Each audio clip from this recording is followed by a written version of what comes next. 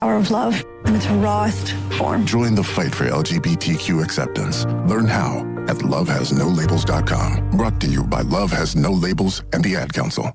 You're listening to 95.7 The Game, KGMZ FM in HD1 San Francisco on Odyssey Sports Station. Always live on the free Odyssey app, Twitch, and YouTube. Powered by First NorCal Credit Union. You're listening to 95.7 The Game, KGMZ FM in HD1 San Francisco on Odyssey Sports Station and the home of the Golden State Warriors and Valkyries. Always live on the free Odyssey app and now coming to you live from the Laughing Monk Studios. Do you really know what's in your tap water? LifeSource believes your water should support your health, not work against it. Upgrade to a LifeSource whole house water system. Clean water from every tap, no salt, no hassle. Call 1-800-WATER-99 or visit lifesourcewater.com. Warranty limitations apply. Staples presents That Was Easy. So I opened a restaurant and needed everything. Menus, signage, catering brochures. Everything and then some. I went to Staples. They printed it all and even suggested takeout menus. One money pit with a side of fries. But now at Staples, you get up to $125 off custom print orders. $125 off. Now you're cooking. Brand your business in a big way at Staples. That was easy. Shop Staples in store, online, or in the app by 4/4 to unlock. Exclusions apply. Visit staples.com/print for details. A lot of Bay Area banking customers are faced with a choice. Which financial institution best fits what they're looking for? It might make sense to consider a bank's history. Take Fremont Bank. For 60 years, we've provided stability and consistency with an emphasis on relationships. We've grown one customer at a time, not through mergers or acquisitions, because that's how you can do business when you're independently owned and community focused. Fremont Bank. Here for you, here for good. Hey, it's Willard. Legends are built over time. Anyone can have a great game, a lucky season. At Habis Law, generations matter. For Tariq Habis and Nicholas Habis, integrity was learned at the dinner table. And a hard truth, clients are often victimized twice, first by accidents, then by greedy insurance companies. 40 years strong, Omar, Tariq, and now Nicholas Habis, generations fighting to make it right. Visit HabisLaw.com. Omar Habis is a California licensed attorney. Offices in Northern California, including San Jose. Past results do not guarantee future outcomes. Americans pay about $5 billion to control termites and repair their damage every year. Many people underestimate exactly how much damage they do. Call Pacific Coast Termite today at 800-PACIFIC for a free home inspection. Certain restrictions apply. No tenting, though. No double bagging your food. No pet sitting. Mention KCBS and get 10% off termite treatments and a 2-year guarantee on their work. Call 800-PACIFIC. 800-PACIFIC or go to PacificCoastTermite.com. This is Vanessa Deniston, senior attorney at the Dolan Law Firm. The Dolan Law Firm handles a diverse line of cases from personal injury to employment law. We're proud to say the Dolan Law Firm is just as diverse in our attorneys and staff. The Dolan Law Firm consistently achieves outstanding results with over $1 billion in verdicts and settlements. The Dolan Law Firm, the best, most diverse personal injury and employment law firm we hope you'll never need. Contact us at dolanlawfirm.com. Right now is the perfect time to head to Monty Ford. Huge selection, big savings, and straight up great deals. They've got a lineup of brand new Fords ready to roll. Trucks, SUVs, and hybrids, all priced to move. Whether you're buying or leasing, Monty Ford makes it easy, fast, and stress-free. So don't wait. Stop in person right off 280 in Colma or online 24/7 at SaramonteFord.com. That's SaramonteFord.com. Monty Ford, your San Francisco Bay Area Ford dealer. Is your kitchen just a place to cook or the heart of your home? At Ashby Lumber, we believe your space should be as unique as you are. Our kitchen and bath showroom connects you with experienced design specialists who guide every detail, from layout and materials to finishes that fit your lifestyle. Book a complimentary design consultation in showroom or in home and get a custom plan built around your vision, your space, and how you actually live. Visit ashbylumber.com or follow at Ashby Lumber. Ashby Lumber, thoughtfully designed, beautifully built. Decisions determine results. So which path do I want to take? Help people in need or stand on the sidelines watching?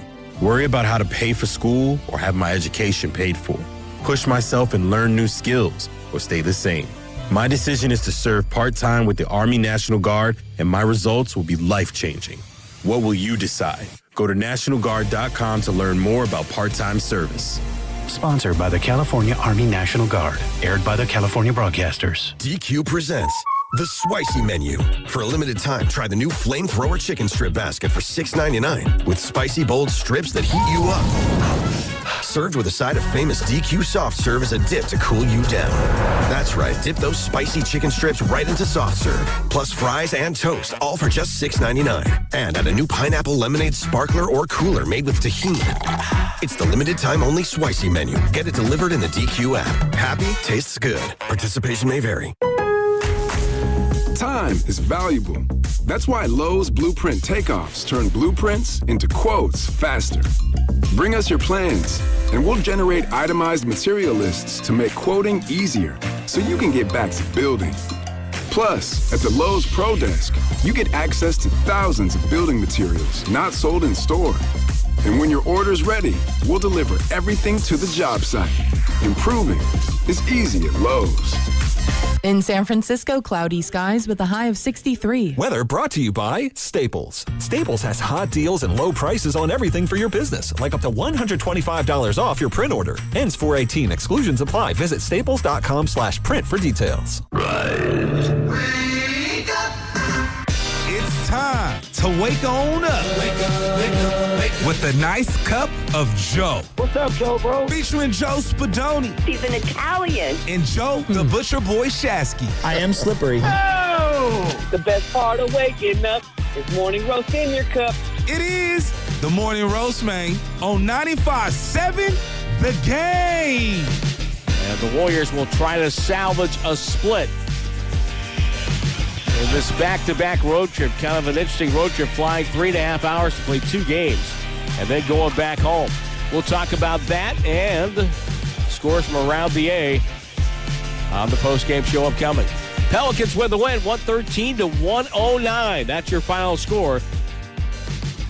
Tim, we're on the call right here on 95.7 The Game, and my God, there was definitely basketball played in the city of New Orleans last night. Would I call it exciting? Would I call it good? Maybe not. But the Warriors had an opportunity to steal one after getting kind of shellacked in that first quarter, 31-19. They only scored 39 points, Joe, in the entire first half.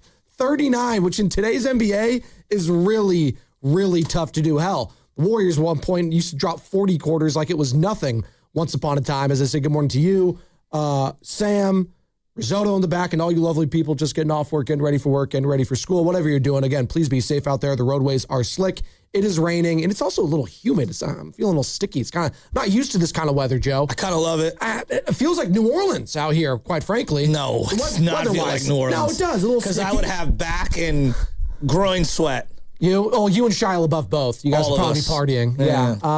But man, that was a tough watch yesterday. But you started getting into it if you're a fan. It's like, all right, we're making a push here in the third quarter. You know, our 3 ball's going down, and it's a 4-point loss at the end of the night. And then you have a quick turnaround against the Memphis Grizzlies today, 4:30 right here, 95.7 The Game. Draymond played, though. Started.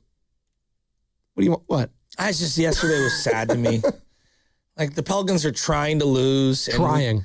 Joe, they have 17 wins. We lost that game, it felt like, in the first quarter. And then there were multiple pushes that you're describing. They run out of firepower. I thought he ran with Pat Spencer a little too long yesterday. They were searching for someone else to hit a shot outside of Melton and Moody. Excuse me? And Moody. And Moody. Yeah. I mean, Gee, I thought, had a great game. I thought Draymond salvaged his game late in it. Pods was hustling his butt off yesterday. They just don't have enough. I know. Well, you even tweeted it yesterday. It might have been the saddest tweet I've seen in quite some time. It's like, man, the Warriors really missed Al Horford last night. They did. No, it's true. He's been one of their better players. No, I've crushed him, but I also have to acknowledge the last 5-6 weeks, he's been one of their better two-way players. I'm sorry if that sounds super disrespectful. He's going to be 40 years old, though. And we knew he was going to be an off-the-bench kind of a role player. But when you're without Steph, you're without Jimmy Butler, obviously no Kristaps Porzingis in this road trip, missing an Al Horford in a game like that is crucial. Well, and against a guy like Zion Williamson, who's been healthy. Can we have a real bus conversation? Please. All right. There's the Warrior game that was happening in front of my face. Uh-oh. And then there's the other game that's happening just down the channel, and that's Hawks Wizards. Oh, no. And Jonathan Kaminga. And look, I think we'd all be lying if we didn't have our eyes a little bit down the road looking at what was happening in that Hawks game. Did you have intrigue? I had intrigue. Joe, my timeline was open, and I kept scrolling, and what did I see? Kaminga dunk, Kaminga highlight, Kaminga smiles, Atlanta going nuts as they're blowing out a bad Washington Wizards team. But nonetheless, the Wizards, just like the New Orleans Pelicans, are trying to lose. Again. They're both trying to lose. I'm with you. 27 points for Jonathan Kaminga in his Hawks debut last night. 9 of 12. Gets to the free throw line. 7 boards, 4 assists. A team, second team high in minutes played. 24 off the bench. He was a plus 16 for all you plus minus guys. Oh, what was his plus minus? Jonathan Kaminga. He had a great debut yesterday. And I don't begrudge Warriors fans that say, hey, I'm going to keep an eye on him. I'm going to be watching JK because you know what? The guy that you traded him for, Kristaps Porzingis, he's going to miss 3 of his first 4 games in a Golden State Warriors uniform. And is anyone shocked? No, they're not. Well, it's funny to me because I'm watching Draymond labor up and down the floor, right? By the way, Buddy Hield was a DNP in that game yesterday. Kaminga crisis. It's back. Let's go. How did you feel? Let me ask. Honestly, it made me kind of angry. Why? Well, why? I mean, like, duh. Well, 2 things. Number one, we stuck with Draymond too long. Like, Draymond did this. He suppressed Jonathan Kaminga's opportunities to play because they play the same position. They're both the 4 or whatever the hell Draymond's the 5, but, he wants it both ways. He wants to play small ball 5, but then he also wants a big to protect him. And then it allows him to play point guard. And even though his turnover ratio is not great. And so I just feel in general, like, whether directly or indirectly, Steve Kerr's allegiance, not to Steph, to Draymond Green, did in Jonathan Kaminga. Now, I think Jonathan Kaminga and Draymond Green just couldn't fit on the floor together because of the spacing. And that's Draymond's fault because Draymond failed to develop an outside shot. You see what an old man with an outside shot looks like. His name's Al Horford. Yeah. You could still be pretty useful, even though he started off the season not looking great. Now, look, it's one game, okay? It's one game. It's the Wizards. I will grant everyone that. The guy looked like he was shot out of a cannon. And as I watched my Warriors, struggle to get up and down the floor, and look, Guy Santos had a really good game. He did. He had a really good game. This league is about athleticism and speed and explosion and attacking the rim. The Warriors take more than half their shots, their current team, from beyond the arc. What do they lack? And this is why GP2 at times can be useful. A guy who can go to the rim, get their own bucket. You know what the Warriors missed in yesterday's game? Someone to go to the free throw line and slow the game down a little. Yeah. Someone who could match the athleticism of Zion Williamson and even Herb Jones, who travels every time he touches the ball. Well, it's funny. Yeah, I'm a little frustrated. And then I go back to Steve Kerr, and I'm like, Steve, you're great. You're a great coach. All-time great. But people have a very difficult time, I think, having Steve Kerr conversations. Yeah. They never win anything without Steve Kerr. Dude, I totally agree. Totally agree. He's an all-time coach. Belichick's an all-time coach. Yeah. There are a handful of decisions and roster moves and allegiances Belichick wants back. Right? Popovich, too. Popovich, one of the great coaches of all time. Bill Jackson, go down the list. Show me a great coach. I'll show you some sort of issue with a game situation, a player, whatever it is, where a guy wants a do-over. I, for the life of me, cannot understand what ended up happening with Kaminga, Kerr, the Draymond equation. Like, to me, it was a love triangle. His allegiance to Draymond did in whatever happened with Kaminga. And what's ironic to me is that he didn't have that same allegiance to Klay Thompson regarding the Brandon Podziemski minutes and allocation and playing time. So it's bizarre. The only word I can use to describe the entire thing is bizarre. And do I have a little bit of buyer's remorse? Well, yeah, because you gave up a guy who can barely play, who's 30 years old. That's who you acquired, who's a giant, I don't know, and contract up at the end of the year for one of the few young athletic guys who literally couldn't get on the floor. And then as I watched the entire NBA media, now I'm talking about the national media, all of them go, Steve Kerr couldn't play this guy? Now, is Quinn Snyder the greatest coach in the league? No. I think he's good. I do. I think he's good. He's had some playoff success in the past, yeah. I think he's good. I think if you give him a good team, I think he'll get you pretty far. I don't know if he'll win it all. Like, I don't know. I think he does. Quinn Snyder looked like this is what I'm going to do with JK. I'm going to run a couple high pick and rolls. I'm going to let him play free. Did you see the outlet pass? I couldn't believe that pass. Want to hear the quote from the head coach talking about Kaminga after his debut yesterday? I think Clint Snyder's a good coach. This is what he had to say about JK's debut in 888-957-9570. So I'm a little I'm torn. I watched us lose to the Pels. Sorry, Joe. I watched us lose to the Pels, and again, Guy had a good game, and a couple guys had good games.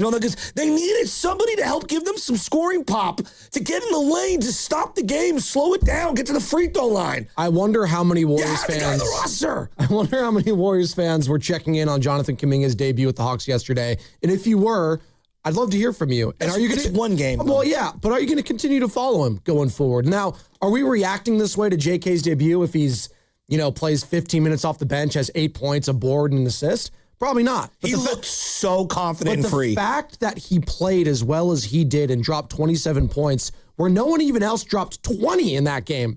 No one else even got into the 20s in points scored in that game yesterday. He dropped 27 off the bench, and his head coach after the game, Quinn Snyder, as you mentioned, said, quote, I think he's obviously a talented player, but I think the important thing for him is just what he did tonight. He let the game come to him, and it's good to see him out there.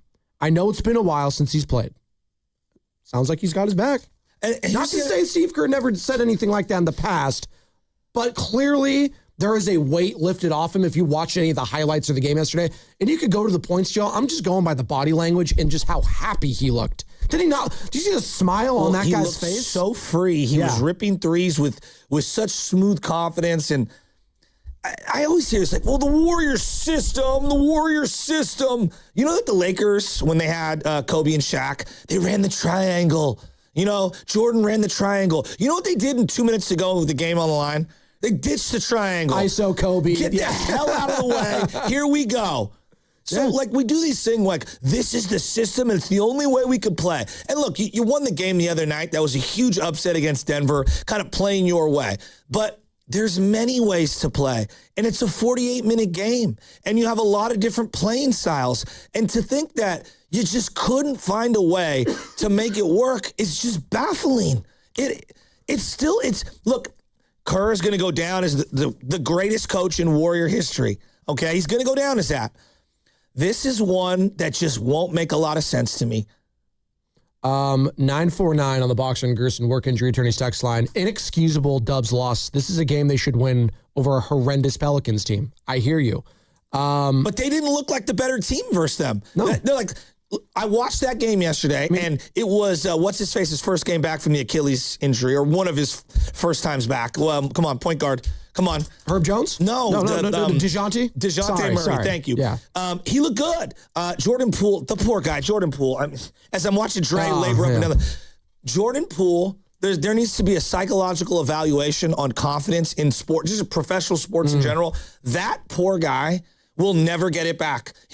Whatever happened to him, emotionally, internally, social media wise, I can't put my finger on diagnosing it. I'm not a doctor. You cannot tell me that's the same player from 5 years ago. Joe, he looks like a lost puppy. I felt bad watching Jordan Poole play. It's well, you have to wonder whenever they're on the court together. I know I am. When I just see Draymond Green checking in or starting the game, and I see Jordan Poole and him, you have to think about it. As a fan, do you not? I'm always going to think about it. If I see those two players on the court, so bad. You just go back to the punch. You didn't feel that? No, I felt it ever since he got to Washington, Joe. I know, but yesterday was as I watched Kaminga with the Hawks, Draymond's laboring to get up and down the floor. By the way, his first half, DeAndre Jordan, still in the league. Oh, my God. Blocking Draymond's shots over and over. It was like a comedy act. I go, what is this, the two unks in the backyard going one-on-one at the barbecue? What are we doing? Did you see him jump up Have you ever the free had that throw happen? line? I've had that happen where we've had a family barbecue, and two of my uncles are talking smack, and the next thing you know, they're playing one-on-one in the back, and both of them get injured. That's what I felt like I was watching with DeAndre Jordan going one-on-one with Draymond at playing. Draymond wide open, forcing kick shots out. It was bad. And now I'm tired. Draymond salvaged it at the end of the game. I thought he played a lot better at the end of the game. They started the game horribly. They did. Horribly. I mean, when you score 19 points and you're down 12, it's not a recipe for success, especially on the road. And by the way, Warriors fall to 11-17 on the road this year. I believe they're the only top 8 team in the Western Conference with a losing record on the road. It could be the top 10, but I'm for sure know it's the top 8. They're the only one with a losing record there. So 888-957-9570. We are coming to you live from Laughing Monk Studios. Laughing Monk, righteously brewed in San Francisco. And it is a Warriors Wednesday, as we're talking about, and brought to you by Friedman's Appliance. Come see their full selection of in-stock luxury appliances and live working vignettes. Visit Friedman's Appliance in Pleasant Hill today. Look, I really like Moses Moody, and you know what? He's been playing a lot better. He's been playing really well. Well, one thing I notice is like everyone's like, just accept your role to the young guys. How about Draymond accept his role? How about Draymond accept his role coming off the bench? How about that? I don't understand this thing like we have to prop up Draymond. Y'all wanted to run Klay Thompson out of town after the bad series, and it was a tough year just in general. Like the switch up on Klay, and then I contrast that and I compare it to the way everyone reacts with Draymond. Hey, Moody and Kaminga, y'all just need to accept your role. Yeah, but Draymond, what role is Draymond? Draymond just gets to immunity for the remainder of his career? The Warriors played better with him off the floor. They did it again yesterday. Now, he played okay at the end of the game. The first half was awful, and they were better with him on the bench. It's inarguable at this point. The data is overwhelming over the last 2 weeks. Y'all want to make a Steph Curry? He can only play with Steph Curry. Okay, got it. All right, got it. Like Steph can't play with anyone in the league. That's what the head coach keeps saying. Steph can only be unlocked with Draymond. Oh, what happened in Paris? Oh, was Draymond anywhere to be found? Well, it helps when What happened in Paris? Helps when during the gold medal round. LeBron James and Kevin Durant and guys like that. Oh, come on. I hear you, but could you imagine? Jordan can only be Jordan when he's alongside Ron Harper. He needs to be alongside B.J. Armstrong. Well, people do say the Jordan thing with the can't separate him from Scottie Pippen. He cannot be that guy. Right? Him and Scottie, they unlock each other. Scottie? What? It's an argument people make in the 90s. They do. Did you watch Jordan with the Wizards? I know everyone laughs at it. Yes, I do. Yeah, Jordan averaged 20 at 40 years old. Yeah. 20 plus at 40 years old is the only guy. He could only play with Pippen. By the way, he also dropped like 63 in a game against the Boston Celtics in the playoffs, and Pippen was nowhere to be found. Now, granted, they didn't go far and they didn't win, but we act like Jordan wasn't Jordan? Are you kidding me? Come on, history. Let's go back and look at history. Yesterday was a bad day for Mike Dunleavy. Let's just keep it a buck. Yesterday was not his finest moment. Who? Mike Dunleavy. You got to be feeling some type of way. You trade for Kristaps Porzingis. You move on from Buddy Hield and Jonathan Kaminga. Kristaps missed the game yesterday. Didn't make the road trip. Not going to play today against the Memphis Grizzlies. So that's 3 of his first 4 games in a Golden State Warriors uniform that he will not be suiting up in. He's played in 1. It is a blowout against his old team, the Boston Celtics. All right, so that's great. And on the same night, when you're playing a team in the New Orleans Pelicans that's trying to lose, they have Zion Williamson, one of the biggest busts we've seen in quite some time, dropping 26 on 11 of 21 on your ass. DeAndre Jordan, who's 50 years old, had a team-high plus 11, sunning your future Hall of Famer, Draymond Green. All the while, the guy you moved off from, the guy that you're going at, his agent in the media, Aaron Turner, agent for Jonathan Kaminga. He might be a clown, too. He might be, but JK, you know what he's doing? Almost dropping 30 in his debut. Against another team that, we all think is, it's just the Wizards. Yeah, but that was just the Pelicans. So which one is it? Which one is it? So bad. It was a bad day for Mike Dunleavy. Not to say that he's going to get fired or anything like that. Just, that was a big fat L yesterday for the Golden State Warriors in a multitude of ways. And I want to hear from the people and how they're feeling about it. 888-957-9570. By the way, I can't wait to dive into more of this in this Warriors season and future. Ethan Sherwood-Strauss is going to join us in the 9 o'clock hour. Love Ethan. You can find all of his stuff on the House of Strauss on Substack. I think he's a very smart and intelligent man, and he does more than the Warrior stuff. He had a very good column recently on just how we talk about athletes when it comes to Team USA and politics and all that. I thought it was very interesting and fascinating stuff. So Ethan going to be joining us at 9:20. Once upon a time, Joe, covered these Golden State Warriors.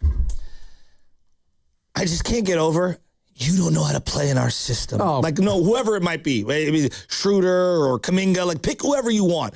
And yet I'm watching pods. And again, I like pods at times. And other times he drives me nuts. He's dribble. Oh, I'm open. I'm taking this fade away. No one else is touching it. I'm taking it. That's the system? The system is watching pods just have an ultimate green light? What? What is he? He's on the Autobahn. That's what we should call the pods offense. The Autobahn. Drive as fast as you want. Take any shot you want. Just drive-bys, dog. Let's go. The pods offense.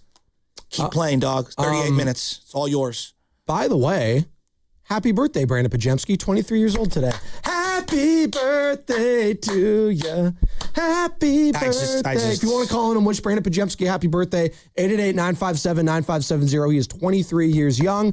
We'll do that on the other side. Maybe we'll sing happy birthday. Plus, another opportunity to qualify for a game of knockout. Was it the Pelicans game that broke Warriors fans yesterday, or the Atlanta Hawks game that broke Warriors fans' spirits yesterday? 888-957-9570. On a night where I watched Jordan Poole, I wanted to hug him through the screen while JK is ready to hug every teammate he just met in Atlanta. And we're out here and we're like, hey, we got to do more to help Draymond.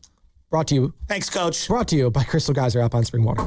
I just want to go home. What makes Crystal Geyser Alpine Spring Water different? We always bottle our Alpine Spring Water less than 1.5 miles from the spring source. And all our bottles are made with 50% recycled plastic from our own recycling plants. Crystal Geyser, bottled at the spring source.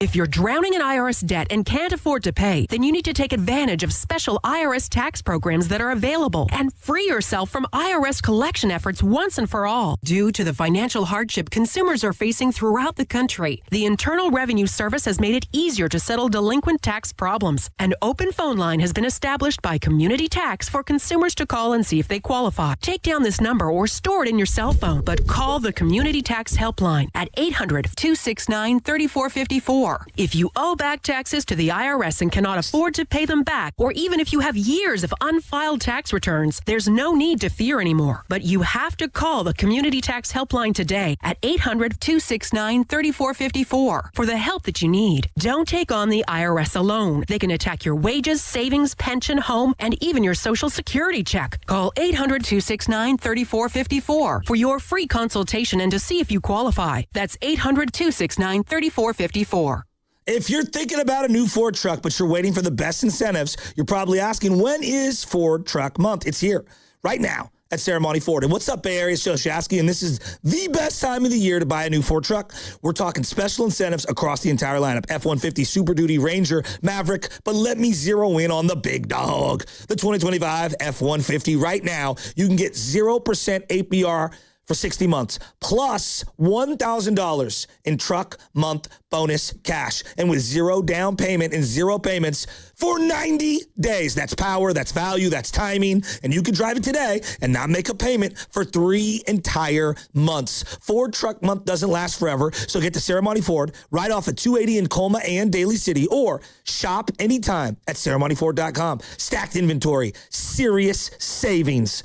Monty Ford, the Bay Area's Ford dealer.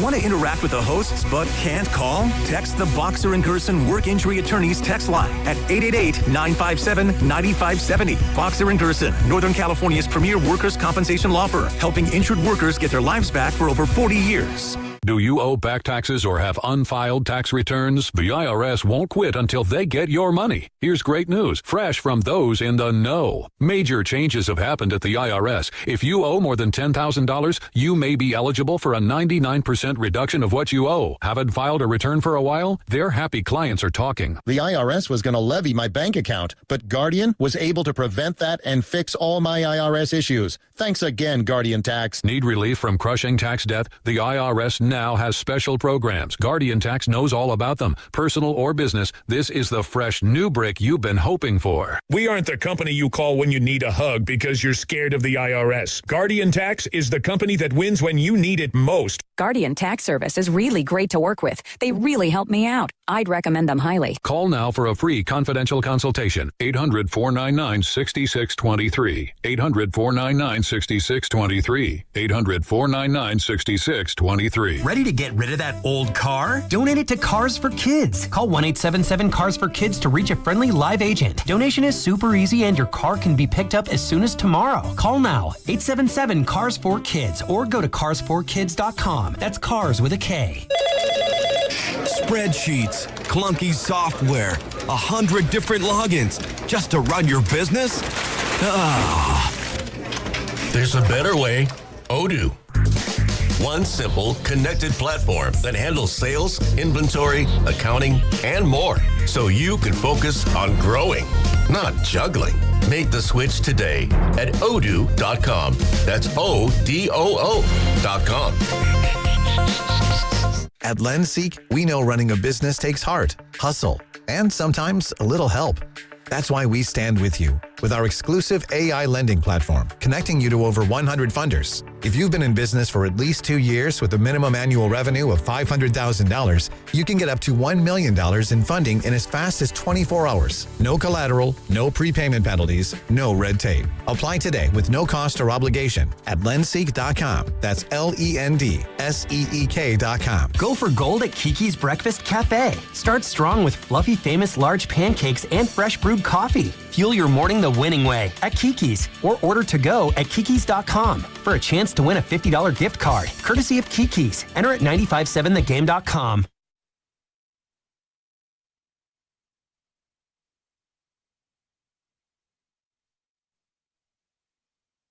And the runner by Sharif is no good. On the rakeout, Kaminga throws it down. Hey, that was Kaminga. Welcome to Atlanta, young man. Dyson Daniels picks the with the steal, wrap around to Kaminga. What? Hey now. Bay Area, it's Jerry Stackhouse. You're listening to The Morning Roast with Joe Spadoni and Joe Shasky on 95.7 The Game. All right, there's a lot happening right now. First of all, we got full phone lines. We are rolling here. Dubs take the full phone lines on a Wednesday morning, the day after Kaminga goes Buck Louie against the Wizards for the Hawks, and the Warriors lose to the Pelicans. 6:31 a.m. on the roast. Anybody Full thinking phone about lines. Zion this morning? Yeah. Steiny might be. You want him? You want Zion? So what? Just want him? Dude, if they had a problem with Kaminga's family taking too much food, imagine. Oh, no. You beat me by 1 second on that one. Did I imagine the issues they'll have with Zion at the buffet table? Is he still sponsored by Mountain Dew? One of the worst commercials for an athlete I've ever seen. Him sitting on the couch with Zach LaVine with the gut hanging out, the dad bod. I think he stinks. No, he doesn't stink. I But he will, just I will doesn't grant you this. Yeah. I will always have a level of Zion intrigue. Well, because he's just look at him. No, you I have know. to. He's I know. huge. I would take him right now. We could fix him. But we can't fix Kaminga. Exactly. That's the logic I'm rolling with. That's what I talked myself into with Kristaps, and he's already missed 3 games. So yeah, we can fix him. Once he gets around our health and strength and conditioning coaches, full lines. 1, 2, 3, Let's go to 4, him. 5, 6, 7, 8. Full lines. Let's get to him. By the way, blinking like it's like an earthquake. Tune in for Warriors Live today, presented by Xfinity, your home court advantage. Brought to you by Xfinity. Watch all your favorite teams all in one place. Xfinity, imagine that 4:30 tip in Memphis, right here on 95.7 The Game. 3:30 Warriors Live. Let's kick things off with Coach Hall in San Diego. What's up, Coach? Oh my God. Hey, good morning, fellas. Shasky, you hit a nerve this morning, man. I felt the same as you with looking at Jordan Poole and what he's turned into. Like, man, he don't even shave or keep his hair cut no more. Like, the baddies ain't sitting courtside. What is going on? Draymond, you ruined him. He should sue you for life. And then, real quick, Coach Hall, I felt bad for him. Like, I've met people, I've got people in my life where something happens to them and they never recover. Like, I've lost a couple of friends, and that's getting real deep. But like, he looks like a man who went through some trauma, and I'm not sure he's recovered at all. I don't know if he ever will, and this shows the importance of good vets. When I look at Jordan, who some people were saying was coming for John Morant at one point in time. You know, they were battling back and forth, and I just see what's going on in both of their careers and how important it is to have good veterans, man. And it's just sad, and just to see Draymond's output. I don't even want him on the bench. I want him to retire, man. Get the hell away from my team. I'm tired of you. Kerr, you got to go. Shout out to Kaminga. I'm happy for you. But it's a head scratcher. Like, why can't he do that with us? All he did was run and cut. Yeah. That's all he did. It wasn't no plays. It wasn't nothing overcomplicated. All he did was find the ball and score. So I'm hot, man. Y'all have a blessed day. I'm hot. You too. There he goes. That's Coach Hall in San Diego. You know why Kaminga can't play here? Because 3 years ago, we had to develop Anthony Lamb for the New Zealand Breakers, the Akio Trento, the Jerusalem basketball team that he's playing for on now. Oh, he's has Israel. not played in the NBA since. What was sadder for you? Was it watching Jordan Poole play or watching Kevon Looney just sit on the bench. And I forgot he was even there. Exactly. Kevon Looney. Love and Kevon, all the things he meant for the Golden State Warriors. All-timer. He'll get his jersey retired, I believe, eventually. Well, they honestly, they miss, and he brought up the good vets.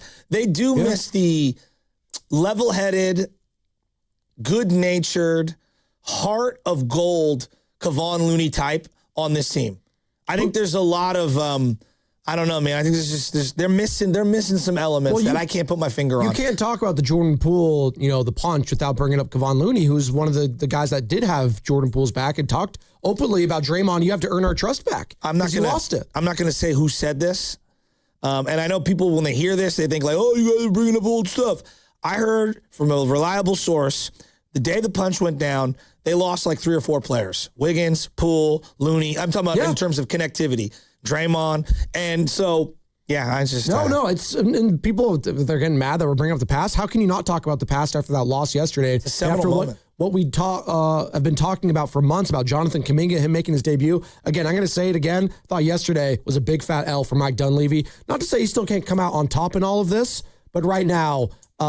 the fan base is rightfully mad and angry and upset, and I think you're speaking for them. I want to hear more of them. I'm just frustrated in general. I understand. I think watching it's like 5-year culmination and the twist of the knife. Of course, Kristaps Porzingis is out. Of course he is. Of course he is. Yeah. Because of course he is. Right, and we'll see back to back who's going to be out tonight. I mean, DeAnthony Melton played 28 minutes yesterday. Is he going to be available today? He was questionable heading into yesterday. He had one of the best dunks of the year. No, he's looked great. DeAnthony Melton's been probably one of the few bright spots on this team this year. Come back from an ACL. Think about that. A guy who's like 6'3", 6'2", had one of the best dunks of the year on this team. I know. That's how devoid of athleticism they are. God, they were 11 of 45 from beyond the arc yesterday. Just absolutely disgusting. And the Pelicans were 10 of 40. Defend. Oh, my God. It's just... I'd still like Derek Queen, though. I know he didn't shoot the ball well yesterday. Derek Queen gets to his spots. I like him. DeAndre Jordan, I can't get... Dude, he's still in the league, blocking shots. He was a team-high plus 11 for the New Orleans Pelicans. DeAndre Jordan. In the year 2026... I couldn't believe it. DeAndre Jordan is still contributing to wins in the NBA. Phone lines are just lit. Cam in Antioch. Let's go to him. What's up, Cam? What's up? I gotta push back on that. Kerr is not the reason. Look at the 2014 roster. We have Leandro Barbosa, Harrison Barnes, Bogut, Curry, Ezeli, Green, Justin Holiday, Andre Iguodala, Kuzmic, David Lee, Sean Livingston, James McAdoo, Brandon Rush, Maurice Space, Klay Thompson. Then if you look at the year before, Mark Jackson had completely, totally different. Not totally different, but we didn't have key players in that season. Kerr has never been the reason that we won championships. If Mark Jackson would have had the same roster that Kerr had, we would have won. I don't agree with that. Mark Jackson took them. Hey, Cam, real quick, I'll let you finish. Mark Jackson alienated his best big man, Andrew Bogut, very early on. And also, Cam, I think it's impossible to quantify the roster build out in 2014 when Klay had yet to get extended. Draymond had yet to get extended to a big deal. Curry was, he was on that $44 million 4-year deal, which was way below market value. Like, he's making 60 now. He's making almost a third of the entire salary cap. So, like, 2 guys are making more than half the salary cap in Jimmy Butler and Steph. You're just never going to be able to build out the team the way you did in 2014. They make too much money. Yeah, I'm saying that Kerr has never been the reason. And you said it's Draymond's fault that he didn't progress. It's not Draymond's fault. It's Kerr's fault. Because in 2016, when Kerr back was hurt, Luke Walton had Draymond shooting a great percentage at 3. He came back and told Draymond, stop shooting. That's why they got into it. And Draymond has never been the same ever since that season. So it's all Kerr. And just like you said, Podziemski took Klay's spot. So why couldn't Draymond even said, I'd come off the bench for Kaminga?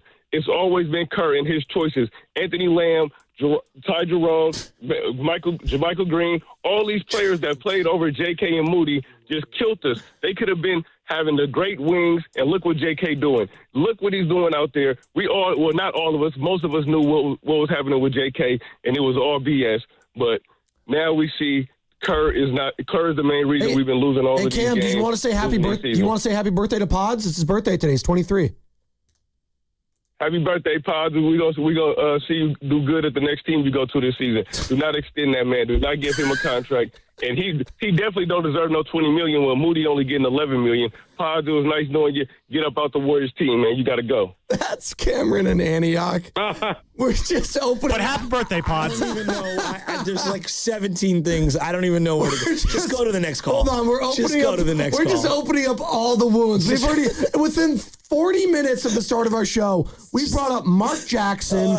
We brought up the punch. We brought up Festus Ezeli. Jermichael Finley. Jermichael Green. Not even Jermichael Finley, former tight end who had the neck injury that ruined his career with the Packers. I mean, my God. Jonathan Kaminga, Ty Jerome, Anthony Lamb. Just air all the grievances What's today. next? Oh, my God. Oh, I hate it. No, I love it. On the other side, Oreo Cookie, Jason and Concord, Phil, Mo, Mike. We'll get to all of you. Phone lines are open. Hey, Warriors fans. You lost the game yesterday against a team that's trying to tank. They're trying to lose, and you still couldn't beat them. You're 11-17 on the road after maybe the win of the season against the Denver Nuggets. No Kristaps Porzingis. The guy you traded away to get Kristaps made his debut against the Atlanta Hawks, against the Washington Wizards yesterday for the Atlanta Hawks. Jonathan Kaminga drops 27 points, 9 of 12. All of this is happening at the same time, and we're going through it. On the roast. And I haven't even brought up just the Trent Williams. Oh, my God. You son of a gun. I mean, you want to talk about you've made $123 million in 6 years with the Niners. Oh, my God. You're the second highest earning 49er of all time. I repeat, second highest earning 49er of all time. And you need more money? You think I'm like ticked off over the Warriors? You just wait till I get to Trent Williams. Yeah, man, you seem very emotional regarding this. This guy, we got to work something out. I got to get more money. By the way, as we're make $240 million in your career. As we're celebrating Brandon Pajemski's birthday here on the 95.7 The Game all day long. Happy birthday, Pods. 888-957-9570. Did you see Quentin Post? This is the first time I've ever seen Quentin Post get angry on the court at a teammate. Draymond Green had to separate him. I've never seen anything like it. Draymond. Why? When Draymond Green's separating you, you know it's bad. I'll tell you why on the other side, and it's going to be brought to you by Fremont Bank, here for you, here for good, and by Kalshi, trade on anything. God bless America. Basketball is in full swing, and now you can trade the game in all 50 states on Kalshi. OKC is currently trading at 38% to beat Detroit. That means a $100 trade pays out $250 with a win. Download the Kalshi app and use code FAN to get $10 when you trade $100. Kalshi, trade on anything.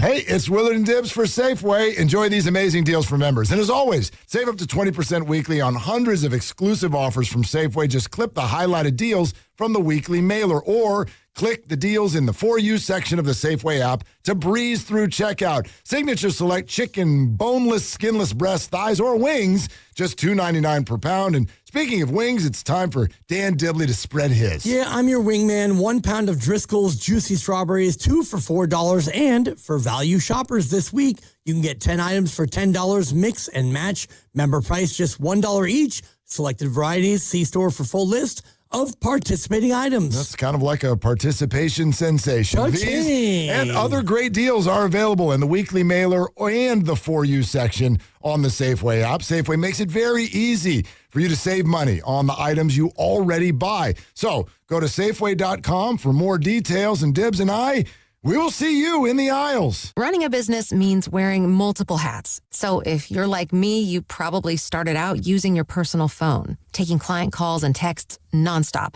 As my business grew, I needed something smarter. That's when I switched to Quo, the #1 business phone system. Quo works right on your phone or computer. No carrying 2 phones, no clunky landline, just one easy app you can try for free. Your team can share one number and handle calls and texts together like a shared inbox. Any teammate can jump into the conversation, so customers get faster responses. And Quo's AI assistant summarizes your calls and responds to customers 24/7, so you never miss a lead or opportunity. All this starts at just $15 a month. That's basically 2 coffees. You can even keep your current business phone number. Find out why 90,000 businesses trust Quo. No missed calls, no missed customers. Try Quo for free at quo.com/sports. That's quo.com/sports to try Quo free. QUO.com/SPORTS. Why choose a Sleep Number smart bed? Can I make my site softer? Can I make my site firmer? Can we sleep cooler? Sleep Number does that. Cools up to 8 times faster and lets you choose your ideal comfort on either side. Your Sleep Number setting. Enjoy personalized comfort for better sleep night after night. And now, during our President's Day sale, take 50% off our limited edition bed, plus an extra $100 off all mattresses.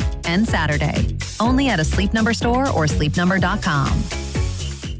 My name is Whitney Allen, and I'm a widow. My husband, Ryan, died. We never thought we'd ever have to use life insurance, but the unexpected happened. With Ethos, signing up was fast and 100% online. You can get a quote in seconds, apply in minutes, and get same-day coverage. No medical exams, and you can get up to $3 million worth of coverage. I am grateful we were prepared. Get your free quote at ethos.com/fast. That's ethos.com/fast. Paid spokesperson. Time spent on application may vary. Online health questions. If you need to sell your house fast, this is for you. Sometimes a house just becomes too much. Bills, repairs, a big life change, we get it. At John Buys Bay Area Houses, we'll help you turn the page. We buy as is. No repairs, no fees, no hassle. Call 510-800-JOHN or visit johnbuysbayareahouses.com. Start fresh with John Buys Bay Area Houses. My name is Whitney Allen, and I'm a widow. My husband, Ryan, died. We never thought we'd ever have to use life insurance, but the unexpected happened. With Ethos, signing up was fast and 100% online. You can get a quote in seconds, apply in minutes, and get same-day coverage. No medical exams, and you can get up to $3 million worth of coverage. I am grateful we were prepared. Get your free quote at ethos.com/radio. That's ethos.com/radio. Paid spokesperson. Time spent on application may vary. Online health questions required.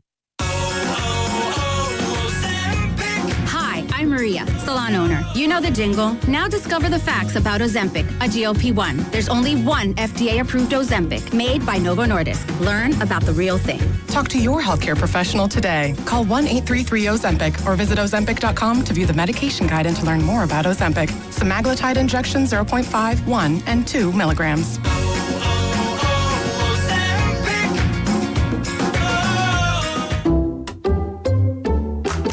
I checked Allstate first and saved hundreds on my car insurance. Really smart. Unfortunately, I didn't check if I left the pizza box on top of my car before driving home.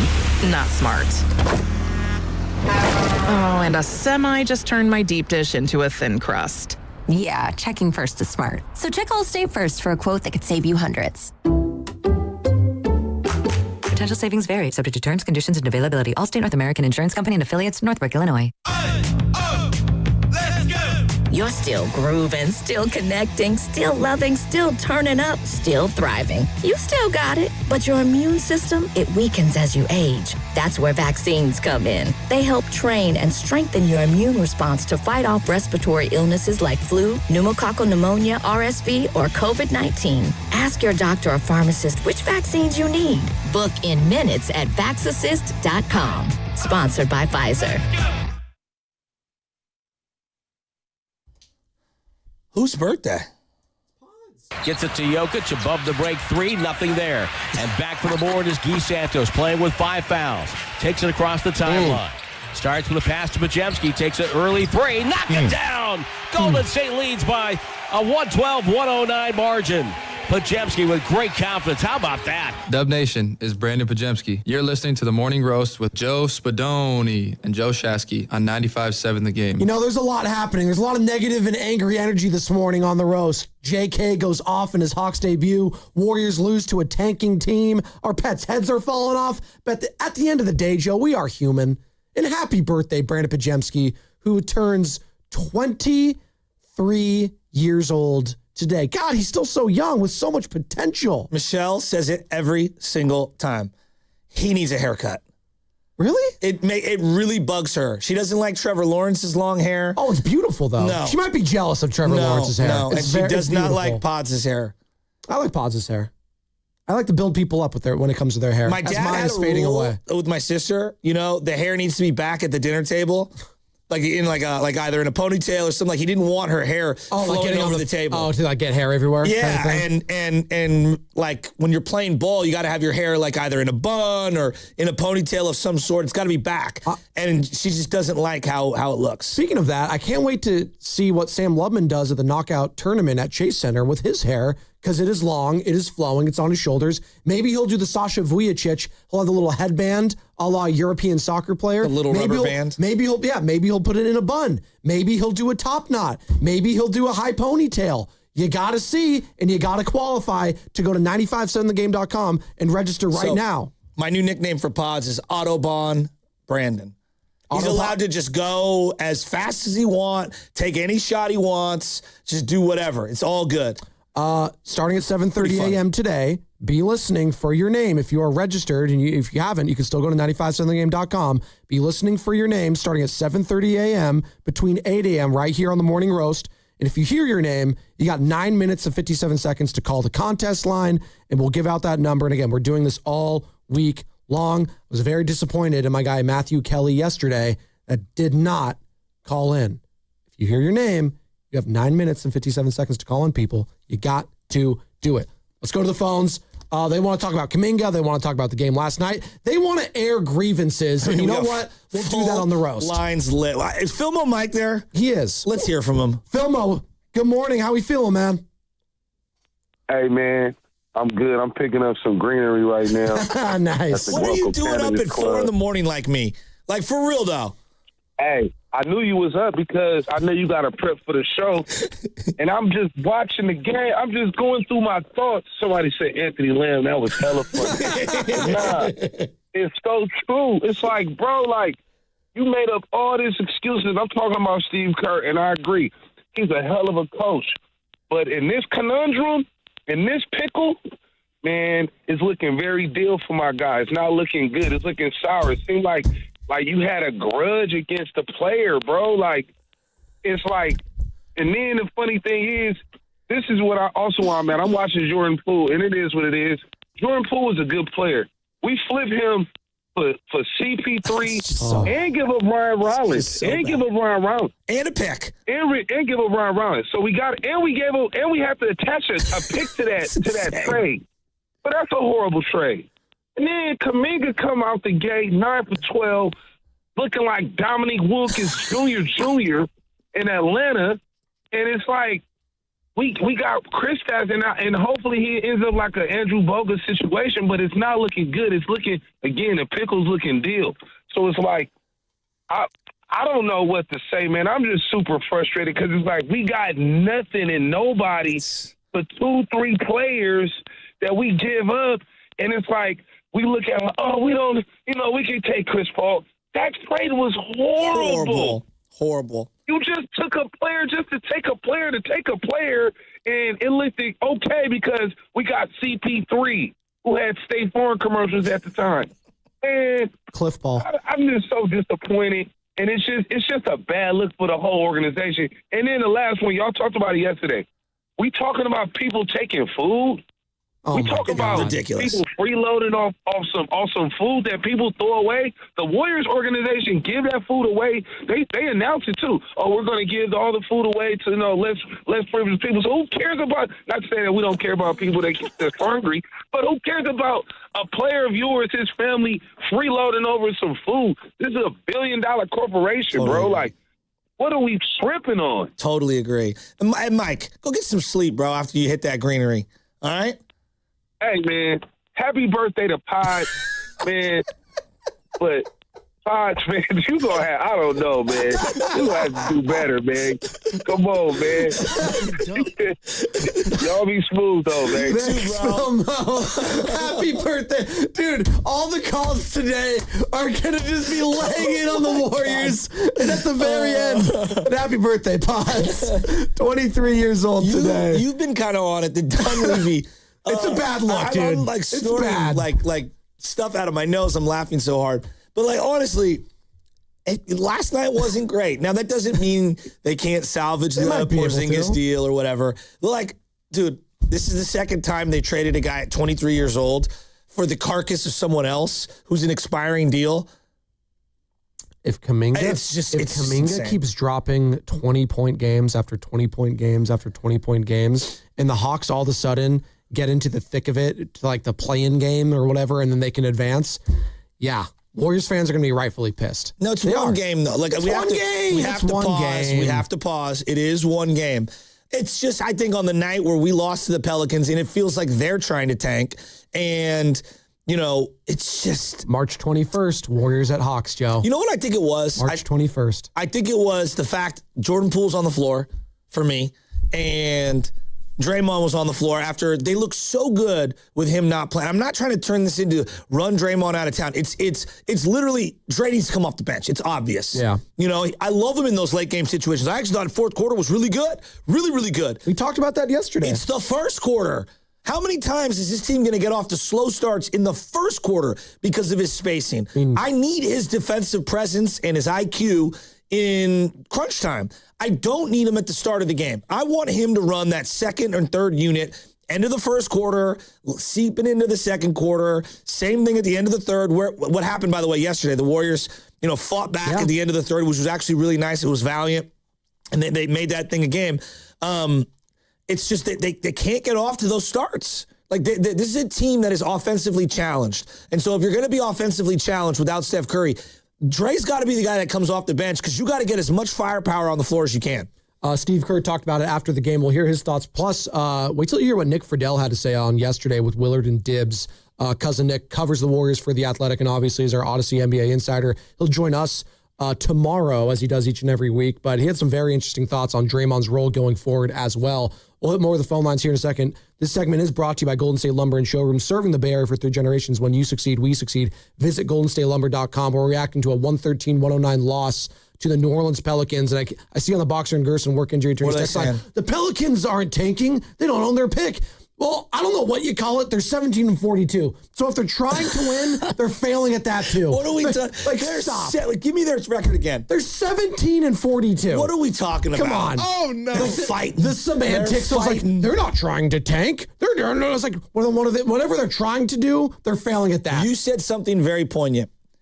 Name me a sadder sports franchise in the whole North American landscape right now.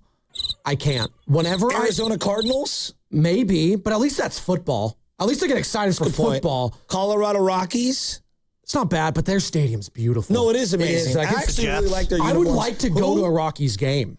What'd you say? New York Jets. Jets is a good one, but again, they're football. relevant because Mike Greenberg talks about them on ad nauseum. See, that would just make me even angry as a Jets fan. Like Wizards, right? That would be comparable.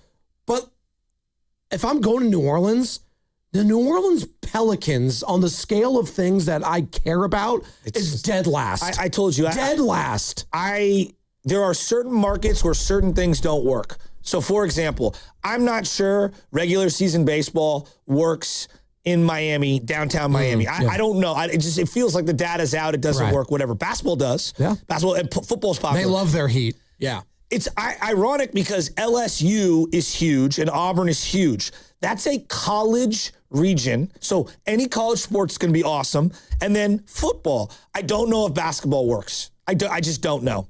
If you ask me, I would probably move them to Seattle or Las Vegas. Well, it's funny you say that. I think if LSU basketball, like remember they had Ben Simmons once upon a time, and they had Shaq way back when. But if they're playing well and they're doing well, infinitely has a higher Q rating, as you're saying. College. Then exactly. Yeah, I mean, Charles Barkley went to Auburn.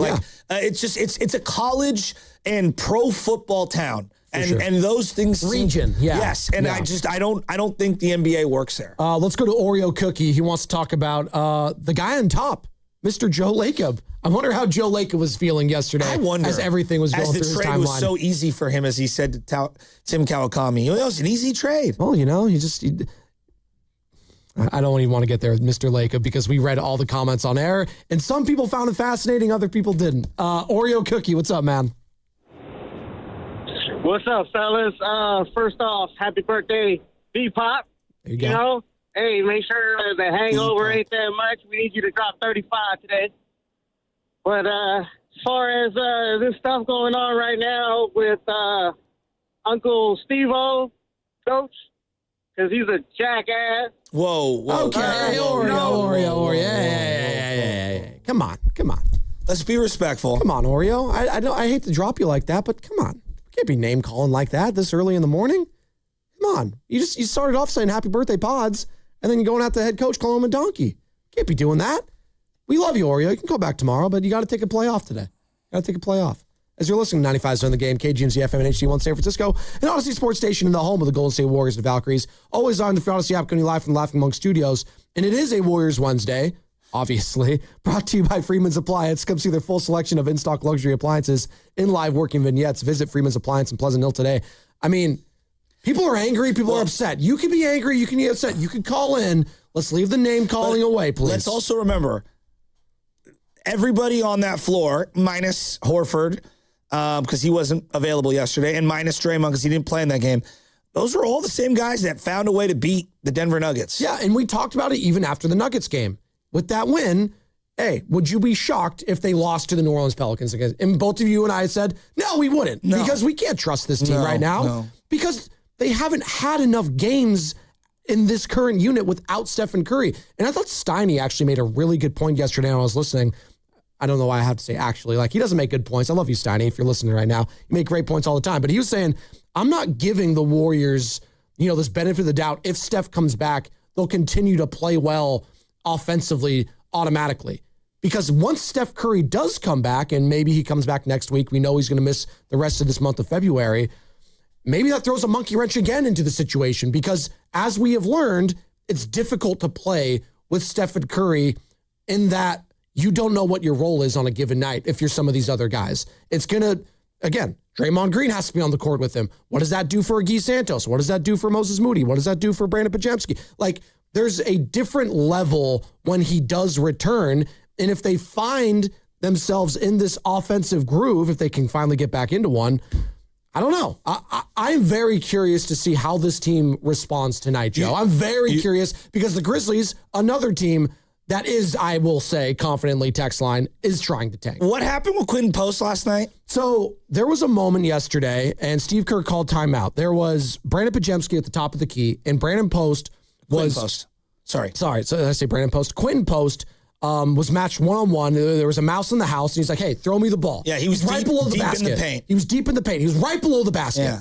He's like, hey, throw me the ball. He clapped, hey, throw me the ball. Steve Kerr called timeout, and Quentin was like, dude. He threw his arms up in frustration, what the hell? And he was shouting towards Pods' direction. They're walking towards the bench because the timeout was called, and they were chirping at each other. And it was more from Post chirping at Pods. And Draymond had to kind of pull Post's arm and get in between both of them and kind of quell this little beef that was starting. I've never seen Quentin Post that angry. And it was directed towards Brandon Pajemski. That's good. I think a little creative tension on the floor is a good thing.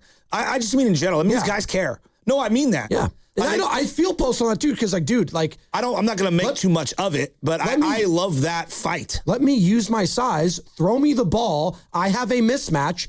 Let me try to contribute offensively because let's be honest, it's been a real struggle for Quentin Post this season. It just has been. Whatever his role is, he's getting DNPs at times. He comes in for a couple minutes and then he doesn't play the rest of the game. He was 0-4 from beyond the arc yesterday, and when your three-point shot's not going, what do you try to do, Joe? Try to get a bunny. Try to get a layup. Try to get a dunk, right? Get your confidence going.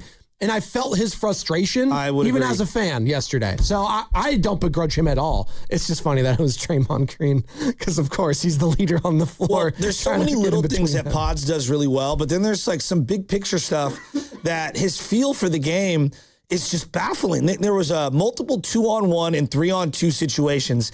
And so, what I was always taught, and again, I'm not pretending to be an NBA player, but make a defender commit. Either commit to the guy who doesn't have the ball in a transition play or commit to you. And so you're going to keep your dribble alive and continue to attack until you're stopped. Now, there is a time where you get too deep into the paint and you got to just go up with it, and you can't pass back because now one defender can guard two offensive players.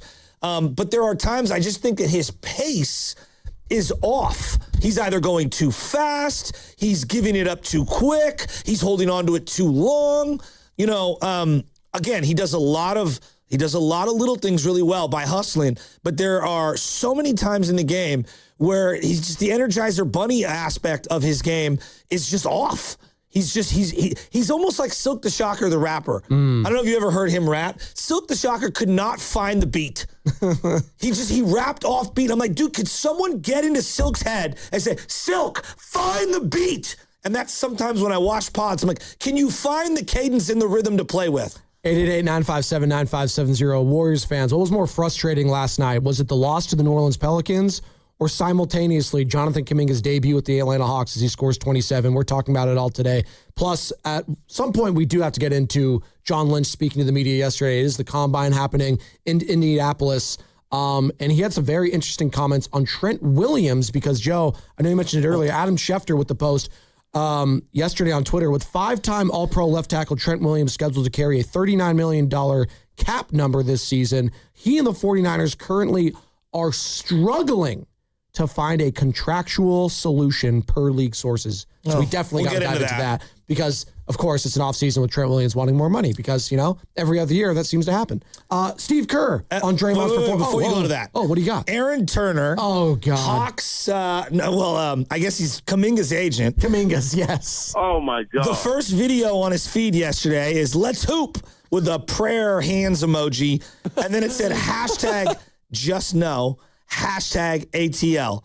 And it's Kaminga hitting some, shots in warm-ups.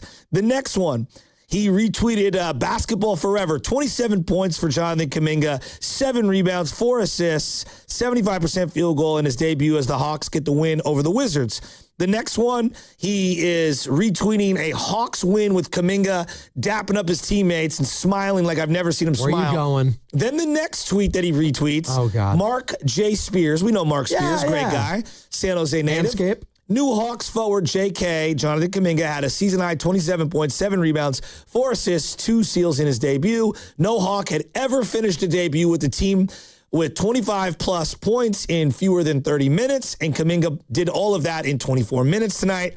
And the last retweet, he retweeted Bonte Hill. Hell of a debut for Jonathan Kaminga. Just sell and just fire everybody. What? Hey, Bonte made it. Bonte made Aaron Turner's feed. It's not the first time. I'm pretty sure Aaron Turner has retweeted Bonte a couple of times. But you know what? Bonte said it with us yesterday because he joins us each and every Tuesday, presented by Ceremony Ford. And he said he will be watching because not only does he watch, the league in general, but he had a very vested interest in watching Jonathan Kaminga's debut as an Atlanta Hawk. And I think a lot of Warriors fans felt the same way yesterday. And you know what? With that performance, it's just going to get more eyeballs going forward on the Atlanta Hawks. I'm going to tell a story from back in the day, all right? And I'm going to Story time with Shasky? I'm going to show you a video that reminded me of our backyard. So at the old house that my mom lives at still to this day, the backyard used to be sloped, okay, because it was on a hill. Right? Interesting, okay. And so we had 3 hoops in the backyard. Was it all just concrete? It was concrete, but it was all messed up. And anyway, it was our yard. So when you shot from the lowest part of the yard, you're shooting uphill. Right. So it was a significantly higher hoop and whatever. Sure. Anyway, point being is we had 3 hoops. We had the 10-foot hoop, we had the 8-foot hoop, we had the 6-foot hoop. So we had different dunkable hoops. Right. And I'll try to find a video or a picture from back in the day. You touch rim? My dad's good friend, who ended up being our really, really good friend, this kid, Kyle Hay, transferred into St. Gabe's. Yeah. And they happened to live in Excelsior near us. And so they came over one night, and my dad and Jim, and I love Jim. He's like a second father to me. They were like best buds. Should have been born and separated at birth and were the best from another mother. 100%. There you go. And they had a little, too much to drink one night, and they were playing pool in the downstairs because we had a pool, a billiard table in our basement, and somehow it went on to let's go one-on-one with each other in the backyard. And we had this rickety old fence that was on the right-hand side. And Jim and my dad went one-on-one to 1,000, which was kind of like standard operating procedure back in the day. And we had this big spotlight, that we would put in the backyard to kind of light the whole entire backyard. And this light was so hot. I mean, you put your hand in front of it, it felt like you were going to turn into a Ninja Turtle. It was like a nuclear reactor. God. Yeah.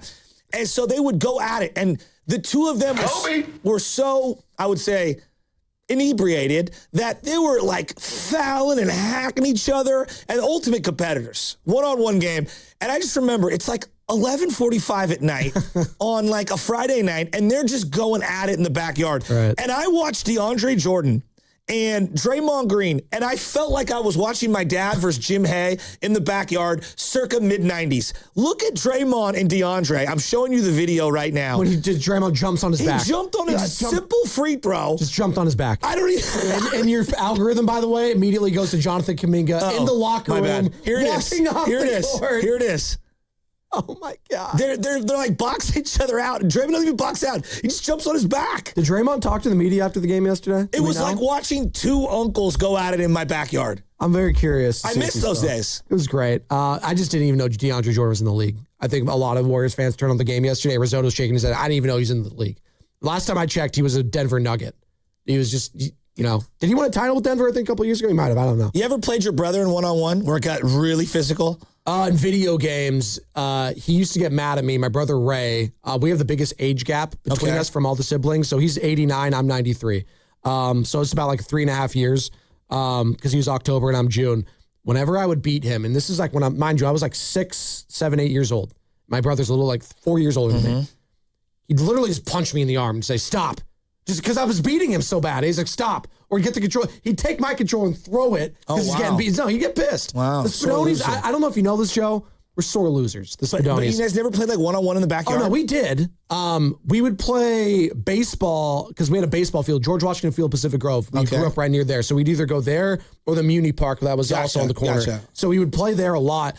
But, older brothers, like I'm standing up and they try to throw at me. Well, they're just being jerks. Yeah. All right? So they throw it at me. And then what do?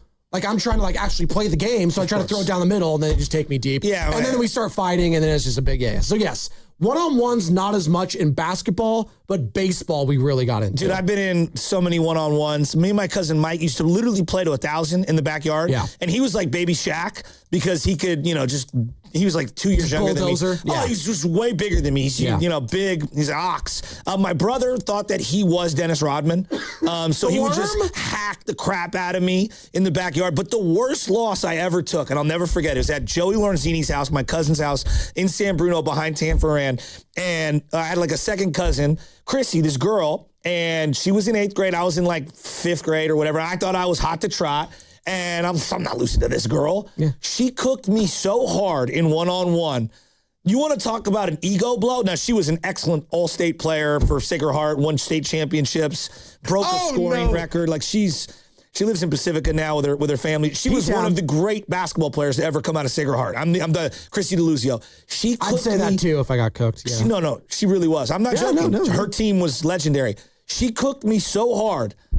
My mom, to this day, is like, remember that time Chrissy kicked your ass in the backyard? Oh, no, Mom! It's like, Mom, I remember it, but we don't have to bring it up. Mom, Joe, remember you got your ass kicked by Chrissy? Remember that? That's a tough scene. She could shoot the lights out.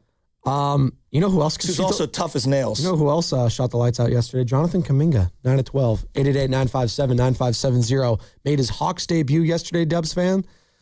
27 points, 3 of 4 from beyond the arc, 7 boards, 4 assists, 2 steals. Second most minutes on the team. Blowout win over the Washington Wizards. How are we feeling? I was wrong. I think Sonny's going to say do it again, and then do it again, and then do it again. How many one-on-ones has Guru had in his life in the backyard with someone in his family? All I know is Guru has a one-on-one, a video posted from Whitley Sandretto last year from knockout on Mark Willard. That's not a one-on-one. That was Goo getting a possession. That's not a one-on-one. I don't even know if Mark knew it was a one-on-one. I'm not God. I'm going to give you credit for it. I'm not diminishing Goo's move. He made a really nice move, but I'm not sure Willard even knew it was a one-on-one. Your opportunity to see another moment like that at knockout at Chase Center in a couple months, starting in 17 minutes. So stay tuned on the other side. Your opportunity brought to you by Crystal Geyser Alpine Spring Water. What makes Crystal Geyser Alpine Spring Water different? We always bottle our Alpine Spring Water less than 1.5 miles from the spring source, and all our bottles are made with 50% recycled plastic from our own recycling plants. Crystal Geyser, bottled at the spring source. Here it comes. At T-Mobile, get the new Samsung Galaxy S26 Ultra with Galaxy AI. Okay, we don't need the trumpets. We know it's awesome. You even get a 5-year price guarantee. And the best benefits in wireless. A kazoo? Pre-order and get the new Galaxy S26 Ultra. Really? Nothing? Did I mention at T-Mobile there's no trade-in needed? Better. AT&T excludes taxes and fees. Applies to monthly price of on-network talk, text, and 5G data on the Beyond plan. Benefits vary by plan. May require activation and are based on included perks. Exclusions and details at T-Mobile.com. Dreaming of the perfect kitchen? Make it a reality at Friedman's Appliance in Pleasant Hill. Explore Bosch appliances in live working vignettes and see the innovation in action. During the Buy More, Save More event, you can get up to $4,000 in rebates on qualifying Bosch kitchen packages. From refrigerators with the Farm Fresh system to keep your food fresher longer, to dishwashers with precision wash technology that wipes out 99.9% of bacteria. Own the kitchen like a Bosch. Visit Friedman's Appliance in Pleasant Hill or online at friedmansappliance.com today. Boxer & Gerson, Northern California's premier workers' compensation law firm, helping injured workers get their lives back for over 40 years. 95.7 The Game and Great Clips have teamed up for the new basketball season. We want our listeners to look fresh with a great haircut from Great Clips. Each week, we'll pick a lucky winner to score a gift card. For a chance to win, courtesy of Great Clips, enter online at 957thegame.com. Looking for lifelong financial guidance? Look no further than Pettinelli Financial Partners, your dedicated financial coaches for every stage of life's journey. Whether you're planning for retirement, starting a family, or buying a home, we're here for you every step of the way. Visit PettinelliFP.com. The financial consultants at Pettinelli Financial Partners are registered representatives with and securities offered through LPL Financial. Member FINRA SIPC. Investment advice offered through Stratos Wealth Partners, a registered investment advisor. Stratos and Pettinelli are separate entities from LPL Financial. Now it's time for the closer of the week. Presented by LiftMaster and RNS Doors. Turn your garage into the envy of the neighborhood. Visit rnsdoors.com. This week's closer comes from Sadie from San Mateo. Thank you to RNS for responding right away and helping us with our new motor installation. Nuia is such a great technician, very nice, and installed our new gate system. I truly appreciate all the work you guys have done for us. Recently, my garage door opener was not working. I was in need of a closer. I was put in touch with RNS Doors and they hooked me up with a brand new garage door opener from LiftMaster. With LiftMaster's MyQ connectivity, my garage door opener can be controlled right from my smartphone. You'll know when a door or gate has been left open and can close it with a tap, no matter where I am. Be one of the first 10 callers and receive 20% off a LiftMaster garage door opener. Call 1-800-FIX-A-DOOR. That's 800-FIX-A-DOOR. Or visit rsdoors.com. R&S Doors. Look for the red truck. Xfinity Tech Support, Matthew speaking. Hi, I live in a pretty remote place, like Jurassic Park remote. Wow. Will Xfinity Mobile work out here? Yep, the combination of reliable Wi-Fi and 5G makes it so that you can stay connected in all kinds of places. Plus, you get access to ultra-fast speeds and coverage, whether you're poolside or out live streaming with a T-Rex. Hold still, you're about to go viral.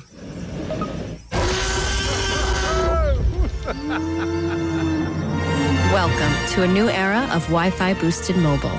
Cut your mobile bill in half with 2 lines of unlimited. Discover a new era of Wi-Fi boosted mobile at xfinitymobile.com. Xfinity. Imagine that. Watch Jurassic Park with Xfinity. Savings comparison based on promotional rate for 2 lines of Xfinity Mobile Unlimited versus 2 lines of T-Mobile Experience More, Verizon Unlimited Plus, and AT&T Starter as of February 10th, 2026. At Uline, they know going the extra mile takes hard work. For companies pushing to go further, Uline will go the distance with you. 24/7, they answer the phone to get you the shipping and industrial supplies you need. Business can move fast. Unexpected large orders, adverse weather, new safety guidelines, and changing economic trends. Uline works hard keeping 41,000 items ready to ship, minimizing detours on your way to the extra mile. Visit uline.com. It all comes down to this, folks. Yep, the entire season is on the line. But my throat has officially thrown in the towel. Sounds like you need Vicks VapoCool drops. They're max strength and vaporize sore throat pain. Whoa! These VapoCool drops hit fast. Speaking of fast, did you just see that play? Yeah, he vaporized that ball. That pun should have come with a penalty. Vaporize sore throat pain with Vicks VapoCool drops. Use as directed.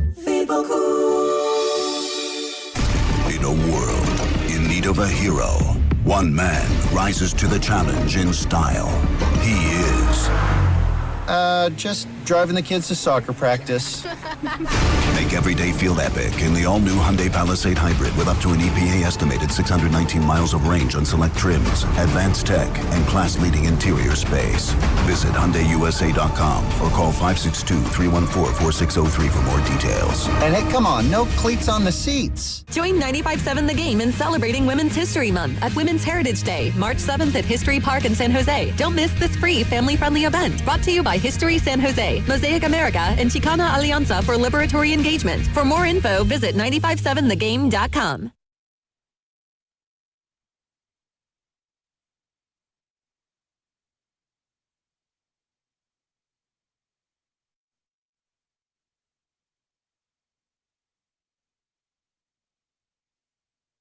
Bay Area is Draymond Green. You're listening to The Morning Roast with Joe Spadoni and Joe Shasky, coming to you live from the Laughing Monk Studios on 95.7 The Game. This is a sick beat. Who is this? It's Bennett Roth. He's a listener of 95.7 The Game, and he produces his own music, and he sent me some beds to play for the weekend show. I love this. And if you're not listening on YouTube, well, then you should be on the Odyssey app. Then you can listen to it. What happened with Brian at Palo Alto and Dan Devone over the weekend? I wasn't there. I was at the alumni game, but I heard back, and they kind of got into it just a little bit. Over what? Steve Kerr and the Warriors. And Kaminga. It always comes back to Jonathan Kaminga. Dan is historically a Kaminga backer. But he hasn't been the last few months, and I think Brian and Palo Alto kind of took umbrage with that, and they went at it. And Brian, if you're listening, I know there's a no back-to-back rule.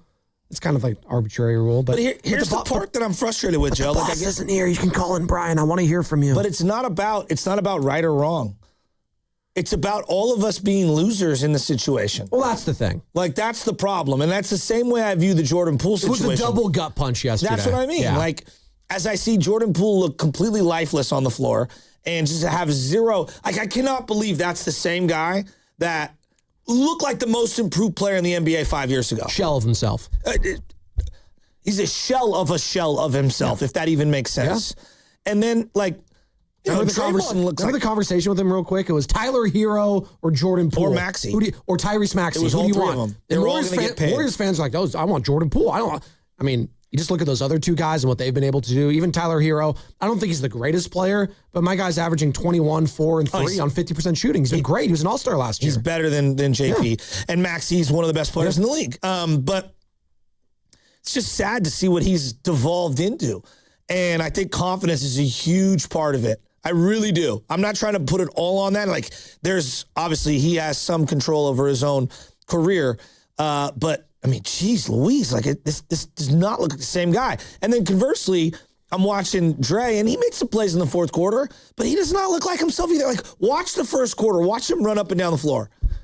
He's struggling. Steve Kerr yesterday after the game, and by the way, 9 minutes. 9 minutes, the window is going to open to qualify for knockout at Chase Center. 9 minutes, the window will open here on the Morning Roast. You got to be listening for your name, and you'll have 9 minutes, 57 seconds to call in. Steve Kerr on Draymond's performance without Steph. The game opened up a little bit. I thought Draymond did a really good job of running the floor. You know, one of the things we're talking to him about right now, especially without Steph, is to really dive out of pick and roll and clear that space at the top. Normally, he and Steph are playing their two-man game up there, and it's really lethal. But without Steph, we've got to get him down the floor. So I thought he really sprinted the floor in transition, got to the corners. Second half, you could see the assists started to pile up because, we did some things off ball to create some openings. He made some really nice plays.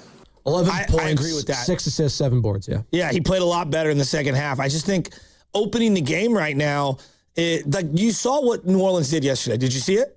Yeah. They did what Anthony Davis did however many years ago in that Lakers series. They're like, hey, we're going to stay right in the middle of the paint, and we're going to dare you to shoot anything. And how many times did Dre take a couple dribbles into the paint and then force up a tweener floater? That's not his game. Yeah. But how's, like, Joe, the Lakers series was 3 years ago. I know. Like, you have to develop that aspect of your game. Jordan Poole was a part of that Lakers series. Remember that? He was. God, it feels like forever ago. Seriously, though, like that, like, it feels like forever ago, and yet at the same time, it feels just like yesterday, which I think is the emotion that Warriors fans are kind of feeling right now. Like, the Jordan Poole, Kevon Looney days, Klay Thompson, It's like, man, we're coming up on 4 years since they won that title. I know. We're coming up on a 4-year anniversary. Does it feel like 4 years? Yes, it does. But it doesn't. It feels like a lifetime ago. Joe, think about it. Otto Porter Jr. and Bielitsa were making plays for the Warriors alongside Jordan Poole, rookie Moses Moody, rookie JK, James Wiseman. Barely, he was hurt. He was doing on-court stuff before the game. He was hurt. Still a champion. Can't take that away from him. I don't know. There's a lot happening right now with the Golden State Warriors, the fan base. They're feeling like they're getting torn into a million pieces right now. What's the future of this team look like? There's a lot more questions than answers, and we're going to continue to take your questions and answers. 888-957-9570. This hour is brought to you by Fremont Bank, which is here for you, here for good. And let's go out to our boy. Haven't heard from him in a minute. He's in Valkyville. His name is Javier. Oh, what's up, Javier? What's up, Jav? How you guys doing today? I'm a little frustrated, just overall. I'm feeling great. I'm alive, Javier. Trent Williams had me triggered before the game even started yesterday. Yeah, let Trent Williams go play for the Carolina Panthers. Anyway, at the end of the day, the real rat on the table here is the Warriors organization, and including a few of the hosts at that station we're currently speaking on, think that the Golden State Warriors couldn't acquire a player like DeMar DeRozan because he doesn't fit the system. Well, I'll tell you this. It's hard to break it to you. DeMar DeRozan has played in all 59 games that the Sacramento Kings have had. I know Kristaps Porzingis is going to play probably once every 5 days at best. And then it was, we don't want to have any salary we have to pay him next season because if you guys did your homework, it's a $10 million buyout. So with his $22 million salary this year and $10 million buyout next year, he's making the same amount of money you're going to pay Kristaps to expire to $30 million this coming summer for what DeMar DeRozan would have done. Because, sorry to break it to you, when Steph Curry's not available, which is probably once every 3 months, you don't have any true ball scorers that can go and get their own shot. And if you want to tell me DeMar DeRozan is the same likelihood and same level of DeAnthony Melton who can get his own shot, we're not speaking the same type of basketball. We ain't watching the same game. But again, the arrogance and the we know better than you, and we'll cut our nose out of spot our face because we're the Warriors and we know best. What happened? Oh, no, we didn't cut him off. His phone we did not. He was cooking. He was. The Warriors thought he was making too much sense. Well, I mean, I'm not the biggest DeMar DeRozan fan. Is DeMar DeRozan going to be the end-all, be-all? I understand his whole point. Like, you would have rather had a guy that's playing than Kristaps Porzingis. But at the same point, I was talking myself into with Kristaps. I think you were too, Joe. The upside of Kristaps, you could see it at least with his position on this team. Yeah, but are you even going to re-sign him? Maybe not. Dude, I don't even know, and we'll get to the Friedel side. I don't even know if he's going to be, in the league. He can't be on the court. What team wants to sign this guy? So seriously, we did a CP3 all over again. No, it's feeling like that now. It's feeling like that now, unfortunately. And DeMar DeRozan this season is averaging 18 points, 3 boards, 4 assists, shooting 50% from the field. But you know what he's going to do. He's not going to shoot beyond the arc. He's going to shoot a bunch of 2-point shots. He's a throwback player. He's a mid-range guy, and I like his game overall. But he's also going to be 37, and yeah. But if it was for cap relief, to his point. Which is, it felt like part of the I have to do the research on the buyout and what that means for the totality of everything. They really were staunch in not wanting to have any salary attached next season at all. So I don't know if the $10 million buyout, what that would mean for, their plans this summer. I have no idea. Well, the thing that I kept pleading, which was in the middle of the year, if you're going to move JK because the coach doesn't want to play him, which I understand. Yeah. Because he wants to run only that system and that system only, you better make sure he's here next year. Yeah. Yeah. I mean, what can you guarantee next year, I think, is the question that Warriors fans are asking themselves. Can I guarantee that Stephen Curry is going to replicate, the all-star first-half performance he had this past year? Maybe. But I also, he has runner's knee, something that doesn't go away. That's just based on wear and tear. He's going to be dealing with that the rest of his career. And if he has a flare-up, he's going to miss a week or two at the most, potentially, or more than that. I don't know when he's coming back. They're reevaluating him next week, Joe. And then they could tell us, he's a week away. Oh, and then he's a week away again. I don't know what I can guarantee next season for the Warriors. Draymond Green has a player option. He's probably going to pick that up. Are you going to try to move him? What team would take that contract? I don't know. Maybe not a lot. Jimmy Butler's, you would think he's not coming back till, I don't know, January when he did like the full year removed and then maybe February after that. Like, there's nothing guaranteed with this team right now. And I think that's the scary notion for Warriors fans that they're trying to wrap their minds around is the unknown. There is nothing scarier than the unknown. It can be exciting at times, but for where the Warriors are at, scary hours. Well, okay, so you're talking about like the younger fans, and I mean the ones that only know excellence. But people that, listen, yeah, there's an emotional attachment from the young fan base, from the older fan base, and older fans like us can understand where this thing's probably headed to, and we could brace ourselves better than the younger fan bases. No, I know, but I think like, okay, so I'm 43 years old. Early on in my Warrior-loving life, okay, everyone we got rid of bowled out somewhere else. And I'm just going to give you, I'm going to start writing down the names, okay, because I didn't know we were going here. But, like, that's the biggest fear about the Jonathan Kaminga thing is, like, Weber, best years. Now, he had a great year, rookie year with the Warriors. His best years were in Sacramento. But they traded him to Washington. He was good in Washington, even though he was better in Sacramento. Weber. Hardaway, one of his best years, Miami. Yep. Okay, now he had torn his ACL, but that sucks. Mitch Richmond, best years in Sacramento. Okay. You got the best out of Chris Mullin. Sure. One guy. One guy. Tyrone Hill. I know that's a random name. Had his best years in Cleveland. Tyrone Hill. He was awesome. I haven't heard that name in a minute. Donyell Marshall. Yeah. Best years elsewhere. Larry Hughes. Best years elsewhere. Gilbert Arenas. Best years elsewhere. Now that one I actually have nuance because of the rule that was in place. I don't blame the Warriors as much. Right. Because he basically got stolen from them. Before you keep going. Antoine Jameson, best years in Wizards. Before you keep going, because I'm loving this exercise, the window is now open. At some point in the next 30 minutes, we're going to announce a name, and that name will be registered to play Knockout with us at Chase Center, but you have to qualify. And if you hear your name, you got to call 415-523-4652. Again, if you hear your name within the next 30 minutes, call the contest line, 415-523-4652, and you will qualify to play the Knockout at Chase Center Monday, April 6th. Even week, I almost said something. Ronnie Cycli's best years were elsewhere. Tom Gugliotta's best years were elsewhere. These were different guys that were part of various packages. Like, there were so many guys all throughout the 90s who the Warriors got rid of and ended up being not just good, but their best years almost came immediately after. Joe Smith, who actually had a good rookie year, his best years were elsewhere. Yeah. Like, go right down the list. So, yeah, I really worry that, trading Jonathan Kaminga, like he's going to see the best years of his career in another uniform, and we're out here still searching. Now, that doesn't mean he was the answer for what ailed the Warriors. It's just I get triggered when I think of somebody else going somewhere else and having their best years. This is Steve Kerr. More from him after the game yesterday and after the loss to the New Orleans Pelicans. Again, they have a back-to-back today. Right back at it against the Memphis Grizzlies, 4:30 tip right here on 95.7 The Game on the overall performance of the team.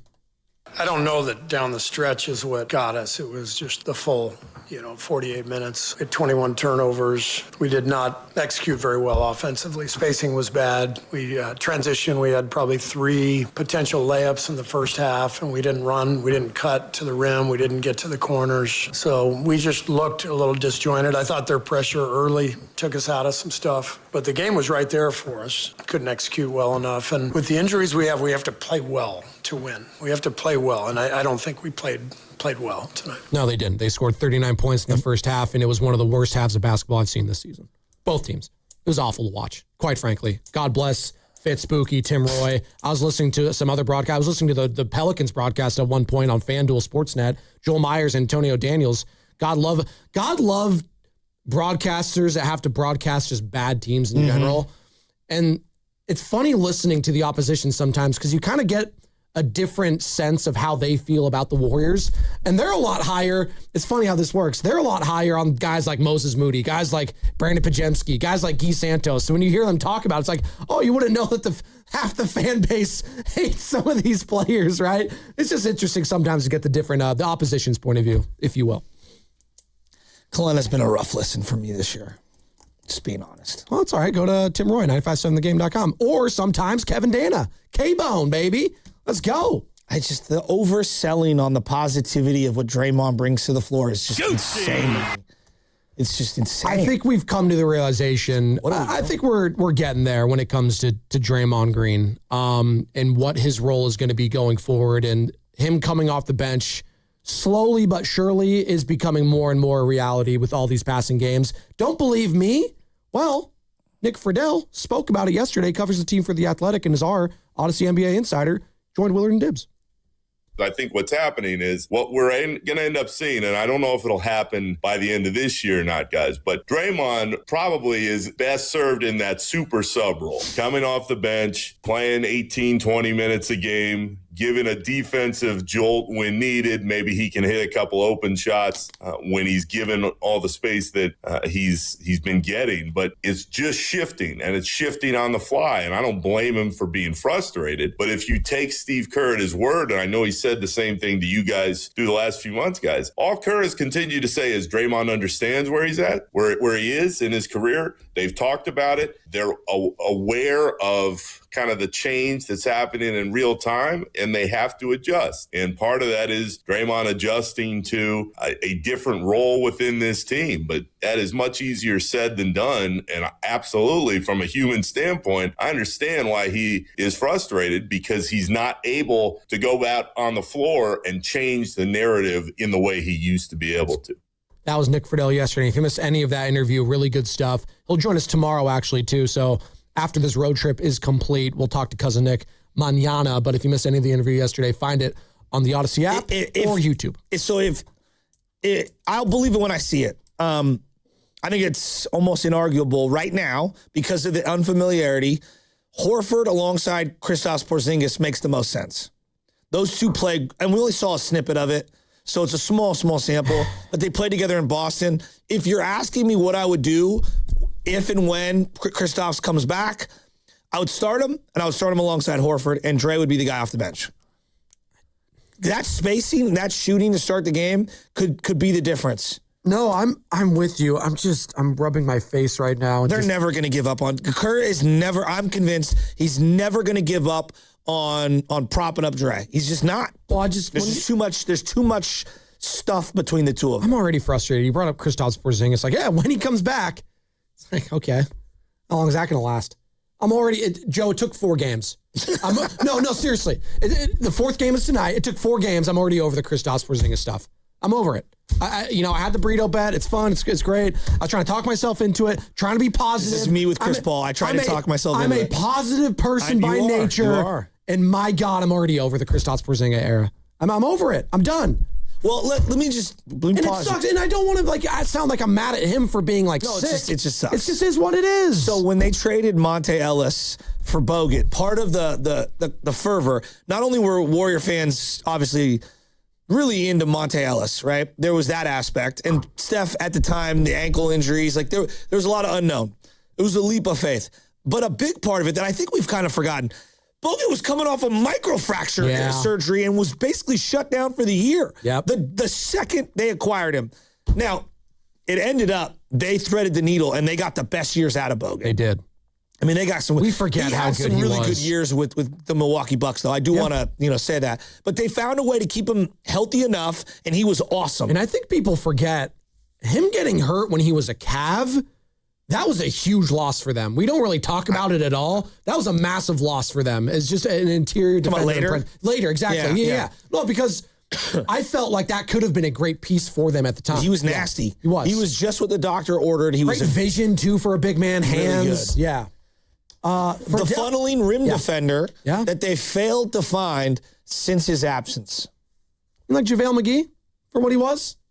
JaVale wasn't as nasty. No, he wasn't. As, Bogut was really good. He was a rim runner, but Bogut dramatically underrated. They really haven't had I bring up JaVale McGee, though. They really haven't had a kind of a true 7-footer he was that could do those things. He was He was a lot more bouncy. He could only do it for about, 8 to 10 minutes. Yeah, he opened up the game and then he'd get... It was in short bursts. Exactly. I like JaVale a lot, but it was short bursts. I'm not comparing him to Bogut. I'm just saying they really haven't had that sort of a player since JaVale, and I want to give JaVale credit. He did have, great moments in the NBA. I know prior to Golden State, he was a punchline because Shaq did a fool. Yeah, 1 foot out the door. Yeah. The guy had a mustache on his finger, so that when he scored a dunk, he would put the finger to the lip. He was a character. No, he was a goofball.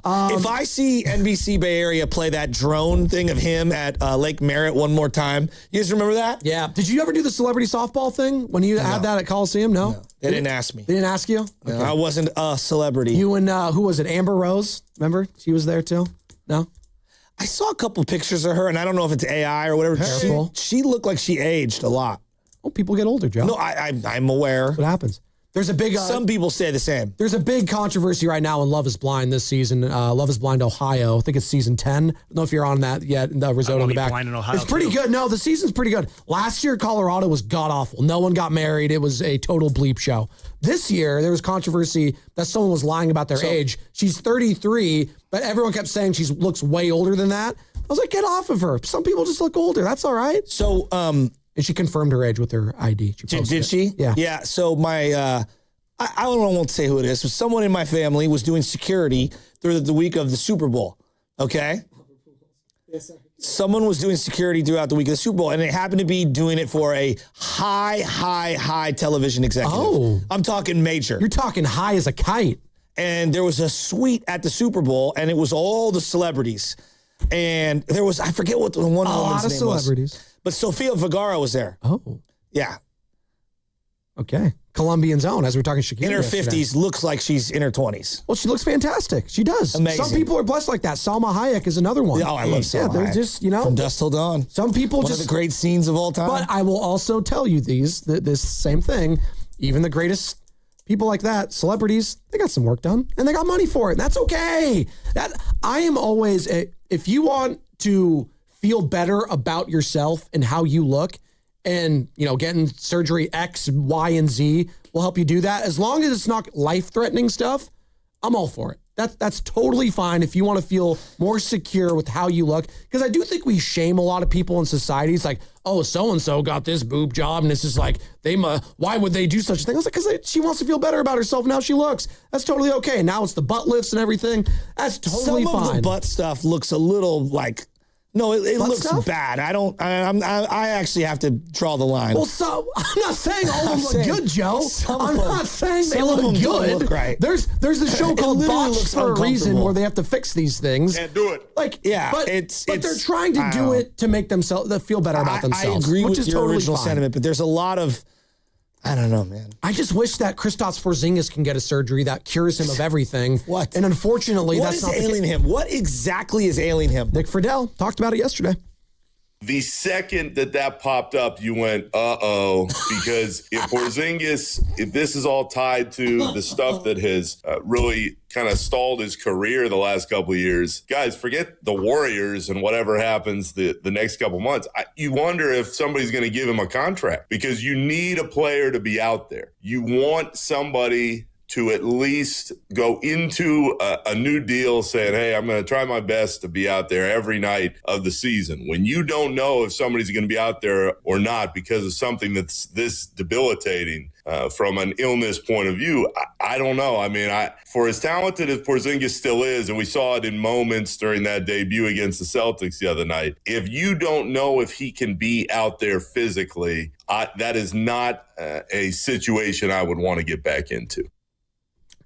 You start, as Nick Friedel said, you start worrying about his just career in general, which is unfortunate and adds to what we saw take place last night. You got rid of Jonathan Kaminga and Bunny Hield, and you bring in a guy that is just going to keep missing game after game after game. It's tough. By the way, it's time, ladies and gentlemen, for our next knockout contestant. In the name, Steven Risotto, is, do you have my drum roll? You got it? Hit it.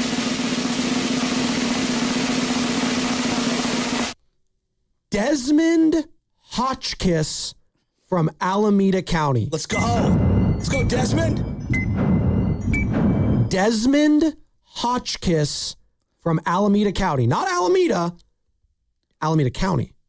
Your window is open. You have 9 minutes and 57 seconds to call in and claim your spot in Knockout. Call our contest line now at 415-523-4652. That is 415-523-4652. Desmond, I always think of the character from Lost. One of the great characters of all time. No, I don't think of that. I think of Desmond Bishop for some reason. Linebacker, Cal. That's not bad. That's who I think of, City College. It's fine. I think of Desmond from Lost. One of the great characters. He might have been my favorite character. Seeing Another Life, brother.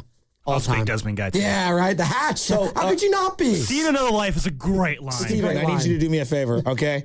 Replay that Friedel thing. I just want the uh-oh. Uh-oh. That okay, bigger. All right, ready? I'm going to point to you. You're going to play the uh-oh. Bigger. Uh-oh. Was it the Warrior loss to the Pelicans, or was it Jonathan Kaminga? Uh-oh. It was Jonathan Kaminga. What was the bigger? It was Jonathan. Uh-oh. It was. Dude, Friedel, I love you. By the way, Friedel was like he was watching a game for the first time, not being in the arena. He's like, what is going on with this NBC broadcast? I don't know. They're ruining it. They're literally putting digital circles underneath everyone. I circled yesterday's game. I have to bring this up. I have no idea. Yeah, I don't know what we're doing. Okay. Yesterday's game. Yeah. Now, this is not just on NBC. This is every broadcast I watch. I want to show you the amount of advertisements that I circled on my screen. Joe, I'm showing you the picture right now. It's 3 circles. No, it's 1, 2, 3, 4, 5 different ads. And I couldn't can't circle. see that far. Okay, so there was a SeatGeek on this is on the screen watching him. Okay. SeatGeek underneath the like scores table. What a geek. Smoothie King Center on the floor. Toyota. Have you ever been to a Smoothie King? No, on the floor. Then it was State Farm behind the backboard. More SeatGeek behind the backboard. Wow. Underneath Timex or Rolex, or I couldn't tell. I was zooming Rolex, in. Underneath damn. the shot clock. The World's Pelicans are balling. Then on the seats, Gatorade. Okay. Then hasn't this always been a thing though? Dude wipes. Dude, this is 9 different things. Dude, you and the dude wipes need to stop. There was dude wipes on need the to screen. Stop with the dude wipes. Then Rakuten on the Warriors jerseys and whatever ad is on the other jersey. Can we squeeze more advertisements on the screen? It's all about the dollar bills, man. No, I get it, but my goodness, I thought NASCAR jackets had a lot of advertisements on them. You thought soccer jerseys in Europe had a lot of advertisements on them.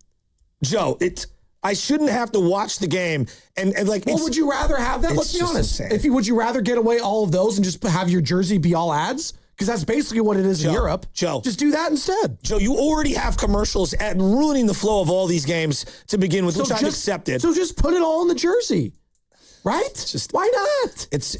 We have become numb to it. But if I would have showed this to somebody in 1985, they'd be like, What is going on here? Well, yeah, but in 1985, they thought we'd have flying cars. So, have you seen Back to the Future? They didn't know anything back then.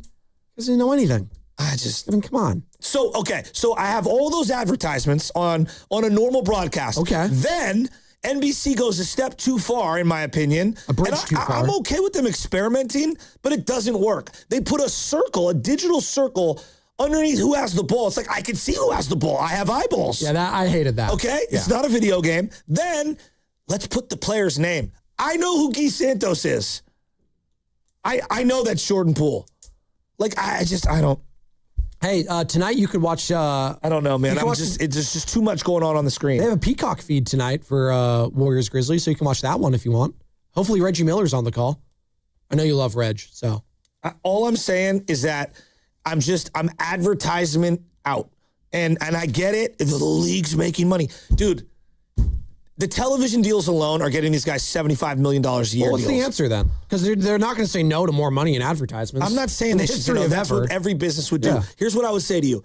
Like, declutter the screen a little is all I'm asking. Just a little. Declutter it a little. That's it. Desmond Hotchkiss from Alameda County. You got 5 minutes to call 415-523-4652 if you want to qualify for knockout. Desmond Hotchkiss, again, call 415-523-4652. We're reacting to a lot in the basketball realm yesterday. Warriors lose to the Pelicans, 113-109. After the feel-good win of the year, he followed up with one of the biggest stinkers of the year against a really, really, really awful New Orleans Pelicans team. They're 17-42, folks. And while that's happening, Jonathan Kaminga debuts for the Atlanta Hawks and goes off 24 minutes off the bench, 27 points, 7 boards, 4 assists, plus 16, because we all care about the plus minus with JK. He also got to the free throw line 7 times, which was double than anyone else got in that game. He was 6 of 7 from the line. And by the way, as I mentioned earlier, Kristaps Porzingis not playing yesterday and also not playing tonight against the Memphis Grizzlies. He will have missed 3 of his 4 opportunities to play with the Golden State Warriors. Did you watch the Olympics over the weekend? I watched hockey. Okay. Does anybody know how much money NBC put into the Olympics to have it till 2032? How much more? Like to buy the rights for it? Yeah. And again, it's only every 4 years or whatever. I'm going to guess $500 million. Are you kidding me? I don't know. Almost $8 billion. Oh my God. That much? Okay. I didn't think the Olympics still did numbers like that. Wow, they had 25 million people the other day. I'm not an economist, Joe. All right. Broadcast and electronic communications. It's just, there's something very refreshing. I know we're not going back. I know. I acknowledge it. Look, we all got to make money. And this segment is brought to you by, Golden State Lumber or something. We are coming to you live from the Laughing Monk Studios, which is righteously brewed in San Francisco. I do understand that. But there's a point of diminishing returns for the viewer where I'm just, I am so numb to all the ads. Unless I pointed it out to you, you're not even looking at them anymore. Well, that's because a part of it's also on our phones. We're constantly, I would agree, constantly getting bombarded with ads. I'm just trying to go to a different tab and I get a new ad. I agree. It's happening. And I can't X out of it. And then another one pops up. Joe, I text into the text line here at 888-957-9570. I get a response about Boxer and Gerson, who we love. I know. It's happening all the time. It's everywhere. I totally get it. I've subscribed to a million email threads, text message threads.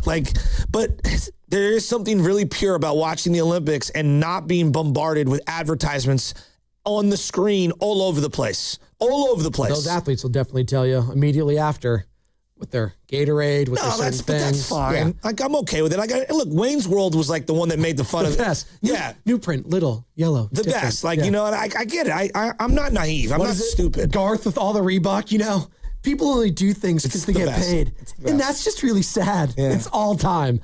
Desmond Hotchkiss, by the way, from Alameda County. You got 3 minutes, Come on, Desmond. 3 minutes. That means tres minutos, senor. 415-523-4652 to qualify for knockout. 415-523-4652. Thank you. Did you guys like 24, by the way? I freaking loved that show when I was younger. Until he survived the plane crash. Then I was out. And then, that was a bridge too far. Surviving that plane crash. It's just not happening. Just the way it was all in a 24-hour day, because that was the whole point. It was just, you felt the intensity all the time. His daughter, everybody was obsessed with the daughter. Oh, of course. Yeah. Yeah. Jack Bauer, Kiefer Sutherland, baby. Yeah. Exactly. Sutherland. Now I see her and stuff. Son of Donald Sutherland, rest in peace, one of the great actors of yesteryears. Also President Snow, if you ever watched The Hunger Games, one of the great villains of the 21st century. Right. Donald was in a lot of things. No, he was, but I'm saying in more recent years, when he was older, he was the main villain in the Hunger Games series, which is really good. I didn't read the books, though. Nick Friedel. A lot of double crossing going on in 24. Absolutely. The main villain I always loved was Habib Marwan was his name. Dude, the terrorism. He was played by the guy that plays the mummy in Emotep. Okay, I'll take your word on that. No, it was just the same actor. Oh, it was just, I don't think I've seen the mummy. With Brendan Fraser? I don't think I've seen the mummy. Are you serious? Yeah, excuse me. Dude, oh, you acting like it's like The Godfather? No, that's a big hole in your game. You would really like the first 2 Mummy movies. Okay. That's a hole in your game, Joe. And I need people to call you out on that, not seeing the Mummy. 888-957-9570. Such violent movies. I vaguely remember this. It's really good. It's actually aged very well, surprisingly, with their CGI in that. It's aged pretty good, which is not the case for a lot of movies from the early 2000s, late 90s when it comes to their CGI work. And also a great ride at Universal Studios, the Mummy ride. Very fun. Nick Friedel on how the Warriors... you're making it out like I haven't seen one of the greatest movies that ever lived. No, it's just one of the great blockbusters of that era. It for sure was. The first and the second And had a very good sequel. It did. One of the few. Okay, it came out in 1999. How did I miss this? How did you miss that? I watched it when I was 7 years old. Cousin Nick on how the Warriors... Maybe because you were 7 years old and I was, 18. Yeah, but it was a PG-13 movie. I shouldn't even be able to watch it. Okay, by the way, in 1999, just to let you know, I'm just going to tell you what movies came out. Yeah, I'm not saying this is Oscar-worthy. Relax. The Matrix, American Pie, 10 Things That I Hate About You, Fight banner Club, year. The Green Mile, The Sixth Sense. 99 actually kind of cooked. That's what I'm saying. Like Eyes Wide Shut, American Beauty, which was Compared to what we're super dealing with these underrated, days. and then The Mummy. Yeah, it got buried in my. 510 actually. 510 is coming at you. Come on, Joe. No Mummy. Office Space. That's an L. Quincy from Oakland. Hey, Office Space is all time. You know, I mean, there's a lot of good ones in this. I in got this these year. demons up inside Dogma, of me. Varsity Blues, Austin Powers. Hey, Peter Man. I mean, guys, I'm Boondock Saints. Oh yeah, it's classic. Come on, Blair Witch Project. Oh yeah, Blair Witch. No, but The you weren't. sticks have But you weren't alive back then. It was. Yes, I was it alive scary. back then. No, but you were a kid. Yeah, exactly. I thought it was ridiculous then. The first time I saw Blair Witch, I was a little rattled afterwards. That's what I'm saying. That was a People were creepy rattled. movie. The I'm not sequel, saying I oh was. man. You know what the great thing about Blair Witch was? Cruel Intentions. Oh, that's sexy. Sorry, The Mummy got buried in my viewing. Go watch it. It's great. That's a deep year. No, that's a good point. I See Dead People. That's Sixth Sense. I need to see The Mummy. I know. The Green Mile, Fight Club. These are like iconic movies. I understand. Matrix. Which pill you want to take? The red or the blue. That's the only two options. Office Space was way more popular on VHS than it was when it originally came out. Yeah, it was Like not Half-Baked. as well received Yeah. in the theaters when it comes to box office numbers than it was as DVD. And Austin Powers was one of the funniest movies I've ever seen Oh, in it my was life. great. I love all three of them. All three of Austin Boondock Powers. Saints, super underrated. Who do we love most as the three love interests in Austin Powers? Elizabeth Hurley. Who's in the second one? God, I can't think of her name. Elizabeth Hurley had a moment in time. Beyonce Still was in does. one. Beyonce was in the third Yeah, one. And then Beyonce. who's in the second one? Heather Graham. Heather Graham, thank you. Roller Girl. Yeah. Gosh, did that American Woman dance? I think I'm going Elizabeth Hurley still. You know what I'm talking about, I Shasta. know Don't laugh. exactly what you're talking and then about. Heather. Well, she was in The Hangover. Remember? She So- was the. She was in Boogie Nights, too. Yeah. So we saw the movie one time in the summer in Russian River, and Jason Ramirez memorized one time every funny line in Austin Powers and would redo the whole movie. Like, it's just the most incredible thing I've ever I seen. went on the Subway diet. It's so good. God, At the that- beginning, when There's he's- so Of all many. the lines you could have gone to. There's so many. Well, there's ones that I can't say. one And Swedish. that might have been one exactly. of them. When he's going to the bathroom in Austin, like the beginning, and then you think he stops, and then he keeps going. No, It's my just favorite all was time. the silhouette scenes always. Like when they're in like the 10. It's so good. Hands up. And then like all like the grenades fall down. Number 2. It was so good. Number 2. Oh, that's a salty one. Smoking a pancake, cigar and a waffle, pipe and a crepe, bong and a blintz. So many lines. There's no pleasing you. Nick Friedel on how the Warriors feel about Brandon Pajemski. Me.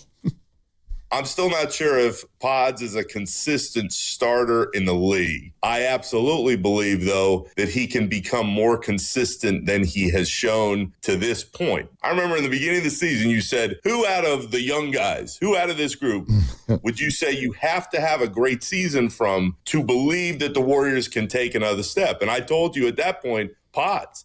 And in this conversation, it was still Kaminga. You know what happens with him? Pods, if he can develop, is going to be able to take the Warriors to a different place than any of the three of the other guys, to me. Now, does that mean that he is going to be one of the cornerstones of the team? We'll see. But that all ties back into, I think, where his talent level could go is higher than any of the others in that group. Do you agree with that? I don't agree with that. No. Moses Moody has been infinitely better than Brandon Pajemski the last 6 weeks. I actually... Am I tripping? No. I just think they're both role players. Yeah, I don't think either of them. He used the word cornerstone. I'm not getting mad at Nick. He's just relaying what the organization feels. Well, they're wrong. Well, I agree. That's like them telling me, like, great Cornerstones? example. Bonte brought up Yaz yesterday for the Giants, Mike Yastrzemski. He was never supposed to be a 3, 4, or 5 hitter. He was not. Right? And I think when you put him through that lens, it drove Giants fans crazy. As a supplementary player, as a role player, he was perfect. He was perfect. I also think the worst thing that happened to him was that pandemic shortened season, and he was a quote unquote MVP candidate. Remember that? I think that sold. No, it's a joke, Joe. I know. But it's sold. The fan base, they see player and MVP and think, oh my God, this guy's a franchise type of player. We need to keep him around. And also, let's be honest, with Yastrzemski, a lot of that was the last name. Carrying a lot of the work, right? And that's whether that's fair or unfair, that's part of the conversation. Desmond, by the way, Hotchkiss, you're dead to me. You're not qualifying. You're done. It's over. So I'm going home and I'm going to watch The Mummy. I guess I missed out on that. It's Apologies. good. Yeah, watch it. It's really good. All right. And you like ancient Egypt stuff, right? It's kind of like it ties it in. It takes place like in the 1920s too. So it's wannabe cool. Rip off Indiana Jones, kind of. It's nothing like Indiana Jones. That's not a completely unfair. Well, when comp, you say 1920s archaeology, like I think, and movies, I think of. Well, yeah, but I mean, rip-off's a strong connotation, but yeah, they're in the I've same never vein. seen it, so I'm not. No, but I think it's a redo of the original Mummy from like the 1930s. But it's like an updated version. But also, this is 27 years ago, Joe.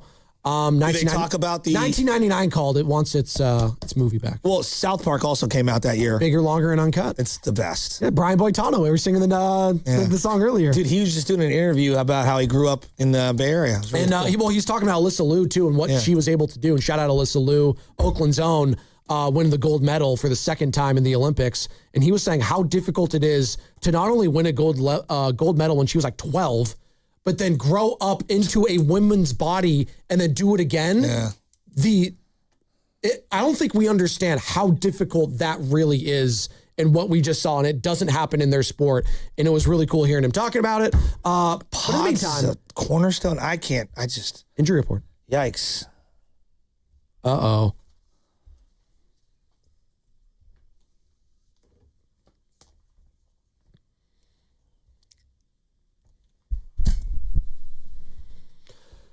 Kristaps Porzingis, because of course he's on the injury report, was not available for the Warriors last night and will not be available for them tonight against the Memphis Grizzlies. Steve Kerr said before last night's game that Kristaps is dealing with an illness, but has been making some improvements. That is a good sign. The hope is he will be available for Saturday night's game against the Lakers, who are low-key reeling, by the way. The Lakers have not been playing good basketball. The injury report was brought to you by Boxer & Gerson, Northern California's premier workers' compensation law firm, helping injured workers get their lives back for over 40 years. And you're listening to 95.7 The Game, KGMZ FM and HD1 San Francisco, an Odyssey Sports Station in the home of the Golden State Warriors and Valkyries. Always live in the free Odyssey app, coming live from the Laughing Monk Studios.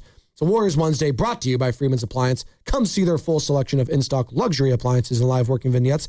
Visit Freeman's Appliance in Pleasant Hill today. Halfway home here on a hump day, Spadoni and Shasky, we're rolling. Warriors take the L last night, 113-109 to the New Orleans Pelicans. But during that game, another thing was also happening. Jonathan Kaminga making his debut with the Atlanta Hawks. He goes off for 27 points, 9 of 12 shooting, 7 boards, 4 assists, and smiles abound for JK. My brother's confirming the Mummy is Indiana Jones light.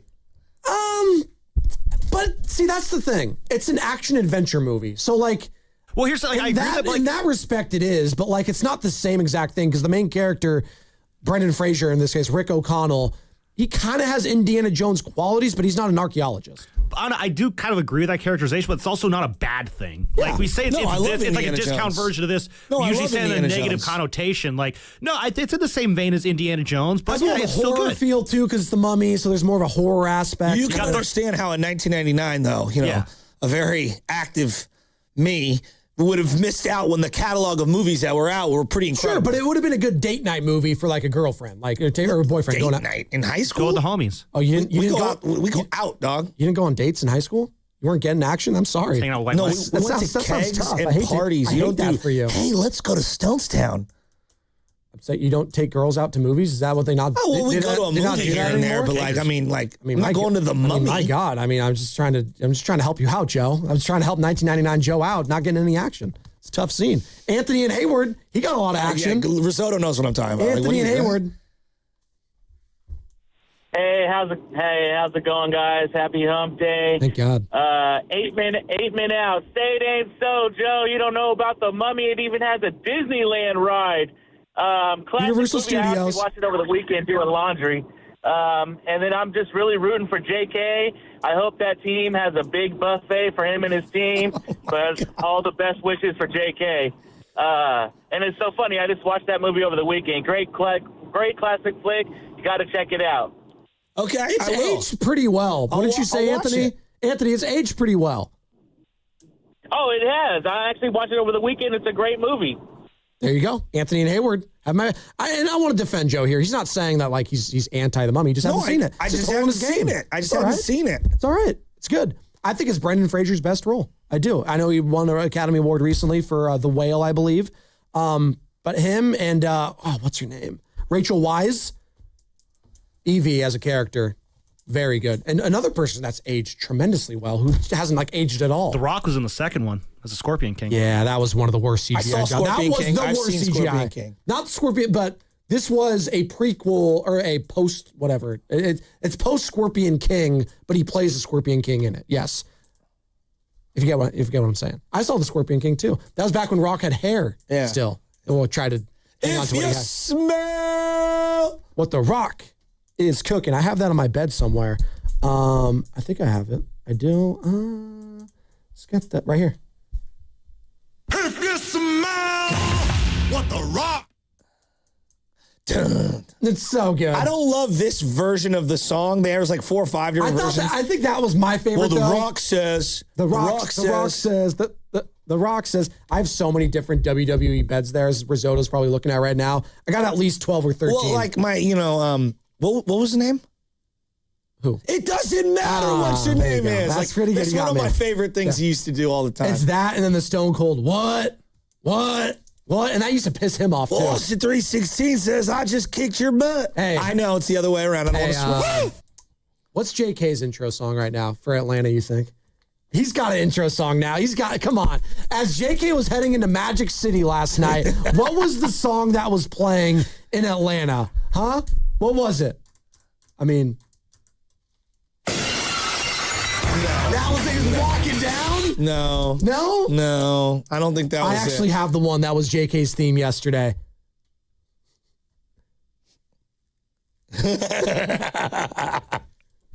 Mike Dunleavy better call somebody. How good did that feel for Jonathan Kaminga yesterday? Well, I mean, Aaron Turner's so happy he's retweeting Bonte Hill. You love that he retweeted. I think Bonte. it's just hilarious. You think Bonte loved that? Or he's for sure. Bonte driving home. Ooh, Aaron Turner retweeted me. Prints it out and frames it. We're laughing through the pain, Warriors fans. By the way, if you're just joining us, it is Brandon Pajepski's birthday. He's 23 years old today. Happy birthday, Pods. We're rooting for you. Hope you have a good time in Memphis. There's some good barbecue on Memphis, right? Go get some ribs. Go get some brisket. Oh, hell yeah. Let's go. What do they know? Well, that's Nashville. They're known for their hot chicken, but I'm sure they got some over there in Memphis, Tennessee. Never been to Tennessee, have you? No. I really want to go to Tennessee because there's... Coase is there. Maybe we can go visit him. Oh, I would love to go visit Coase. The greatest sitcom dad who ever lived. I mean that with all my heart. I love Jim Cosamore. He's a great man. Loves his old fashions. There's a specific golf course that's or Manhattan, Sweetens Cove, where you could play both directions. It's a 9-hole, but it goes in both directions. I like that. Yeah, and it's owned part by, I believe, Justin Timberlake and Peyton Manning. I always think those courses are really cool because of the designing and the architecture of it. Yeah, it's really cool. I appreciate well-drawn and designed courses in golf. It's such a nuance. As we're talking about, it sounds like such a nerdy thing to talk about. I like it too. But it's pretty cool. When you play a course that's unlike any other course you've played before, you gain an appreciation for it. Now, those courses could also be a pain in the ass and you can lose a lot of balls, which I have done in the past. But it's fun nonetheless. And it gives you more of an appreciation for some of the other courses that might be a little easier too. More forgiving, as we like to say, Joe. A forgiving course. So what's the appropriate feeling today? I don't know. Is it, it's only one game for JK? Hey, it's only a couple of game absence for Christos. Let it play out. Or you're already ticked off? I think you have a right to be pissed if you're a Warriors fan waking up this morning. You have a right to be angry. Now, is yesterday emblematic of what's going to be taking place the next year or 2, 3 or whatever? I think that's a little strong.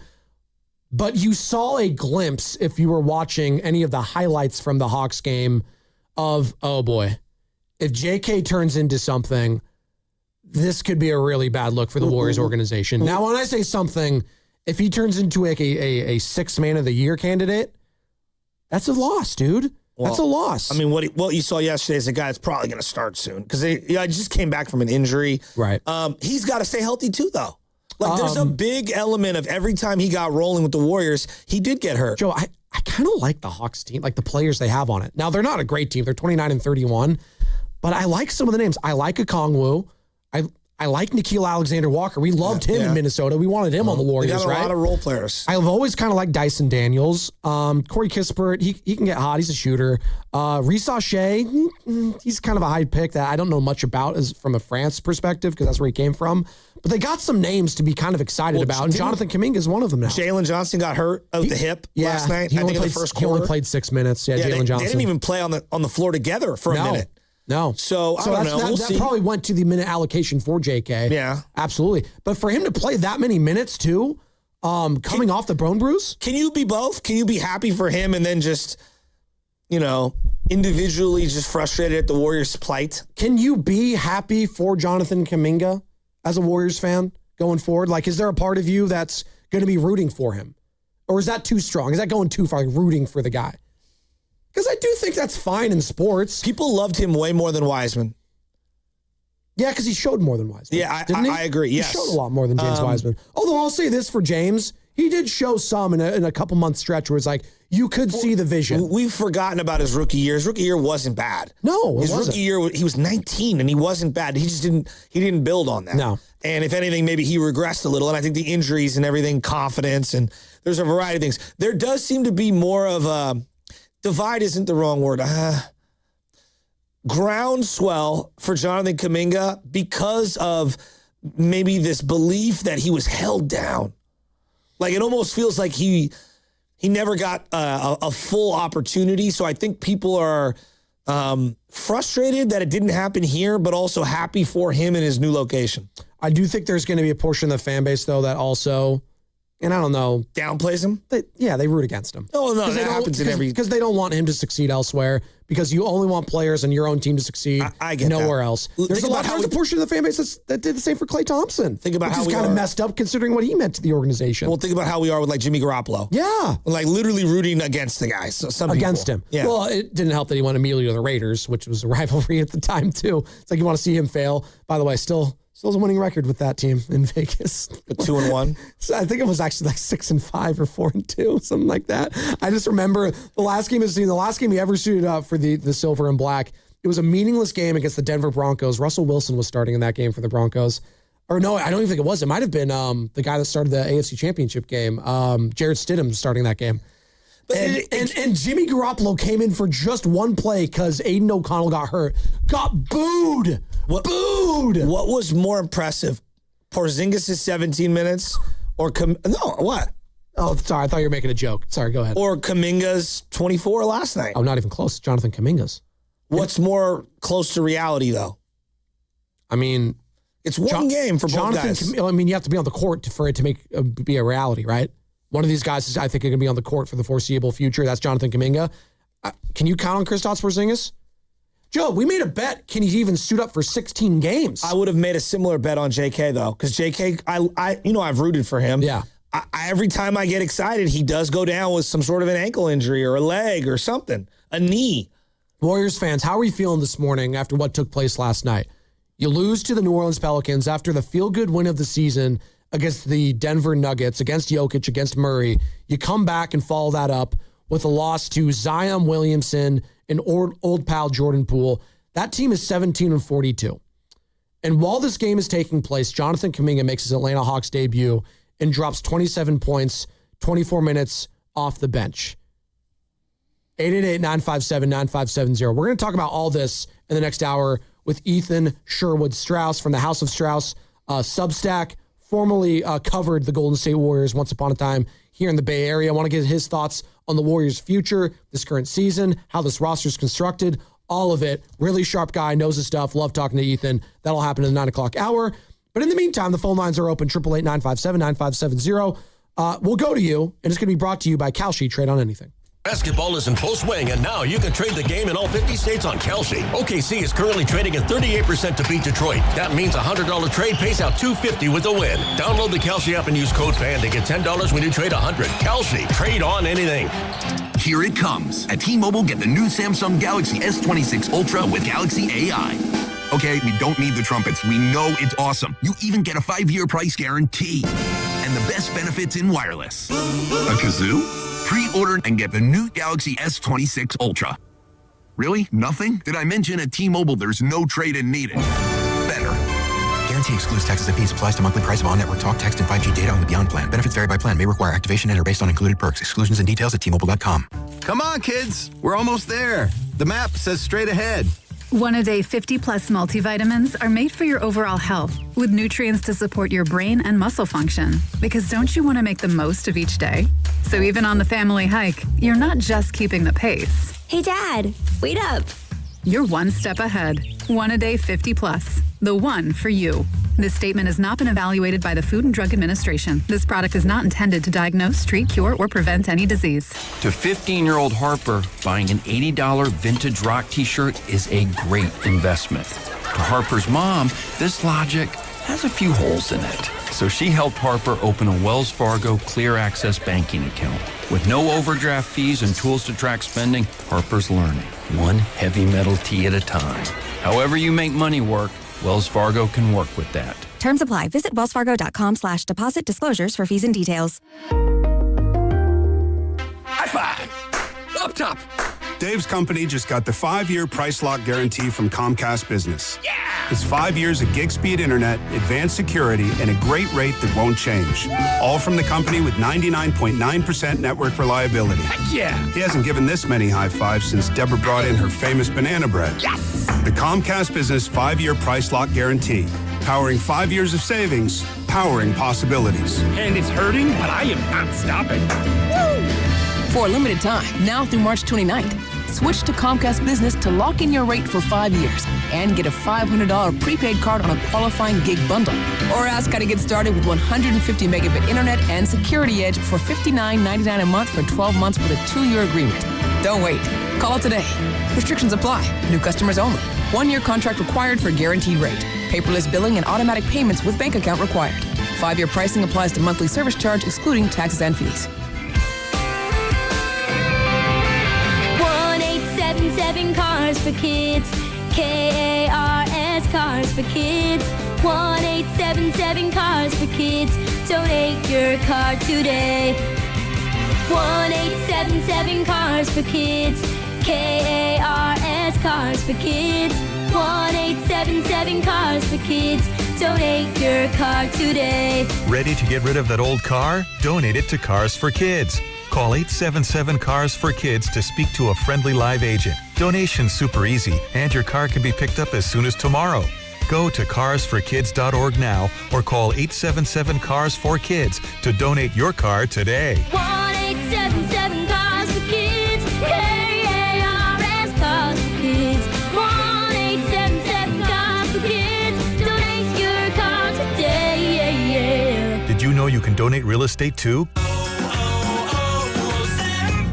Hi, I'm Michael from the Warren Treaty. You know the jingle. Now discover the facts about Ozempic, a GLP-1. Only Novo Nordisk makes FDA-approved Ozempic. Learn about the real thing. Talk to your healthcare professional today. Call 1-833-OZEMPIC or visit Ozempic.com to view the medication guide and to learn more about Ozempic. Semaglutide injection 0.5 milligram, 1 milligram, and 2 milligrams.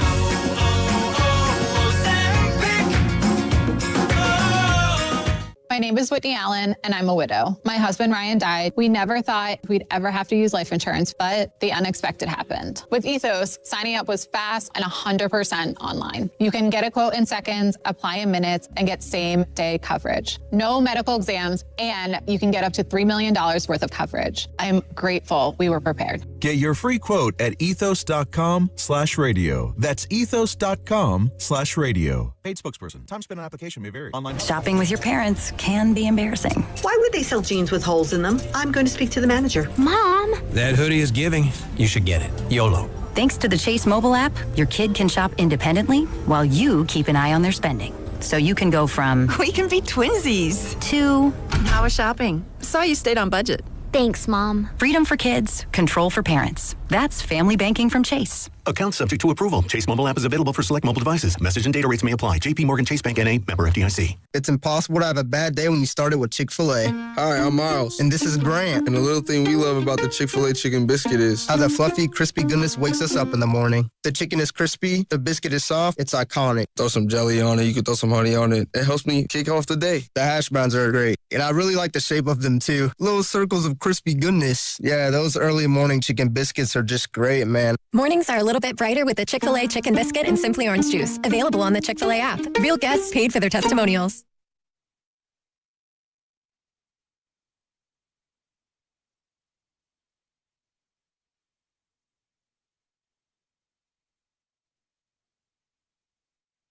Dub Nation, this is Jimmy Butler. You're listening to The Morning Roast with Joe Spadoni and Joe Shasky, coming to you live from the Laughing Monk Studios on 95.7 The Game. I miss you, Jimmy. Get better soon, bro. Get better soon. I'm sure Jimmy was rooting heavily for Jonathan Kaminga yesterday. That much I do know. Dub Nation, this is Jonathan Kaminga. You're listening to The Morning Roast with Joe Spadoni and Joe Shasky on 95.7 The Game. I'll be rooting for you, JK, because I had a rejoin from him. I always root for the guys that gave me a rejoin and enjoy saying Spadoni. He said it well, too, with the accent. Loved it.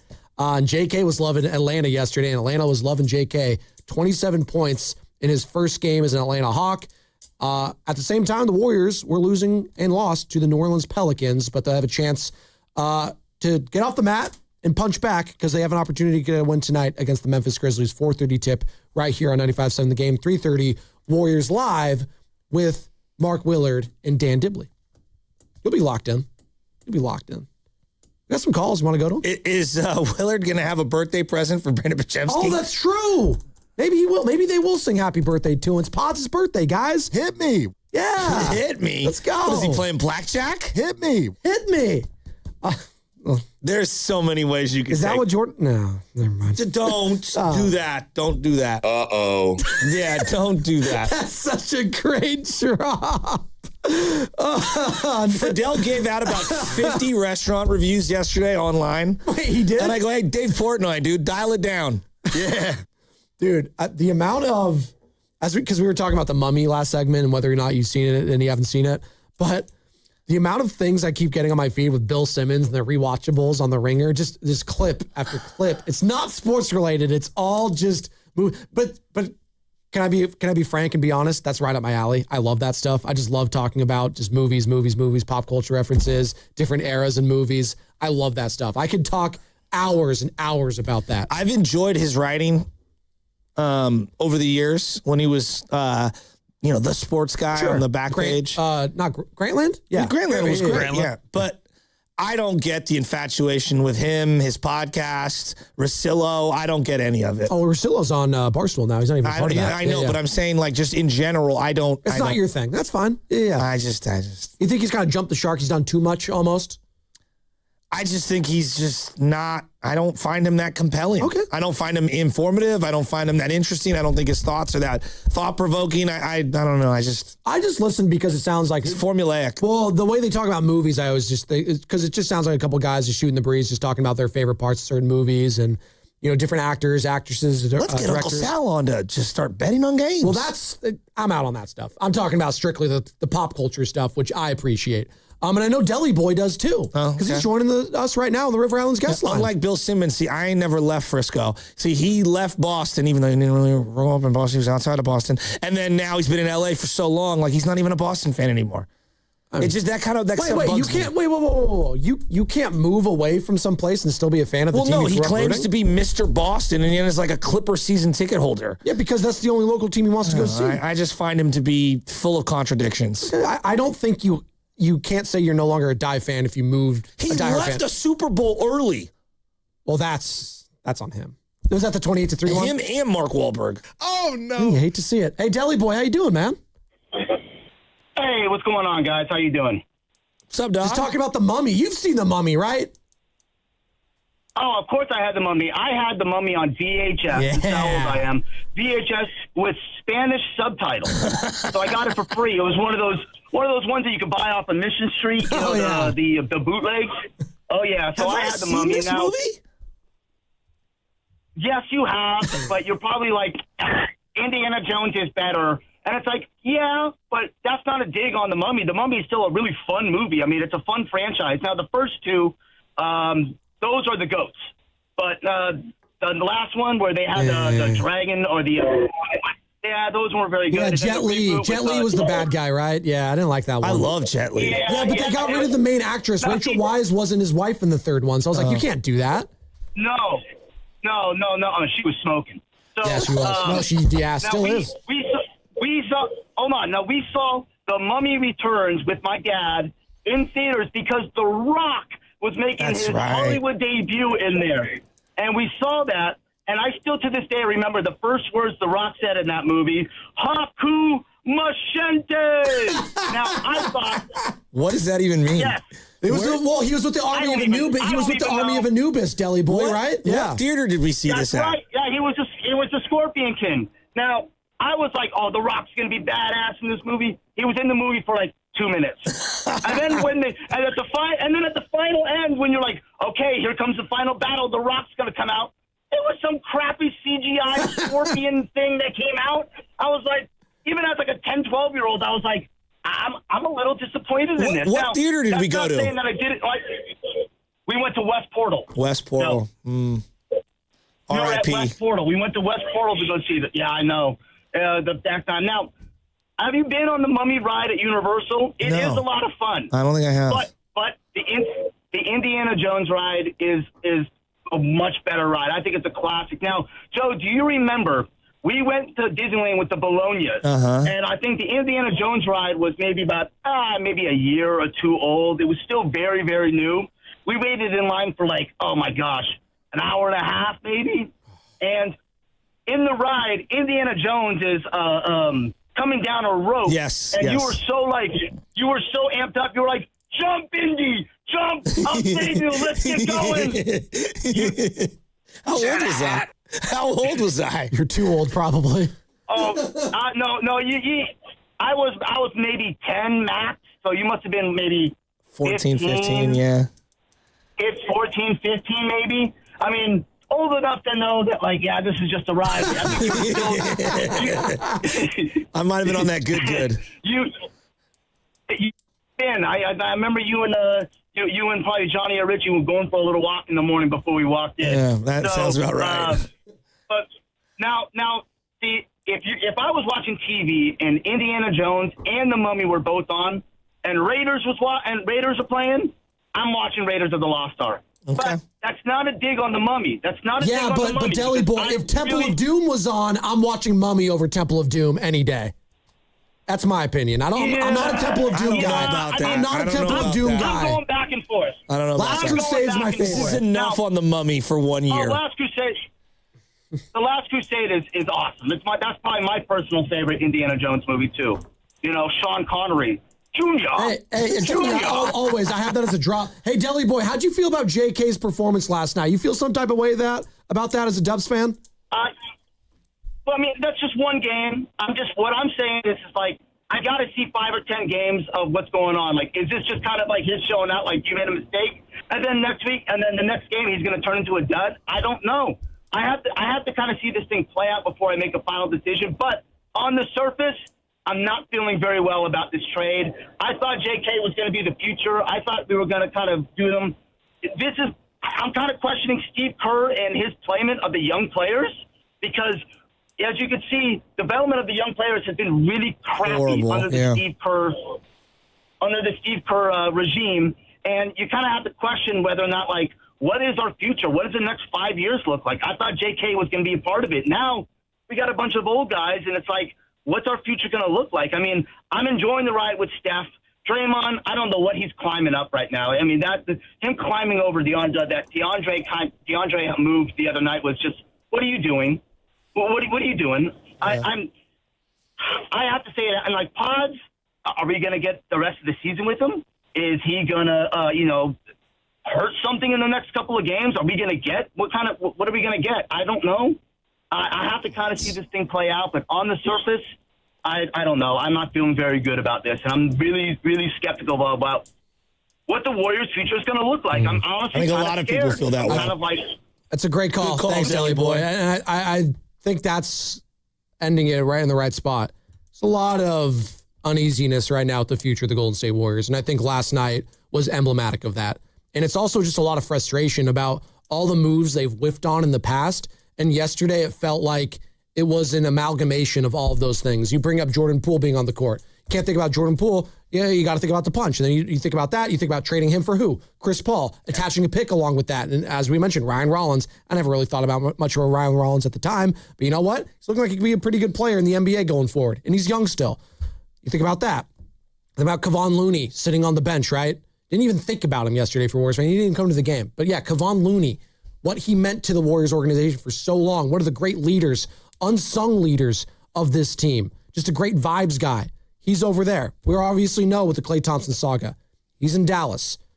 Now we're seeing this with Draymond Green. What's going down with him? Is he going to come off the bench? He's going to buy into a new role? I have no idea.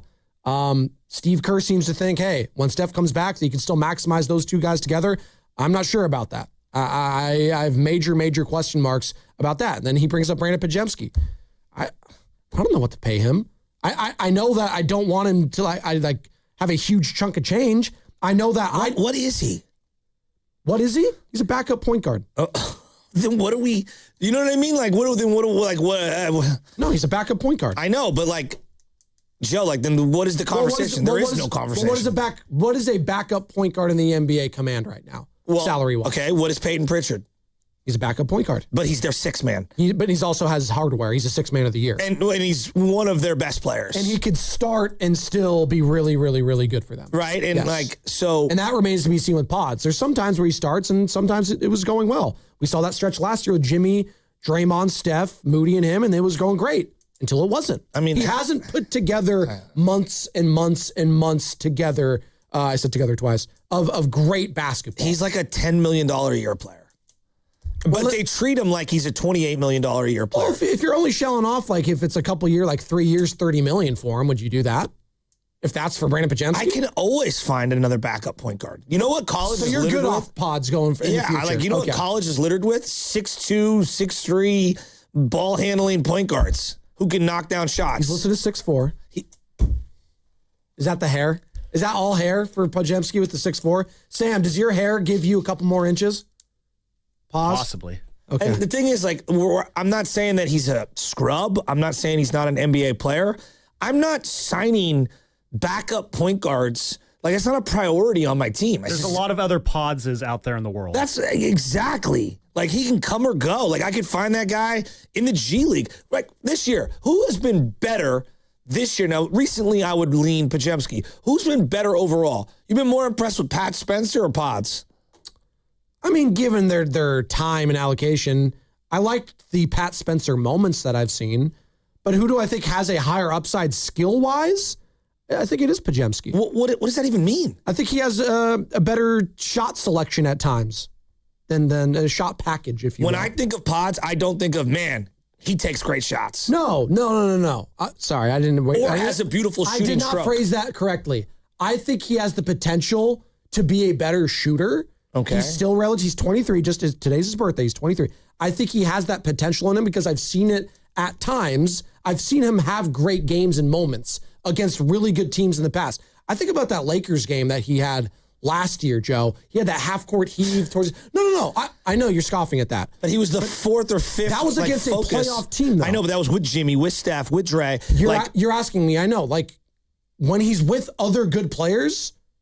He could play well. He's closer to Pat Spencer. He's with a crap team right now. I know, but his team isn't good. No, I just think we need to have a real, like, he's a solid off-the-bench guy. He's closer Pat Spencer's almost 30 years old. No, I know, but he's closer to a two-way player in Pat Spencer, who just got signed for the year, than he is to Peyton Pritchard. Yes. But yet he's given leeway like he thinks he's Peyton Pritchard, and he's just not. Well, because there's no one else on the team that, like, who wants to shoot the ball?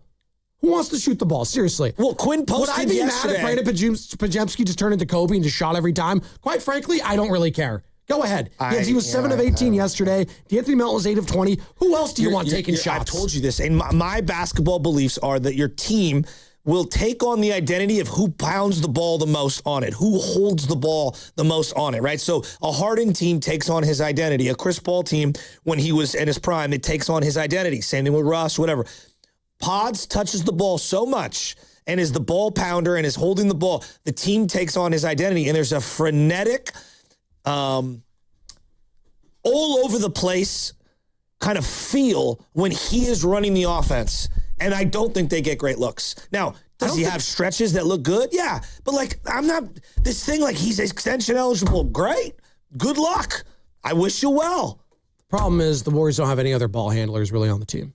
They just don't. Yeah, but no, they do though, because Melton's a ball handler. Pat Spencer and D'Anthony Melton. That's yes. And D'Anthony Melton's really good. Forgetting one, someone. Draymond Green. But you don't want to see Draymond. But again, like they actually do have a lot of ball handlers. Those are all the guys that hold the ball. Like that's Draymond, Melton, Pat Spencer, Pods. Like that's who's they've got a team full of 6'3" and under guys. Those are the names you just sent. Draymond Green at this stage. No, I understand. Melton, it's the Pat cold Spencer, reality. Brandon Pajemski. I know that's so. Like, I refuse to just be upset. And if there was a clear, bona fide guy that needs the ball and is a all-star level player, and that's who needs to set the tone, I understand. Right now, I just refuse to get upset when people call in and say he shouldn't be leading this team in minutes. He's shooting the ball too much. I was like, okay, outside of D'Anthony Melton, who else do you want shooting the ball more? Moses Moody's shooting the ball great, and he's continuing to do that. So there's a great example. I mean, you could pick out any game. Guys are going to have bad possessions, but there were 3 consecutive possessions against Denver at the end of the third quarter that got them back into the game. And Bruce Brown was like, like laughing at Pods. And then last night, and then what happened in that game? Example. What happened in that game? Pods took the game over in the fourth quarter, and Pods was the one laughing at him. He was significantly awful for 3 quarters, and he did have a great finish to the game. He did. But Joe, I can't unsee the bad stuff. That's like Jimmy Garoppolo throwing 2 or 3 picks, and then, hey, he brought it together and had a game-winning drive. No, it's perfect. Draymond Green had a pretty good fourth quarter yesterday. It was not great. I'm not losing sleep over this player. Like this is, I'm not either. This is a guy you could find all throughout the league. I refuse to be outraged by Brandon Pajemski anymore. This is what I'm getting at. I just refuse to be outraged. It's not outraged. It's honestly what it really is the guy's solid, but his role is just he leads the team in minutes. What is his role? Do you think Steve Kerr has done right by Brandon Pajemski? No, I actually think he's giving him way too much leeway and he doesn't rein him in. And I think the complaining to the officials has gotten a little better. So that's one element that I'll give him credit. Shot selection, like yesterday's a great example. They get 2 stops in a row, and 2 times in a row, he comes down. No one else touches it. He gets a high pick and roll. You're open for a reason. Fade away, falling away, off front iron. It's not a great shot. It's not a great shot. That's a real backup point guard sets the offense. Get others involved. Pass and move. Like, keep it going. You maybe will attack, jump stop, which is a key element for most point guards. Jump stop, pivot out of trouble, and kick it out to an open shooter. So, like, fundamentally, I have significant issues with the way he plays ball. Nick Friedel on with Willard and Dibs yesterday talked about how the Warriors will handle Pajemski's contract in the future. If you're the Warriors, as much as you may want to sign, let's take Pods, for example, I don't think it's crazy for any team to say, okay, well, what do you think you can do? Show it. Prove it. I mean, Pods the other day, and he got rolling in that fourth quarter. We'll see if it was an outlier or if it's what's ahead in these next 25 games or so. He was awesome. I think it's even more impressive, guys, that he was 1 for 10, and he was still rebounding, and the assists were there. But, I mean, if you're 1 for 10 in a game, how many times, Pods included, do you see a guy get the ball and then dump it out because he doesn't want to shoot it anymore? Pods kept shooting, and he kept making plays, and he was the difference late in that game. So, in talking to him this season, I think he really does want to be here. I know a lot got blown out of proportion with some of the things he said, especially I want Steph and Draymond to be able to go to Lacob and Dunleavy and say, hey, we want to leave it with this guy. But I think his heart was in the right place there. I think the organization means something to him. It's just going to depend on how much he wants to get paid. And that always is the bottom line in pro sports. I think the key with Pods is he feels like he can help this team into some next stage. And if he really feels like that, he could leave at least a little bit of money on the table, depending on what the offer is. And they could find their way going from there. I cannot believe we're talking about some big extension for Pods. It's wild to me. I think it's wild. I don't think they're going to give him you think they're going to give him like what, 4-year, $100 million? No, anything over like 10, 11, 12 million is absurd money. I don't think they're going to do that. Like, I don't know what his market, what is it even his market outside of Golden State? How many times, forget JK, just throw him to the side. Just throw him aside. How many times did Moody start a game 1 for 9 and then not play in the fourth quarter? A lot. Now is different because they're in a different spot. He's also shooting better. I think that's a microcosm of the Pod experience, the Pod's experience for a lot of Warrior fans. It's like he's allowed to go 1 for 10 and then stay out there the whole fourth quarter and be able to salvage that performance. And he did. And he rewarded them by playing amazing. A lot of other guys on this team aren't allowed to do that. And I think that is extremely frustrating. AJ's in Los Angeles. He's been hanging on tight. Let's go to AJ. How you doing, man? You're on the roast. What's going on, man? How you doing? There's a lot going on, AJ. Hey, AJ, can you wish Brandon Pajemski happy birthday? He's 23 today. Happy birthday, kid. Thank you. Thank you. He's listening. So. Hey, you know what? Let me just first touch on that. The reason that I was calling is that the Warriors, and it's not a microcosm of Steph Curry being out. They play an atrocious brand of basketball. It doesn't fit the modern style. They had one guy who fit the modern style of basketball, and today it just looks ugly. It's nasty. They had over probably close to 120 rebounds yesterday overall in that game. Across the league, you probably didn't see one team that had 80 rebounds total in the entire game. I mean, that's a lot of missed shots, a lot of bad basketball. It's just not sustainable on how they play. And to be fair, I had them in the little mini box up there because the main game I was watching was Sir Jonathan Kaminga. It's funny because, we were sitting back, people were asking, like, are you upset because of how he performed? I mean, that has to be a representation of your character if you were angry at the way this kid was playing. Like, are we really stupid? Did we really believe? I know it's a lot of media guys out there. Nick Friedel is this Pods homer and this homer for Kerr and this homer for a lot of bad players. You can tell Nick never played basketball before, okay? But if you're really sitting here stupid believing that this kid was going to take off and he represent the modern brand and style of basketball and he was going to go over to the Hawks and stink up the place, I was looking at his per 36. It's 25, 7, and 3. Last night, he dropped 27, 7, and 3. And that's not even playing 36 minutes. So is it sustainable? Yes, because that's who he is. He didn't have to look over his shoulder. He played the basketball the right way. And it's crazy. The way that they talk about him versus how he's talked about here is way different. They consider him a elite defender, elite playmaker, and a guy that can get downhill and make it easier on his teammates. Here, he's considered a bad defender, a bad ball handler, and a bad playmaker. We should watch out, man. We should watch out. I mean, it's gonna get real ugly for my Dubs before it get better, and I'm a little bit scared. I'm a little bit terrified. It's not gonna look good. They don't have really one true NBA player on that roster today. Not one.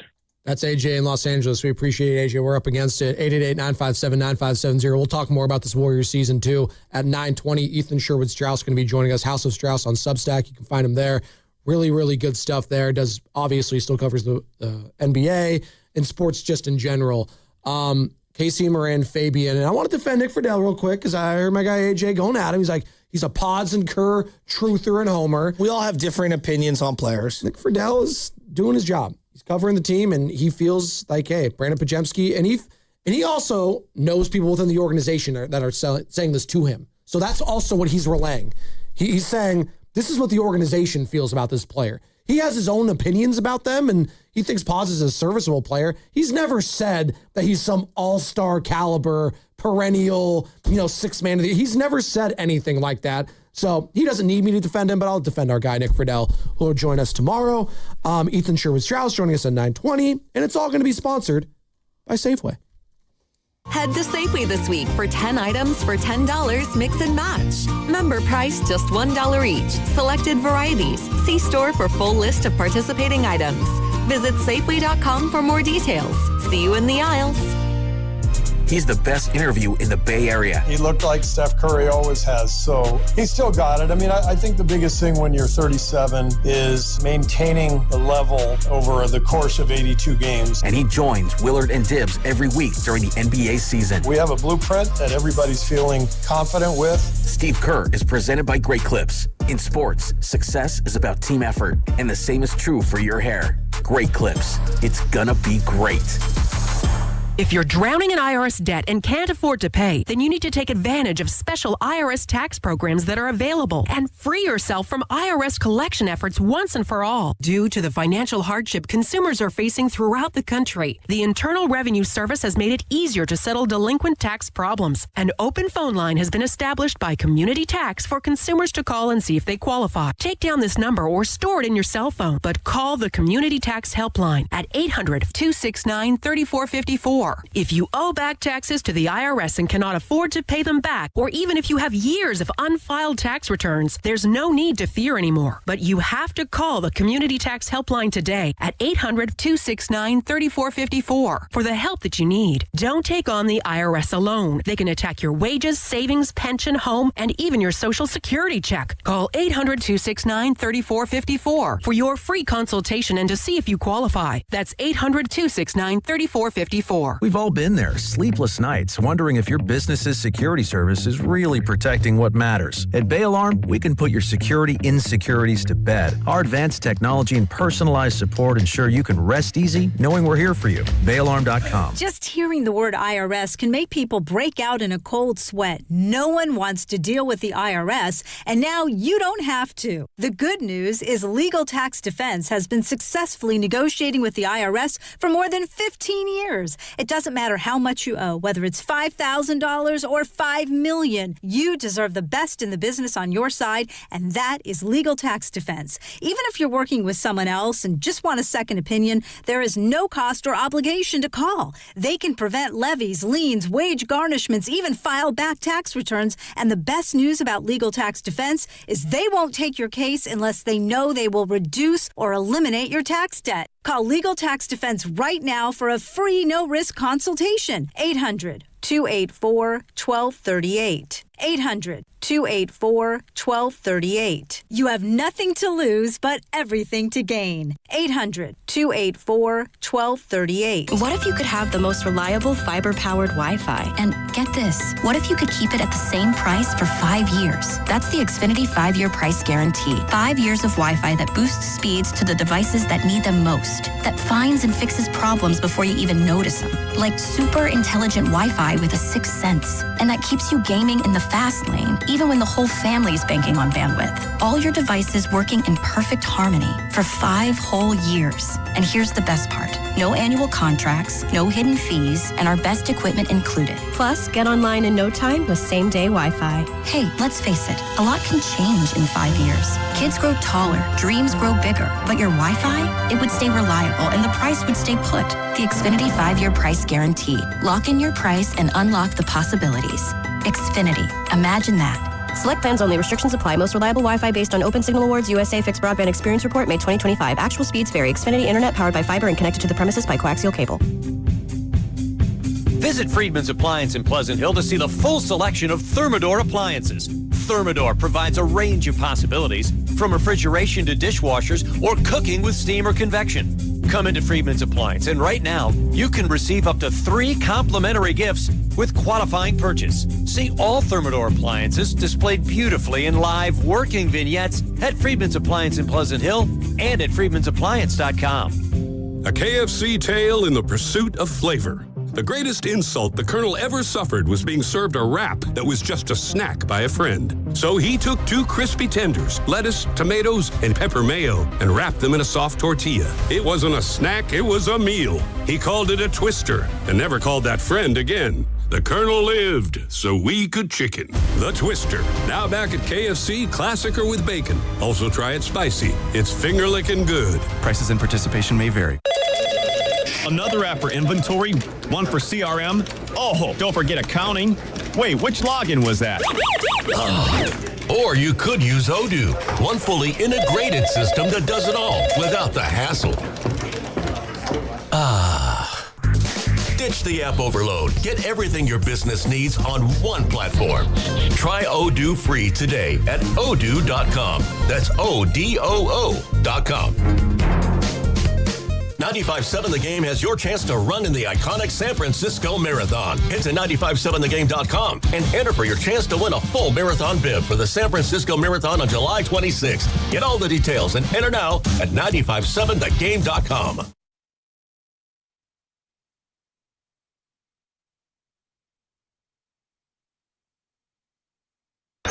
To the top, Ricochet. Corner three, Kaminga. Good again. Okay. Jonathan Kaminga with his third three. The runner by Sharif is no good.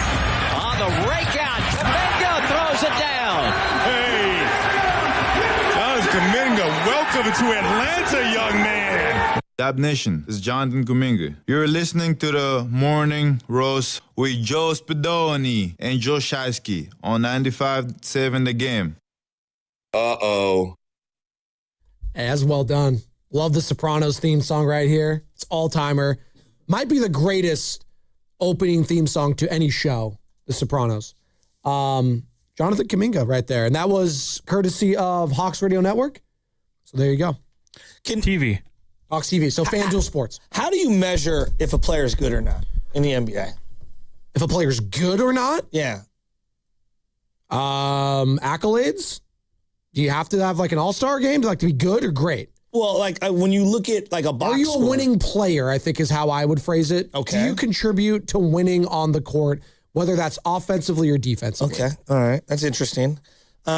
Every player has strengths and weaknesses, right? Correct. Jokic is one of the greatest players we've ever seen. He struggles defensively. Yeah. But he does so much offensively to change the game. Like, I mean, if you just look at like true shooting percentage, which is just one of the many different metrics. I mean, Jokic is top in the league. Yeah. Almost 70%. Yeah. It's incredible for a guy that shoots all over the floor the way that he does. If you were to look at like something like assist to turnover ratio, you know, his is really good for a guy that holds the ball a lot. He does turn the ball over a lot. What's been one of the negatives just on the Warriors in general? Turnovers. I would agree. Dre is 30th in the NBA in turnovers. Steph is 47th, and he's missed a lot of games. These are season totals. And Pods is 85th. Okay? Is that lower the number, worse it is? For the audience, lower the number. Higher is bad. Okay, so number one's worse. Okay, Luka leads the league in turnovers, right? Then there's things like assist to turnover ratio, right? Like how is your assist to turnover ratio? You know, for guys that do handle the ball a lot, Sure. and whether you consider Pods a shooting guard or a point guard, his assist to turnover ratio is 65th in the NBA. So that tells you there are two ball handlers on every team better than him in terms of assist to turnover ratio. He only averages a handful of assists, like 3, and almost 2 turnovers a game. Now, that's not exclusive to him. Draymond's assist to turnover ratio isn't great. Who is good on the Warriors? Jimmy. Jimmy is elite at assist to turnover ratio. Guys like, I'm just going to throw some names at you. These are guys that are elite at assist to turnover ratio because that's a problem for the Warriors. Right. Tyus Jones. He's been a really solid backup point guard for a long time. A ball handler who touches the ball a lot, Davion Mitchell, is excellent at that. Mikal Bridges, excellent. TJ McConnell, excellent. DeMar DeRozan, excellent. Nembhard, excellent. I'm just giving you names. Butler's 23rd in the NBA right now. So whether you consider him a shooting guard or whether you consider him a point guard, there are 37 point guards who have a better assist to turnover ratio than Pods. I'm not turning this into crush Pods time. Just saying, if you're going to handle the ball a lot, the team is going to take on your identity. And when Steph Curry turns the ball over a lot, well, they still take on his identity because he's such a prolific scorer. And he does so much else off ball, pass and move, you know, kick and dish and cut off ball and do all these screens. They take on that identity when he's there. When he's not there, and when you know, Draymond has the ball a lot, like they do turn it over, you know, and Draymond does his best work as an assist man, specifically delivering passes, pocket passes to Steph Curry. Now, he did a lot better job in the fourth quarter yesterday. I think one of their big issues is like Pods is not prolific enough of a shooter, whether it's the mid-range game, the three-point game, or around the rim, though he's gotten better around the rim. Yeah. To offset his turnovers and his lack of being able to create for others. He doesn't assist enough for me and help others. In fact, he actually throws guys into turnovers. And that's my biggest problem with him as a ball handler, playing the heavy minutes that he does. And you just look in the league right now, the guy has played. I mean, I can't. He's like a top 40 guy in terms of overall minutes in the league. Overall minutes in the league. Warriors as a team, 4th worst in turnovers per game. Only teams above them, Wizards, Jazz, Blazers. Warriors averaging 15 turnovers a game. And why is that? Think of the guys who hold the ball the most on this team. The ones you just talked about. Dre, and Pods. And I'm not trying to pick on any one of them. I'm identifying issues. So now, Jokic holds the ball a lot, and they take on his identity, do they not? They're the 3rd best, the Denver Nuggets, 12.2 turnovers per game. Right? They're methodical. I think when the Lakers get blown out, part of why they get blown out is they take on Luka's identity where he's sloppy. They're he's bottom 3rd, and then he doesn't get back on defense. Like he pouts, I don't need people to tell me. Now, in the half court, the Lakers are one of the best teams in the league in terms of efficiency. It's when they you get out and run, they're just incredible. So, like I bring up Peyton Pritchard. He has a 4-to-1 assist to turnover ratio. Why is Jimmy Butler so smart? He's methodical. He slows things down. 3-to-1. 3-to-1. That's 23rd in the league, assist to turnover ratio. Now, Jimmy does other things that are really, really well, like gets the free throw line. And so I'm not saying there are things like Pods does things well. Rebounding. For his size, he rebounds really, really, really, really well. 15 yesterday. Really, really, really well. Like he does. And I give him a lot of credit for that. This team needs to have their guards rebound. That is important for them. Like when they were an awesome team, their guards all rebounded.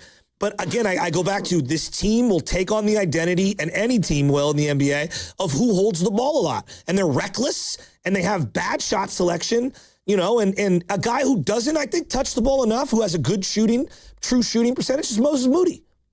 You mentioned the Boston Celtics, who are 9-1 in their last 10. The Warriors got up close and personal with them just last week, and they have the best turnovers or lack thereof per game. They're only averaging 11.4. And again, that is a team I do not want to mess with in the Eastern Conference. What do they do really well? They play hard. They have good shot selection. They play great defense. They push the ball ahead. They push. They're younger. They're athletic. Yeah. I look at the Warriors. I'll give Pods this. I think there's times he runs and no one runs with him. No. Yeah. And I think that's where he does get in trouble, because I think you need to know the players you're playing with. Right, and you need to slow it down a little. Let's go to the phones. People want to join the conversation. Let's start with Fabian in Maryland before we get to Kyle in Chicago. What's up, Fabian? You're on the roast. Hey, what's going on, guys? How you doing? Funny enough, a group of friends of mine, we're like voting to see which movies we want to watch by decade, and we picked Indiana Jones, and the whole time I'm watching it, I'm comparing it to The Mummy. No way. But yeah, that's crazy. crazy. It's crazy. Ironic. So. All right, man, as an out-of-town or out-of-market Niners fan, it's really, fascinating listening to, y'all Warriors talk sometimes. And I when I'm listening to or just being a part of the whole, Kaminga thing, I really do agree with Guru.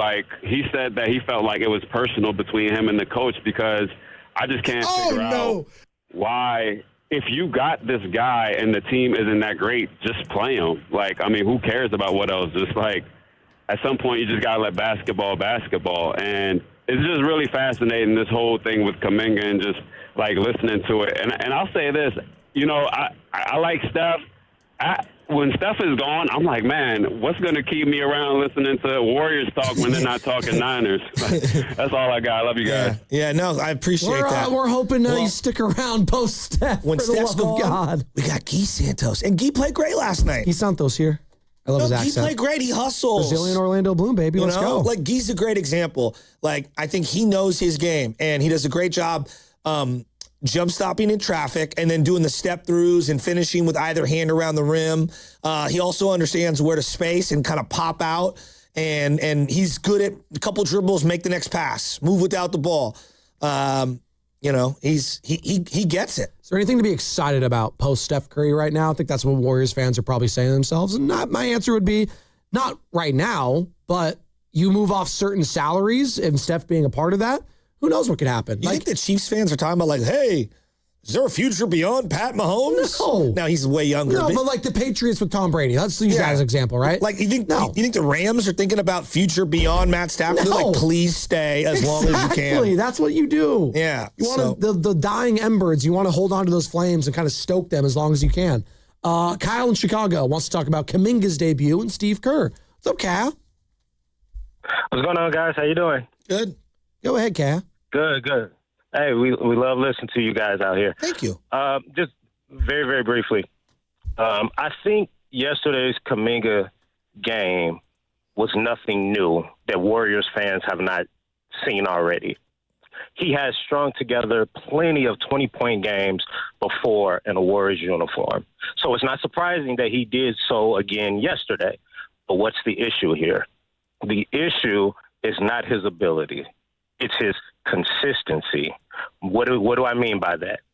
The exact same thing that he's doing in Atlanta, Steve Kerr has been asking him for years to do so. Rebound, defend, all the little things. Why? Because Steve Kerr has been asked to do what?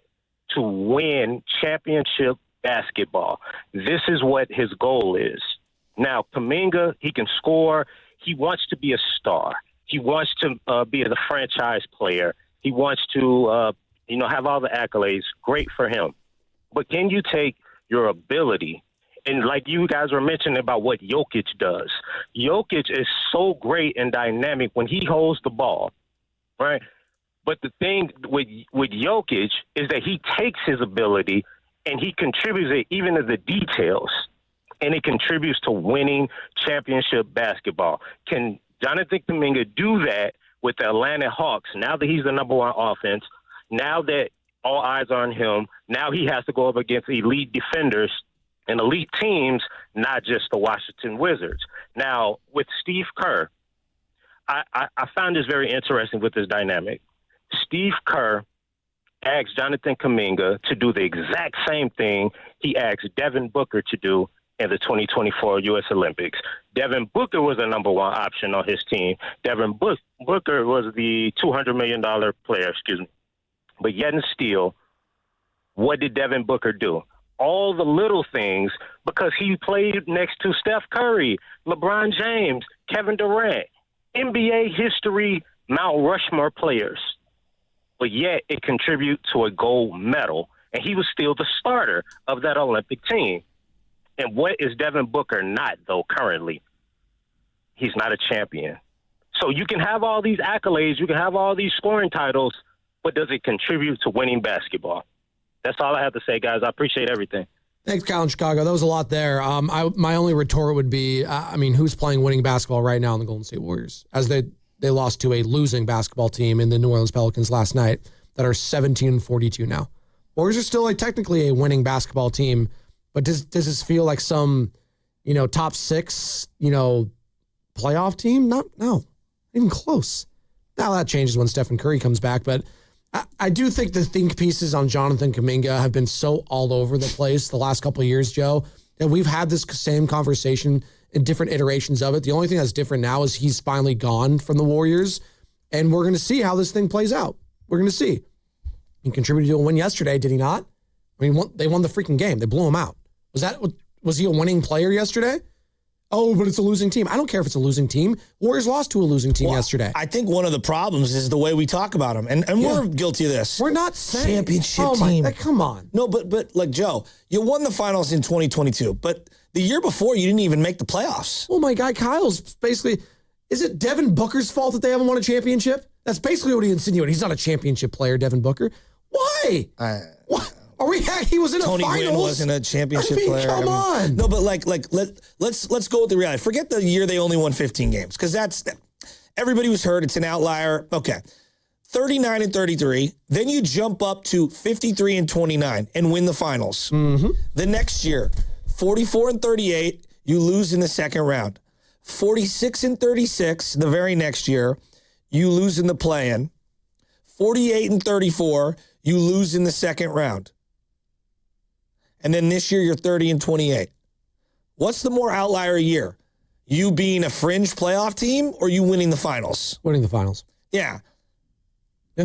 That was an outlier. That's why Nick Friedel calls it the bonus title, which, take that for what it's worth. But yeah, I can understand why, because you felt like that was probably going to be the only, the last opportunity to win a title. You make the trade for Jimmy Butler. You get this false sense of hope potentially that like, hey, we get the right matchup. Hey, we beat the Thunder or the T-Wolves in the second round. Then Steph gets hurt. Oh, that's too bad. But like, we could do it again next year if they stay healthy. But now we're learning these guys don't stay healthy when you get past the age of 35. This is the name of the game in sports, especially in basketball. You do not defeat father time in basketball. Tom Brady might have been able to do it in football. You don't do it in basketball. Just history will tell you that, unfortunately. And part of that is, Joe, you want to start getting these young guys a la Kawhi Leonard with the Spurs. I'm not saying, John, let me be abundantly clear. Jonathan Kaminga is not Kawhi Leonard, but fans just want young players to be excited about that could help extend whatever it is you're trying to do. And in Steph's case, is meaningful basketball. And that was maybe the promise of a Jonathan Kaminga that was never fulfilled. And whoever that promise was from, whether that's the owner, whether that's the GM, I don't know. But you drafted the guy knowing he was a project and didn't let projects do what they're supposed to do, is that let them work through their mistakes. And that's the problem. Yeah, no, there's no doubt. And I just think they have a full sense of where they really are. The year that they won 53 games, they started off 18-2. So that tells you they were a little under 500 basically for the rest of the year. Correct. Okay? Yeah. Now, what happened that year? Steph got hurt. Mm-hmm. Dre got hurt. And the bottom fell out. No, they got lucky. They threaded the needle. They ended up winning the finals, and they get a lot of credit for that. Jill, but even the year prior to that, and then every year since, they've basically been a slightly better than 500 team. We have not talked about this team as legitimate title contenders since that 2022-2023 season. In 6 years, we've had the 18-2 run and then the Jimmy run at the end of last year. Where else? Show me a 20-game stretch anywhere else in the last 6 years that made you, oh my God. I'm talking about a regular season. Like, oh my God, this team is for real. No, and even last year, I'd push back, and you brought this up. The teams they were beating in the regular season. Yeah, but it felt real. It felt real. It did. It felt real. I'm going to admit that I thought it felt real. We were snorting the hopium and the copium, if you will. Like, but at the same time, it's all about matchups. And they dug themselves such a hole that when you have to dig yourself out of it and have that much wear and tear on guys that are over 35, that's what's going to happen. And you saw it with the torn hamstring with Steph Curry. You saw it with the hurt butt with Jimmy Butler. These things happen. By the way, Ethan Sherwood-Strauss joining us in about 16 minutes. Who is Ethan Sherwood-Strauss? Well, you should know him. He used to cover the Warriors here in the Bay. But you can find him at Sherwood-Strauss on Twitter and on Substack, houseofstrauss.com, talking all things Golden State Warriors and also just the league in general, where he sees it going. Because we were talking about it earlier, Joe. Whenever I watch a New Orleans Pelicans game in New Orleans, it just feels depressing. No, it does. It feels like a factory of sadness whenever I have to watch just the empty seats at Smoothie King Center, Smoothie King Arena. It is just sad. The amount of times I'm thinking about, why is there a team here? Why isn't there an NBA team in New Orleans when their star players constantly want to leave? Whether that's Chris Paul once upon a time with the Clippers, whether that's Anthony Davis saying, that's all, folks, wearing the shirt. And then now Zion Williamson wants to leave. They already lost Brandon Ingram. He's gone. It's not sustainable there. We all know it. I don't know what No one wants to be there. I think you got to relocate. I just don't think it works. Where would you relocate them if you could? Where would I? Well, they want to do They're expansion. the West, so, Okay, but why are they in the West?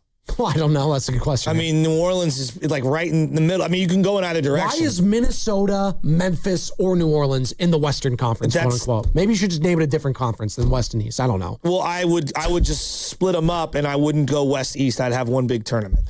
But that's neither here nor there. And they used to do it for travel purposes. Everyone's flying private now. It doesn't matter. I mean, they're going to do an expansion team in Seattle and in Vegas because it's going to get you a lot of money. But I don't know. I don't know where you relocate them. I don't have an answer for you. Tony is in Oakland. She might have an answer. She wants to join the conversation. Hey, Tony, you're on the roast. First props to the Chicago guy who just called in, right? The reason, Kaminga is not consistent. And why might that be? Because a lot of players have this problem. If you let your ego or who you want to be get in the way of your pillar of spirit that should be doing the work for you. You're going to be like the quad guy. And, pride comes before a fall and hit the ice or the court, right? So that's the problem there. And along those, right now the combine is going on, as I told Sam. And pretty soon, just like with the tech companies, they're going to make their employees or their scouts use AI to find players. Possibly. No. You got to find people that have the stuff that can feel the upright pillar and know they're not going to be like Dax when it comes to the playoffs and fold like a cheap suit. You got to be able to feel who's got the stuff and mirror it to the rest of the team so everyone's ready, like the Hughes brothers in American hockey, right? Oh, yeah, totally. Hey, Tony, you ever been to Atlanta? No. Do you want to go? What's in Atlanta? There's a lot of things in Atlanta. They have like an aquarium, the Coca-Cola Museum. I want to play the golf course Eastlake. Yeah, they have golf there. The great food. Why, are you moving there or something? No, I'm asking you if you want to go. Me and you and Shasky, we'll all go to Atlanta. Are you asking her out on a date? I'm dating Well, someone you else. got to get to the level of God and be mirroring before I go anywhere. Tony, I'm a confirmed Catholic. I'm a confirmed Catholic. What? That doesn't matter. You got to be perfected and feel it. I do. Me and God talk all the time. No. Perfected. There's only really one perfect being, and that is God. Tony, hold on. Wait. Only God is perfect. I can't be perfect. Only God is perfect. He perfects us in the love your neighbor as yourself. Do you know what that really means? Yeah, but my neighbor better not park in my driveway. I told you to look at Rembrandt's Jacob coupling or Jacob wrestling with the angel. You get perfected within. That is how you love your neighbor as yourself. Otherwise, you just see an object, right? So would you say you're perfected at that level? I would say I'm perfected at that level. No, and Jonathan Kaminga is trying to get perfected too. Wait a minute. If you were perfected at that level, you may not want to be on the radio anymore because you know what?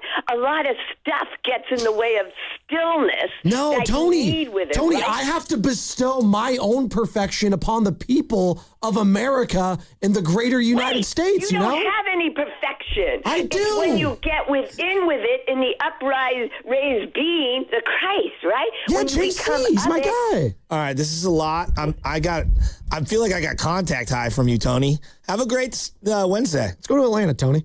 Let's go. They got a lot of great things. I felt like you were asking her on a date. Well, I was just wondering if she's ever been to Atlanta and wants to go. Could you imagine courting Tony?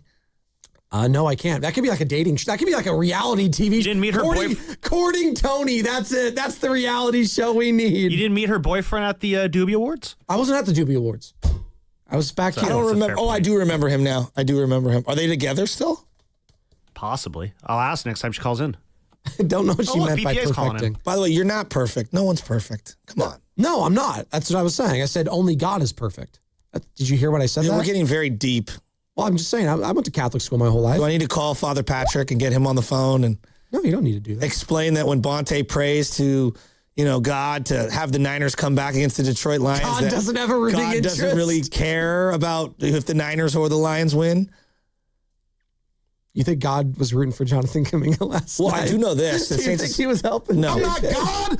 I mean, look, if we're going to have a Kaminga conversation, it's one game. He's got to stay healthy. He's got to be more consistent. I don't know. The question now is Porzingis and Kaminga, we're going to be comparing and contrasting the final 25 Well, games. if that's the case, then Kaminga is the leader in the clubhouse. It's not even close. My God. JK, all he needs to do is honestly just play in games. He doesn't have to play well. If he just plays, it's already a win for the Atlanta Hawks. Because you know what?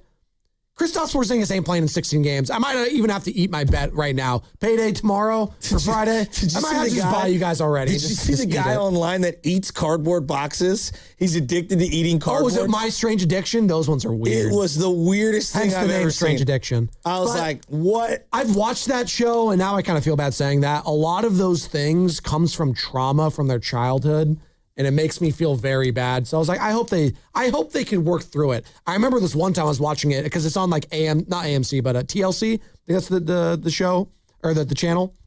There was one that this woman liked to eat like just toilet paper. And there was another one where she ate rocks because she said she liked the earthy texture and taste. Many years ago, up the Russian River Memorial Day weekend, one of my nieces, she was really little, she put a rock up her nose, and we had to take her to the emergency room so they could get tweezers to pull out the rock. And she kept trying to dig it out and was pushing it higher up. Yeah, it was bad. If you smell what the Rock is cooking. Come on, that was pretty good. Don't throw rocks. That was pretty good. Don't throw rocks. It's a Warriors Wednesday brought to you by Especially Freeman's when you live in a Appliance. glass house. Come see their full selection of in-stock luxury appliances, live working vignettes. Visit Freeman's Appliance in Pleasant Hill today. Let's visit with Ethan Sherwood-Strauss on the other side. Brought to you. Oh, this is a long read. I have to do this one. Brought to you by Ceremony Ford. Waiting for the best time to buy a new Ford truck? Well, it's right now. Ford Truck Month is here at Ceremony Ford on the 2025 F-150. Get 0% APR for 60 months plus $1,000 bonus cash with zero down and zero payments for 90 days. Don't wait. Right off 280 in Colma and Daly City or at ceremonyford.com. Ceremony Ford, the Bay Area's Ford dealer. Here it comes. At T-Mobile, get the new Samsung Galaxy S26 Ultra with Galaxy AI. Okay, we don't need the trumpets. We know it's awesome. You even get a 5-year price guarantee. And the best benefits in wireless. A kazoo? Pre-order and get the new Galaxy S26 Ultra. Really? Nothing? Did I mention at T-Mobile there's no trade-in needed? Better. Guarantee excludes taxes and fees. Applies to monthly price of on-network talk, text, and 5G data on the Beyond plan. Benefits vary by plan. May require activation and are based on included perks. Exclusions and details at T-Mobile.com. Hey, Bay Area sports fans, get ready for game day with Laughing Monk Brewing. Whether you're watching with friends or heading out after the final whistle, Laughing Monk has the perfect beer for the moment. With locations in Sunnyvale, Scotts Valley, and Bayview in San Francisco, there's always a Monk nearby. And now, check out their newest San Francisco location in Nopa. From crisp lagers to bold IPAs, every beer is righteously brewed in San Francisco. Grab a pint, grab your crew, and make game day better at Laughing Monk Brewing. Righteously brewed in San Francisco. Did you know that most people wait 6 or 7 years before they buy a new TV? That's a lot of time in front of one TV. So why not get one of the best sets for the next 7 years? Like one of the top-rated Samsung, LG, or Sony models. Too expensive? What if you could get up to $1,000 trade-in for your old set? Who would do a stupid deal like this? Right now, at Video Only, you can get big bucks for your old set as a trade-in and a hot price on the new models. Don't be sorry. Check out Video Only. Are you interested in being an install or service technician? Good news! R&S Doors and Gates is hiring. If you have good mechanical skills and a knowledge of power tools, welding, and motor controls, you should apply today. R&S Doors has openings to repair and install commercial overhead doors, entry doors, and loading dock equipment. You must be able to work in a professional, fast-paced environment. Call 800-FIX-A-DOOR and apply today. That's 800-FIX-A-DOOR or visit rsdoors.com. R&S Doors. Look for the red truck. This is the sound of Jack, buzz cutting his way to a small fortune. To Jack, every time he cuts his own hair, that's $50 right in his pocket. If Jack sees DIY buzz cuts as a saving strategy, Wells Fargo is right behind him. And with their mobile app, tracking his savings is easy. Oh, ouch. However you make money work, we can work with that. Mobile carriers' message and data rates may apply. Wells Fargo Bank, N.A., member FDIC. What if you had the smartest Wi-Fi? If you did, it'd be Xfinity, of course. And it'd come with their best state-of-the-art equipment. It would boost speeds to the devices that needed them most, prioritizing your most important connections, whether you were streaming, gaming, or gaming while pretending to work. And it would let you stream 4. That's right, 4 games on one screen. It would even power your mobile connection so you could bring faster, secure Wi-Fi speeds with you where you use it most. It would be proactive and fix problems before you knew you had them. Impressive, right? And it would have security features that protect you from threats at home and online. Kinda like a force field for your life. If you had the smartest Wi-Fi, well, everything would work together seamlessly to keep you connected, no matter what. Xfinity. Imagine that. Restrictions apply. Odyssey San Francisco is proud to present our first quarterly game changer of 2026. Sam Meekley, a hard worker and quick problem solver. Sam keeps the cluster together, listens, fixes fast, and is always so calm. Thank you, Sam. Hey, it's Willard. Legends are built over time. Anyone can have a great game, a lucky season. At Habis Law, generations matter. For Tariq Habis and Nicholas Habis, integrity was learned at the dinner table. And a hard truth, clients are often victimized twice. First by accidents, then by greedy insurance companies. 40 years strong, Omar, Tariq, and now Nicholas Habis, generations fighting to make it right. Visit HabisLaw.com. Omar Habis is a California licensed attorney. Offices in Northern California, including San Jose. Past results do not guarantee future outcomes. Indeed presents hires you can't afford to get wrong, like payroll manager. Hi, my last paycheck was all in Icelandic krona. You are welcome. Welcome? Given the exchange rate between the dollar and the krona, you're technically a millionaire now. Don't spend it all in one place. I can't really spend it anywhere. There's always Iceland. This is a job for sponsored jobs.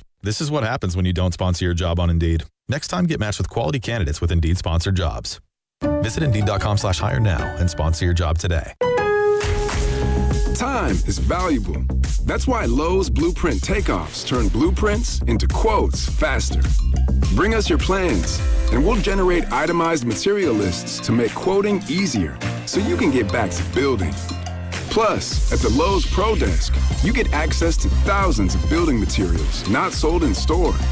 And when your order's ready, we'll deliver everything to the job site. Improving is easy at Lowe's. It all comes down to this, folks. Yep, the entire season is on the line. But my throat has officially thrown in the towel. Sounds like you need Vicks VapoCool drops. They're max strength and vaporize sore throat pain. Whoa! These VapoCool drops hit fast. Speaking of fast, did you just see that play? Yeah, he vaporized that ball. That pun should have come with a penalty. Vaporize sore throat pain with Vicks VapoCool drops. Use as directed. VapoCool.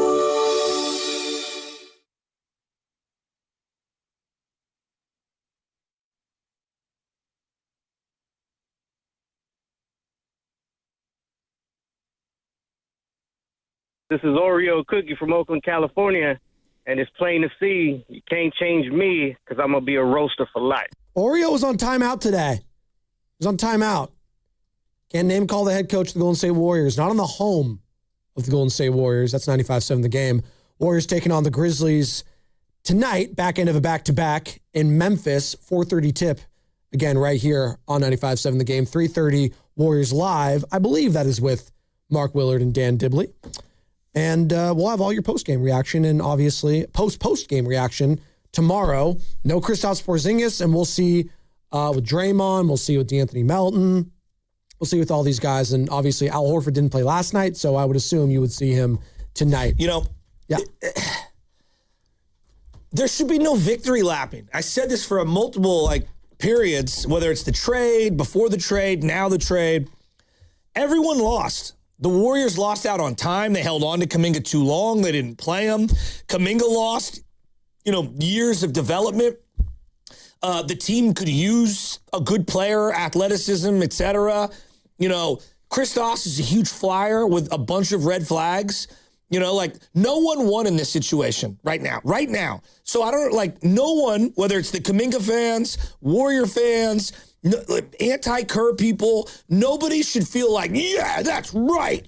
Do we all kind of we all have to kind of wear a big fat L today? It just sucks. I mean, this is what happens towards the ends of dynasties and runs. This is usually what it looks like, unfortunately. I mean, Atlanta might have won. They play the Wizards again tomorrow, by the way, at home in Atlanta. We'll see if JK has another encore performance. Can we agree that he needs to continue to do this for an extended period of time, prove that he can stay healthy? There's many checklists. It's a great night for him. And I'm happy for him. But this should not be some coronation in one way or the other. No, and joining us right now on the River Islands guest line, Ethan Sherwood-Strauss. You can find him at Sherwood-Strauss on Twitter, and the website is houseofstrauss.com. And Ethan, we'll just pull you right into the conversation. Joe Spadoni alongside Joe Shasky. What is your whole view on this kind of dying embers of a fading dynasty in Golden State? And I think last night was kind of the perfect encapsulation for a Warriors fan, watching them lose to a horrible New Orleans Pelican squad, no Jimmy, no Steph, and at the same time, Jonathan Kaminga going off in Atlanta in his debut, and we'll see what happens there. But there's just a lot right now with Golden State Warriors fans and how they're feeling. Yeah, my reaction when I saw the Kaminga thing was, uh-oh. That was my reaction. Because I know when you talk about this stuff, there are people who say, we don't have to worry about him anymore. That's not really a story for us. We don't need Slater telling us about Kaminga because he doesn't play for the Warriors. Yeah. You know, in theory, yeah. In practice, if that guy goes off, it is a very dark disaster and epilogue for what has been just one of the most glorious runs in basketball.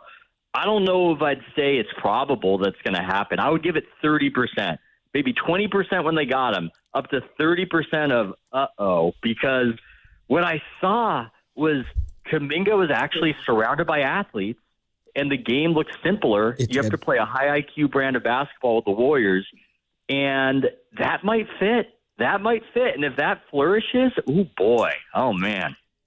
What was the biggest mistake throughout the Kaminga? Just the whole thing with the Warriors. Was it drafting him? Was that the biggest mistake? Was it not moving off him earlier? Was it maybe staying with Draymond too long at the expense of Kaminga? Like there's so many elements to this, but if you were to pinpoint the number one thing for you and your point of view, where'd they go wrong? I think it's the picks, man. And it's a matter of perspective as to whether you should be angry about it. I know talking to Steve Kerr back in the day, and I know he's not the GM, but it's his perspective from having been a GM that the draft is more of a crapshoot than people give it credit for. So your reaction as a fan might be, I'm really angry that the Warriors botched the picks and they should have picked other guys. And I can't tell you you're wrong, but there's a different perspective of that's how it goes, man. That's how it goes. They had a shot at this. They had a shot at prolonging this. They had a couple bites at the apple, and they just got unlucky. Thank God they got the championship in 2022, but they just flopped on those. And it is a painful, lingering mistake, and yet one where I don't know if I can be angry over it or say I would have done the job any better. Ethan Sherwood-Strauss joining us here on the Morning Roast, courtesy of the River Islands Guest Line. You can find him at Sherwood-Strauss on Twitter and find him houseofstrauss.com. And the latest article you had on there, Ethan, was really good. I was reading it this morning. The sports culture war state of the union. A lot of interesting stuff there post-Olympics. But I wanted to touch more on, you obviously were very tired with this organization. How do you think Joe Lacob is feeling right now, Warriors owner? Not good. Not good. I mean, this is the stuff that really fractures dynamics, and often between not just ownership and coach, but GM and coach, and this idea of, hey, play my young guys. But we can't. We need to win. And then if he flourishes, it's just bad news. I will say this for Steve. I don't know how this is going to go, but I keep hearing Steve doesn't develop young players. What I'll say in his defense is that none of these guys have really popped when Steve cut the rope, right? So, I mean, I think it was Ryan Rollins had a cup of coffee, but he wasn't really part of the rotation or anything. It's not been a track record where Patrick McCaw has made Steve Kerr look like an idiot later. So I think we should keep that in mind. At the same time, even though I know that Kaminga doesn't really know how to play basketball, even if I realize that, he's just so damn athletic, man. It's worrisome. You might not need to know how to play basketball. And I'm reminded of this story from when I was a younger reporter and the late, great Kobe Bryant. After the game, there's this game where this young player on the Lakers, this young player who wasn't known to be a three-point shooter, took a three-point shot and he got benched. And we asked Kobe about it after, and he said, sometimes to be truly great, you need to do something that contradicts what the coach wants you to do because you believe in yourself that much. Now, the problem is the guy I'm describing who took that shot was Andrew Bynum. I knew it. He walked out of the league in a year or two. But I think there's something to that. And what I'm saying when I tell that story is it's going to be one thing or the other thing for Kaminga, I believe.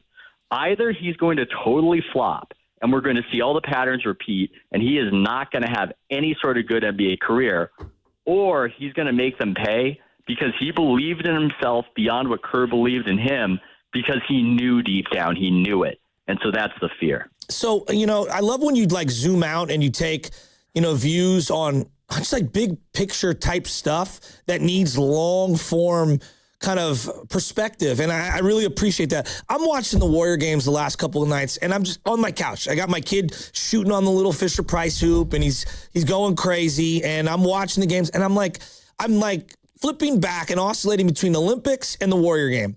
And the Warrior game, there are advertisements. I took a screenshot. There are like 9 advertisements that I could see on the screen. Then there's the jersey patch, this. It was like sensory overload, okay? Then I flip back to the Olympics and there's nothing. There's like no advertisements. They spent $8 or $9 billion to have it on. Then I go back to NBC Bay Area, not the national broadcast, and they've got like little graphics like it's 2K underneath every player. This is Pods and this is, Al Horford with the ball and they're going back. And I'm just like, dude, this is too much. Like this is way too much. So I don't know who said this, and I'm stealing their material. The aesthetics of the Olympics and Augusta National, I know now you're into golf, are the last 2 spots on Sports Earth where it feels like advertisements aren't just being jammed down my throats and graphics are just being overutilized. I can't get over how much they're jamming into the broadcast. Yes, it matters. And it's something that Adam Silver doesn't get. He doesn't understand it. He overfits the pan as a chef. And the NBA's got this problem. It's an inventory sport. So there's just a lot of stuff. But there's a lot of noise in the culture, and we are in an event world. The NFL thrives, UFC fights, these rare events. But when you've got a bunch of games, you can fade in the background. The problem is that Adam Silver does the exact wrong thing in response to a lot of this. He tries to throw more bells and whistles at everything, and that just makes the NBA seem like more noise. It seems like more noise when I'm watching a game and the team's jerseys don't fit at all what their colors are and what I recognize them as. I mean, I've seen the Pistons play the Spurs, and the Spurs were wearing red and blue, and the Pistons were wearing silver and black. Like, just that's a mess. And you can extend that out. I know that sounds like a thing on the side, but I hear those complaints from fans all the time. Sam, our producer, came storming in last night because he goes, the Cavs were wearing the Suns color uniforms. I had no idea who was playing, and it's like, you're not alone. Like, I go crazy. Ethan, what's the Warrior home jersey? In my mind, it's like, the traditional colors. I don't know what it is. That's what I'm saying. Exactly. It might be the Chinese New Year jersey they do, for all I know. Seriously. At this point. I have no clue.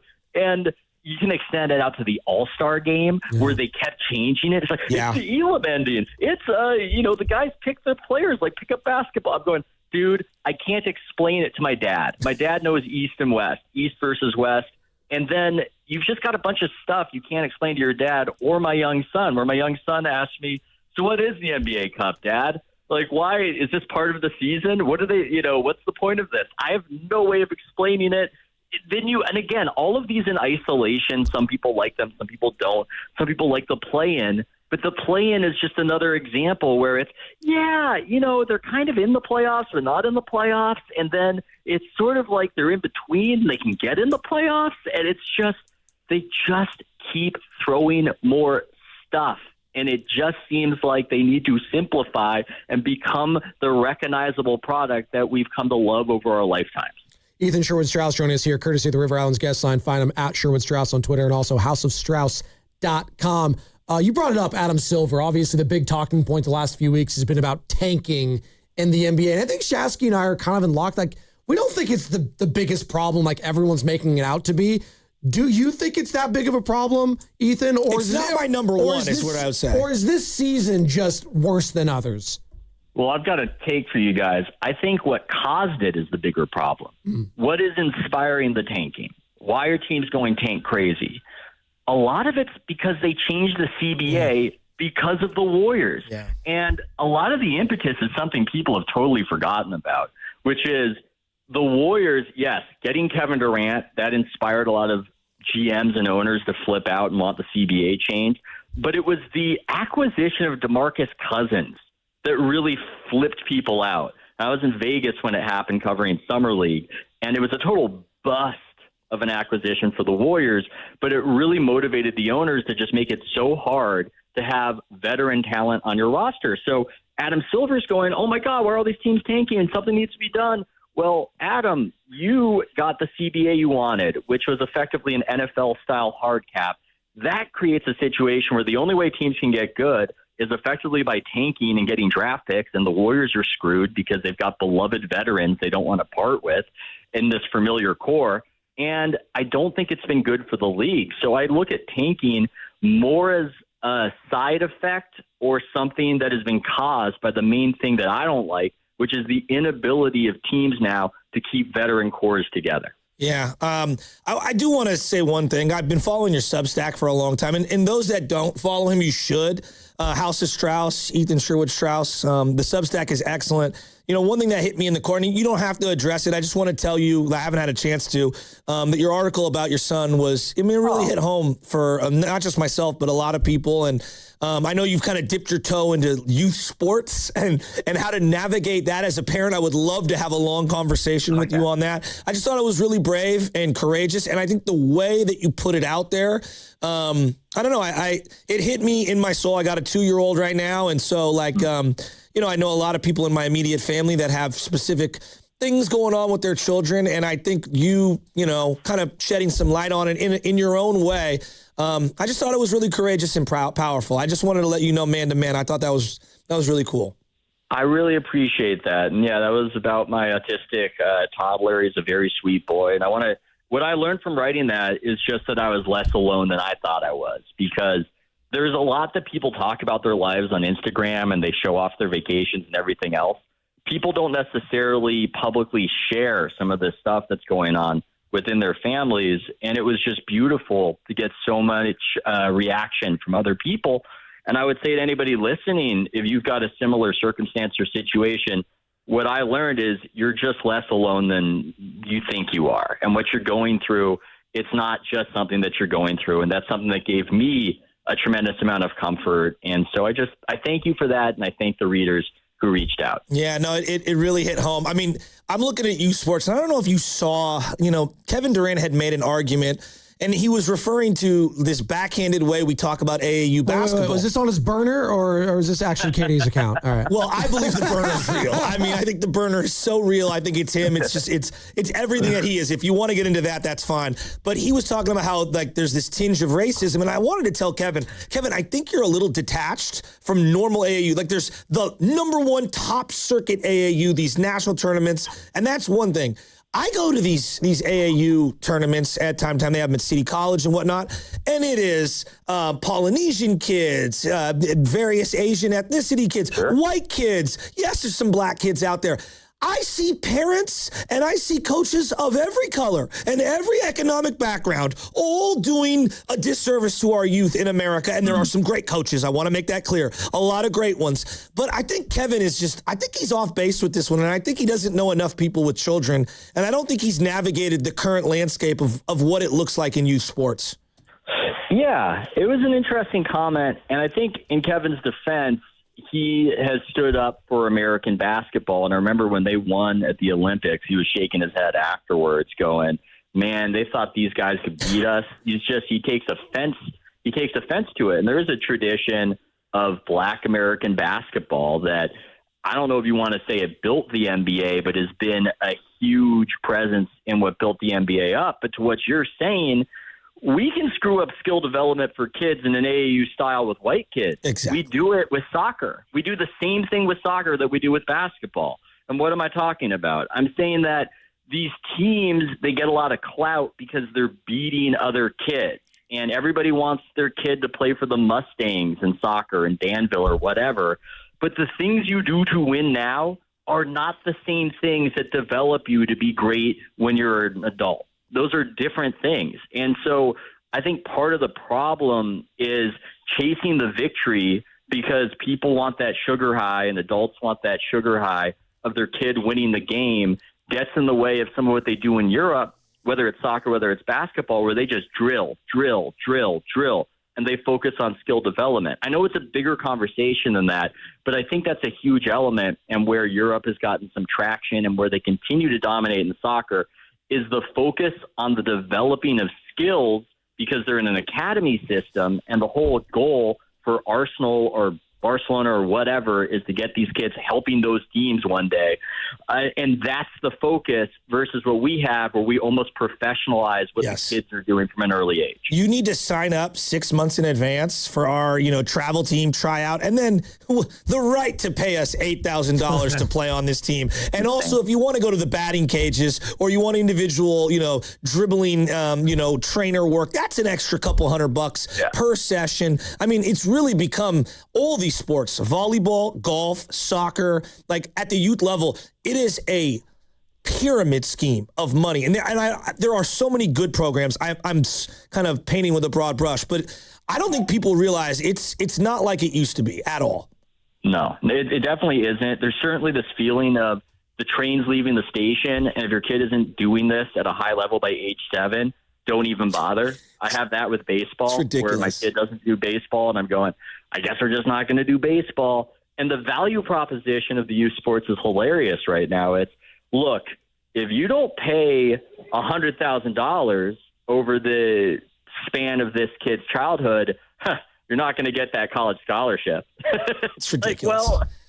It seems like I'm spending more to get them good enough to get the college scholarship than what the college scholarship is worth. So maybe that's not even why we're doing this. Maybe it's just we're all kind of chasing status because we're chasing dreams for our kids, and we don't know what else to do if they show some talent. It's well said. Ethan, appreciate the time this morning, man, and hopefully we do it again down the line.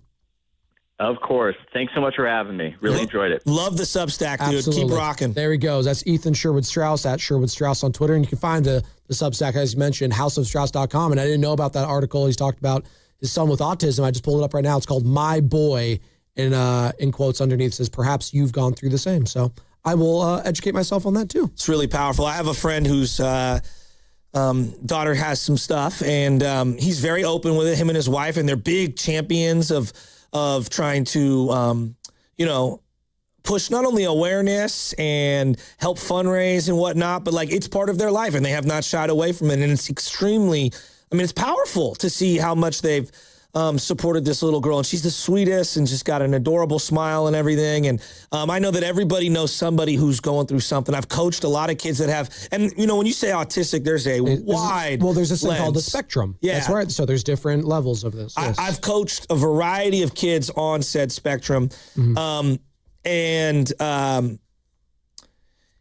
As the coach, it's a thing to navigate. You want to know. You want to know, and you want to be able to try to help that kid, and you want them to have a great experience, but you also don't want them to feel like individually pointed out or made different, because they want to be part of the team and they want to be all in. And then, I don't know, I just thought it was really courageous that he put that out there, and he kept saying I'm not trying to use this to make you look at me in a different way. I just wanted to get this off my chest. Absolutely. I think that was well said, and a great interview. And if you missed any of it, you can find it on YouTube or the free Odyssey app. And always learn something when I talk to Ethan Sherwood-Strauss, which is nice. And I think that's the mark of a great guest and someone that's really tapped in. It's when you learn something from them. And I always do whenever I read some of his articles. I thought he had a really good one recently on just the whole, the State of the Union last night, and just how we're viewing, our athletes that represent America, whether or not you want them to go visit the president, how you feel about all your political nature. I just thought how he navigated talking about it was very interesting. Well, one thing I love about people that make me think is that they don't require me to have to agree with them. No, well, that's the whole point. I don't agree with some of the things that he says, but which is fine. That's fine. But that's the best part about it, correct, I think. And I'm going to continue to read it because it makes me think about different things. And that's the whole point of this. Part of why I love listening to Willard, Dibbs, Steiny, Goo, and I love sports talk is I want to yell at the radio when I disagree. Correct. And then when I do agree with this guy, but I don't agree with that guy. And I'm a big believer in my family, and I grew up in a big family. We argue, and you tell your point and I tell my point, and I think you're out of your mind. Yep. Maybe by the end we can find some commonalities. Maybe, but it's family, so probably not. Exactly. And so it gets personal, and then I, want to kill you. But, we used to be a society where we would talk things out and maybe find some common ground. Maybe we find none at all, and that's totally cool. But you would listen to someone's argument, and I'll go, all right, soak that in. Here's my counterpoint, whatever. It just feels like social media. Now it's like either you agree with me or you agree with them. And if you agree with them, then you don't agree with me, and we can't even have a conversation. Well, and I hate that. And we do that so much time in sports media. That's literally what the Kaminga conversation was for so long. Either you love him or you hate him. No in between. 888-957-9570. It's just crazy, and that's what sports, and unfortunately, and not on our show, I'm not saying that, but for the national perspective, a lot of sports talk has turned into that, which sucks. So real quick, getting back to his kid, and we're talking about like youth sports and navigating it and everything. And, there was a time I had a kid on the team a couple years back, and he clearly had some emotional stuff.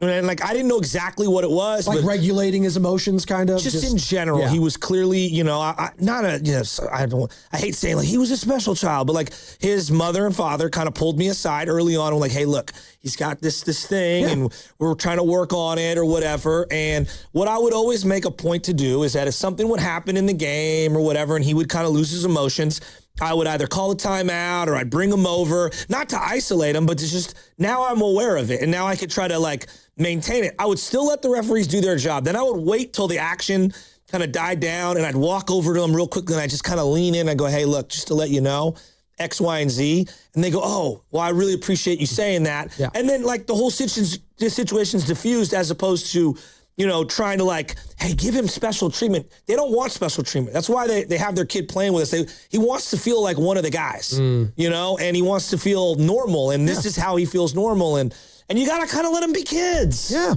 So, him sharing that, as someone that wants to see a lot of kids succeed and do well and feel good about themselves, youth sports is not about a college scholarship. Youth sports is about confidence and building up maybe some healthy habits and camaraderie and how to deal with authority when it doesn't go your way and how to win and lose with grace and how to work together as a team and how to push yourself beyond your limits. Not about just getting a college scholarship. The amount of kids that I've coached that have gotten college scholarships, we're talking about very minimal, very minimal. You got to just enjoy it. If your kid is into piano, feed that. Yeah. They're into dance, feed that.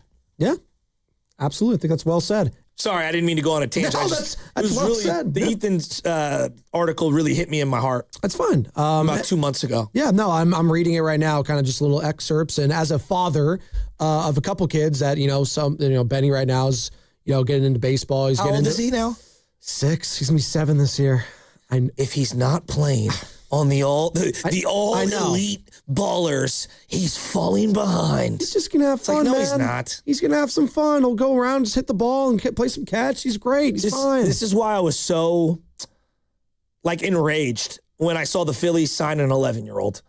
I was like, that's what ridiculous. are we doing? Let the kid be a kid, right? Like, what? Wait, who was that 8th grader that committed to USC with Lane Kiffin? You guys remember that one time? Dude, this is like a decade plus ago. Baby Gronk. Oh, please. And Baby Gronk. The parents, we all, I'll post videos of my kid Can he hitting get the to foam 6 ball. foot before we compare him? He's like 3 feet tall, Baby Gronk. I'm guilty of this. We're all guilty of this. Everyone wants to see their kids succeed and everything. I get it. Believe me, I truly do get it. But at the end of the day, I always say, dude, they're 12. They're 14. They're 15 or whatever. I think this is well said. 9. I'm reading this clip, the article right now with Ethan Sherwood-Strauss, House of Strauss. We just had him on. And this quote, talking about his son, is like, the majority of parents want kids who succeed and exceed them. Beyond everything else they mean to us, they could also be vessels for our own egos. 100%. So, and I think that's pretty well said. And unfortunately, that gets to a level with some of these parents that try to relive their own, glory days through them and live vicariously through your kids. And it's like, you got to take a step back. So my uncle and aunt, they have triplets. And the triplets were all raised in basically the same environment. Triplets? Triplets. God love them. One of them is an elite Irish dancer. Oh, that's what she does. Step dancing, nice. She's incredible. She's a great Irish dancer, Elizabeth. Maddie has always kind of barked her own beat, and she is totally into. She wanted to be a veterinarian for many years, and she's the sweetest girl you've ever met. Now she's doing wrestling, and she did really well this year. Wrestling, yeah. Nice. And then does she have a walkout song yet? No. Okay, no, maybe. No. Stone Cold. She did really well this year, you know? And then Dennis has played all the sports. He's not all the way in on he wrestles now in high school, and I believe he played football this year, but I could be wrong. The older brother ran track, and now my uncle and what I admire is they kind of just let them figure out what they like, and then they're like, oh, you like this? We're going to feed that. You know, they didn't force all three of them to do all the same stuff, and if you don't like it, then oh my God, and there's something really pure about that. That's obviously, I've mentioned many times, I'm one of 10 children, so I have 3 sisters and 6 brothers. You can imagine we're all into different things growing up. Hell yeah. And my parents would try to get us into certain as you said, piano, maybe or whatever some it of is. us. Piano, I did piano lessons as a kid. I did tennis lessons as a kid. I did golf. I did basketball. Obviously, I played youth basketball. I played youth soccer. All this stuff, and just to see if I have a drive for any of those things. And sometimes I might, and sometimes I might not. And same goes with all my other siblings. And you know, it's always interesting. I think of my little brother and sister. They're twins, Mikey and Sarah. And Mikey loved playing sports. He loved playing baseball. Yeah. He was a good pitcher. He was a lefty. He loved playing. He did swimming in high school, did soccer a bunch. Could not give a rip, though, about watching sports. Interesting. It's that does nothing for me. I don't want, I'll go to a game, and I'm don't care at all. Play, sure. But his sister, my sister, Sarah, she played a little bit, but she could not care either about just playing the sport, and she was kind of over it after a little bit. And then she kind of turned. Burnout is real. Yeah, the burnout's real. So, and for me, I played a couple seasons. I played water polo one year. I played golf, and then I was like, I don't want to play sports anymore. I don't have a drive to play it. And my parents never once said, "Oh, you signing up for this? You got to go sign up for that." I was like, no. They realized, hey, he's not into that. He's maybe probably wish I didn't play a lot of video games, but they're like, go outside a little bit, but you don't have to go play sports. And just knowing what makes your kid tick, I think is a lost thing for a lot of parents. 100%. Yeah. I have 2 rules, right? 2 rules when it comes to my particular, and I'm not telling the other people what to do. This is my house. Whatever we sign up for, we're going to finish out that season. My parents were very staunch on that because I was over a certain baseball season because I kept getting hit all the time, Joe. And I told my mom, quit. No. And she said the same thing. I was like, Mom, I really don't want to go play baseball anymore. I keep getting hit. Now, they probably should have told me stop crowding the plate. And this is hindsight, obviously. But I kept getting hit on the wrist and the arm and the shoulder. I was like, Mom, I don't want to play. These guys can't throw straight. I'm not having fun. She's like, you learned something by not quitting. Correct. And she said, hey, and my dad said, you made a commitment. Exactly. You're going to finish the season. Exactly. If you don't want to play anymore after this year, that's fine. But you need to get the hell out of the house. And I have 10 kids, and you need to leave and go do your own thing. Also, there are certain young men, little boys, young women, little girls. There are certain ones that I truly believe they need to be outside running, doing something. I'm not saying that you can't be into books and into learning and all that, but I truly believe to be healthy in the head and in the heart, you gotta do some dancing. You gotta go out on hikes. You gotta run. That doesn't mean you have to play sports, but you gotta get out into nature. I'm a big believer in that. Especially young men, they need to be out about busting a sweat every day. That was me. Skate or die, brother. I back sound in the like early the old 2000s. head, don't I? No, I was skateboarding Do I sound a lot. like an old head? No, I was skateboarding a lot, but back then skateboard culture was like, oh, you're getting into trouble. Well, yeah, my brother, you're getting high. I was like, no, I'm skateboarding. I'm just having fun. Final thoughts. You're at Fungi Fest.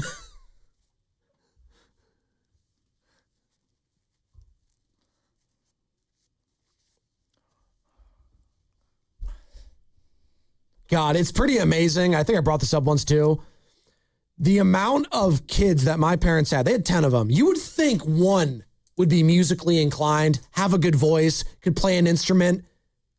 None of us. Dude, it's funny you say that. We suck. I went to this They thought play. one of us was going to be Mozart. I'm convinced they thought one of us was going to be a musical savant, is why she made all of us have piano lessons, and none of us could play anything. It's funny you bring that up. I went to a play a couple years back.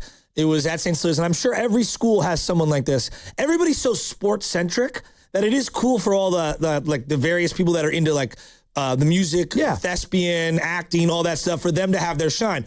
I went and saw one of the, it was Annie was the production. We've all seen Annie. The sun will come out tomorrow. Bro, the voices, and the star power from some of these like 5th, 6th grade boys and girls, I was like, oh my, I'm watching LeBron James. No, I'm dead serious. Some of these people, we don't talk about them, and they are incredible. Yeah. Incredible. So whatever your child's into, feed that. So it wasn't, it was required in my 7th and 8th grade class to do like musical productions. So you can't play anything? No. I acted. I was the lead in Willy Wonka. I started as Willy Wonka in Willy Wonka and the Chocolate Factory, or Charlie and the Chocolate Factory for those of you who read the book. But that's what the movie was called. I got a golden ticket. Yeah, that was Grandpa Joe and Charlie. With his bed sores. Yeah, that was always a very weird thing. That all like them like sitting in the bed together. Very odd. And I was also the Mad Hatter in Alice in Wonderland in 6th grade. Oh, wow. So there you go. So that's on DVD somewhere, Joe. Well, maybe you'll find that in the archives. Boys in the back, what do you got? Steiny, what's your final thought today? Steiny just came in and asked what he should talk about today. I said that Trent Williams stuff is really hitting really, really well. Hold, this is my final thought. Whoa, you don't get to interrupt. Whoa, Steiny, he might physically hurt you. He actually did. His hit. What was that? Steiny didn't say hi to me yesterday, so I'm a little irritated with him. Steiny, no rundown for you today. No, there you go. Exactly. Take it out. That's my final thought. He came back in. Get back. Get on the mic. Get on the damn mic. What do you want to say? What do you want to say? Say it. I got Lubman for the next 4 hours. Oh, no. What? Yeah. Where's the goo? We're talking about Lubman for 4 hours. Oh! This will be a great show. Talking about that hair. See, they claim to have the best hair at the station, Steiny and Goo. In reality, it's Sam Lubman. It's not even close. I'm taking Steiny. If I could be Steiny's age with that hair, I would die for it. I'm going bald already, so. It's all right. Me too. It's fading. What's up, Steven Risotto? What's up? So I've been thinking about this all week. There's nobody more prepared and revered in sports media these days than Mike Tirico. He's the best. What a job. Calls Super Bowl 60. The Italian Stallion. Flies straight to Italy for the Olympics and just dominates. This guy, if people didn't know it before, they know it now. He's putting himself up there if he wasn't already. Golf, basketball back in the day, NFL, Olympics. He literally is the voice of my generation as an adult. There's tales of him calling a sport completely unprepared and just doing a hell of a job. He's amazing. But he could do anything. Prepared, though. He could do so prepared. And he's a really good gentleman. Like, we've had a chance to have him on the show a variety of times. Just salt of the earth. And my favorite is his Trump golf story. Oh, it's God. like the all-time. We got to find it and play it at some point. He basically caught Trump cheating. Oh, shocked. Yeah, I know. So unlike him. That was our final thoughts. Steiny and Goo coming up next. Brought to you by Fremont Bank, here for you, here for good. And also by Kalshi. Trade on anything. Basketball is in full swing, and now you can trade the game in all 50 states on Kalshi. OKC is currently trading at 38% to beat Detroit. That means a $100 trade pays out $250 with a win. Download the Kalshi app and use code FAN to get $10 when you trade $100. Kalshi. Trade on anything. Xfinity Tech Support. Matthew speaking.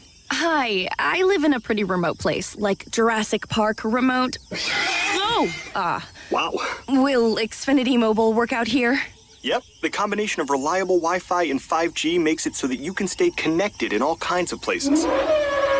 Plus, you get access to ultra-fast speeds and coverage, whether you're poolside or out live streaming with a T-Rex. Hold still, you're about to go viral.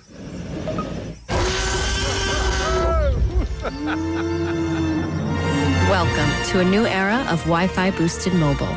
Cut your mobile bill in half with 2 lines of unlimited. Discover a new era of Wi-Fi boosted mobile at xfinitymobile.com. Xfinity. Imagine that. Watch Jurassic Park with Xfinity. Savings comparison based on promotional rate for 2 lines of Xfinity Mobile Unlimited versus 2 lines of T-Mobile Experience More, Verizon Unlimited Plus, and AT&T Starter as of February 10th, 2026.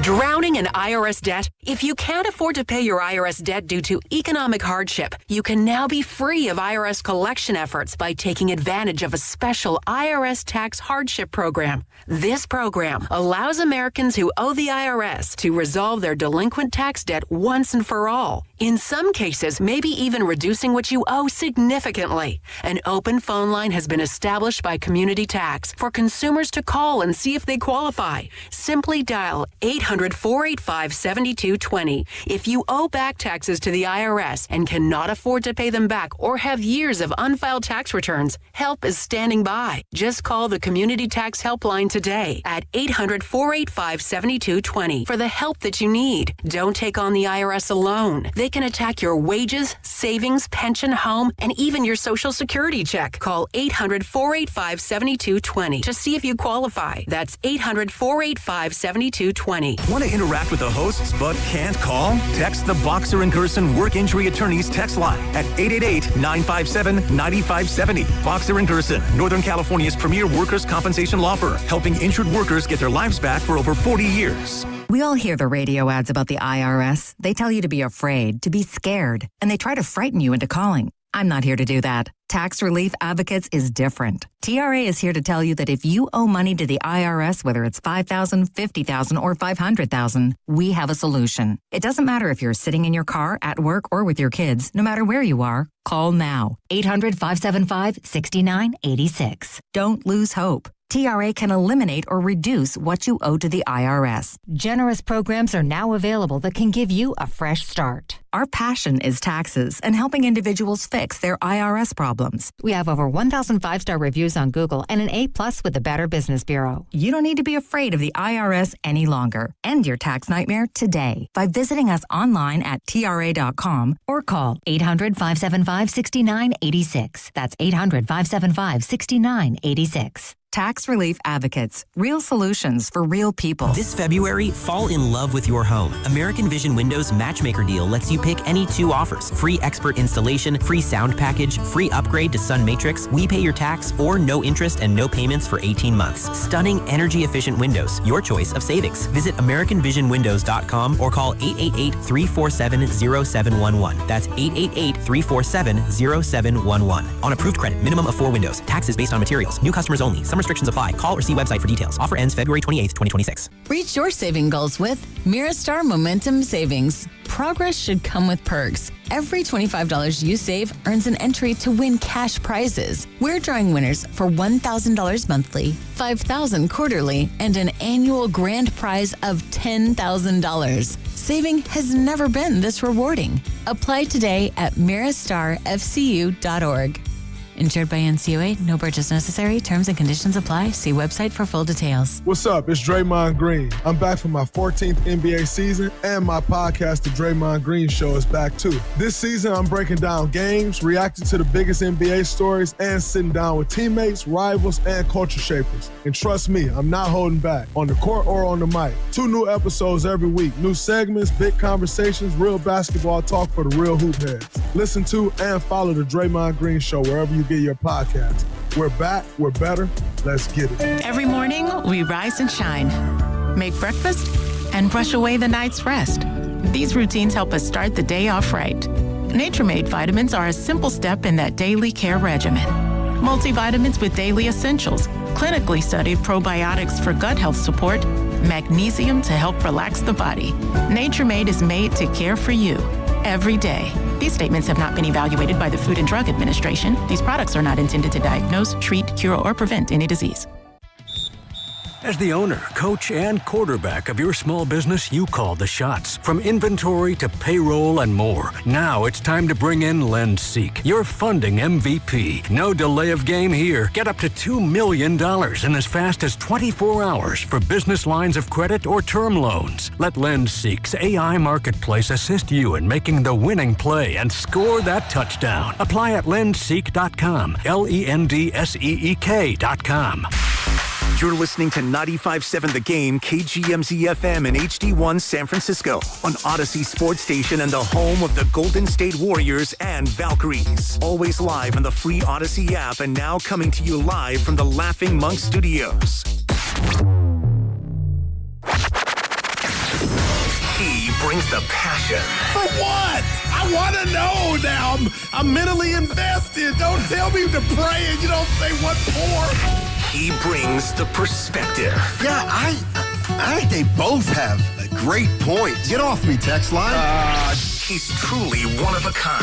That is wow. Oh, my God. Oh. And he's doing a great job. I need you to man up and say what you really want to say. Simon, you're doing a great job. I love Kaminga. And together, they are Steiny and Guru. Yeah. On 95.7 The Game. What's up, buddy?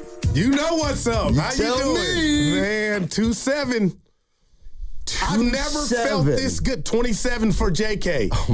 And listen, Monty hit me last night on his way home. TMI. I'm not going to come in here. I told you. You're not going to come in here and say 2-7? No, or I told you so. I mean this, Evan. I said it to Steiny with everything in my being. I already knew what I needed to know about Kaminga. He can play. And he showed his butt yesterday as the Warriors lose to the Pelicans. And Steiny, I'm happy for him. I'm telling you, I feel like, not this president, President Obama, my mentions blew up as if Kaminga was Lil Daryl or Donovan. Like, there's no relation. You let that go. Oh, yeah. You let that go. Kicked it out the door. For a Studebaker with some bad spark plugs and a transmission in my... I don't know what to say. Good morning, man. Hey, what's going on? Not the Warriors. What do you mean? Played hard. They did play hard. They just couldn't make any shots. Yeah. I lost. I'm out. Man, I don't know. That was a bad night all around for the Warriors. The NBA world is talking about Kaminga, who was playing just free-flowing. Yeah, if I don't hear from Tim and Raleigh, Priest and Coach and Vallejo, I don't know radio. Steiny, people are like, that hurt, man. Listen. That hurt. And I knew Kaminga could play with what he did against Minnesota. But for that to happen on the night that they lose and struggle to hold the ball, hey, how you doing? How are you doing? Well, because real quick, boy. You sold me on KP being healthy at Radio Row. Okay? All right? And you got me to buy in. Yeah, I'm the guy who sells people that are healthy. You got me excited yesterday. Goo, we got to watch Kaminga. It wasn't even going to be a big deal. But for him to just spread his wings, it's one game, people. I know, but I already knew what he could do. And now it's like, so what are you surprised about? Rebound, assist, and he's playing. Like, you couldn't fit that into this. And I don't know what this is. I don't know what we're doing. What do you mean? What you mean? Did you watch this last night? The Warriors. Well, they held a bunch of guys out. See, this is the way I look at the game last night. Which game? There's only one game. No, there's two scoreboards for the end of this season, and you said it moving forward. So, you always. This is what I took away from last night's game. Let me quick get the box score. I'm gonna be a pro. I told you. I knew what he could do, but just you're gonna spend. So you're taking a victory lap after that big win over the Wiz? No, we're just gonna take the pulse of the people. It wasn't about. He could have been playing clear or okay that. Who are you? We're gonna talk about Kaminga? No, just hadn't been a Warrior for a month, dude. Oh, told you. Yeah, that's it. Go ahead. Here's the bottom line, and this is where hopefully you'll take a note from this. All right, I'm gonna be a pro. So this is what you do, So I'm looking at last night's game, and the Warriors are playing like Moody and Santos and Melton and Spencer, and they hang in there against a team, Goo, that I'll bet you. Listen to the names on that Pelicans team. Zion Williamson, DeJounte Murray. Made his debut. Sadiq Bey. Even DeAndre Jordan's been around forever. God, what a name. Yeah. They stink. The Pelicans absolutely stink with all those names. So, but those names are better than our names. Barely. Those names of their best players almost couldn't beat the Warriors Scribbinis. Right. Got you. So, I actually thought the Warriors, they just couldn't make a shot. Yeah, no. And they couldn't hold on to the ball. 21 turnovers. When are you going to tell me I'm doing... Lord, grant me the serenity to control the things I can't. And Steiny, listen. Listen. Was it can? Yeah. I don't want to come down Draymond's road. You can't today. But there's a compilation going around of videos of him in the post right next to the basket, and he just doesn't have it anymore. He never had that. No, Stein, he can't go up quick. He's overpassing. He's playing hard. But come on, man. We didn't watch a lot of hoop. And I don't want to say he's cooked, but he's on the stove. Is the burner on? Yes. What's that? Well, hot water boiling. Is it boiling? It's boiling and he's in it. Come on, man. What are we doing? And we gave away Kaminga for peanuts. And we'll see. Yeah. No, ain't no will. I have the Minnesota series for me. Okay. That's where I'm at. And Pastor Brown in the Yoon, he texts me to just keep it consistent and tell you that, I mean, that was one game, but you were watching, because if he was 0 for 14, we'd be talking about it. But again, Steiny, they got a game tonight against Memphis, the Warriors, and I got to give Pods credit. What is it? How many rebounds in 2 games? I don't know, 30? Yeah, I mean, he's balling. What about the dust up with him in post? Draymond had to be peacemaker. First time for everything. Yeah. But, Steiny, that's the Warriors right now. Can I just tell you a couple things you've missed? Yeah. And one thing you missed, and I'm lucky, it's a game within a game that you're missing last night. And what you don't realize is, the Wizards weren't accomplice to what happened last night. Well, what about the Pales on the other end for the Warriors? Well, no, we're talking about that other game. Okay, right. You see, so we're going to do that. What about the Minnesota playoff series? One of the people that's up high in the Wizards organization is Travis Schlenk, your friend, who used to be a Warrior. Yep. And see, this is the game. This is the game within a game. The Wizards now play the Hawks back-to-back games. So you're going to see Kaminga. Oh, they got him having again. some big games last night and tomorrow, because it's a game within a game. You see what I'm saying? The Wizards are in on the script. They want to make the Warriors look bad too. No. You see what I'm saying? I mean, so they got the Wizards are going to let Kaminga be unleashed for a couple games, and then it'll.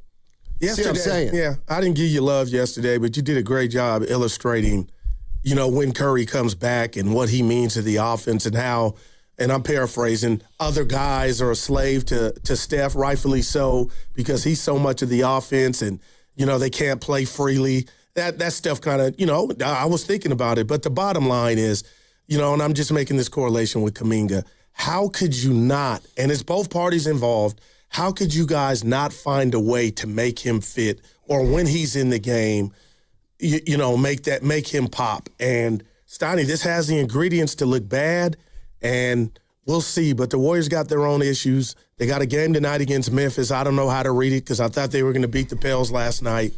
But, that 27 took over the night in the NBA. Outside of Luka not taking a game-winning shot, and passed it to LeBron. But I'm going to be a pro. What does that mean? I'm not going to, I told you so. Well, you've spent 10 minutes doing it. So that's cool. Well, and I told you, I already saw the kid can play. Is he perfect? No. He's a Thundercat, and he had to go to the ATL to show it. But don't you dare, and I'm talking to everybody, you and everybody, it was against the Wizards. It was against, that's half the league now. You know what I mean? Yeah. Toronto's nothing. I am down. TJD had a double-double his first game for the Raptors. And the coach didn't seem to like it. Yeah. Mm-hmm. Yeah. Here's what I'm coming in Where with are we today. going, partner? This team. Well, and that's, sometimes I don't do a good job of explaining myself. And I think a lot of people think where I'm at right now is down on the Warriors and, You don't like the direction. I don't like the fans. Oh, this is new. I don't like the fans right now with the Warriors because here's what I want to know. Why have in my mind, you can disagree with me, but since 2022, why has the Warriors front office not received any grace from the fan base? Why are Warrior fans so mad and demanding and expecting more from this team in terms of where they're at in a dynasty? They're not in a dynasty. That's over. Right. Okay. That's hard for me to accept, and I'm yelling it. They're not a play. I got an answer for you, Steiny. You're trying to sell me a Folex and tell me it's a Rolex. Yep. You're trying to tell me Jonathan Kaminga couldn't play on this team. That's what you decided. And in one game, you're scratching your head as to, and I ain't going to play the race card, but for the amount of text I'm getting already, I'm going to play it. Shut up. Okay. People, I'm out if we're talking about Kaminga. Why? Why does his name get you? You're out. You got to turn the radio off. What's it about JK that has you so you can't just give the brother a break? He had one good game, but I already knew what he could do. I didn't say he was perfect. So I'm not going to come in here and act like the 27 against ATL, but I do want to know the undertones because it smells of something to me, and I've been saying that. Just say the guy had a good game. We'll see moving forward. But don't tell me he couldn't play or didn't belong on this iteration of the Golden State Warriors, and I'm watching that game last night while he's soaring in Atlanta. Yeah, I'm talking more like the big picture. Well, you can do that. At. I'm talking about from my view. Yeah. All right, here's where we're going. 888-957-9570 is the number. We are giving you a chance to do something money cannot buy. It's a bucket list moment, and you have the chance to play a game of knockout on the Chase Center floor. Yes, that's right. Shoot hoops on the floor that Steph Curry plays on. Every show will be giving away opportunities every day this week.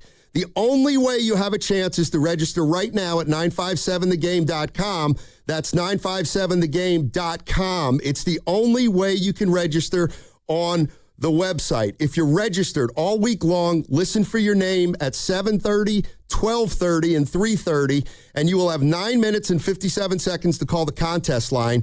Each show will be giving you the opportunity to win all week long. For more details and to register, go to 957thegame.com right now. And that segment was brought to you by Serramonte Ford. Waiting for the best time to buy a new Ford truck? It is right now. Ford Truck Month is here at Serramonte Ford. On the 2025 F-150, get 0% APR for 60 months, plus $1,000 bonus cash with zero down and zero payments for 90 days. Don't wait. Right off 280 in Colma and Daly City or at SerramonteFord.com. Serramonte Ford, the Bay Area's Ford dealer.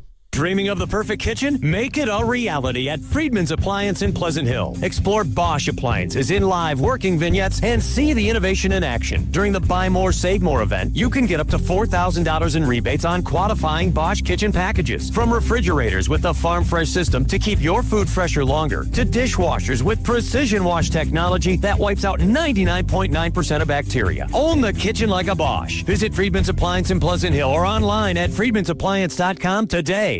High five! Up top! Dave's company just got the 5-year price lock guarantee from Comcast Business. Yeah! It's 5 years of gig speed internet, advanced security, and a great rate that won't change. All from the company with 99.9% network reliability. Heck yeah! He hasn't given this many high fives since Deborah brought in her famous banana bread. Yes! The Comcast Business 5-year price lock guarantee. Powering 5 years of savings, powering possibilities. And it's hurting, but I am not stopping. Woo! For a limited time, now through March 29th, switch to Comcast Business to lock in your rate for 5 years and get a $500 prepaid card on a qualifying gig bundle. Or ask how to get started with 150 megabit internet and Security Edge for $59.99 a month for 12 months with a 2-year agreement. Don't wait. Call today. Restrictions apply. New customers only. 1-year contract required for guaranteed rate. Paperless billing and automatic payments with bank account required. 5-year pricing applies to monthly service charge excluding taxes and fees. Do you owe $10,000 or more in credit card debt or personal loans? With credit card debt at all-time highs, Debt Relief Advocates is urgently notifying consumers of debt relief, now being made available designed to aid consumers with out-of-control credit card debt. Those who qualify and enroll for this relief program may only have to pay back a fraction of what they owe. This is not bankruptcy or a debt consolidation loan. This is a relief program that credit card companies would rather you not know about, as it could end your debt nightmare and save you lots of money. Consumers owing at least $10,000 in credit card debt or personal loans can now take advantage of this debt relief as the cost of living skyrockets. For free information and to learn what debt reduction you may qualify for, simply go online and visit DRA.com or call 800-535-1582. 800-535-1582. Again, that's 800-535-1582. The chase starts here to make moments you'll never forget. Chase Center is rocking. The moment needs you on Warriors Day. Chase the moment. Buy tickets at Warriors.com. If your home seems colder this winter than it should be, maybe it's time to upgrade your windows. As the Bay Area's largest Marvin reseller, Golden State Lumber and Showroom is proclaiming this the month of Marvin. As an Energy Star partner, Marvin offers durable, energy-efficient products that can lower your energy bill. Visit goldenstatelumber.com. Scroll down to Windows and Doors and visit the showroom near you. Since 1954, Golden State. When you succeed, we succeed. That's the sound of James adding long-lasting Gain scent boosters to his laundry this morning. Several hours later, James sniffs the irresistible scent of Gain on his shirt. Gain. Several hours later, James has even caught the attention of his mother-in-law, and she never gives him attention. Ooh, you smell amazing, James. Oh, thanks, Mom. I love you too. I never said that. Add Gain scent boosters to your laundry. Add joy to your day. Are you 50 or older? This news is for you. The CDC recommends you get vaccinated against pneumococcal pneumonia. Even if you're healthy, your age puts you at risk. People 50 or older are over 6 times more likely to be hospitalized with pneumococcal pneumonia compared to adults 18 to 49. Just one shot can help protect you. Learn more and schedule at vaxassist.com. That's VAXassist.com. Sponsored by Pfizer. This is the Game of the Week report, brought to you by Hyundai. Pro basketball takes the court on Monday night with 3 big games. San Antonio will travel to take on Detroit, and out west, Sacramento will meet Memphis in what could be the most competitive contest of the night. And the evening wraps up with a Western Conference showdown as Utah faces Houston to close out the slate. The Game of the Week report is brought to you by the all-new Hyundai Palisade Hybrid. Learn how it's so much more than just another SUV at HyundaiUSA.com. This isn't just how you get there, it's how you arrive. Whatever the day brings, make it epic in the all-new Hyundai Palisade Hybrid. A sleek exterior, premium interior, and class-leading space for up to 8 with available third-row power seats that recline to give you room to live big. Make every day feel epic in the all-new Hyundai Palisade Hybrid with up to an EPA-estimated 619 miles of range on select trims, advanced tech, and class-leading interior space. Visit HyundaiUSA.com or call 562-314-4603 for more details. 95.7 The Game has your chance to run in the iconic San Francisco Marathon. Head to 957thegame.com and enter for your chance to win a full marathon bib for the San Francisco Marathon on July 26th. Get all the details and enter now at 957thegame.com. And the runner by Sharif is no good. On the rakeout, Kaminga throws it down. Hey, that was Kaminga. Welcome to Atlanta, young man. Now, back to Steiny and Guru on 95.7 The Game. Way to feed the beast, Evan. Way to feed the beast. Oh, that's too funny. Yay. You got to get that one. What a debut for Jonathan Kaminga. I didn't hear that one. Yeah, I watched some of that game till the Warriors game came on. Yeah, tough night. Warriors lose to the Pelicans, and Kaminga plays well. And I get the sense, I've been doing this a little while, people are going to want to talk about Kaminga today, and we can do that.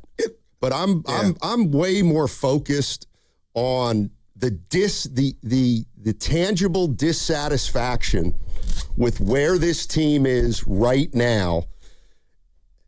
And I've taken a step back, and they're struggling right now. They might be hanging by a thread, but to me, they're still holding on. They won a title 4 years ago. They're staying somewhat relevant.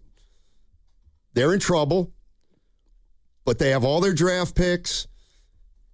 And for the life of me, I'm just blown away that we've gotten to this point. Like, I'm not crazy about where the Warriors are. I was just going there because you said you can't, but that you've been hot. I know where they've been. And I've said it a million times. There's a cost to a dynasty. And they've been managing somehow to not fall completely out of the picture. And so far, they're still fairly relevant. And all I'm getting at is I don't know if they're going to be able to turn this thing around or not, or start to ascend again. But what I'm saying is they still have all their draft picks, and at the end of next year, they will have a lot of flexibility, or should if they deal with it like that. So, to my way of thinking, I understand frustration, but I don't understand how we don't give Lacob, Dunleavy, in the front office, like, just, I'll use it, a little more grace, a little more hang with them at this point. Yeah, because you've been on fire about, you just hate the slogan, everything for Steph and where they're at, and you question it. Why are they doing that? But it's what they're doing. And I'll just say this about the grace. Maybe it's because the Steph Curry, window is closing. And if you're telling me they got the draft picks, Donnie, I guess you're telling the fans, or that signals to the fans, you got to wait. And hopefully you can get back to prominence or anywhere, somewhere close, and he's still able to perform at a high level. And now he's hurt. And now you're looking at what we got, and it doesn't look like anybody on the roster right now is a future, that a lot of people are excited about. I mean, I agree.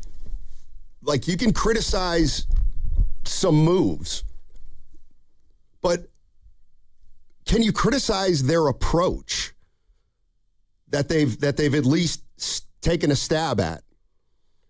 After 2022, they went all in and tried to do it again, and they made it clear that they were going, they were going to try to help as much as they possibly could.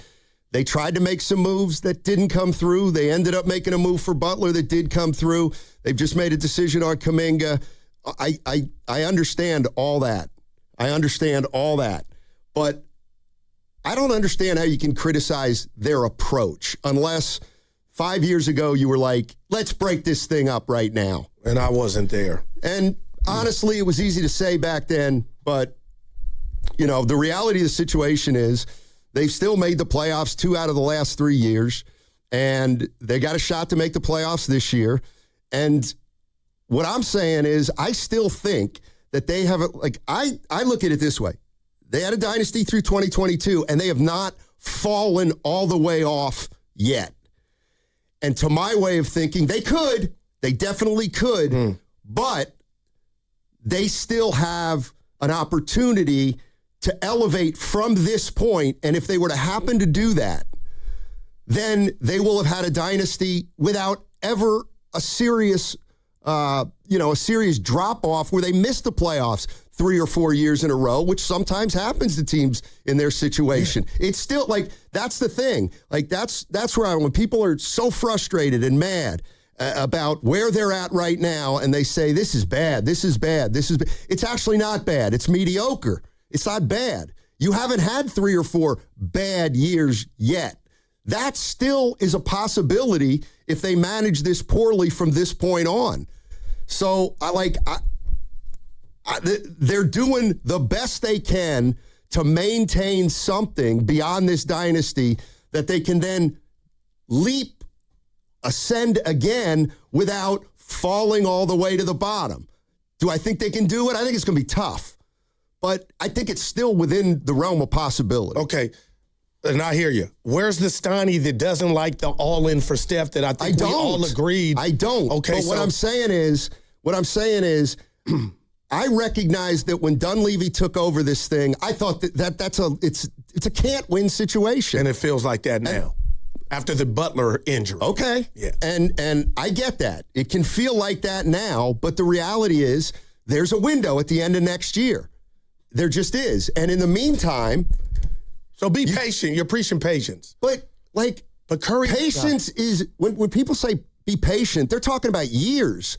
I'm talking about 1 year and 2 months. That's it. That's not even patience. That's just where we're at and how they set up this post-2022 title with an aging Steph Curry, where they've got everybody coming off the books at the end of next year, and they hope to ride Butler and those guys to playoffs a couple years before then. Now this year's looking dicey because they lost Butler. But and now they've lost Steph so far. You know what I mean? Well, if you lose Steph, then Are you going to be mad at the front office if Steph gets shut down? Well, that's why what happened in Atlanta, I can't shake, because that guy could have been a part of, he belonged in this group with what they're running out. And the Warriors last night and every night, and I've said it ad nauseum, are playing their asses off. They play hard. But if you're talking about a dynasty, it sounds like, Steiny, we're moving the goalposts, and that's fine to where success is now. If they just get in the playoffs, that's not how I felt last year at this time. I thought they had action. They did. They beat Houston in the first round. I thought they were going to give Minnesota fits, but unfortunately your best player got hurt.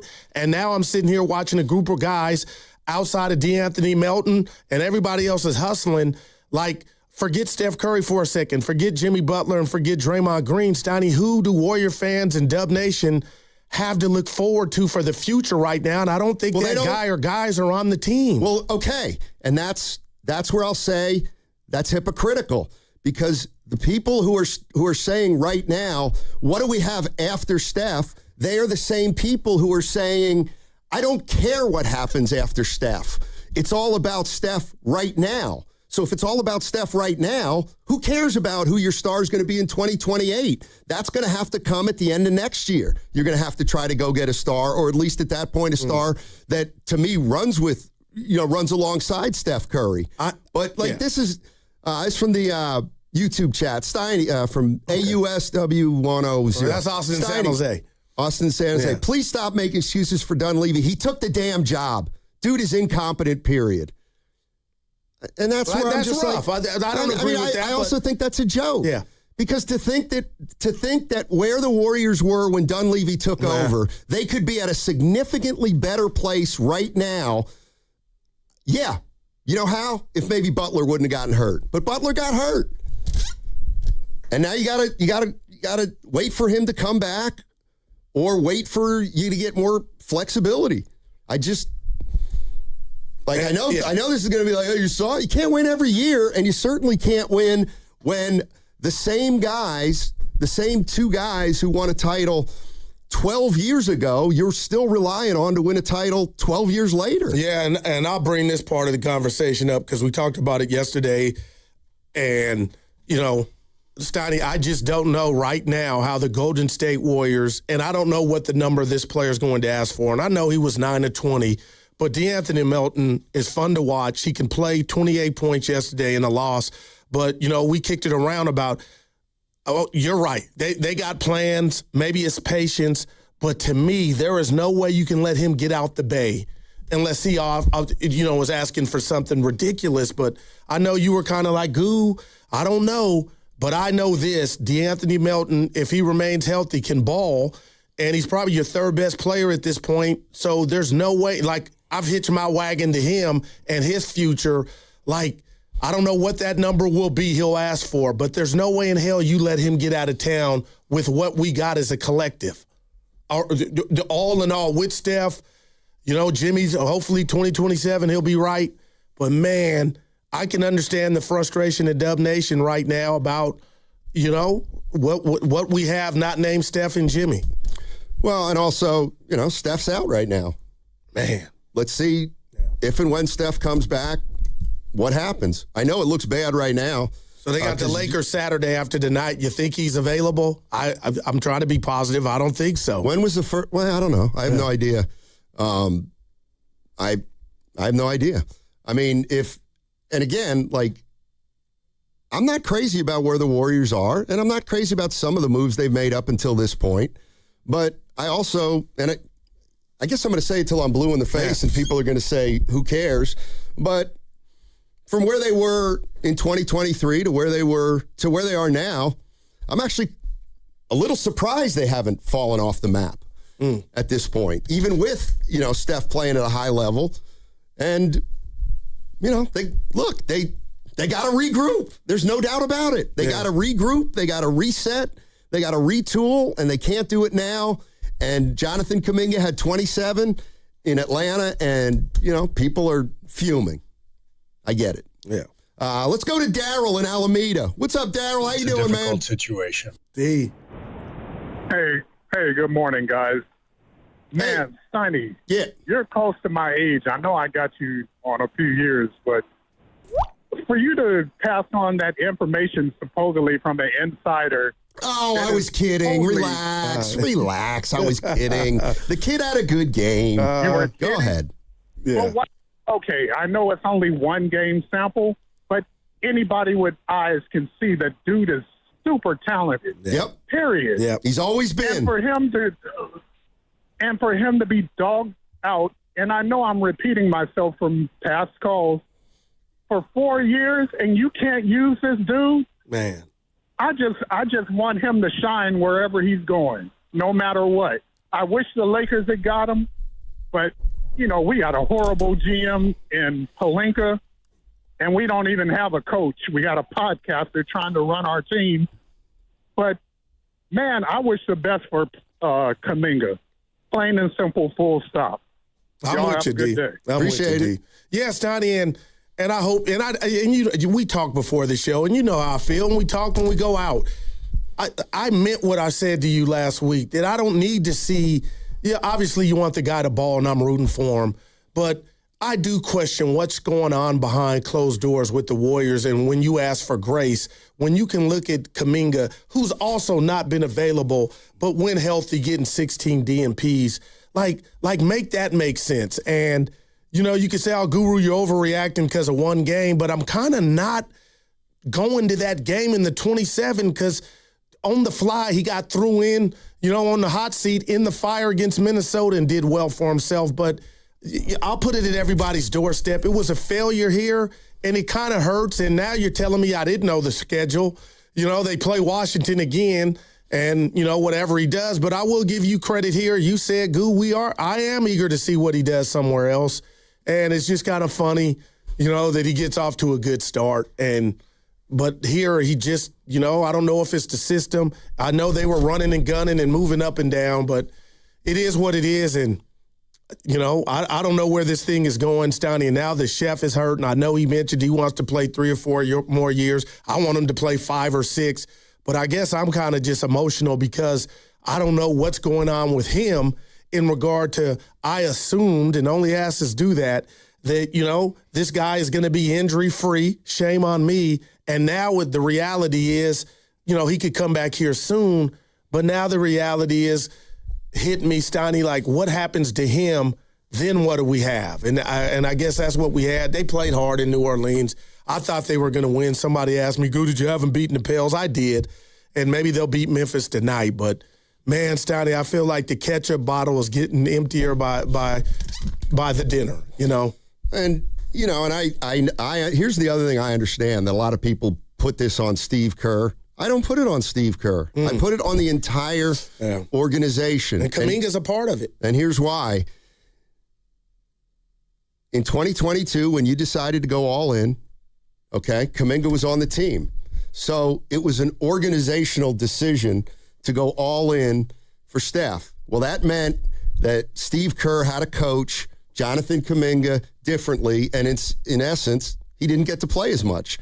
And that went on for a year, and then it went on for 2 years, and then we heard Lacob likes him and everything, and 5 years later, that's a long time. The Warriors didn't get much out of Kaminga, and nobody in the front office must have believed in Kaminga as much as they said, because clearly nobody ever gave Steve Kerr an ultimatum of, Steve, you've got to play this guy. And real quick, I thought Joe Lacob would be that guy. Play this guy. Yeah. So sometimes owners and front offices do that with coaches, and it doesn't always work, but nobody gave Steve Kerr a mandate to play this guy. And so that's why because I feel they were all aligned organizationally that to try to win as many games as possible, which meant Kaminga was going to be under a microscope that veterans weren't going to be under. And that was a decision made collectively with Lacob, Dunleavy, Kerr, Steph, Draymond. Like, that's where I put the blame organizationally on the situation, because nobody addressed it, and it just kind of wafted on. Yeah. And then eventually it just went away. I hear you, but let me share with you my fear, and you tell me what you think, and I mean this. Okay, I got to be careful here. You could have said player go to college 4 years, be a star, be ready-made to come to the NBA and ball. I feel like that's easy for that player to be, to get into your mix.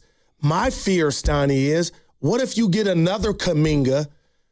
I'm scared that the Warriors system or whatever they're doing, player development, how do we keep this from happening again? Because it's obvious the dude has talent. He's had it. We've all said it. It hasn't worked. How do we figure out for this not to repeat itself? Because you are going to take a draft pick. You are going to have to know, you know what, that Steiny can play. We can fix him. We can polish him.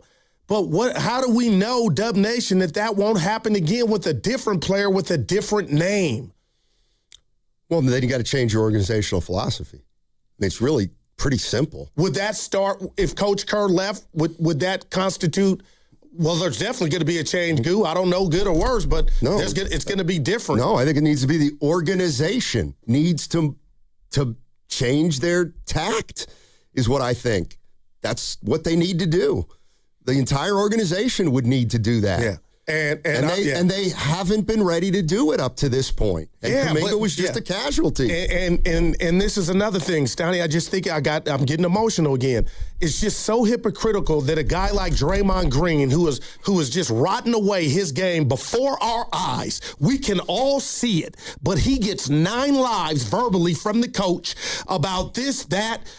Evan shared with me is a net negative on the season, but somehow he has a credit card for him to keep being ran out there, but yet you got Jonathan Kaminga, who on his worst day is bringing something to the table athletically, but yet you give up on that, and now he's in greener pastures, and I'm rooting for him, but it just makes you scratch your head as to why these things are happening. And certain guys that are shot and bringing nothing to the table keep getting these opportunities, and young guys that we all know can play. Forget 27 last night. I'll go again. I'll say it for the millionth time. The Minnesota series, we know the dude can hoop. How can you not make that fit? How can you not dumb it down for him to not get 16 DMPs? And now, here we are watching the Warriors, and they play hard. That's what I'll give them. They play hard. It's because as an organizational philosophy, they have favored veteran players time and time and time and time and time again. And Draymond Green, in Steve Kerr's mind, has won 4 titles. He's been here for 14 years. And if you ask why he gets the benefit of the doubt, that's the answer. They have been together forever. And Kerr, that is who he's at his core. That's who he is. He's always going to go with veterans because he is most indebted to Curry and Draymond. And if you don't, that's where I'm if you need to change, yes, Kerr must go. Is it fair I ask you and the listeners, Steiny, and maybe some of the frustration out of Dub Nation? I'm speaking for myself, but I can read too. Is it fair now to question the system or the philosophy? No. I mean, or unfair, I guess that it is. I don't know. How much do you want Steph to be a part of this all at this juncture? All of it. Okay, well then you may not be able to go as young as you want if Steph's still around playing at a high level. That's kind of the decision that they've made over the last 3 or 4 years. If you're telling me, geez, can we cut the cord? I understand that, but first it's going to be hard to cut the cord right now with the way people's contracts are lined up, and unfortunately they might not be able to cut the cord for a year. So, it's a big part of the theme today and last night, and I'm going to be a pro. If Kaminga goes on to, I can't fast forward the future, right? But if he goes on to show you he can play, is it fair to say, yeah, the Warriors messed that up? Yeah, sure. I mean, look, I'm not afraid to say they messed it up no matter what. And I if Kaminga can play, they messed it up. If Kaminga can't play, they messed it up. Wow. They either messed up the evaluation of him as a player or they messed up the development of him as a player. So it's one or the other. But does it really matter at this point? 888-957-9570 is the number. Hey, all week long, we're giving you a chance to go to the Sharks-Canadiens game. That's coming up in just 6 days. You have a chance to be in a suite at the Sharks game with Willard and Dibbs and maybe a few other special guests. And that's Tuesday, March 3rd. And if you want to go, here's all you got to do. You got to listen to the crossover every day, but you can start today at 1:45. Listen to the crossover with Guru, Willard, Dibbs, myself, and that's how you can be one of the 5 winners. And if you win, you'll get to bring a friend. Again, listen to the crossover around 1:45 for the cue to call, and you and a guest will be joining us for a great night out down in San Jose, Sharks Canadiens. For more details, go to 957thegame.com. So there it is, next Tuesday if you want to go to the Sharks-Canadiens game. Listen at 1:45, listen for your cue, and then you'll call the contest line, and you and a friend are in. A Warriors Wednesday is brought to you by Friedman's Appliance. Come see their full selection of in-stock luxury appliances in live working vignettes. Visit Friedman's Appliance in Pleasant Hill today. That segment was also brought to you by Crystal Geyser Alpine Spring Water. What makes Crystal Geyser Alpine Spring Water different? We always bottle our Alpine Spring Water less than 1.5 miles from the spring source, and all our bottles are made with 50% recycled plastic from our own recycling plants. Crystal Geyser, bottled at the spring source. If you're thinking about a new Ford truck, but you've been waiting for the best incentives, you're probably asking, when is Ford Truck Month? It's here, it's now, and it's at Serramonte Ford. What's up, Bay Area? It's Joe Shasky. And this right now is the best time of the year to buy a new Ford truck. We're talking about special incentives across the entire lineup. The F-150, Super Duty, Ranger, the Maverick. But let me zero in on the big dog, the 2025 F-150. And right now, get 0% APR financing for 60 months. Plus $1,000 in truck month bonus cash with a 0 down payment and 0 payments for 90 days. That's power, that's value, that's timing, and you can drive it today and not make a payment for 3 months. Ford Truck Month doesn't last forever, so go to Serramonte Ford right now off of 280 in Colma, Daly City, or shop anytime at SerramonteFord.com. Stacked inventory, serious savings. Serramonte Ford, the Bay Area Ford dealer. This is the sound of Lucy, staying on top of her spending. You see, even though she's buying a new pair of jeans, she knows that it fits within her monthly budget. Because Wells Fargo will send an alert if her balance drops below her set amount. Yep, nothing gets past Lucy, or Wells Fargo for that matter. However you make money work, Wells Fargo can work with that. Wells Fargo Bank, N.A., member FDIC.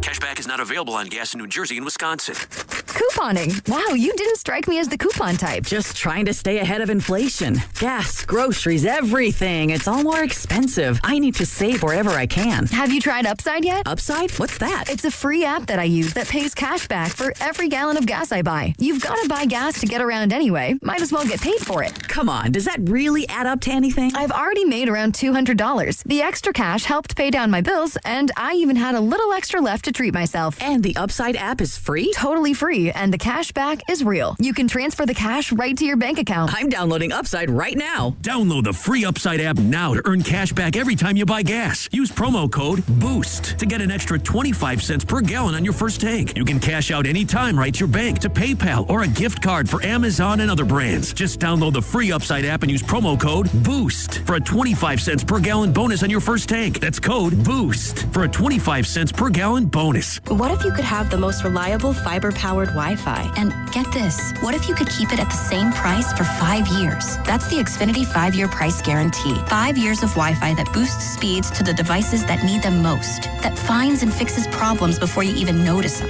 Like super intelligent Wi-Fi with a sixth sense. And that keeps you gaming in the fast lane, even when the whole family is banking on bandwidth. All your devices working in perfect harmony for 5 whole years. And here's the best part. No annual contracts, no hidden fees, and our best equipment included. Plus, get online in no time with same-day Wi-Fi. Hey, let's face it, a lot can change in 5 years. Kids grow taller, dreams grow bigger, but your Wi-Fi, it would stay reliable and the price would stay put. The Xfinity 5-year price guarantee. Lock in your price and unlock the possibilities. Xfinity. Imagine that. Select plans only. Restrictions apply. Most reliable Wi-Fi based on Open Signal Awards USA Fixed Broadband Experience Report, May 2025. Actual speeds vary. Xfinity Internet powered by fiber and connected to the premises by coaxial cable. Hey, it's Willard. Legends are built over time. Anyone can have a great game, a lucky season. At Habis Law, generations matter. For Tariq Habis and Nicholas Habis, integrity was learned at the dinner table. And a hard truth, clients are often victimized twice. First by accidents, then by greedy insurance companies. 40 years strong, Omar Tariq, and now Nicholas Habis, generations fighting to make it right. Visit HabisLaw.com. Omar Habis is a California licensed attorney. Offices in Northern California, including San Jose. Past results do not guarantee future outcomes.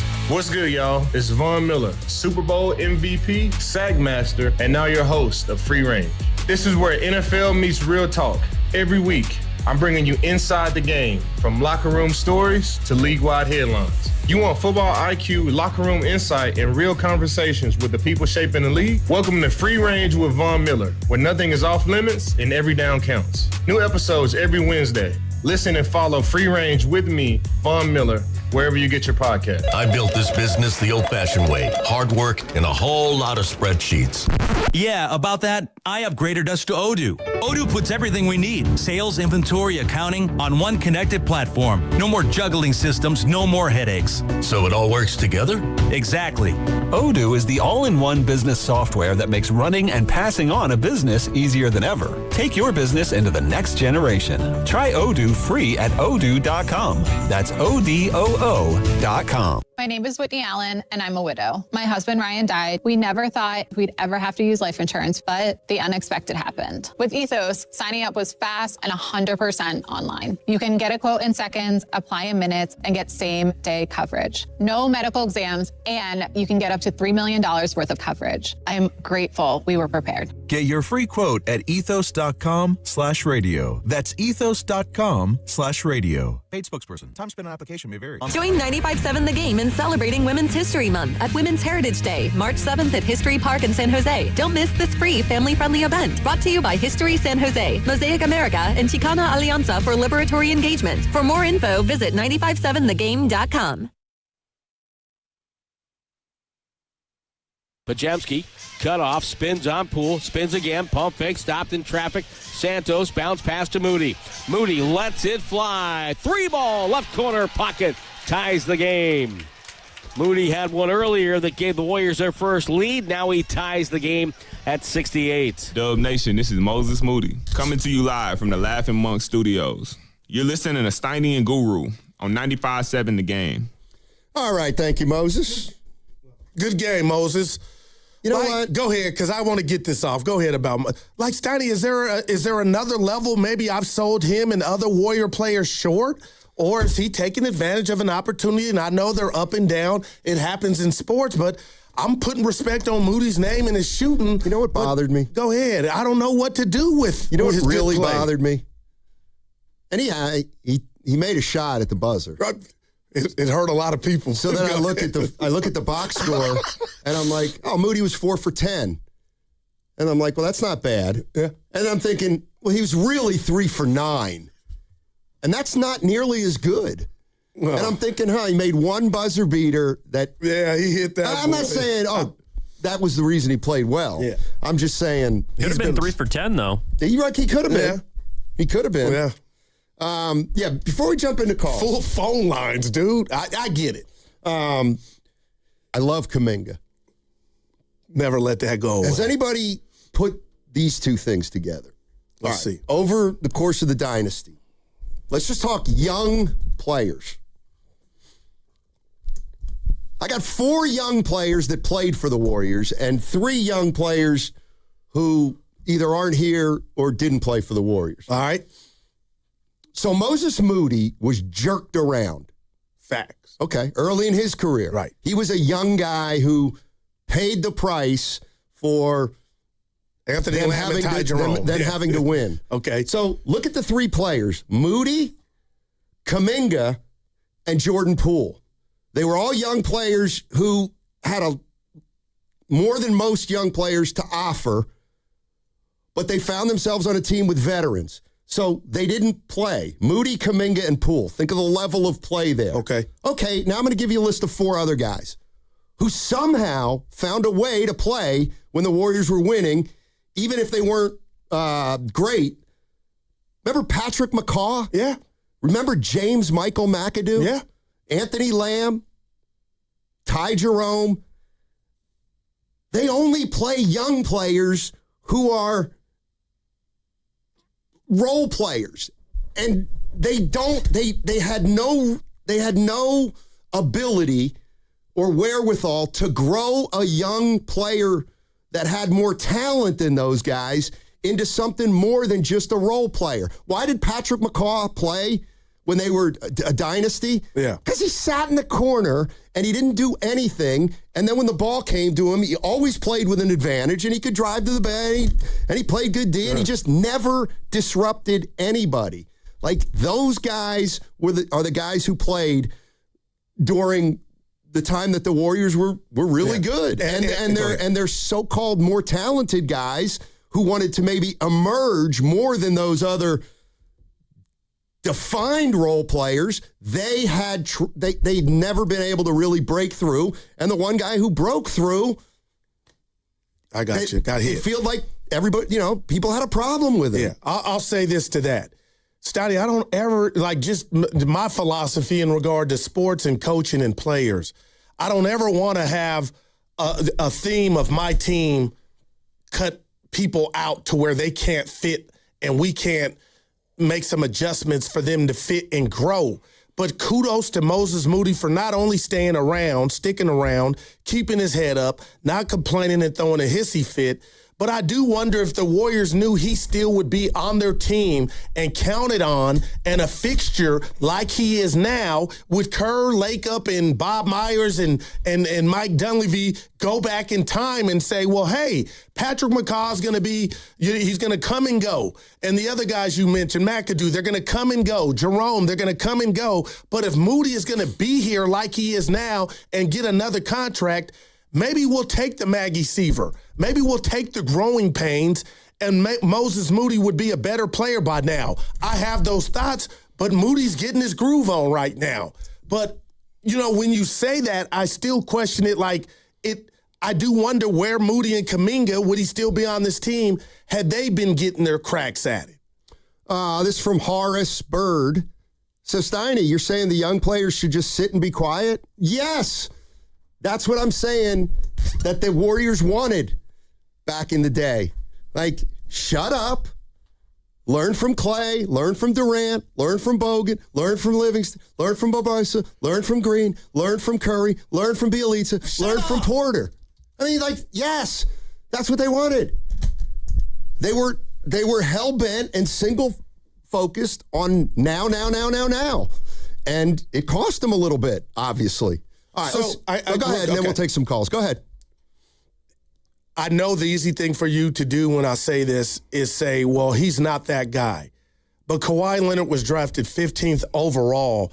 Why were the Spurs, and I don't know what you thought of him coming out of college, but why Kawhi Leonard, right. Why were the Spurs able to bring him into their nucleus and then have him take the baton after they aged out?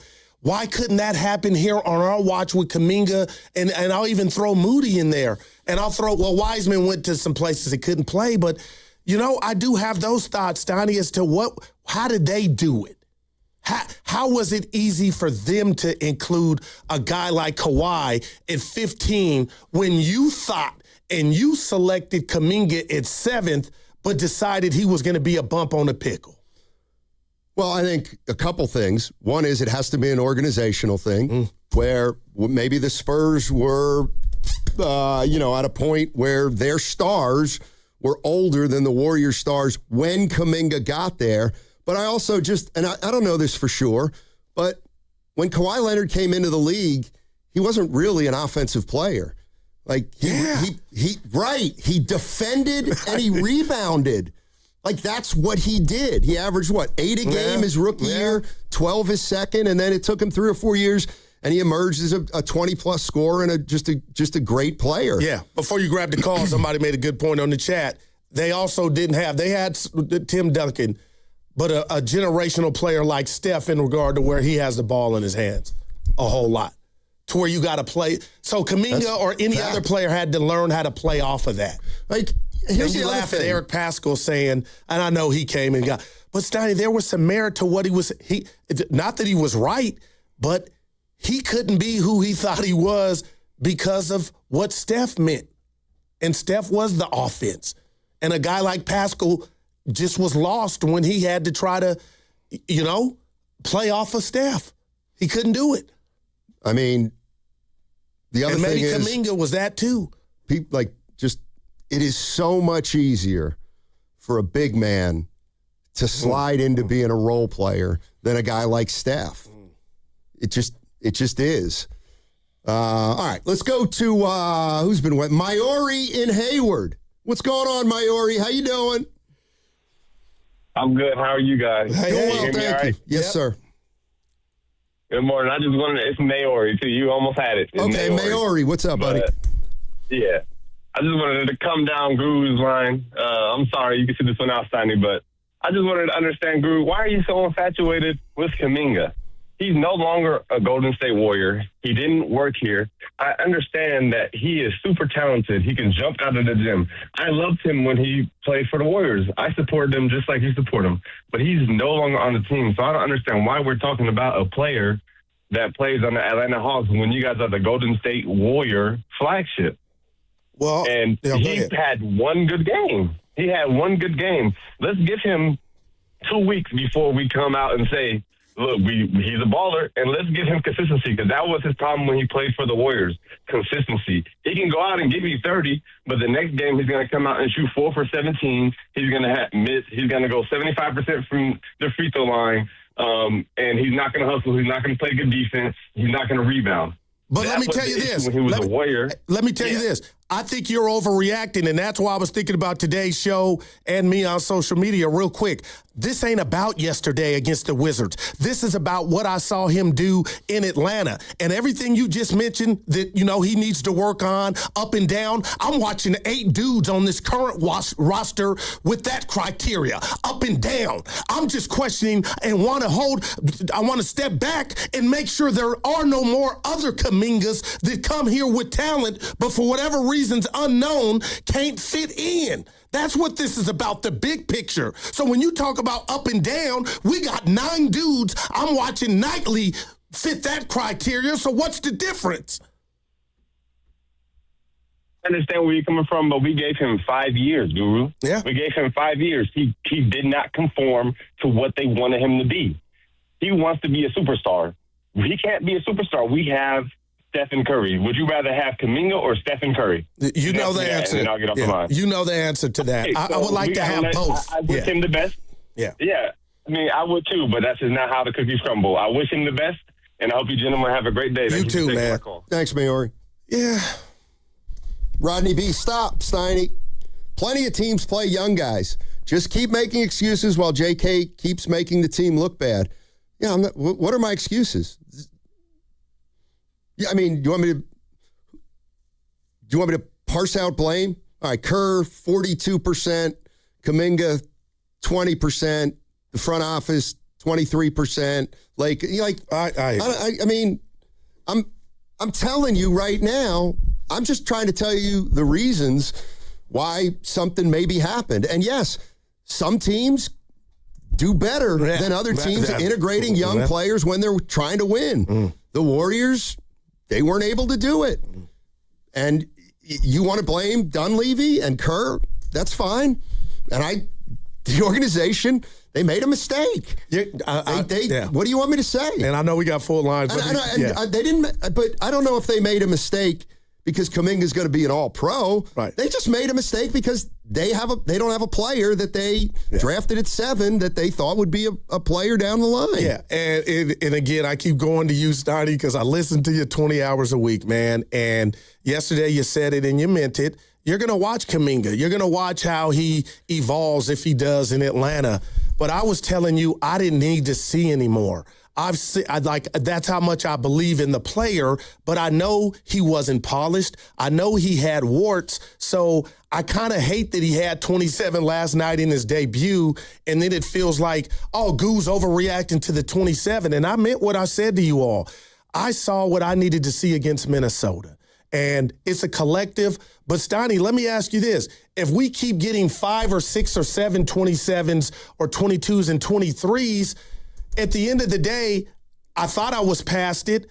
It sounds like you're looking to see if he can sustain that.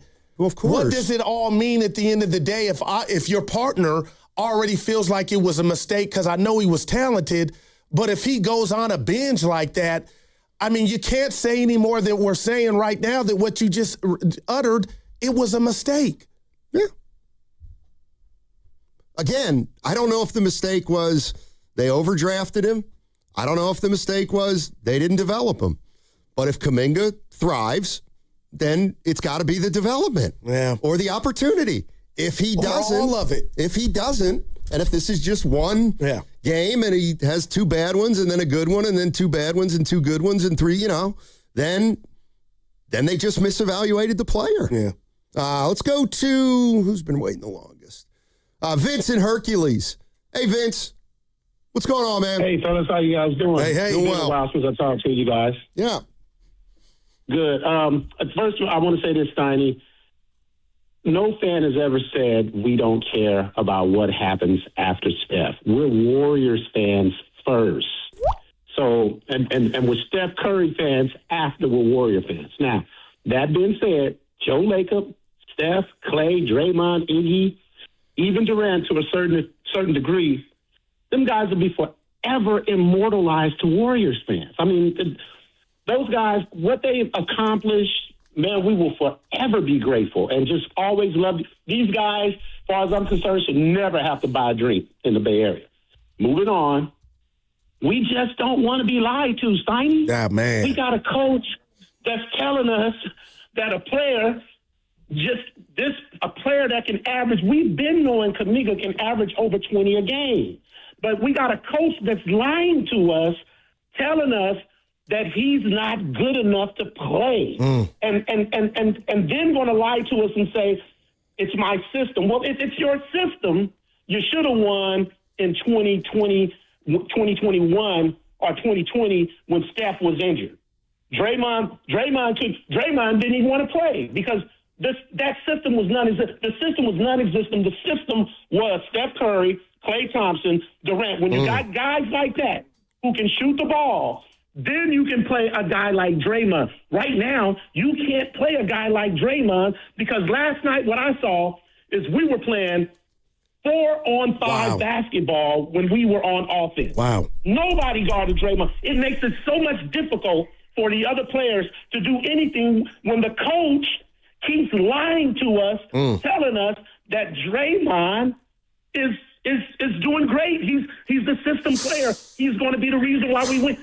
We just got to stop this. And nobody, this is the last thing I'm going to say, and I thank you for your time. I've been around, I'm 60 years old. I lived through the Chris Cohen years. Nobody wants to go back. It's not about we're dogging the organization. It's just that we went through so much futile existence during the Chris Cohen years. We're grateful for Joe Lacob. I mean, we'll forever be grateful, but we just don't want to go back to the days of thunder and what was the slogan? A great time out. Yeah. We just don't want to go back to that. Great call, man. Appreciate it, Vince. Yeah, Vince, I don't disagree with him, but I don't, that's where I don't put it all on Kerr. Are you for everybody, for everybody that thinks it was personal between Kerr and Kaminga, well, if that's the case, then the front office was not strong enough to solve the situation. But what if it was basketball personal? to where if my boss is giving me a talent or something that we know can work and I can't find a way to make it fit in with some of the smartest dudes in the game, I think that's an indictment on the coach and the system. Okay, yes. I think that's fair. Fine. The coach, the front office.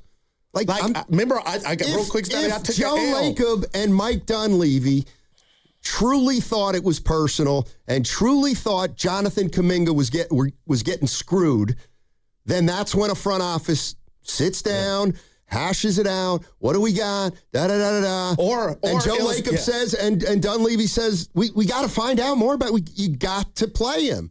And maybe Kerr has so many skins on the wall that they didn't do that. And it's interesting because how many times during the years did I say Joe Lacob was Kaminga's biggest fan? That means something. And I'll go, not you, but everybody. But when he got traded and he told Kawakami, I'm paraphrasing, it kind of wasn't hard.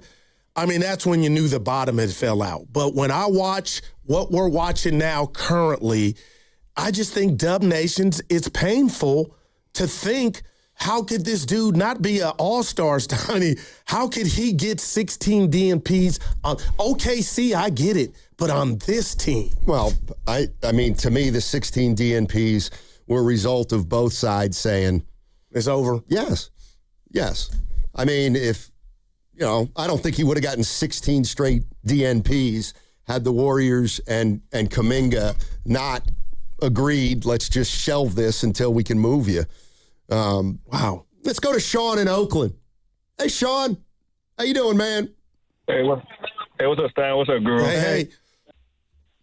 Hey, Guru, I got your back, man. I understand what that dude was talking about a little bit, but, you know what I'm saying? It's just like at the end of the day, you do not want to find out you got like 6 more Kamingas on the bench that you ain't even playing or even messing with, and then all of a sudden they going off the Richter scale at another team like Kaminga is doing, regardless if it's one game or not. They showing what this man could do, and we had him. So at the end of the day, this is the whole thing I'm trying to say. Kerr comes from a pedigree of Popovich, you know what I'm saying, Phil Jackson and all them. You know what I'm saying? It's just like when certain players are getting to a certain spin, you got to find someone to replace these people. You can't just keep riding them out like the horse until like old Yeller. And that's how it seemed like what he doing with Draymond. You trying to ride him out until the pasture or something, but it's time to let him go. It's kind of late now because he kind of long in the tooth right now, and he's playing like garbage right now. So it's like I don't know what you can get for him. But it's just like we holding on to these players because of these little heartstrings and all this other stuff. It's like it's a business. And you got a guy like Steph that needs people around him to prolong his career, regardless if it's 2 or 3 years left. It's just time to do these moves and stuff. And it's just like Kirby, ever since the whole Tatum mess and Halliburton mess up at the Olympics and stuff, it's just like this is how he coached. And this is how he been doing. Yeah, he had all the stars last time, went on the championship, but this is him. So I don't know what else we could do with this guy. No, I'm with you. And that's why, to me, if you're going to change organizationally, I mean, not organizationally, if you're going to change in terms of your strategy, no, Steve Kerr shouldn't coach this team. But as long as their goal is to play meaningful basketball, and they think the best way to do that is through the guys who have been here the longest. Right. Then that's on everybody. That's not just on Steve Kerr. But I'll be the first guy. Like, I wouldn't want Phil Jackson to coach a rebuild. I wouldn't want Phil Jackson to coach a young team. The reason they brought Steve Kerr in was because they needed the Warriors to get from one level to championship level, Dale which he Harris. took them. So I don't want Kerr to take us from, I don't want Kerr to start a rebuild. Well, how can we be close to a rebuild with Steph and Jimmy on the books? That's the point. There it is. I mean, there's the quintessential question. And that's why we may have to bite the bullet for a year and 2 or 3 months, whatever it is, because we need flexibility, but we're not going to get it until the end of next year. So, we got a game tonight against Memphis. Yeah, that we do. So, if I'm correct, no Melton. I was hoping Horford played and kept that synergy going, and they could win 2 in a row. and then have him sit against Memphis. But no Melton, and we get Horford, right? Yeah, tonight. We get Horford. Yeah, he was missed last night. Steiny, they came back and had the lead. And I was thinking, man, can they pull this one out? They didn't. So, how many times did you see Draymond in the paint, Steiny, look like he didn't have the wherewithal, the energy, the bounce, the athleticism to go up with the ball in front of the goal? And I know Dre knows this. He's a savant at the game. He was overpassing. And I'm like, at what point and Steve Kerr's talked about it. He told Willard and Dibbs, right? Maybe that time's coming. And last night you got 9 guys. But Steiny, that's another hard pill to swallow is watching him offensively. You can't hide him. Right. And you have him under contract through next year. But that was a choice you made. Right. Quick update, guys, from Steph said it. Oh, go ahead.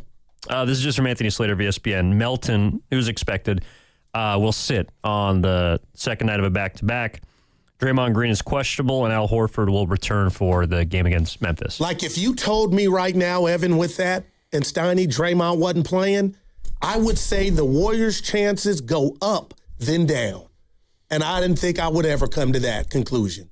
All righty. 888-957-9570. What's coming up on the game is brought to you by Fremont Bank. Here for you, here for good. Once again, we're giving you a chance to play knockout on the Chase Center floor the rest of the week. But the only way you can win is to register. So go register at 957thegame.com. That's 957thegame.com. And coming up at 12:30, which is in an hour and 15 minutes, we're going to call name. We're going to call a name. And when we call the name, that person's going to have 9 minutes and 57 seconds to call into the contest line. Every show this week is going to be giving you an opportunity to win. For more details and once again to register, go to 957thegame.com right now. And it is a Warriors Wednesday brought to you by Friedman's Appliance. Come see their full selection of in-stock luxury appliances in live working vignettes. Visit Friedman's Appliance in Pleasant Hill today. That segment also brought to you by Planet Fitness. Planet Fitness has everything you need anytime the motivation hits. And with most clubs open 24 hours, you can give everything you've got. Save $28 or more when you join today for just $1 down, $15 a month. Cancel anytime. Deal ends February 27th. See club for details. Hey, it's Willard and Dibbs for Safeway. Enjoy these amazing deals for members. And as always, save up to 20% weekly on hundreds of exclusive offers from Safeway. Just clip the highlighted deals from the weekly mailer or click the deals in the For You section of the Safeway app to breeze through checkout. Signature select chicken, boneless, skinless breasts, thighs, or wings, just $2.99 per pound. And speaking of wings, it's time for Dan Dibley to spread his. Yeah, I'm your wingman. 1 pound of Driscoll's Juicy Strawberries, 2 for $4. And for value shoppers this week, you can get 10 items for $10. Mix and match. Member price just $1 each. Selected varieties. See store for full list of participating items. That's kind of like a participation sensation. These and other great deals are available in the weekly mailer and the For You section on the Safeway app. Safeway makes it very easy for you to save money on the items you already buy. So go to Safeway.com for more details, and Dibbs and I, we will see you in the aisles. High five! Up top! Dave's company just got the 5-year price lock guarantee from Comcast Business. Yeah! It's 5 years of gig speed internet, advanced security, and a great rate that won't change. All from the company with 99.9% network reliability. Heck yeah! He hasn't given this many high fives since Deborah brought in her famous banana bread. Yes! The Comcast Business 5-year price lock guarantee. Powering 5 years of savings, powering possibilities. And it's hurting, but I am not stopping. Woo! For a limited time, now through March 29th, switch to Comcast Business to lock in your rate for 5 years and get a $500 prepaid card on a qualifying gig bundle. Or ask how to get started with 150 megabit internet and Security Edge for $59.99 a month for 12 months with a 2-year agreement. Don't wait. Call today.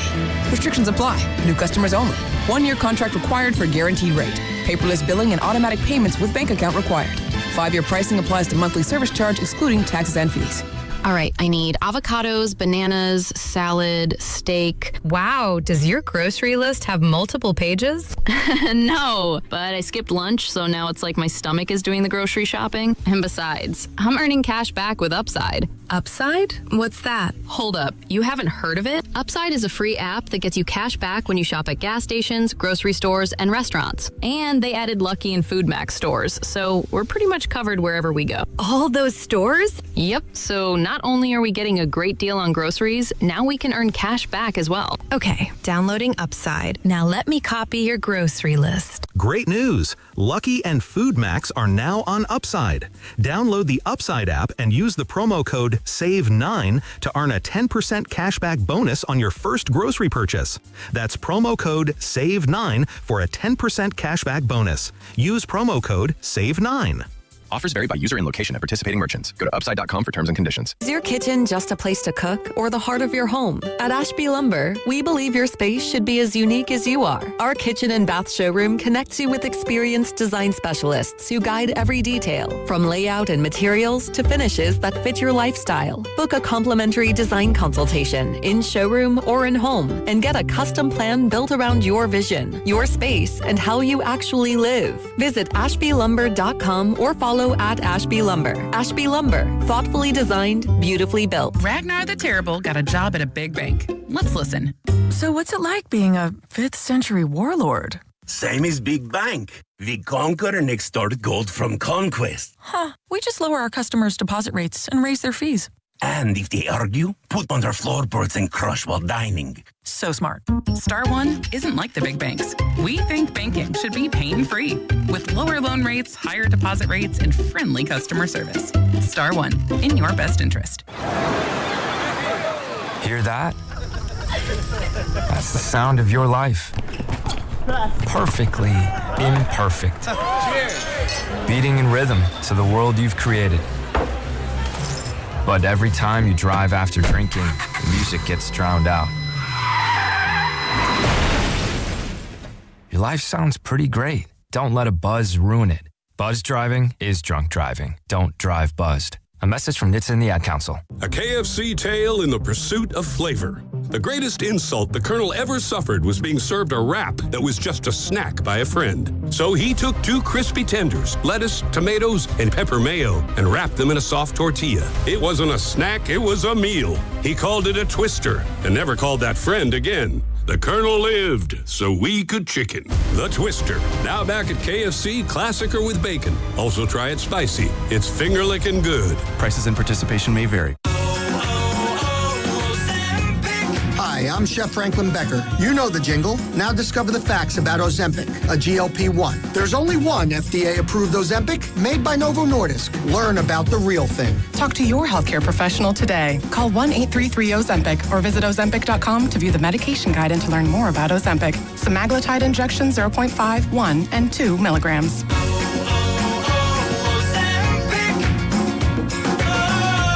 Wish your life came with a warning app? That dog does not want to be petted. Well, life doesn't always give you time to change the outcome, but prediabetes does. Take the 1-minute test today at doihaveprediabetes.org. Brought to you by the Ad Council and its Prediabetes Awareness Partners. Check engine or ABS light on? Take the guesswork out of your warning lights with O'Reilly Veriscan. It's free. Ask for O'Reilly Veriscan. O'Reilly Auto Parts. To Williamson, running start on Draymond, passes outside Poole from about 35, blocked away by Santos. Draymond Green gets it to Melton, bounce pass to Moody. Moody in the corner to Santos, puts it on the deck, stops, drop step, goes in and scores with a right hand. Warriors have tied the game at 82. What a move by Guy Santos. It's JP with the Golden State Warriors. Now back to Steiny and Guru. Can we use that, Steiny? It's like when you got fired and they use your drop. Call him Seashell. Seashell. Hey, it's Ryan Rollins. He's Poole's a shell of himself. Yeah, there's no doubt, Steiny. All right. And I don't think it has to do where he's at. This is his second stop since here. We're talking about the Warriors and a little bit about Kaminga. This is from Jamal Brown on the YouTube chat. And the reason JK is such a talking point is because everyone can tell that there's nothing left after this. 2 years the team filled with injuries. We got no... Okay. Can I say something? Go ahead. The idea there's nothing after this. Right. Not right now. There is not a go-to player on the roster right now. There's not, other than Steph and Butler, and they're hurt, and Porzingis, who's not playing. Like, I get that. But this is kind of what I mean. Next year, they've got all the flexibility in the world. Like, they're going to go out in the next year or two and find their next guy. I don't know how good he's going to be. Right. But that doesn't, you know what scares me less than kind of where they are now is at the end of next year when their slate is clean. Like that and you're not going to, like, this is what I kind of mean about Lacob. You're not going to let the Warriors and Lacob and Dunleavy get through this with a window next summer. And again, I'm not saying there's a guarantee they're back, right. But they're not going to be stuck in about a year. That's just the bottom line. And I'll say this to that. I'm not scared of what's after Steph Curry. I'm more scared that, we're still going to be playing this game with Curry 2 years from now. And Steiny, again, I'm being proactive with this knee issue. This will come and it'll go, it'll pass. But that's the title of the jam right now. When you say the books are clear, let's just say this is a mulligan this season. You get in, you get out, and you don't go on a run. What are you going to be able to? What type of fish are you going to be able to get to capture to put around the chef while he's still hopefully balling? And what I'm hearing is that nobody believes, or there's some people out there that absolutely don't believe that Lacob and Mike Dunleavy can ascend from this point on. If they get the team back into ascension mode. And, I mean, again, they're going to have money and they've got all their picks. So, I got to give them a crack at it. Yeah. They went down a road supporting Curry fully, trying to get one done that way. It hasn't worked. They've stayed in the middle, and now they got injuries, and they got to figure it out. And Steph's one of the injuries. So that's a big, big deal. Right. And we've also got to be prepared. Like, the one thing guys get old in a hurry. Yeah, man. Draymond Green is old. And it happened fast to me. Right. And that's why you got to be careful. And yes. Yeah. And if Steph Curry isn't the same player when he comes back for whatever reason, yes, then they're in trouble. Yeah. They just are, like they were going to be 3 years ago if Curry would have aged like a normal human being. Yeah, he's a mutant. Well, I got to give Dibbs credit. I don't know if you heard their show yesterday. I'm driving, and this is about Steph and what he's due.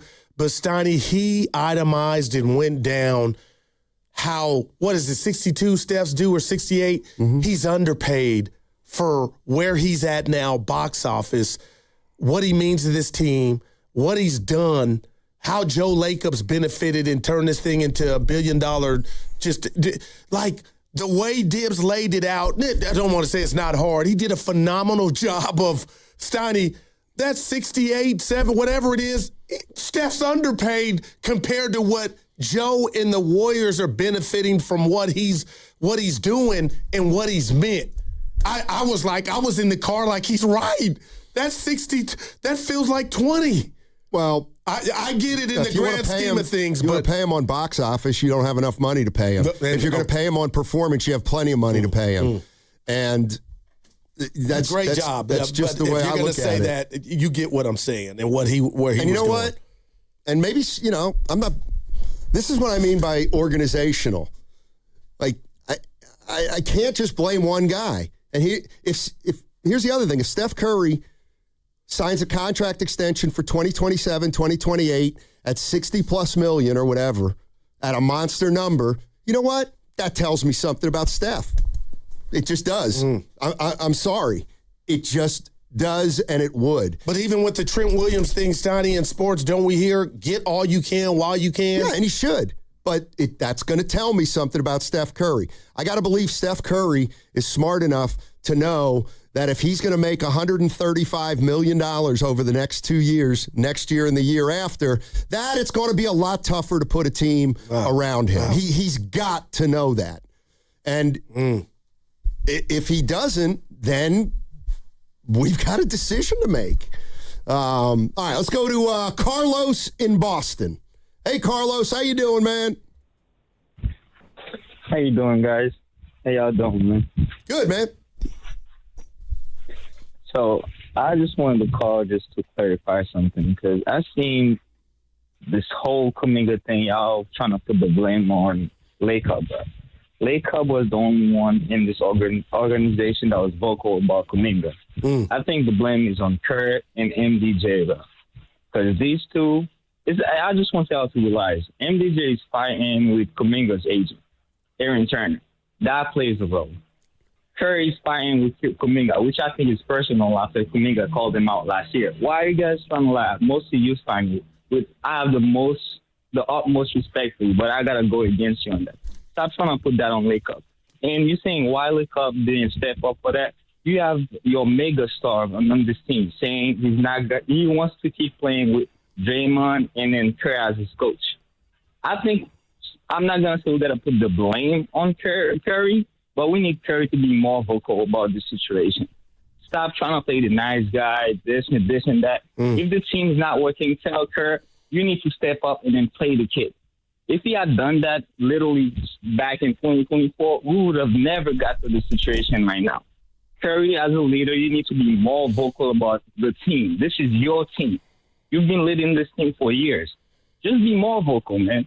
If you see this is not going good for the team, say it. Don't try to, not throw Kerr under the bus. We've seen Kerr throwing many people under the bus on this team. But we all realize he was lying. His system is not working as he used to. Change it, switch, adapt. That's all I wanted to say. Thanks, man. Good luck for the rest of the season. And I'm pretty sure Warriors gonna regret that trade they made for Kaminga. Thank you, Carlos. Appreciate the call. Here's the only thing I would say to that. We can't criticize Curry. Well, I guess you can, but I wouldn't criticize Curry for not being vocal when it's the same thing he did when Durant got here and was able to, is the word supplicate his ego. But we can't change Kerr's stripes. We can't change Steph's stripes. Durant came here and Steph Curry welcomed him with open arms and gave Kevin Durant a platform to play great basketball, and that's who Curry is. We can't ask Curry now to be LeBron James as a front office guy. That's just not who he is. And yeah, I got something for you. It's one of the reasons we love him, and we set him apart from other stars who manipulate front offices. Yeah, and I'll say this about that, Steph being vocal, because, we haven't kind of seen it out in the open outside of before Game 7 against Sacramento. He said, get on the bus or get off. But the one L that I took in regard to rooting for Kaminga as a Warrior fan was the fact that the gravitas that Steph Curry and Draymond Green had, I believe in Guru World, they could have went to Kerr if they were advocates of JK on that court. We heard them say it, but never to the degree to where they could have stopped the 16-game DMPs. I'll even go to last year, because we can pull footage and audio of Kerr, Curry, and Draymond at different junctures saying it's his time. But Steiny, if they thought Kaminga was the difference, they would have did something to be an advocate for him, and they kind of didn't, to the point to where he got traded. And that leads me to believe they know ball. I'm not saying they're perfect, and I'm scratching my head too. But at the end of the day, if they felt like Kaminga could have been a difference maker on this team, all this would have jumped off differently, and he'd probably still be in a Warrior uniform. And that's why I never would blame one guy for the situation, because I don't think you're wrong. If Green and Curry were monster advocates for Kaminga, I don't think things would have gone the way they did. So what does that tell you? I don't think they were advocates for Jonathan Kaminga. And whatever they said in front of a microphone doesn't matter. Well, Jimmy was an advocate. Publicly. Well, wow. Let's go to Coach. Our man, I was waiting on him. Hey, Coach, what's up, man? Hey, Steiny. Hey, Guru. You got how you doing? You know how I'm doing, Coach. Hey. You go ahead. How are you doing? You know what? I'm a little giddy, but I want to make 3 quick points, okay? And I would like to hear your reply. Number one, far as Jerry Rice, Joe Montana, Ronnie Lott, they all finished their careers in another uniform. So it's okay to go away from stars when they're past their prime. Bill Walsh showed you that, okay?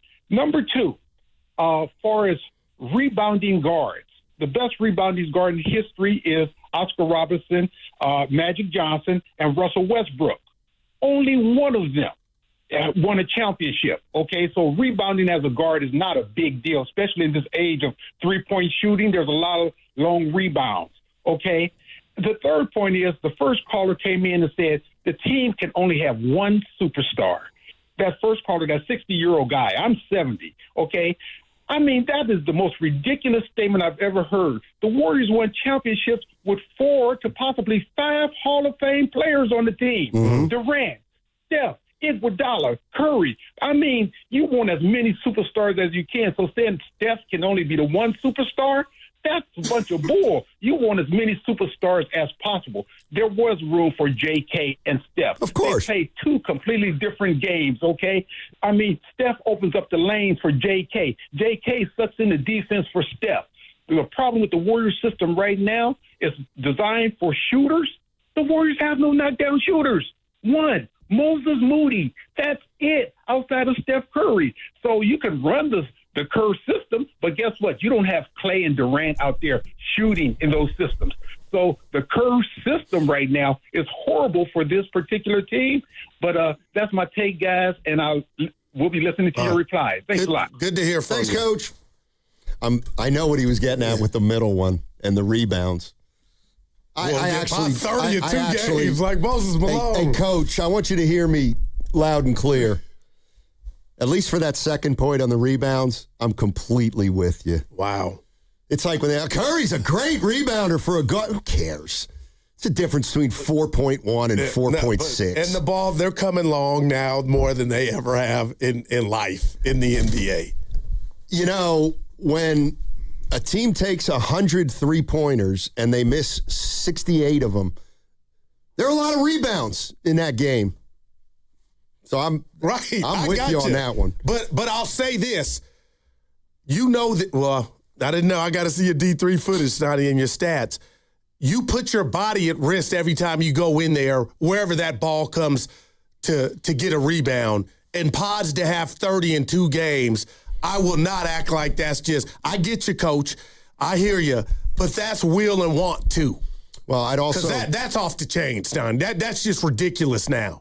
Well, and I don't necessarily think it's all good. I'd love to talk to Steve Kerr about, what happens when Pods crashes and doesn't get a rebound? What's happening with our defensive balance? When you have one of your guards going in there, he better get the rebound. He better get an offensive rebound, because if he doesn't get an offensive rebound, then that's a bad play. Wow. It's a bad play if he's not rebounding and they're getting out on the break because they have no defensive balance. The phone lines look like they're about to break, Snotty. I'm serious. We've seen them like this, but they are flashing, and I get it. Do you have a problem, just back to Coach Kerr and the system, that maybe it's outdated with what he has at his disposal? And I can tell you Kerr is a great coach, obviously with the 4 rings, but do you have a problem if I say the whole Kaminga fiasco is a stain on his ledger? I don't need to see 27. I saw 5 years worth. How could they? And what bothers me is you're playing with some of the smartest dudes to ever do it, and you still couldn't figure it out. I think it's interesting that, while the Warriors were winning and we talked about the system, what did we say? Curry's this system. Curry's the system. Well, this is a little bit of the price you pay when the system is so dependent on one guy, and the guy who it's dependent on isn't playing or is declining a little bit. It's like I'm thinking of the Warriors. Well, they got two things they can do. They can play high pick and roll with Steph. Yeah. Okay, that's great. That means stationary players while Draymond sets a screen and Curry dribbles off it, and then the ball comes out of his hand, because that's what you can do on a pick and roll, is make Curry pass it to Draymond. Okay, now where are we at with Draymond with the ball? We know where we're at. Okay, what's the other way we can play? Well, we can play an open offense where Steph, we take advantage of Steph's movement off the ball, but the only way you can take advantage of Steph's movement off the ball is if you feed Steph the ball when he's open and he converts. So there's no way that Steph Curry is not going to be a focal point if he's playing. It's impossible. And looking at it, I don't know that any player could have emerged on this team beyond a role player, because it was and has been all set up for Steph Curry. But and how did now Jordan they've got Poole do it, Steiny? Clay got hurt. And that opened up a lot of shots for Jordan Poole and a lot of freedom. But this is the catch-22 about Steph still playing at a pretty high level, is they don't have a guy better than him, especially with Butler not playing. And it's all they know. And so, yeah, I do think they're struggling to find something without Steph, because they don't know who they are without Steph, because they've relied on him so heavily. All right, Marvin Livermore says I'm being hypocritical. What's up, Marv? Marv. Hey, fellas. It's Steiny. You had me driving. I'm like, I got to get on a call with my guys. You know, I call you hypocritical, not in a lying sense, but in you're the Ray Ritter mouthpiece of the Warriors. Really? Because you keep moving the goalposts and JK. So you always minimize whenever he does anything good, like, oh, they didn't play. Minnesota gave it to him. All these things you say about JK when he has a good game, right? And you say it's not winning basketball because it happened to lose, right? And so the guys that you guys always say you want to bring in, the Cam Johnsons, the Franz Wagners, the Jalen Johnsons is the Rose of the time now, all playing losing teams. But you want them to come over here and say, oh, they're playing winning basketball and losing teams. That's so hypocritical. And the thing that I think all fans should listen to, the guy that I listen to, if you listen to what Chris Mullins says after the game, particularly what he said last night, this is on the Warriors. And he said, you know, they're trying to make it personal, because who would bring up a team that's worth $10 billion? You're going to bring up the fact that somebody, it's his family or management, ate too much on the buffet. You preaching. That just does not make any sense. So you guys need to stop making it personal. JK, go play. He does not have to be an all-star to make it wrong for the Warriors, because Steve Kerr should have adapted, because like Coach said, Steve Kerr's system is set up for shooters. We don't have shooters. JK could have been the sixth man. Surround him with guys who play defense and get rebounds, and let the dude score 20 points, because the name of the game is scoring. Steve Kerr did not adapt to what he does best, threw him under the bus consistently. They tried to make it personal by mentioning a buffet, and you're flying on a private plane worth $10 billion, and somehow JK is a bad guy because somebody in his team ate too much shrimp. That is way too much. So just listen to Chris Mullin, how he explained what happened, and you and the JK haters will stop being hypocrites talking about he doesn't play winning basketball. The guy is a basketball player. Imperfect. He might not even make an all-star team, but he could have helped the Warriors, period. All right, thanks, Marv. Appreciate the call. I listened to what Mullen said, too, and he never said it was personal, first of all. Never said it was personal. Said it didn't work out. And it obviously they did a good job giving him his flowers. And by the way, today I haven't said one word about Kaminga having 27. Yeah. About I haven't mentioned how lousy the Wizards are one time, not once. Yeah, I've been feeling this pain since the trade was announced and before, and the growth of me, and why I'm proud of myself and patting myself on the back, Donnie, while I'm at it, is the fact that, You know, that I know you're going to hate this, but that Minnesota series, I have never been proud for a Bay Area athlete to get thrown in on the fly, to fail miserably. It was set up for him to just be in his own head, and he balled out. And the bottom line is, hey, Guy Santos, Pods, Moody, Post, who else we got, Stoney? The rest of the gang, you can't tell me a good coach can adapt, I'll use his word, the caller's word, and dumb it down if you have to and make him fit. But it's hard. And I'm hoping we don't see 27 nightly, but I feel like I already have my answer. And like you said, they got a game tonight. You know, like, of all the things that I've said about Kaminga, like, I think what you just said is kind of, now don't get mad. That's the most insulting thing you can say about Jonathan Kaminga. Why didn't they dumb it down for Kaminga? Think about that for a second. Yeah. But that's for the haters that said, that the system was too complex and, he couldn't read and react. So I was kind of having some fun with that, but that's where that came from. Okay, so if that's the case, what do you owe Steph Curry and Draymond Green and the leaders of this team? You have to dumb it down for a sixth man? And hey, I didn't say that. I'm just saying, for the people that say, you got to dumb it down for Kaminga, I mean, to me, that is a slap in the face. But what's worse than getting traded? What's worse than getting 16 DMPs? When you say we're going to dumb it down for Kaminga, it says he's not smart enough to pick up the Warriors system. And I don't believe that to be the case, but that was the theme. Okay. And again, we don't know where the shrimp story came from. A lot of people think they do. I don't want to say smear campaign, but I thought that was odd. It was so odd. It got to the San Francisco gate, Donnie. On his way out. We have no idea where that came from. That's like when the Giants fired Dusty Baker, and then his tax issues came up a day after that. Like that. What if it was one of Kaminga's people that told the Chronicle? You wouldn't believe how petty this organization is. We don't even know where it came from. And I shared with you with the same energy of vitriol that I thought that was unfair. But I can't say the Warriors did that.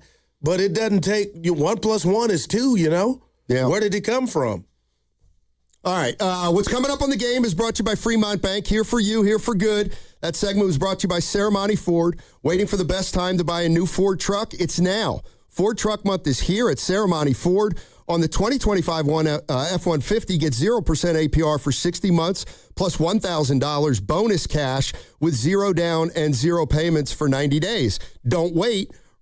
Right off 280 in Colma and Daly City, or at ceremonyford.com. Ceremony Ford, the Bay Area's Ford dealer. What's your financial future look like? At Pettinelli Financial Partners, we help you shape it. Whether you're planning for retirement, buying a home, or saving for something special, our professionals are here to provide clear guidance and smart strategies. Visit PettinelliFP.com today and take the first step toward a more secure financial future. The financial consultants at Pettinelli Financial Partners are registered representatives with and securities offered through LPL Financial, member FINRA SIPC. Investment advice offered through Stratos Wealth Partners, a registered investment advisor. Stratos and Pettinelli are separate entities from LPL Financial. Xfinity Tech Support, Matthew speaking. Hi, I live in a pretty remote place, like Jurassic Park remote. Oh! Wow. Will Xfinity Mobile work out here? Yep, the combination of reliable Wi-Fi and 5G makes it so that you can stay connected in all kinds of places. Plus, you get access to ultra-fast speeds and coverage, whether you're poolside or out live streaming with a T-Rex. Hold still, you're about to go viral.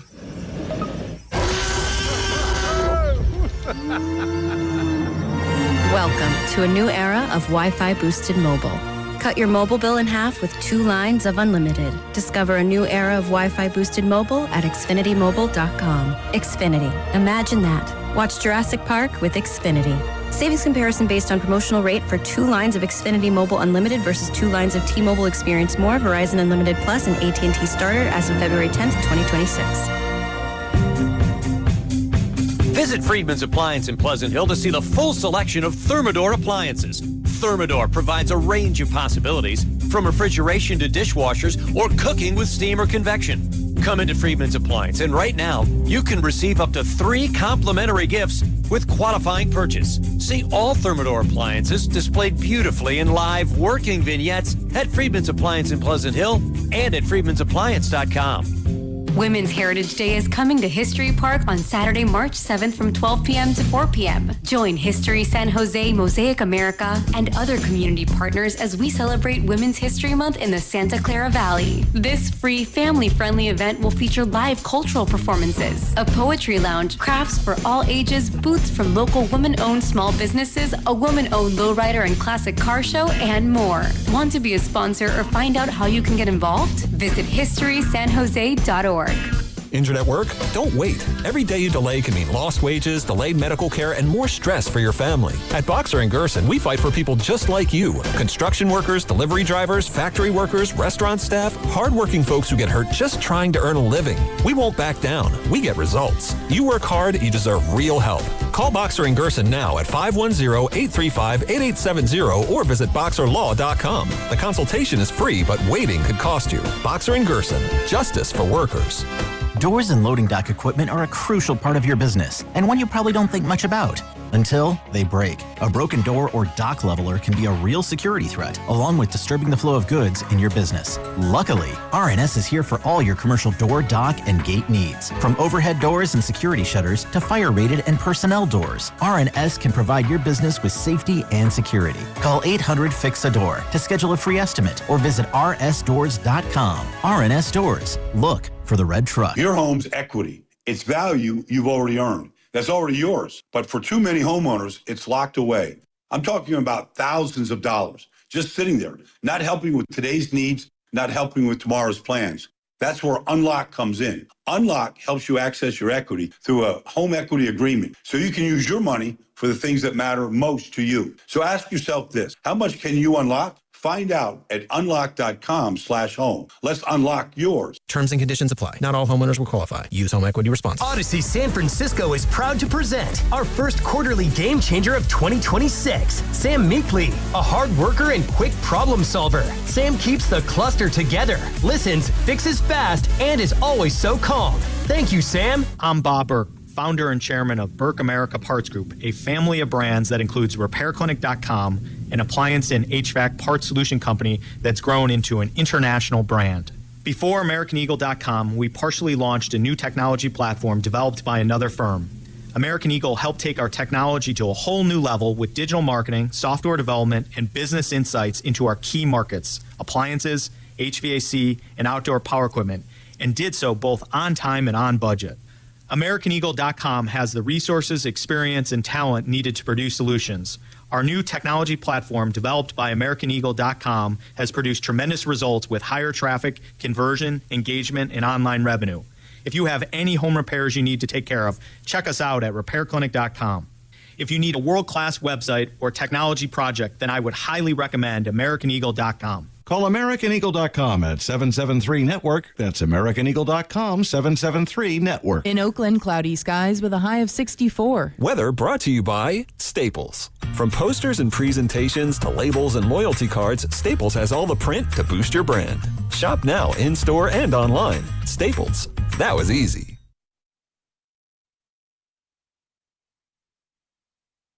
Ball goes to Draymond. Out to Spencer. Spencer will drive. Handoff back to Dre. He lays it up. Got the soft roll in off the rim. And it's a one-possession game right now with 9:08 to go in the third. I agree with you. Coming to you live from the Laughing Monk Studios. You're listening to Steiny and Guru on 95.7 The Game. All right, hang in there, Steve. Hang in there. Yeah. All right, so we got to keep fighting.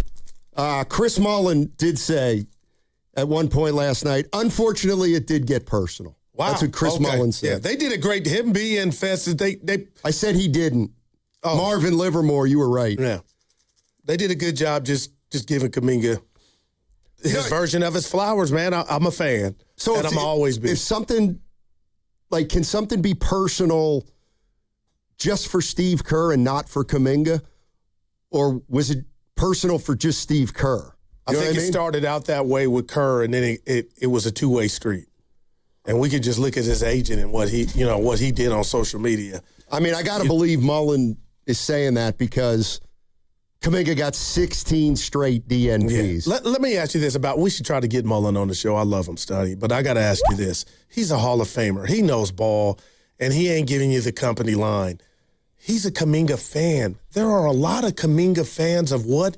The idea. Right. And I just think with this version of the Warriors, there's just no situation I would have let him go for a guy that's playing 1 out of 5 games, even before he got pots. I'm not coming down Porzingis' road. He couldn't remain healthy then. And that's what we got? And then you're telling me if you say night-night to him this offseason, Stoney, the credit card, you don't got more room on the credit card? It's like we basically gave him away. Well, let's see, Goo. Right. Let's see. I mean, think like this is a trade gets made. Kaminga has a big day. Everybody's going bigger nuts. Than the big day. I hear you. Okay, then what if Kaminga hurts his knee and misses 3 weeks? That's happened to him in the past, and then Porzingis strings together 3 weeks. I mean, what we're going to be saying.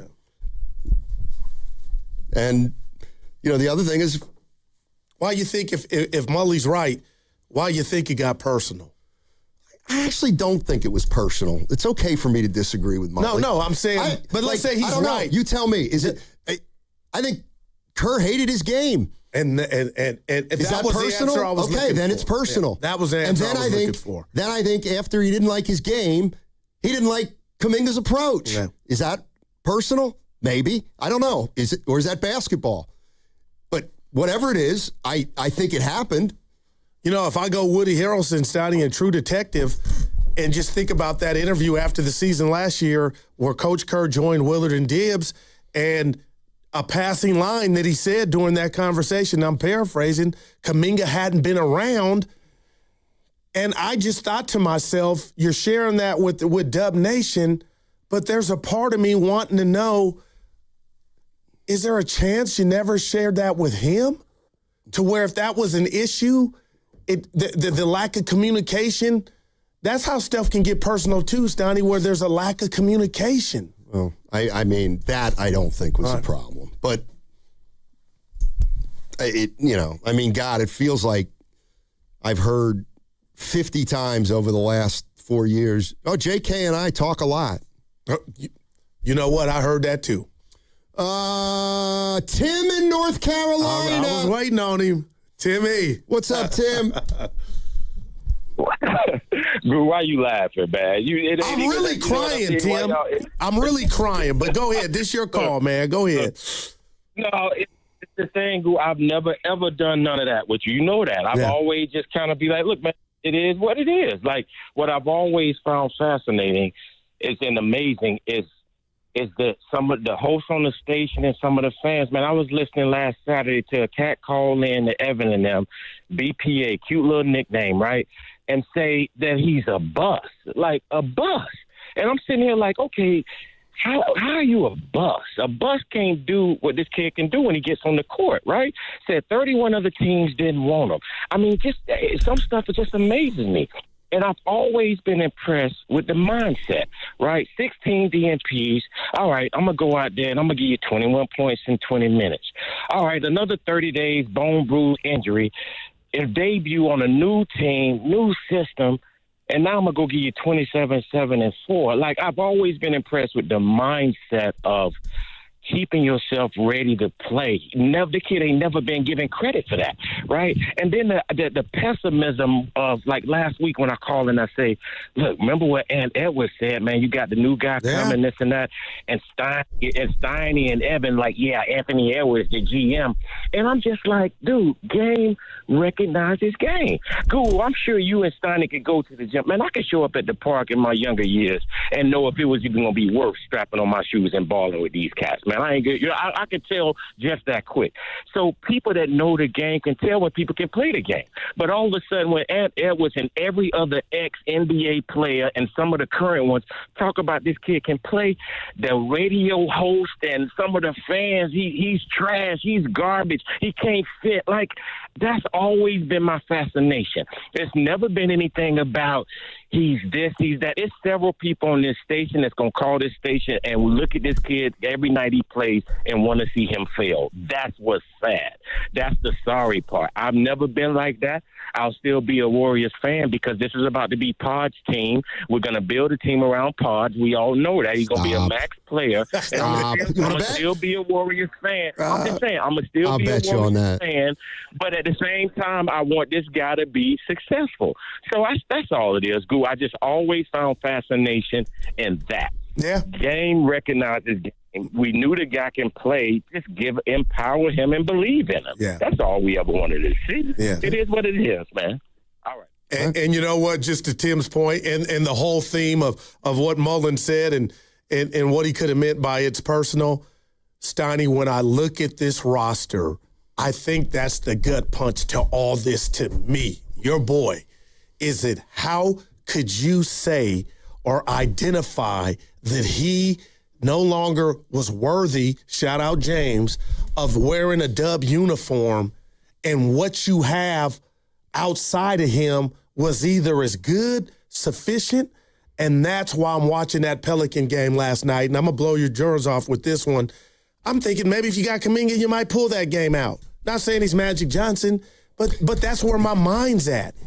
And I just hate, guys like Tim, Coach and Vallejo, the Kaminga crew, that we're overreacting to 27 points, but it's bigger than that. And I had to grow up once he got traded. There was no reason to keep harping on it. But, Sonny, you did something yesterday that said to me or signaled, hey, Goo, it's really truly getting started because we're going to watch what he does. But to BPA's point, Tim and Raleigh, if you're still listening, he did have a point. Because no matter what Kaminga goes on and becomes, he was a bust here because it didn't work. So if he goes on and has some it doesn't matter now. He was a bust for us. Right. So it can hurt, sting, and if people wanted them fall on his face, that was going to be kind of like Wiseman. There was nothing there anyway. We got it right. But this feels different. I mean, I don't disagree with anything you said. I still think that we don't know the story and haven't gotten to the bottom of 16 straight DNPs. Man. I'm sorry, that is not Steve Kerr 16 games in a row saying can't use Jonathan. Wow. That is some kind of something going on. Acknowledgement from both sides that, you know what, why don't we just do it this way because Kaminga's best for both parties? Yes. And what about when Bonte and Evan filled in for you and I, Coach Kerr joined them and said that Bonte or Evan asked, was Kaminga going to play tonight against OKC? And that infamous, what was it, back tightness, Donnie? Mm-hmm. That's personal. From who? JK. Thank you. So if it's personal, all I'm saying is if it's personal, then it goes both ways. Yeah. But again, I don't look at it that way as much as I put it on the entire organization. I put it on Kaminga. I put it on his teammates. I put it on his coach. I put it on Dunleavy. I put it on Lacob. The organization was not on the same page regarding, well, I can't even say that because it feels like the organization was on the same page with Steve Kerr. Otherwise, it wouldn't have ended like this. Or if it ended like this, we would have seen Kaminga get more of a chance. And I know you're off of social. Steiny X was fired up. It was like he was trending. Everybody in Warrior World, from beat writer to TV person to Warrior fan, they had Willard chimed in, just saying a hell of a debut from paraphrasing, from Kaminga with the eye emoji. Like everybody had to just, wow, okay, he did that. So we'll move forward accordingly. But it's just, I don't know, man. And I got to be honest, I wish I was a fly on the wall at the Lacob household and what he thought of the 27. And maybe he just said, you know what, Coach, you want to be Frank Sinatra? The guy can't play for you. Let's just cut our losses now. I'm okay with moving him. But deep down, not wanting to move him because he probably would have been gone a long time ago. Well, I mean, it's still Joe Lacob's team. And he was a part of Kaminga not working out. He just was. Let's go to Tim in San Diego. Hey, Tim, how you doing, man? Tim, San Diego, what's up? I forget it. Sounds like the Tide. Yeah. Let's go to... 3, Evan. You're listening to 95.7 The Game, KGMZ FM and HD1 San Francisco and Odyssey Sports Station. Always live on the free Odyssey app and now broadcasting from the Laughing Monk Studios. Before you get to the next call, this is personal. Oh, speaking of which, you disappointed in me? Probably not. I told Evan yesterday, I gave him my word because I don't flip-flop. Oh, yeah, this is bad. This was bad. How can you not bring it up? But I'm not in it. Bring it up. I'm not in this one. I told Evan I was going to accompany him to the segment. And I got a big mouth. That's not snitching. I'm not in this one. That's our show. Norm has some stuff going on, and I said I was going to accompany Evan tonight to St. Mary's game. And I texted him last night. He called. We talked. So what's he supposed to do with a credential and the parking pass? Well, ask him. He's right there. I know. Ev, I apologize. But he didn't do what you just did. He said, stuff happens. Good, that's your pops. That's not what he said to me. Evan, my bad, bro. No, there's nothing you can do. Yeah. Let me tell you something. Oh, go ahead. No, I mean, I am going to have to answer when on Saturday the SID says, hey, this Daryl Johnson, where was he? Don't put guru on the credential and maybe people won't make the association. Well, I was thinking about because it is a generic enough name of just taking someone else and being like, this is Daryl. Yeah. You know, I'm just worried Norm's sitting at home thinking, my son's not doing anything with me today. No, Ev, it's real. I called him last night. I feel bad. I know it is. I missed Shasky's baseball thing and now this. You missed it, too. No reason for you not to be there. Well, it was raining. What does that mean? You're a grown-ass man. They got umbrellas? It was raining. Yeah. You really are a Californian. Like, that's how you know you're from Oakland and not Pennsylvania. Buckets. It was raining buckets that night. Not a drizzle. Not like Seattle. That it was raining like... That was Kaminga. Dude, real quick, you know I love the league? Harden just fractured his thumb. I mean, I don't like this. I don't like injuries. The finals got marred. Halliburton, who was 4 for 4? I just wish you could turn them off. So how long's he out? I don't know. They said to be determined, but you played hoop with a broken thumb? Can you? Hopefully he's on his non-shoot. Well, Harden's, if it's his right hand, he relies on that left. You are, man. Speaking of lefts, is there anybody on the Warriors that can stop Zion from getting to his left? Listen. And Draymond didn't do a bad job against him. How about you go down the whole league and give me the teams that can? Maybe Julius Randle. That dude is a bull. Steiny's coming into his own. Now, will he be Charles Barkley? I don't know, but I'm back in love with him again. I didn't like him last night. What happened? He finished everything around the rim and hit a big bucket off glass, and when I felt like the Warriors were getting control of the game. He was good in the fourth. Exactly. I don't know. What about the two-handed dunk? Oh, that's right. I forgot about this. I forgot about the dunk. No, Melton had the dunk of all dunks. And he's out tonight. Well, he doesn't play back-to-backs. You knew that. We knew that. Let's go to Tom in Sonoma. Tommy. Hey, Tom, what's going on, man? Hey, Steiny. Hey, Guru. Thanks for taking my call. Hey, I believe Coach Curry needs a pair of glasses because he's blinded by loyalty, man. Loyalty doesn't get you wins. I want to talk about last night's game. The first quarter, the offense looked clunky. The defense looked clunky. No spacing, no ball movement, a lot of turnovers. Defense didn't look good. Go to the late third quarter, I felt the young guys got us back in the game, especially Melton. Draymond Green comes back in the fourth quarter, man, and we couldn't stop him in the paint. Draymond Green used to be a paint enforcer, man. Right now, I feel Draymond is a school crossing guard. He's letting everybody come in and score. I got one comment and one question, man. What the comment is, Draymond's going to get $27.5 million next year. It is hard for me to pay that man that kind of money the way I see him playing ball. My question to you guys are, if the Warriors decide to not pick up his contract, can he be released unconditionally? And is there a penalty to the Warriors for doing that? Thank you, guys. Have a great day. Now, the problem is tell us, it's a player option. Hello. So Draymond's under contract next year for 27.6 if he wants to be. I agree with you. It's Draymond's decision. That's wow. And it's already made because that's an overpay. I would assume it's already made.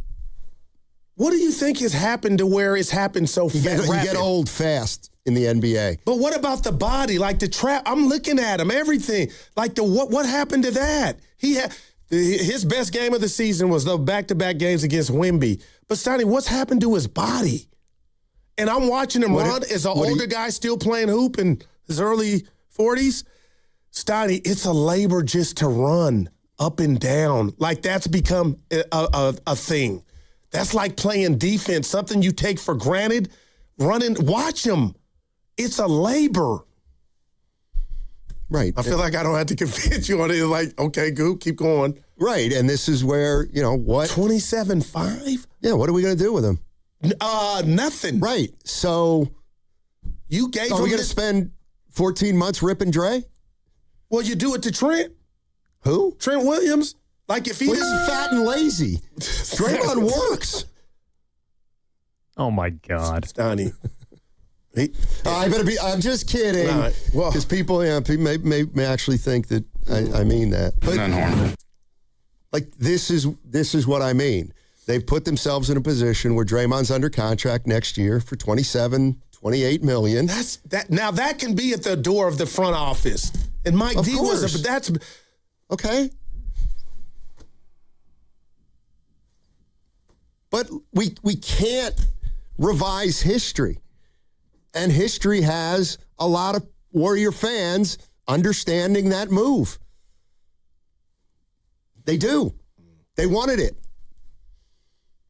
I mean, I'll bet you if you go back and look at the stories after Draymond signed that $100 million contract, you are going to get quote upon quote upon quote that we can't win without him. That's what you're going to get. But that's proven to be now that. Right, so they made a mistake. And I think this Kaminga or giving up on it or pulling the plug was another one before 27 last night. Maybe. We'll find out. I mean, you guys would agree, though, that before this season, that was the case. Yeah, I'm not. Did the Warriors get to the second round of the playoffs without Draymond Green last year? Well, I need to be clear. I'm not criticizing the move, or I'm just saying he bothers Shingun. You have to deal with Draymond being under contract for another 15 months, and when he helped the Warriors a little bit last night against Zion, he's not. He could still have some stretches, but we you are have to grading manage on a him. Major curve right now.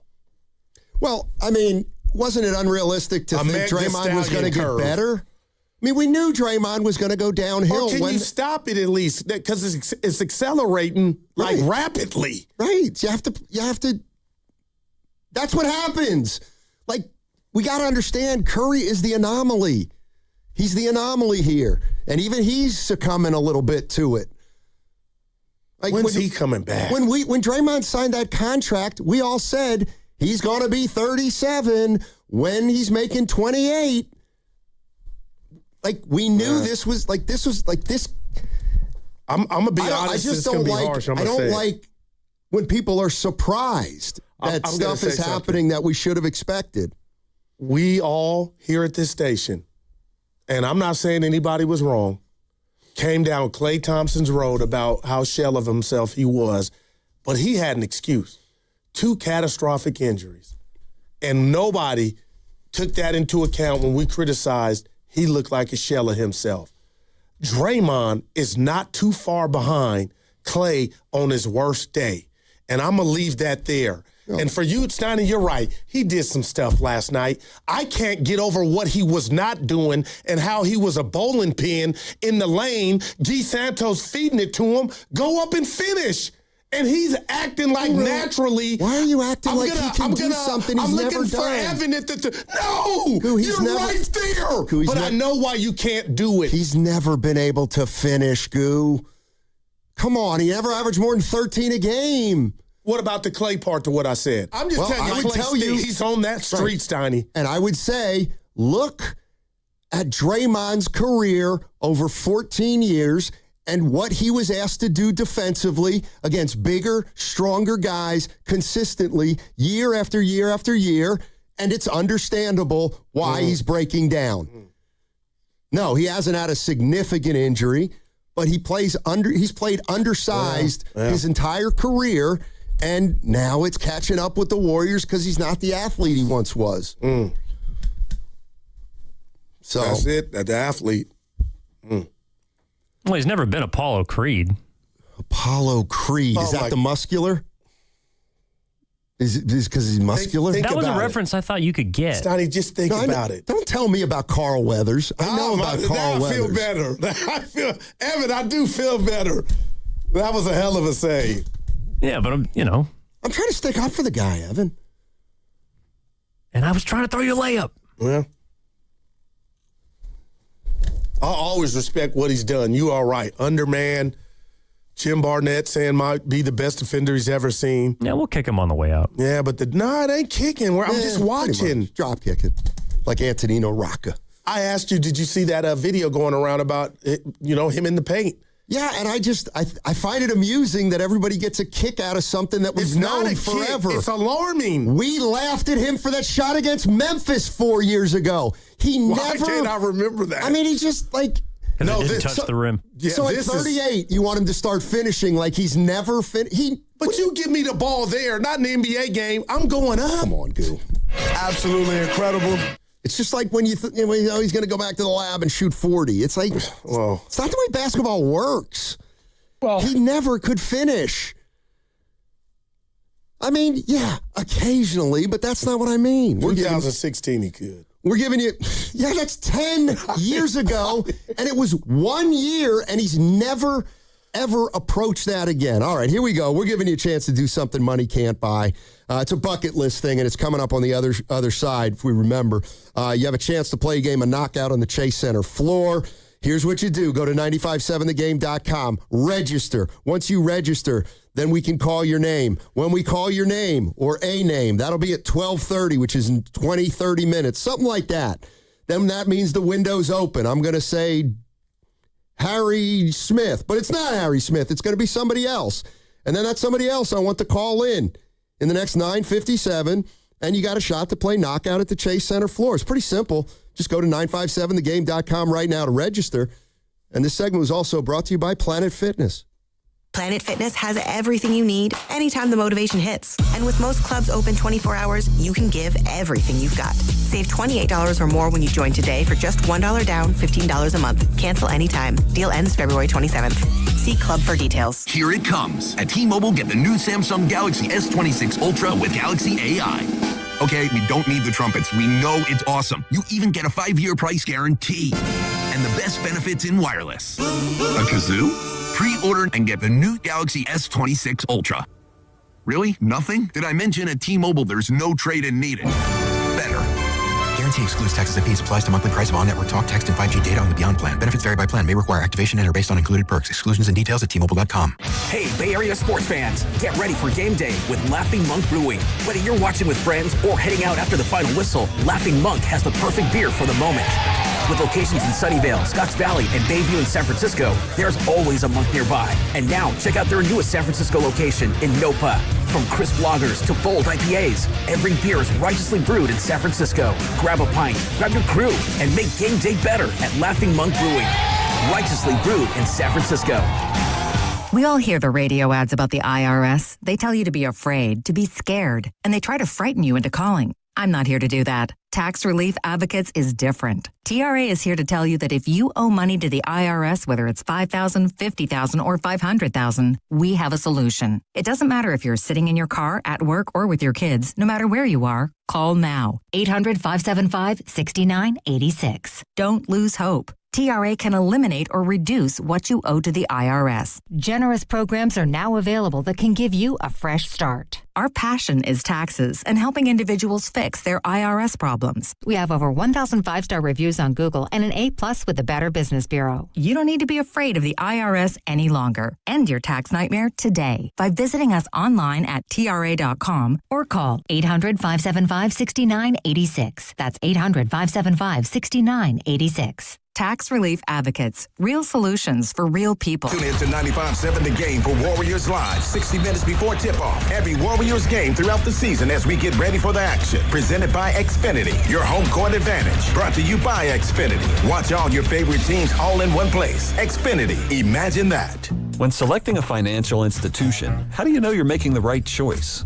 As Bay Area bank customers find themselves at a crossroads, maybe it's good to consider if you want your bank to be community-oriented or corporate-minded. Fremont Bank has grown by providing stable, consistent service to the region, its families, and its businesses for 60 years, all without a single merger. And we intend for more of the same for the next 60. Fremont Bank. Here for you, here for good.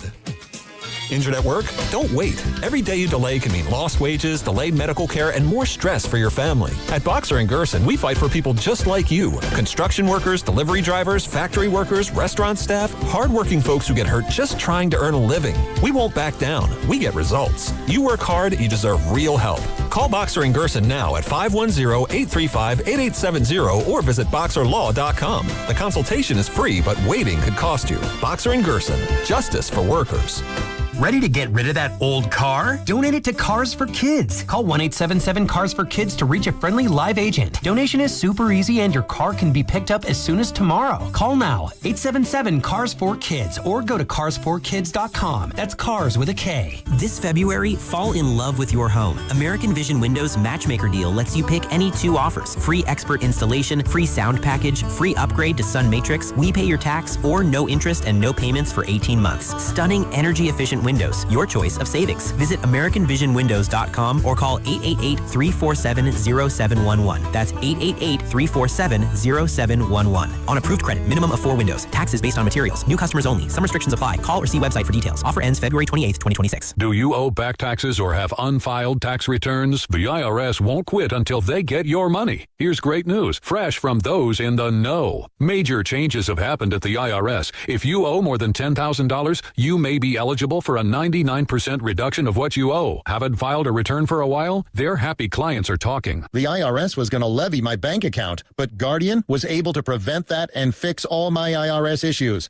Thanks again, Guardian Tax. Need relief from crushing tax debt? The IRS now has special programs. Guardian Tax knows all about them. Personal or business, this is the fresh new brick you've been hoping for. We aren't the company you call when you need a hug because you're scared of the IRS. Guardian Tax is the company that wins when you need it most. Guardian Tax Service is really great to work with. They really helped me out. I'd recommend them highly. Call now for a free confidential consultation. 800-499-1424. 800-499-1424. 800-499-1424. It all comes down to this, folks. Yep, the entire season is on the line. But my throat has officially thrown in the towel. Sounds like you need Vicks VapoCool drops. They're max strength and vaporize sore throat pain. Whoa! These VapoCool drops hit fast! Speaking of fast, did you just see that play? Yeah, he vaporized that ball. That pun should have come with a penalty. Vaporize sore throat pain with Vicks VapoCool drops. Use as directed. VapoCool. Pizza's here. Oh, great. I'd love some, but I'm worried about my stomach issues. If you're worried about having diarrhea, gas, bloating, stomach pain, or loose, oily stools, it may not just be stomach issues. It could be a condition called exocrine pancreatic insufficiency, or EPI. With EPI, the pancreas doesn't release enough enzymes to break down food, but EPI is manageable. Use the symptom checker on identifyepi.com and talk to your doctor. That's identifyepi.com. Sponsored by AbbVie. 95.7 The Game has your chance to run in the iconic San Francisco Marathon. Head to 957thegame.com and enter for your chance to win a full marathon bib for the San Francisco Marathon on July 26th. Get all the details and enter now at 957thegame.com.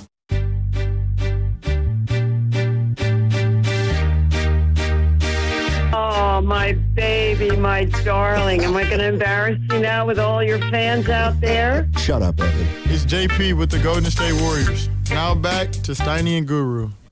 Hey, Steiny. That was my mom. She's doing well. I follow her on Facebook. Oh, really? Where is she now?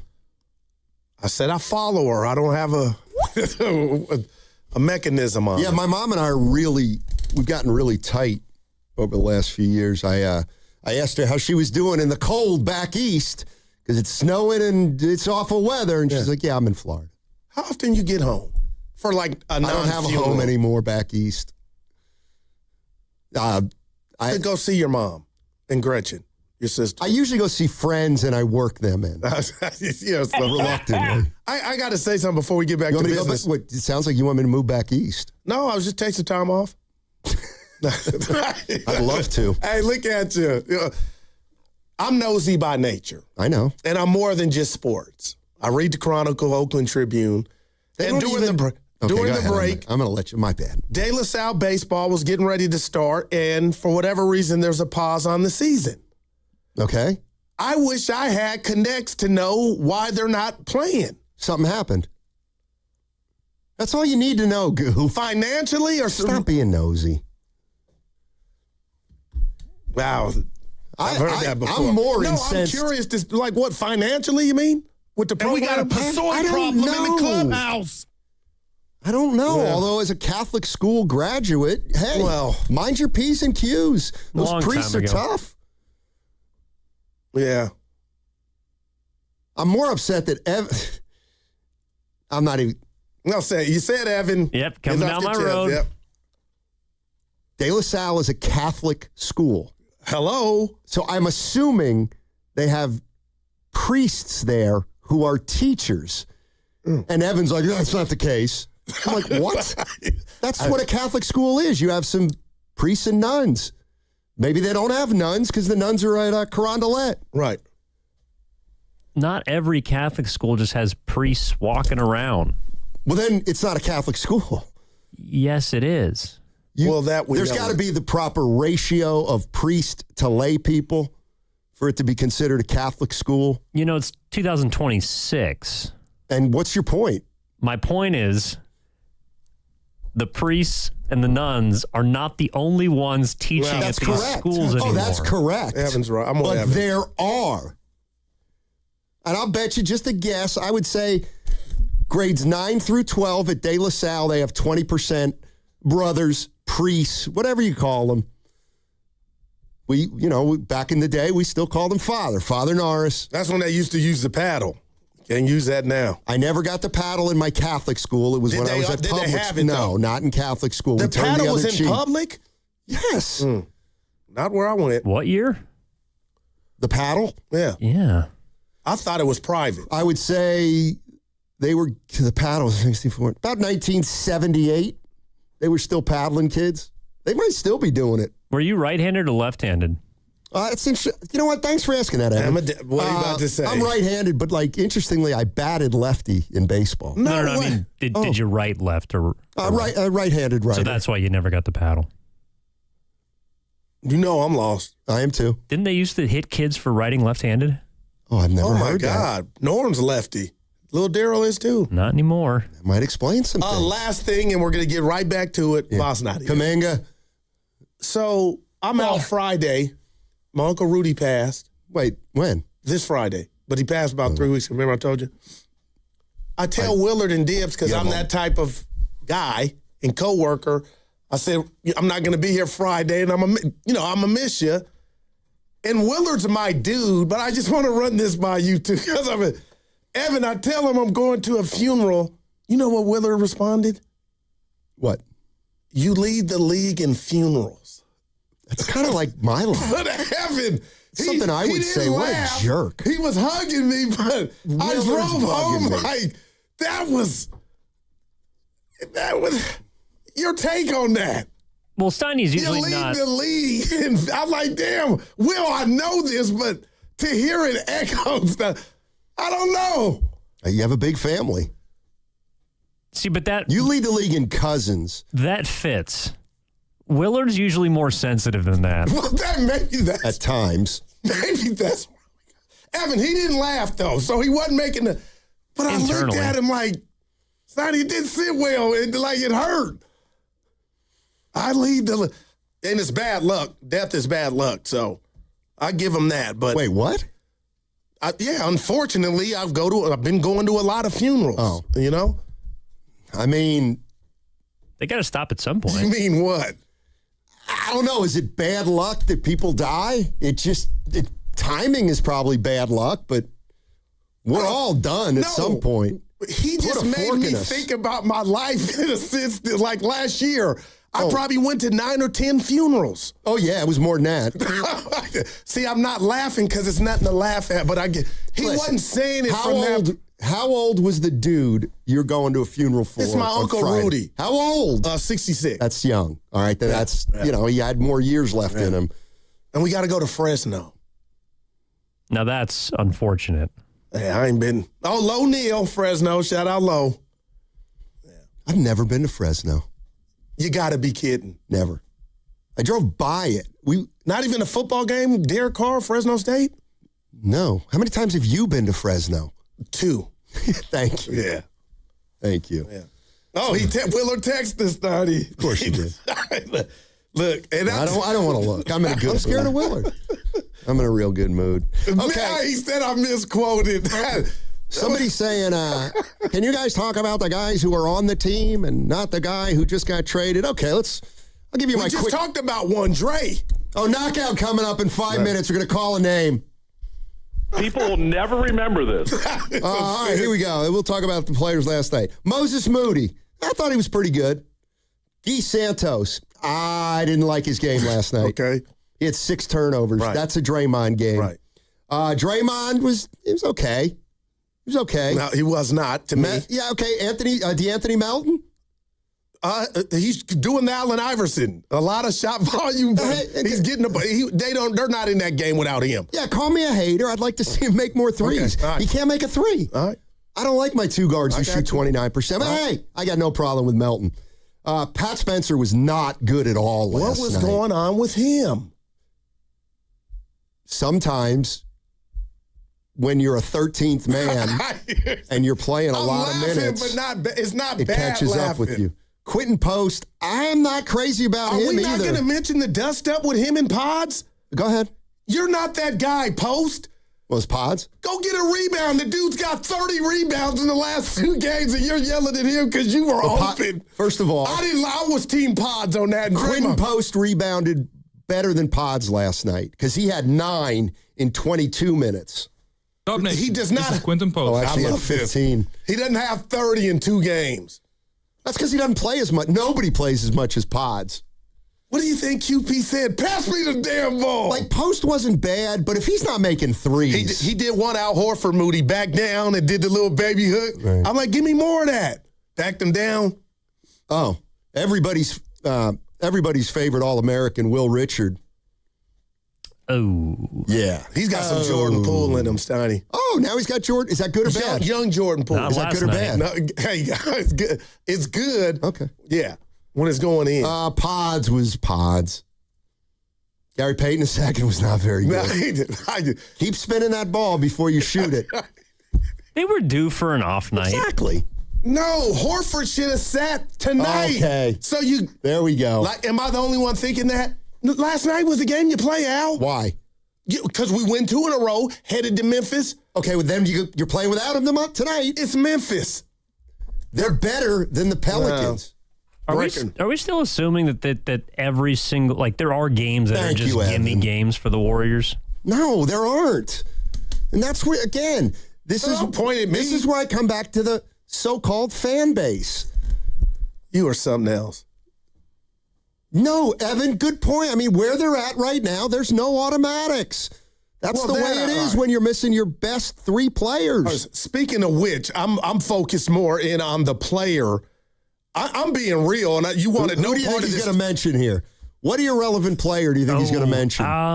You guys, take a guess. Looney? I need hazard pay. No, it's going to be... I need hazard pay. It's going to be... Go ahead, get it off. Malavi Leones. When do you think Steph's coming back? Seth or Steph? Steph, Evan. Seriously, how? It was supposed to be 5, right? When do we get a new update? March 1st. No, seriously, it was 10 days from when they announced it. I got to say something, being the brother of the show. This guy around Christmas must have been such a pain. So you're telling me the shortest month of the year is Black History Month?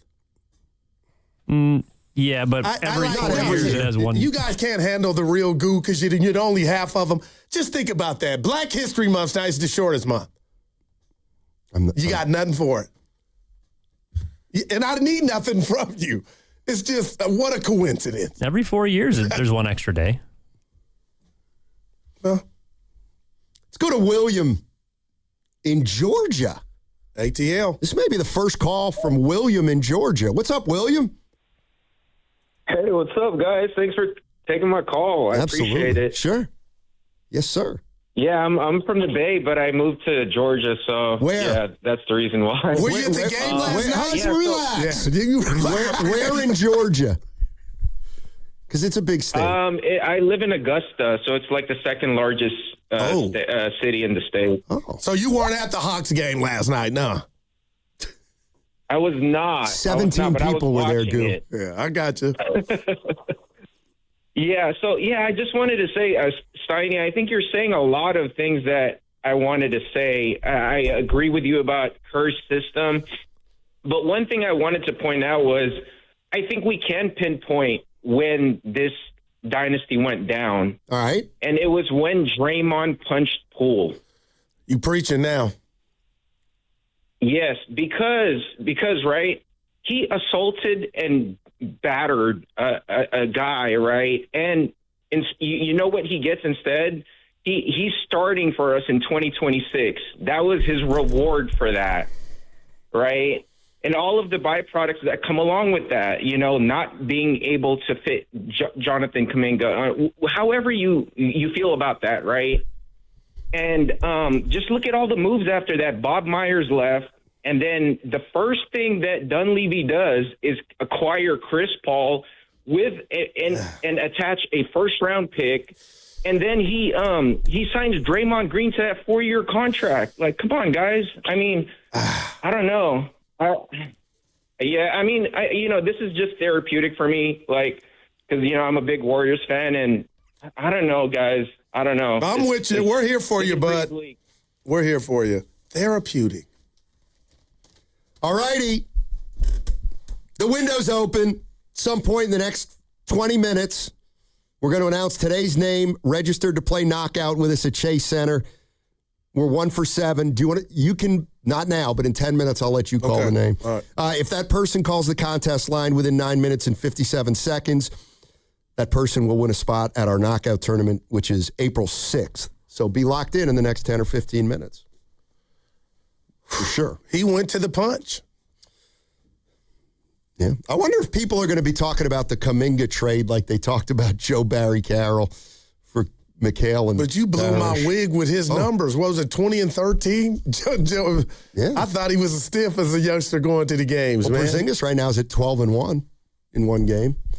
All right, this is the morning show had the morning roast had Ethan Sherwood Strauss on, former writer for The Athletic and ESPN, covered the Warriors for a while, now has his own Substack. And he was asked about Kerr and the development of the young guys and how much falls on Kerr. I will say this for Steve. I don't know how this is going to go, but I keep hearing Steve doesn't develop young players. Steve doesn't develop young players. What I'll say in his defense is that none of these guys have really popped when Steve cut the rope. I mean, I think it was Ryan Rollins had a cup of coffee, but he wasn't really part of the rotation or anything.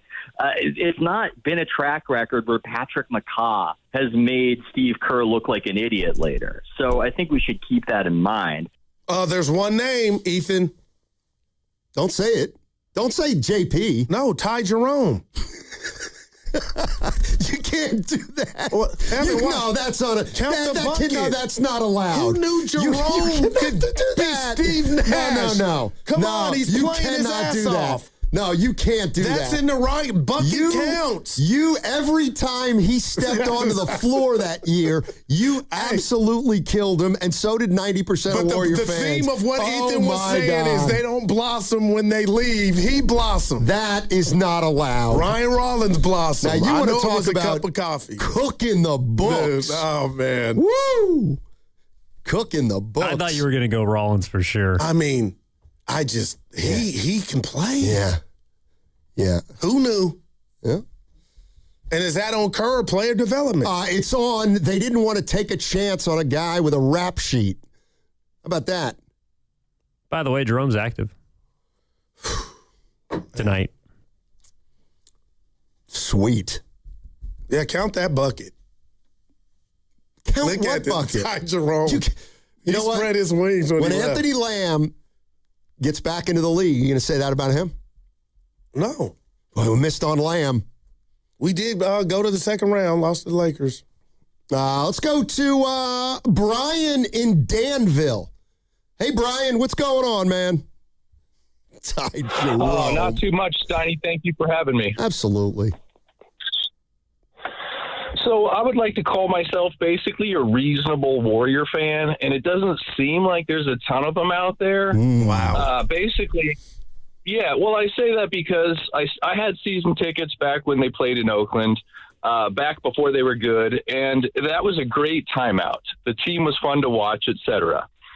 But over the years, the team got exciting and fun, and once we started getting these, high-flying people like KD, I think they got a lot less like the Warriors that I used to love. And what I wanted to tell Guru is basically, he thought it was a mistake to let Kaminga go. And back in the day, I remember, I think Guru would have been one of the fans that would have been really upset to see Monty Ellis go. There was a huge group of fans that were really upset at that trade. And I was one of the really excited people that Bogut was coming in, even though he was injured. So I think there's a ton of players out there that can, as Monty did, put you through the wish-wash and all that fun, the spin cycle is whatever it was called. Yeah. A lot of guys can go to bad teams and put up 20, 25 points. That doesn't mean they're going to be anything special in the league. It doesn't mean they can play with teams, within systems or whatnot. And I go back to William from Georgia. I think he stole my thunder a little bit because what I was going to say was, the time when this should have all ended was with Draymond Green. They should have never re-signed him. I was one of the few people saying it then. People thought I was crazy. But Draymond was the first jersey I ever bought as a Warriors fan when he first came into the league and took over, the starting position when nobody thought he was gonna. And he's the first person that needed to go. So at this point, I'm out on Draymond. You got to let Jimmy go. You got to let Porzingis go.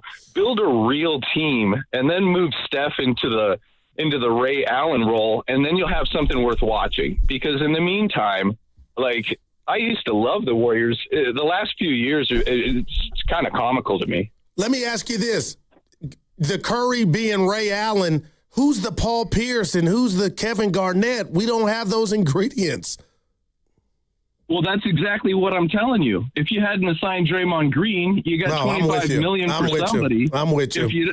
If you don't bring in Jimmy at 38, who everybody knew that wasn't going to work, not because he didn't have the talent. He's got the talent. Porzingis has the talent. Curry has the talent. The problem is they're never going to be upright enough. So, everyone can see that coming from a mile away. So this team has almost become unwatchable, even though, these are my favorite guys ever. Like I said, season ticket holder all the way through Oakland, didn't even follow him to San Francisco, which I think shows you how serious of a Warrior fan I was. But at this point, I think Lacob has become so overly involved. We kowtow to Green for no reason. And then the notion of just building around Curry, there was no notion of building around Ray Allen. You were just thankful that he was an awesome three-point shooter out there. You don't need to build around these older players. You love them while you love them, and there are good reasons for it. but you can't keep these fans in the position of watching people like, Pajewski and Guy Santos and all. This is just getting silly. All right, Brian, appreciate the call. Wow. I disagree with him on Jimmy, Steiny. I was all in, and boy was all in after they got off to that 23-8. But he sounded a little bit like you, like, are you surprised the caddy, messed up when it was old and a bunch of miles, man? Well, do you guys think we're going to look back at that move and say it didn't work? Butler? I think you got a lot of ammunition right now. But Curry was the one that pulled the cord with the hamstring on it working, maybe getting you to the Western Conference Finals, man. So that wasn't Butler's fault. But what it is now, I think I think there's something there. Can I take the easy way out? You always do. Yeah, it worked last year. It didn't work this year. And that's why I'm asking the question. I think you could argue either way. But are we being too sometimey with that? I hate that word. Why? Because it's stupid. Sometimey? Stupid. I'm not saying you're stupid. It sounds like it, but what's it do to you? Sometimey. It sounds corny. Well, you don't like he's in his bag. That kind of died. Corny for a guy like you.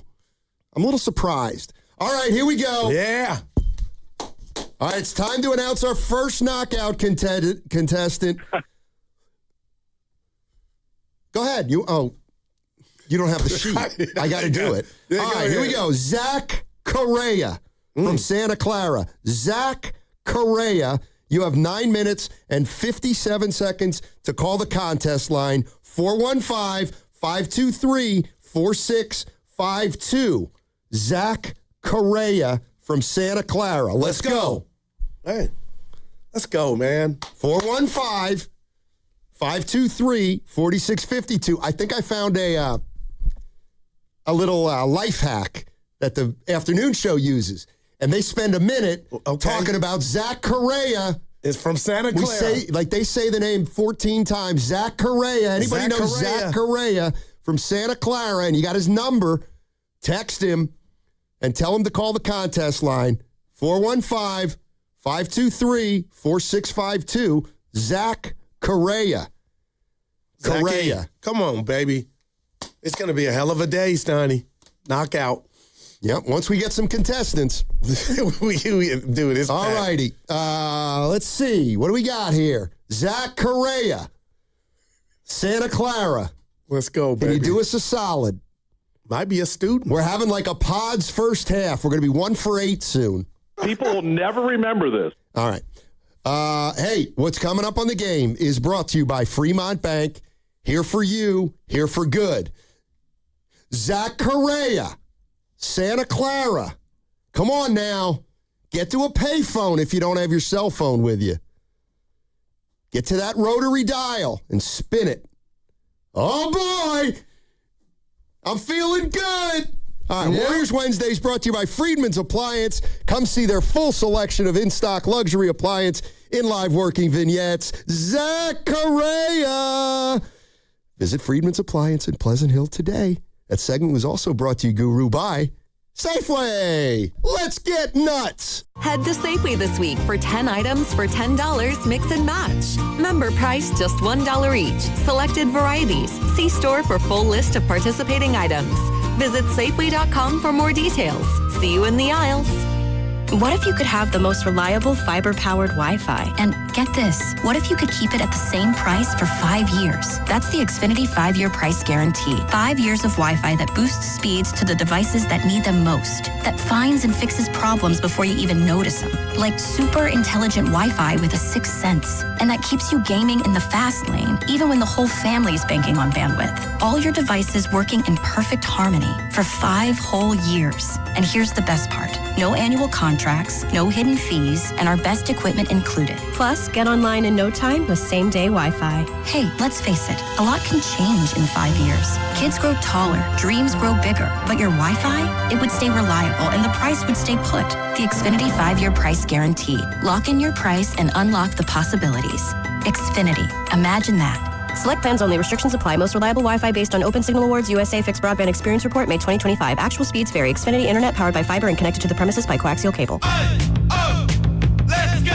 You're still grooving, still connecting, still loving, still turning up, still thriving. You still got it, but your immune system, it weakens as you age. That's where vaccines come in. They help train and strengthen your immune response to fight off respiratory illnesses like flu, pneumococcal pneumonia, RSV, or COVID-19. Ask your doctor or pharmacist which vaccines you need.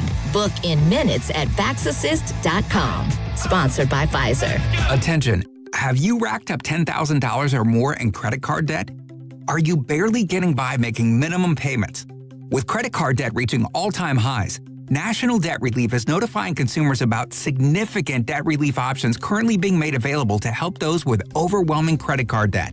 These options may reduce a large portion of credit card debt for those who qualify. You don't need to declare bankruptcy or take out a consolidation loan, and you may only have to pay back a fraction of what you owe, even if you have bad credit. National Debt Relief has already reduced the credit card debt for more than 550,000 consumers, so don't wait. If you owe $10,000, $20,000, or even $100,000 in credit card debt, you can now take advantage of this financial debt relief as the cost of living continues to skyrocket. To check what debt reduction you may qualify for, call 800-894-7722. That's 800-894-7722. Again, 800-894-7722. Hey, it's Willard. Legends are built over time. Anyone can have a great game, a lucky season. At Habis Law, generations matter. For Tariq Habis and Nicholas Habis, integrity was learned at the dinner table. And a hard truth, clients are often victimized twice, first by accidents, then by greedy insurance companies. 40 years strong, Omar, Tariq, and now Nicholas Habis, generations fighting to make it right. Visit HabisLaw.com. Omar Habis is a California licensed attorney. Offices in Northern California, including San Jose. Past results do not guarantee future outcomes. We've all been there. Sleepless nights, mind racing, wondering if your business's security service is really protecting what matters.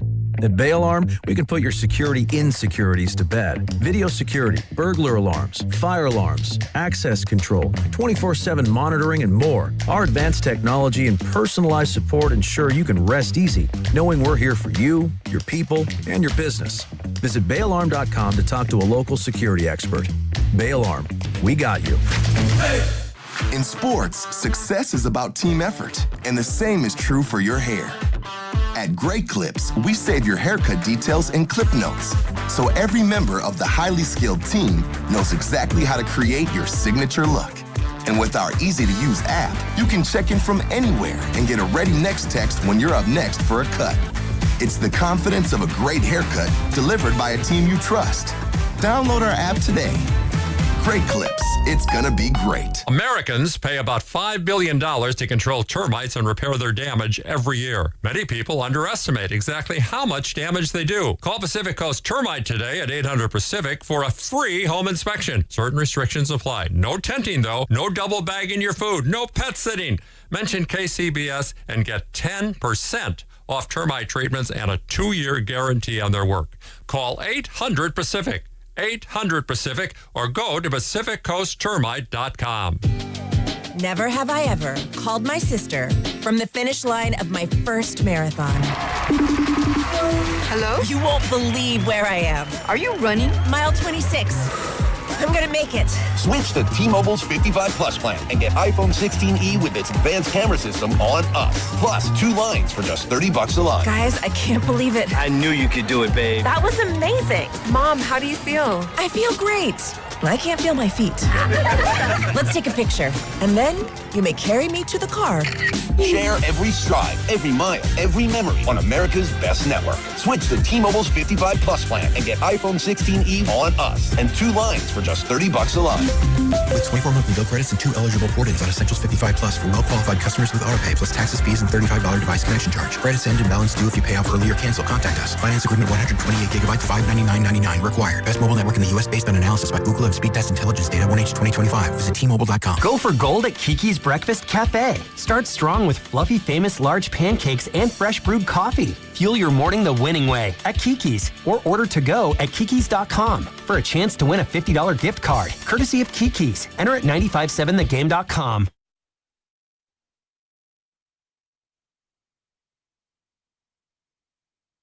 You actually know Latin.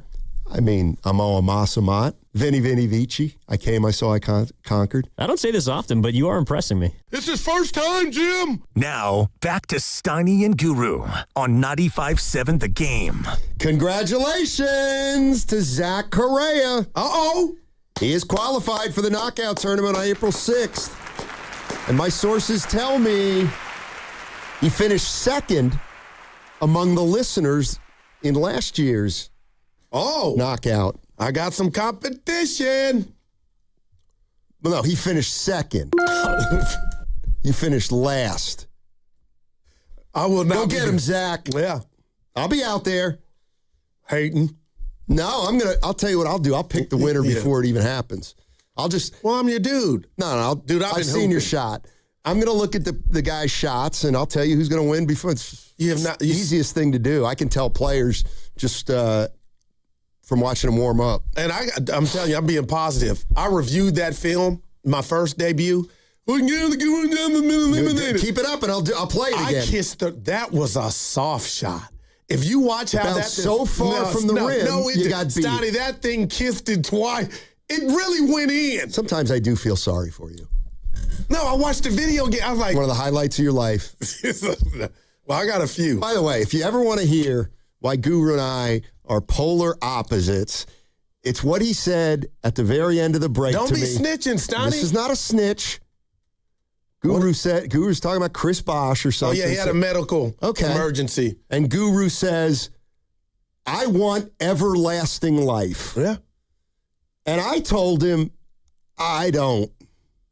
What does that say about you?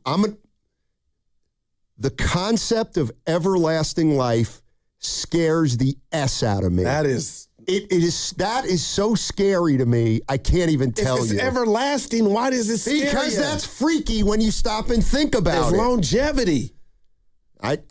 That makes me really uncomfortable. Maybe I'll see a Cowboy Super Bowl that way. I've told you this story a lot. Oh. Clearly you don't remember, but I used to get anxiety about that whole concept. You seem like an anxiety type. Everlasting life? I mean, hey, up here having fun. It's a lotto ticket. You get to heaven. It's a great time out. There's no doubt about it. There's no doubt about it. And hey, this is great up here. Hey, this is great. And then you're up there for like 17 million years. And then they're like, oh, yeah, it's going to go for at least another 17 million. And then another when does it end? Wow. I believe. You will see Pops again. How about that? Now I see my mama. We don't know that. Everlasting life doesn't guarantee that. Maybe you're in your own shell up there. No, it's a party. Oh, I thought you were referring to everlasting life on Earth. No, I'm talking about the afterlife. Yeah. Well, he might have been talking about Earth. No, I was talking about the afterlife. Yeah, that scares me. Well, as opposed to just laying in the dirt? No, I choose... Decomposing? Well, exactly. Well, there's two things I prefer to everlasting life. And one would be, I once asked a friend of mine. I once asked a friend of mine, like, everlasting life. I know that scares me. And I was like, what do you think happens when you die? And she said, it's exactly what you remember from before you were born, which is nothing. There's nothing. You ain't around. You don't know.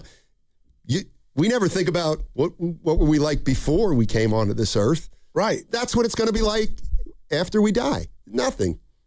But you don't die, really. Well, according to you. Well, so that's why I would rather have something like that, or what I'm going with now, obviously, is reincarnation. I'm banking on reincarnation. So it'd be coming back as a fly or something.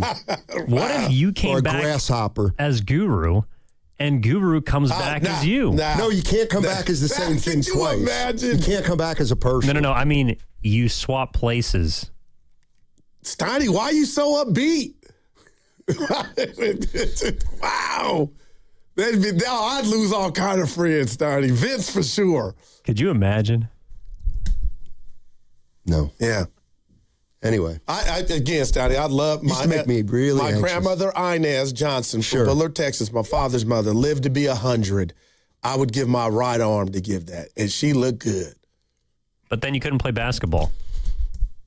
Well, I could watch it. Can't play now either. That's kind of a two. It's like Guru goes to the doctor with a bad ankle. Hey, doc, will I be able to dunk after this? Sure, you'll be able to dunk. Good, because I never dunked when I had a healthy ankle. I'm going to be honest about my dunking history. I was the Horace Grant dunker. I couldn't do it off verts, Evan, the one leg. You were 2-foot guy in any league. No, Jay Rich was 2 feet. He was Dominique Wilkins. Yeah, they're limited, though. 2-foot jump. That's right. Oh, my God. Those are more hops. What do you those are verts. I'm in the middle of something here. Right. What do you know about dunking except donuts? That's what I'll give Jordan credit. He could go off 1 foot. Yeah, he had guts. Zion went off verts. What about Zion yesterday? A little 2-foot dunker. I can't sprain an ankle. Okay. Oh, boy. Of the boss. We got a winner. Hell with him. And there's only one Zach. Zachariah. All right. Hey. Let's go to that's our guy. Put some respect on his name. Let's go to I don't Nick. like you right now. I haven't said a word. And that's why I don't like you. What do you want me to say? Hi, Zach. Is he listening? He could be. Give it to him. Well, just never You used to like him. Y'all got along. Last time I worked with Zach was after Game 7 of that. When the Warriors lost to the Cleveland Cavaliers. I was in Texas. You didn't. And he was despondent. He couldn't even do the show. I love you, Zach. I didn't remember he was that. So I was in Texas. Mad. It was unbelievable. I wish I could pull the audio, Stardy. Oh, my God. He couldn't even. I forgot. I would have lost really that on the 95-7 to Gay Jockberty. What was your mood like after that game, Steiny? Rock solid, like always. It was Father's Day, though, so you probably didn't get a ton of love. I am a father. Hey, I'm being real. Forget Zach for 1 second. Had you been around any sporting event so climactic like that? To the finality we were at the 2019 final. But no, the shot of all shots, and it's over. Yeah, I mean, I remember it's up there. And it had to be quiet as a church mouse. It's up there. I mean, Pete Mullenberg at Hershey Park Arena hitting a 18-footer to beat Steelton High in triple overtime in front out there in front of 8,500 at Hershey Park. That was unbelievable. I vividly to this day remember Cliff Durham at Martz Hall in Pottsville hitting a half-court shot, which allowed Reading to go to the Eastern Finals. That was unbelievable. An ending like I've never seen an ending like that. I'm in pro sport. Yeah, that was disappointing. I'm not saying it wasn't. I mean, I know you guys can't relate to this, but, when I banked in a 36-footer against Johns Hopkins my junior year. Your highlights seem like they come against the same team. I had a Kaminga line that night. I was 9 for 12. Seriously. How many dunks? Off the bench. Hey, look at how you're glowing. I was being disciplined, so I had to come off the bench. Is that when they had to vote you back on the team? No, it was a different time. Wow. I was like Kaminga, a lot of incidents. No, but I was one of those guys, Goo, that... That's wow. Yeah. I feel like I know. Look at we got a disciplined Steiny. Okay. We'll sit him the first 2 minutes. That's how important I was. I wasn't. They never suspended me for a whole game. But what were you in trouble for? It doesn't matter. See, you were. That's man. We all improve over the course of our lives. My mother said, "What you confess is what you possess." Yeah. So what you say you hate, you actually like. The guys you claim to not like, that's who you were. What the hell you doing suspended? Then 1 year you wasn't quit. Suspended. They had to do a team vote to get you back on. I remember that. Yeah, that never happened to me. Yeah, I haven't lived a perfect life, and I grew. Now I'm getting mad. And you know what? Had I not gone through what I went through and acted the fool like I acted, I wouldn't be the person I am today. I own it. I own it, Goo. But part of the price for playing big-time college athletics, which you'll never know anything about, is that emotions can run high. And like pods in post. Oh, my God. 2 8 men battling it out. Seriously. No, I couldn't believe it. But Post was like, throw me the ball. I'm sure there's some other words. And Dre playing Peacemaker. Sometimes when you tell these stories, Steiny, it's actually very clear how you became the person you are. He doesn't even know it, Evan. I want you to keep going. Well, help me. What do you want to know? No, I think we got it. Okay, well then, yeah, you're dealing with a one-of-a-kind person here. There's no doubt. That's for sure. About that. Yeah. Boss will tell you that. Yeah. Boss. Not today. Hey, leave our guy alone. Can I get to Nick in Berkeley? You're talking about yourself. No, Nick in Berkeley's on the line. Well, you said can you? If you quit talking about yourself, we can. I'm not talking about myself. I'm talking about my beliefs in the afterlife. And I did mean afterlife. And bank it in that 30-footer. I lied, Evan. It's from the hash mark. Real quick. I did mean afterlife. You're on Earth forever. I wouldn't want that either. Yeah, that's what I meant, E. Why'd I lie? It's like the Warriors. We're in a lose-lose. No. Can we go to Nick in Berkeley? After you quit talking about yourself. Hey, Nick. Hey, what's up, you guys? Hey, so there's this show called I Shouldn't Be Here. And there's this lady, she's a brain surgeon, and she was kayaking in like Guatemala or something like that. She went off a waterfall, and she got trapped underneath the waterfall, and she was down for 30 minutes. And during that time, she saw herself under the water. She left, and she went to like this place where like her relatives were there, and it was like all flowery and all nice, like some weird like trippy scene.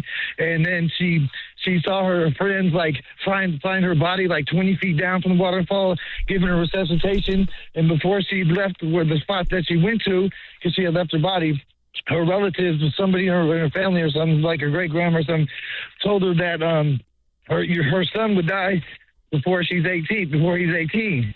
And so she came back to her body, and she miraculously came back to life. She's out. They were trying to resuscitate her for like 30 minutes. And then she came back, and then she had like 2 broken legs and everything, but she never told her son. And then, until he turned 18. And then after his 18th birthday, like tragedy struck, and he got hit by a drunk driver. But she had told him, she waited till he was 18, till after he was 18, and told him that that's what happened when she left her body and watched herself die and everything and come back to life. And so I don't know if there's an afterlife or whatever, but they told her it wasn't her time to go. And she's like a brain surgeon, you know what I mean? So she didn't know what to make of it. And I just want to say, man, just cherish every moment that you got on this earth, man. No doubt, Thank you, Nick. Appreciate the call. And I Shouldn't Be Here is the movie. Wow. I didn't like that. I got to say something about that. Evan, you know this. Steiny, you know this more than anybody. I drive a lot. What's funny about... Can I finish? And I see a lot of tragedy on the roads. So I'm going to knock on wood that the old Gipper's still here. Man. Evan, I'm serious, man, and I don't drive slow. Neither does Vince McMahon, apparently. What happened to him? He got pulled over doing like 100 and something. And he goes, I'm going to a baby shower. Or something like that. Man. He was speeding. It might have been. Just... What I say, Steiny, tomorrow's not promised. Steiny, do you want to be cremated or buried? No. I want a party. But what do you want done with your body when it expires? Traditional. In the ground. 6 feet under? Yep. Gotcha. Cowboy casket. In the U. What is a cowboy casket? Dallas. Casket had a star on it. Wait, what? Oh, my God. Yeah, I talked to Norm about it. I want... that would have been like if you passed... tragically as a child. I could see you putting a Cowboys insignia on the casket. But if you're 87, they're going to have the Dallas Star. We talked about it. He laughs. I'm like, man, hook something up, baby. I know it costs a little extra. Is there a plot next to La Monica? just get a fat head of Cowboys logos and stick them on the casket. What happened to those? They were. I have millions. No, but they were hot. They're not as hot as they used to be. I have my whole basement's got fat heads on them. You have a Kevin Durant one down there. I have all these You don't have a Steph. No, because I only got a jersey. No, I only got the cheapest of like when it says clearance. Well, give us somebody else you got. Like Chase Utley for some reason. I've got Durant in Oklahoma City. Jerry Rice. No. I've got Sidney Crosby for some reason. I've got... you got a lot of room down there. Let's see. I got some other basketball. Pete Rose. No. No baseball? No, I do have some baseball, but I can't remember. They're all pretty mediocre. I hope Abanjas is not listening. Wait, you don't want to be cremated or buried? Well, I got to decide. What's option 3? Well, we there is no third option, but if I get cremated, what happens to the ashes? Where would I want the ashes spread? Golf course. Chase Center. Yeah, I got some thinking to do, guys. The whole ship. I got some. I got some. What you doing, man? No, I'm sure that's our spot, baby. All right, Ethan Sherwood-Strauss was on with the Morning Roast, and it's covered the Warriors for both ESPN and The Athletic. And he was asked about where the Warriors are and what was the biggest issue getting to this point. What was Ethan Sherwood-Strauss? I think it's the picks, man. It's a matter of perspective as to whether you should be angry about it. I know talking to Steve Kerr back in the day, and I know he's not the GM, but it's his perspective from having been a GM, that the draft is more of a crapshoot than people give it credit for. Your reaction as a fan might be, I'm really angry that the Warriors botched the picks, and they should have picked other guys. And I can't tell you you're wrong, but there's a different perspective of, that's how it goes, man. That's how it goes. They had a shot at this. They had a shot at prolonging this. They had a couple bites at the apple, and they just got unlucky. Thank God they got the championship in 2022, but they just flopped on those. And it is a painful, lingering mistake, and yet one where I don't know if I can be angry over it or say I would have done the job any better. Oh, what perspective from Ethan Sherwood-Strauss. I want you to play that for Willard and Dibbs when they come here. That was their interview. I'm playing it for you. No. You're the one who dwells on it. No. It might just be starting. Those chickens are now coming home to roost because the cupboards are bare. So you think it's just one and done. Oh, give me the draft picks. Do you know the odds of where they're going to be picking? And you got to do it right. Yeah, and they've done it. They've done it before. And they won 4 titles. I need a double after that. Yeah, they've done it before, and they won 4 titles. So yeah, whatever we do, let's laugh at that. Okay, how's the second part of that going? Well, I don't know yet. I don't know yet. They still have Steph Curry on the team. Kaminga. Yeah, too bad. You don't get Akeem Olajuwon every draft. My point is, it could just be starting. First of all, you don't tell me if it's starting or not. I know what it is. I've been on top of this for 5 years. You've been wrong at every turn. You've just realized that, we're in a little trouble. Are you raising your voice at me? More Ethan Sherwood-Strauss. Are you raising your voice at me? Here you go. Yeah. This is the stuff that really fractures dynamics and often between not just... All right, he's talking about the Kaminga Kerr situation, and Lacob liked him, and then now he's not here. This is the stuff that really fractures dynamics and often between not just ownership and coach, but GM and coach, and this idea of, hey, play my young guys. But we can't. We need to win, and then if he flourishes, it's just bad news. Yeah, it's one of the oldest stories in the NBA. We've seen it time and time again. I'm glad you can have fun. I'm not. Why? I'm worried about tonight. That makes the Warriors players aren't even worried about tonight. No, they've been Snotty. We lose this one. What? 1 over, 2 over? You know what? Like seriously, man. I know you think I'm kidding, and I do wonder if there are at least some other people who are approaching it with the same mindset, and that is, I get it. We're not in a good spot, but I do believe in 2 years things are going to look entirely different. I do. Because of the financial freedom. Yes. Because it's like you got to look at their books. But who's going to be available out there? Like if we got a list of Jokic. All right, yeah, no, he stinks. That is great. But no, we can't get Jokic because Steph might not have trouble playing with him. I told you Jokic ain't leaving Denver. Okay, you can say that. And I'm not. I hear what you're saying. What happened to the Warriors being a preeminent franchise and they'll just go get superstars? I still believe that. My question in the right on the table, the first one. Billy's here today. And we got to record something. I'm not recording anything. I didn't like what you said. It's not my account. The tone came across. And you know what? The boss is not here. No, you know what? I have an appointment. I have an appointment today. You ain't getting past me. You want to bet? Yep. We'll see. Evan, you're about to see something today. Yeah, we'll see something.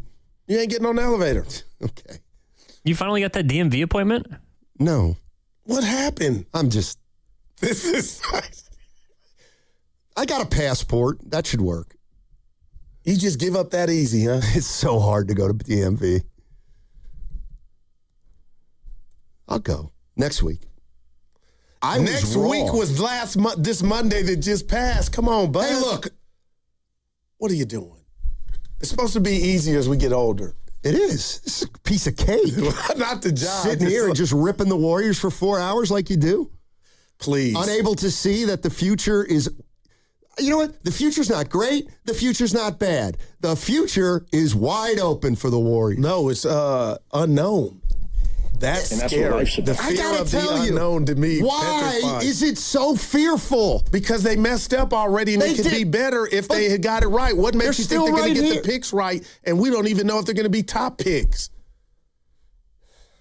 Okay, you know what? They should just not draft anymore. No, I'm not. Come on, that is what you're saying. Like, kind of in the same token, it's like you guys, you don't get it. You seriously don't get it. Well, you don't like where they're the direction. Now you're changing. You're not changing it. But I didn't like the direction for 4 years, but I also know that most of the fans, these new fans, are completely and utterly unrealistic about where this team was, where it is now, and why they're not a title contender. Okay, but give me a break. Can you address that same crowd? And I'm in it. They messed up the Kaminga thing. That's why you lose. What do you want a franchise to stop? No, you lose credibility with those things like that. Okay, and if you it was personal with the coach, you lose so much credibility that you throw away 4 titles. That's what we're talking about. No, seriously. No, so that's what we're talking about. Identifying talent, which Kaminga had, coaching it up, and not giving them away for old Studebaker. Okay. That's what we're talking about. That's how you lose the room. Right, and you're also assuming that Kaminga is going to thrive for the rest of his career. And he might. And then it'll look even worse. But I won't feel worse. This idea that, like, because I already know he can play. Here's the other thing. I'm being real with that. You have 7 role players on your team that nobody likes. 8 role players on the team that nobody likes. And people are saying, but we don't have anybody for the future. Exactly. These guys aren't going to be here. But that's not how it was drawn up. So, okay. That's not how it was drawn up. That's right, because they went down a road with Steph Curry. It hasn't worked, and they got to pivot. You knew this was a possibility. For the Huey. You can't do a U-turn until Steph's done. And you got Jimmy out there 2027, hopefully, Steph. So if Steph... You act like this is a quick fix or the summer that you talked about after next year. I'm the one who knows it's not a quick fix. Are you raising your voice at me? You guys are the clowns that think you're going to make this happen in a year. You know what? You want us to be happy about something that's a year off. Yes, another that's season. right. Okay. Nah. Well, and that means... Don't work like that. You know what? Don't work like that, player. You know what you are? You're a Warriors commenter. You are not a Warrior fan. You're a Warriors commenter.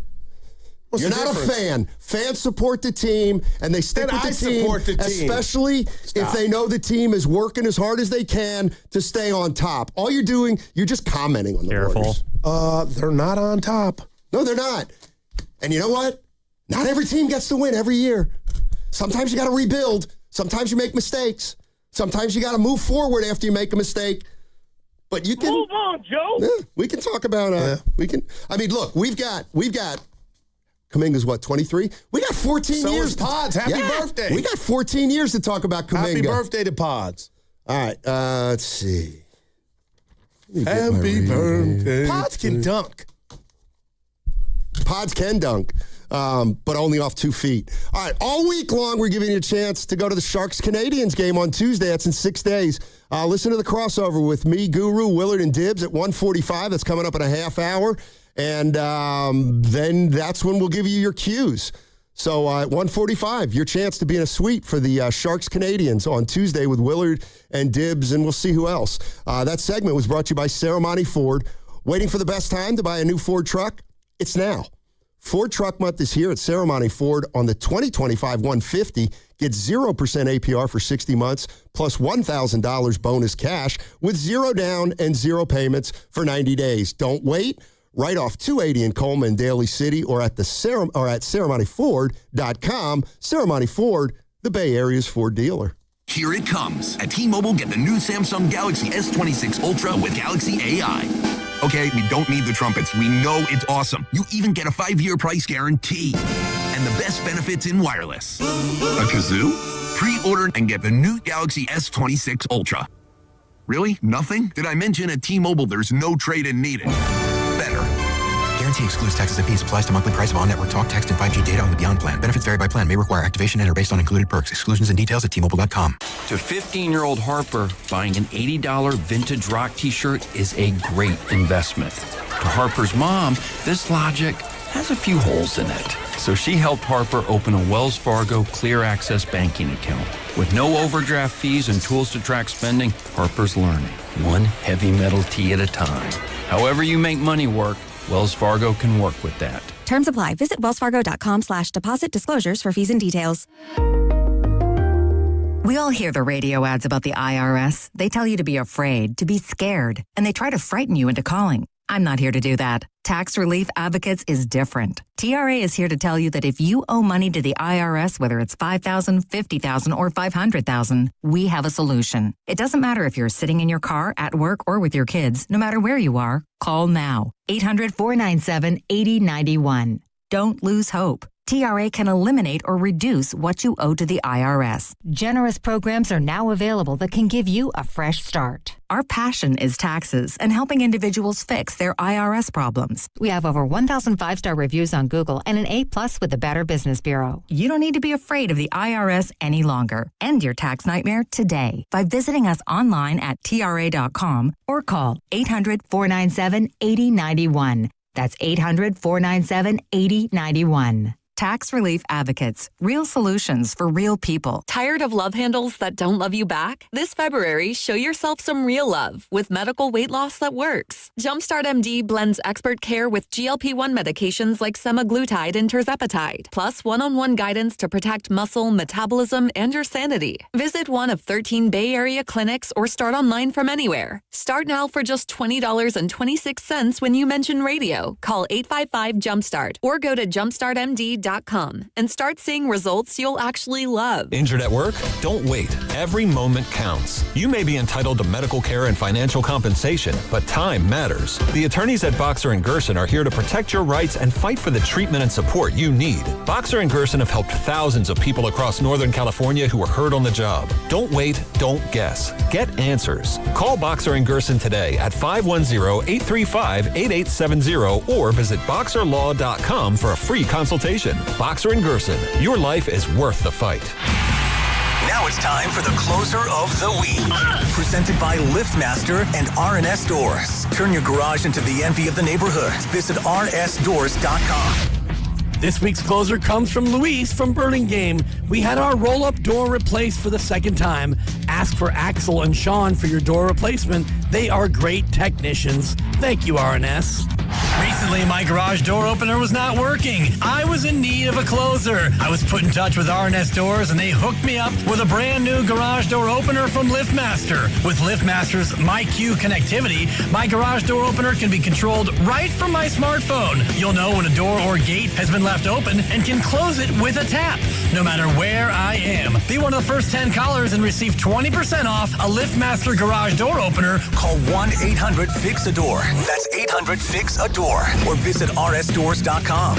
R&S Doors. Look for the red truck. Tune in to 95.7 The Game for Warriors Live, 60 minutes before tip-off. Every Warriors game throughout the season as we get ready for the action. Presented by Xfinity, your home court advantage. Brought to you by Xfinity. Watch all your favorite teams all in one place. Xfinity. Imagine that. Hear that? That's the sound of your life. Perfectly imperfect. Beating in rhythm to the world you've created. But every time you drive after drinking, the music gets drowned out. Your life sounds pretty great. Don't let a buzz ruin it. Buzz driving is drunk driving. Don't drive buzzed. A message from NHTSA and the Ad Council. I checked Allstate first and saved hundreds on my car insurance. Really smart. Unfortunately, I didn't check if I took the gas hose out of my car's tank. Ooh, not smart. And I drove off while still attached to pump number 3. Yeah, checking first is smart. So check Allstate first for a quote that could save you hundreds. Potential savings vary, subject to terms, conditions, and availability. Allstate North American Insurance Company and affiliates, Northbrook, Illinois. Staples presents That Was Easy. So I opened a restaurant and needed everything. Menus, signage, catering brochures. Everything and then some. I went to Staples. They printed it all and even suggested takeout menus. One money pit with a side of fries. But now at Staples, you get up to $125 off custom print orders. $125 off. Now you're cooking. Brand your business in a big way at Staples. That was easy. Shop Staples in-store, online, or in the app by 4/4 to unlock. Exclusions apply. Visit staples.com/print for details.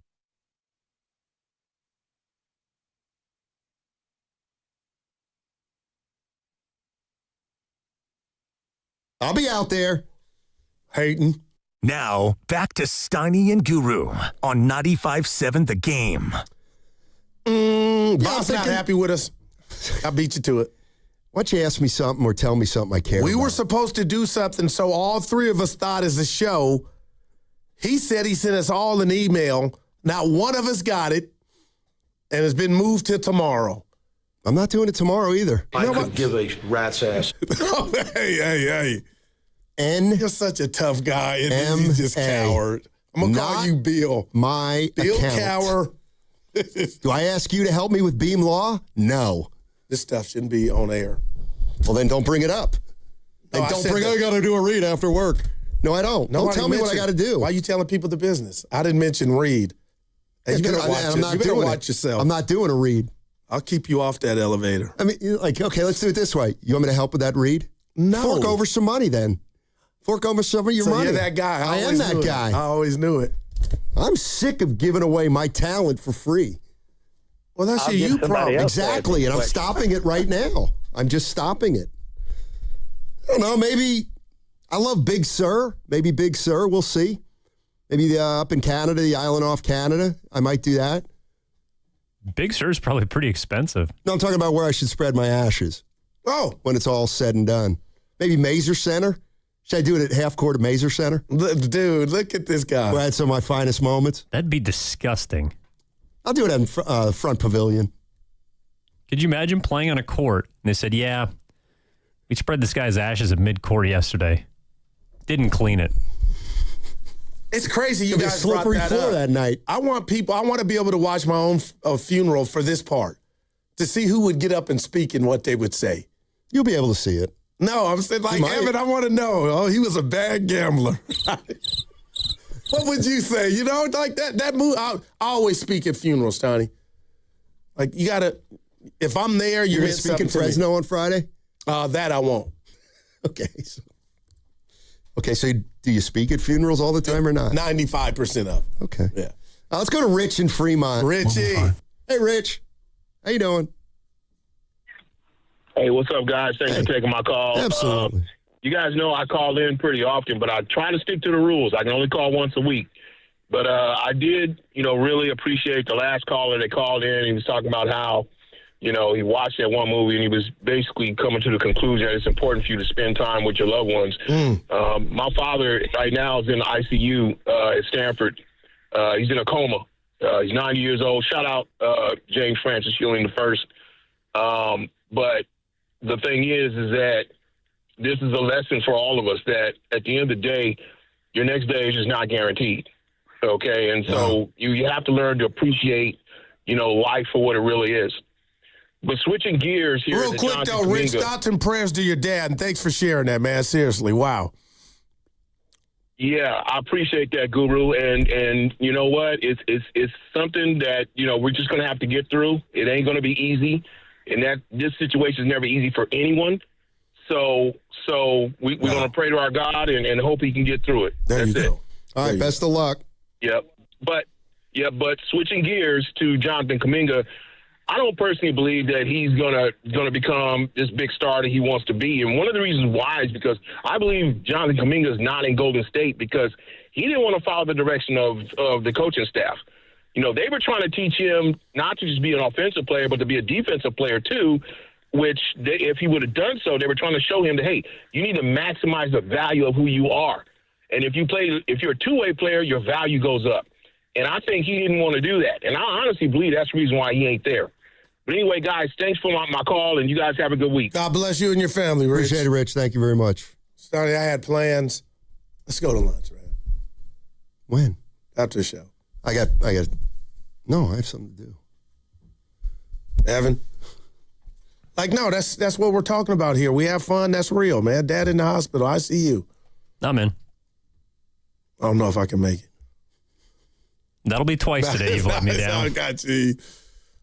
What button are you pressing? I want to hear more from Adam Silver. Ethan Sherwood Strauss. Oh, that's on tanking. We don't need to talk about that. Because we don't do it here in the Golden State. Not yet. Were you watching the game? What game? Warriors, Memphis. I'll be at home. All right. I'll be at home, locked in. I like to take notes. Tonight. When's your appointment? What appointment? You said 3 o'clock.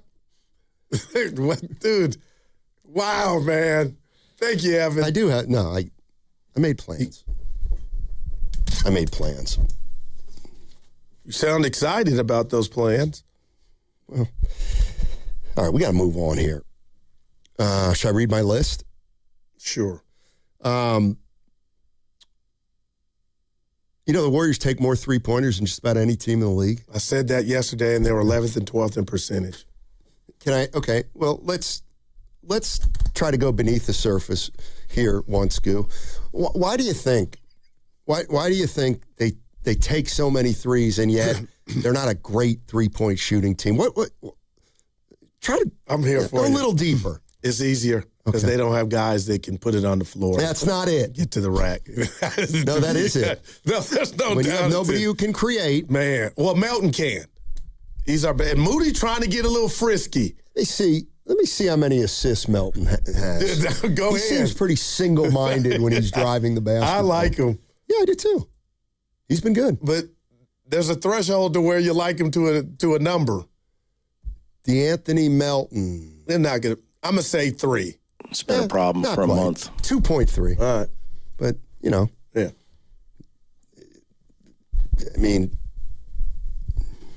Anyway. Oh, boy.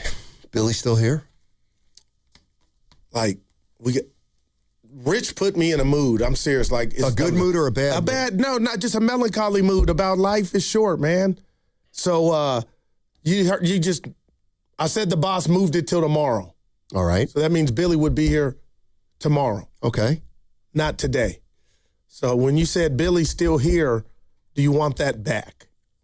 So he wasn't in here today? No, he wasn't. I thought you said he was. No, I said he was coming. I thought it was today. We had our thing. It was supposed to be today. I was a little too hard on you there. Yeah, so you thought he was already here. Yeah, I thought he actually walked by. But if you checked your email, you would have known he wouldn't have been here. So in other words, mouth, you ain't stopping me from going into the elevator. You're good. You're free to go. Donnie. I got to go to Apple. I'm going to upgrade the phone. When you get older, stuff like upgrading your phone's like buying a house, Get that red Ferrari. Well, mine's all broken. Clearly you're still renting. Evan, have you not got that thing fixed yet? I still got the insurance. But use it. Wow. Well, but I might break it more. You know who I thought was pretty good last night? Kaminga. And Steve Kerr said the same thing. All right, let's see. Draymond Green.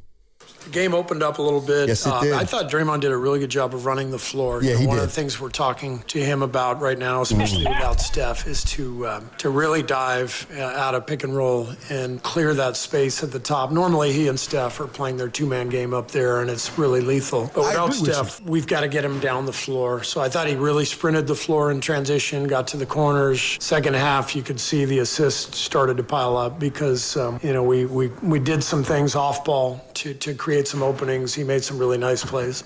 That's like telling the valet driver, you did a good job parking those cars, but that's what your job is, to run up and down the court. Now we're thanking him for running up and down the court? Wow. But hey, who am I? I watched the game offensively. You're it was a train wreck. You're a commenter. Yeah, I didn't like that. It was a train wreck. What was a train wreck? He was inside. Draymond was not a train wreck last night. You know how many assists he cost Warrior players? At least 4 or 5. And that video is out there. He's almost reluctant to shoot right there at the basket. And I think I know why. Oh, my gosh. Miss me when he ran up and down the court. That's his damn job. How did he do against Zion? In the fourth quarter, not that great. Okay. Oh, well, let me tell you, he shut him down? No, but he did a pretty nice job against him, I thought. What does that consist of? Because Zion scored at the end and kept scoring. Okay. I mean, I'm not like...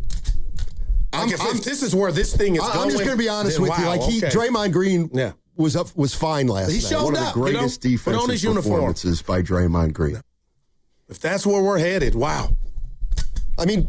Are you here saying he stunk? I mean, I don't Offensively, he stunk. And I thought if he was better, they probably would have won the game. He bogged the offense down 4 or 5 times. Guys gave him the ball point-blank range. And he's passing back out. And you can tell why he's passing back out. He had nothing to finish go up. But he was never that player. Steiny, I'm not asking you to do a tomahawk dunk. I'm talking about just take the damn ball up. Take the shot. Basketball's a game of rhythm. And he was right there 4 or 5 times overpassing, and we had it right there. Shoot it. You miss it, okay. Well, he missed 3, and you made fun of him.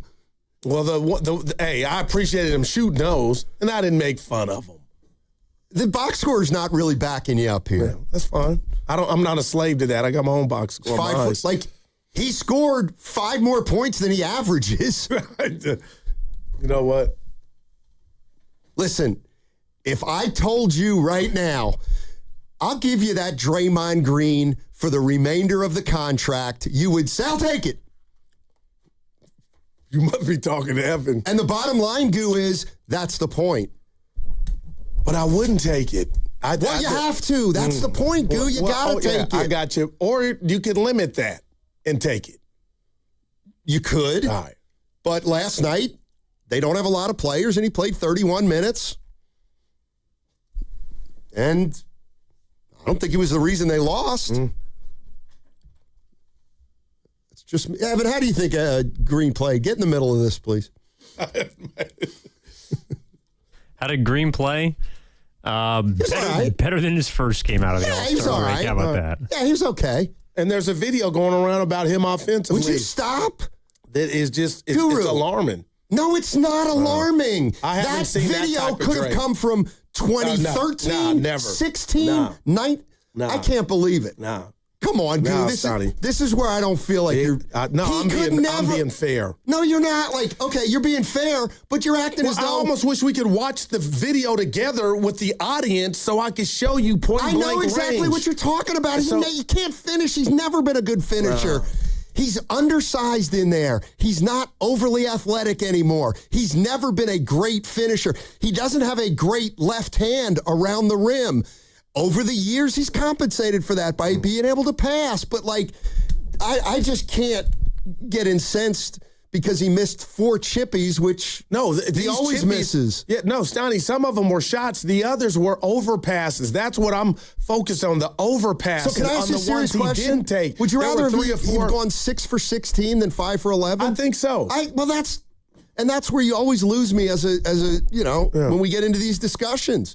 Like, I don't want Draymond Green taking 16 shots. 11's plenty. But we're talking about point-blank range shots where the ball movement beat the Pelicans' defense. Now all you got to do is go up there and get the 2 points, but shoot it right then and there. Don't throw it back out. We got to reset, and like that throws everything. And he did that 4 or 5 times. And I go, Dre, I'm not used to Dre not taking the shot. Forget if they miss, but take it. And Stoney, I'm not talking about create something. He was right there on it, but I knew he felt like he was going to get it blocked. He didn't have the lift. And that video was damning. So don't you understand? The same thing's happening with Draymond Green that happened with Jimmy Butler. They get into the lane, they head fake, nothing happens, and they're done. Now you got me on that. Now, wow. But Butler could always finish. Draymond could never finish consistently against bigger guys. I'll give you that one right there. Man. Let's go to Joe in Walnut Creek. Hey, Joe. What's going on, man? Hey. Hey. Thanks for taking the call. Yeah. Hey, the conversation you had earlier about Jonathan and the conversation you're having right now about Draymond, the issue is the same. You have a coach that will not play more than one non-shooter on the floor at a time, and so he plays small ball, which means Draymond's playing the 5 instead of the 4 because he doesn't want 2 guys that can't stretch the floor. So Jonathan was the same issue. Like, he did not want to give up Draymond's Jonathan. So guess what? Jonathan got sat, never got to play. Steve Kerr is an elite manager. He managed this team. He managed the egos. He managed through all those championships. He manages the media. He comes on this show, and you want to have a beer with the guy. He manages the relationship between GM, owner, and coach like nobody. He's elite. He is not an elite coach. An elite coach sees talent, finds a role for that talent, and plugs them in. The Warriors need a coach, not a manager. He was great for the last 10 years. For the next 10, you need an elite coach. Wow.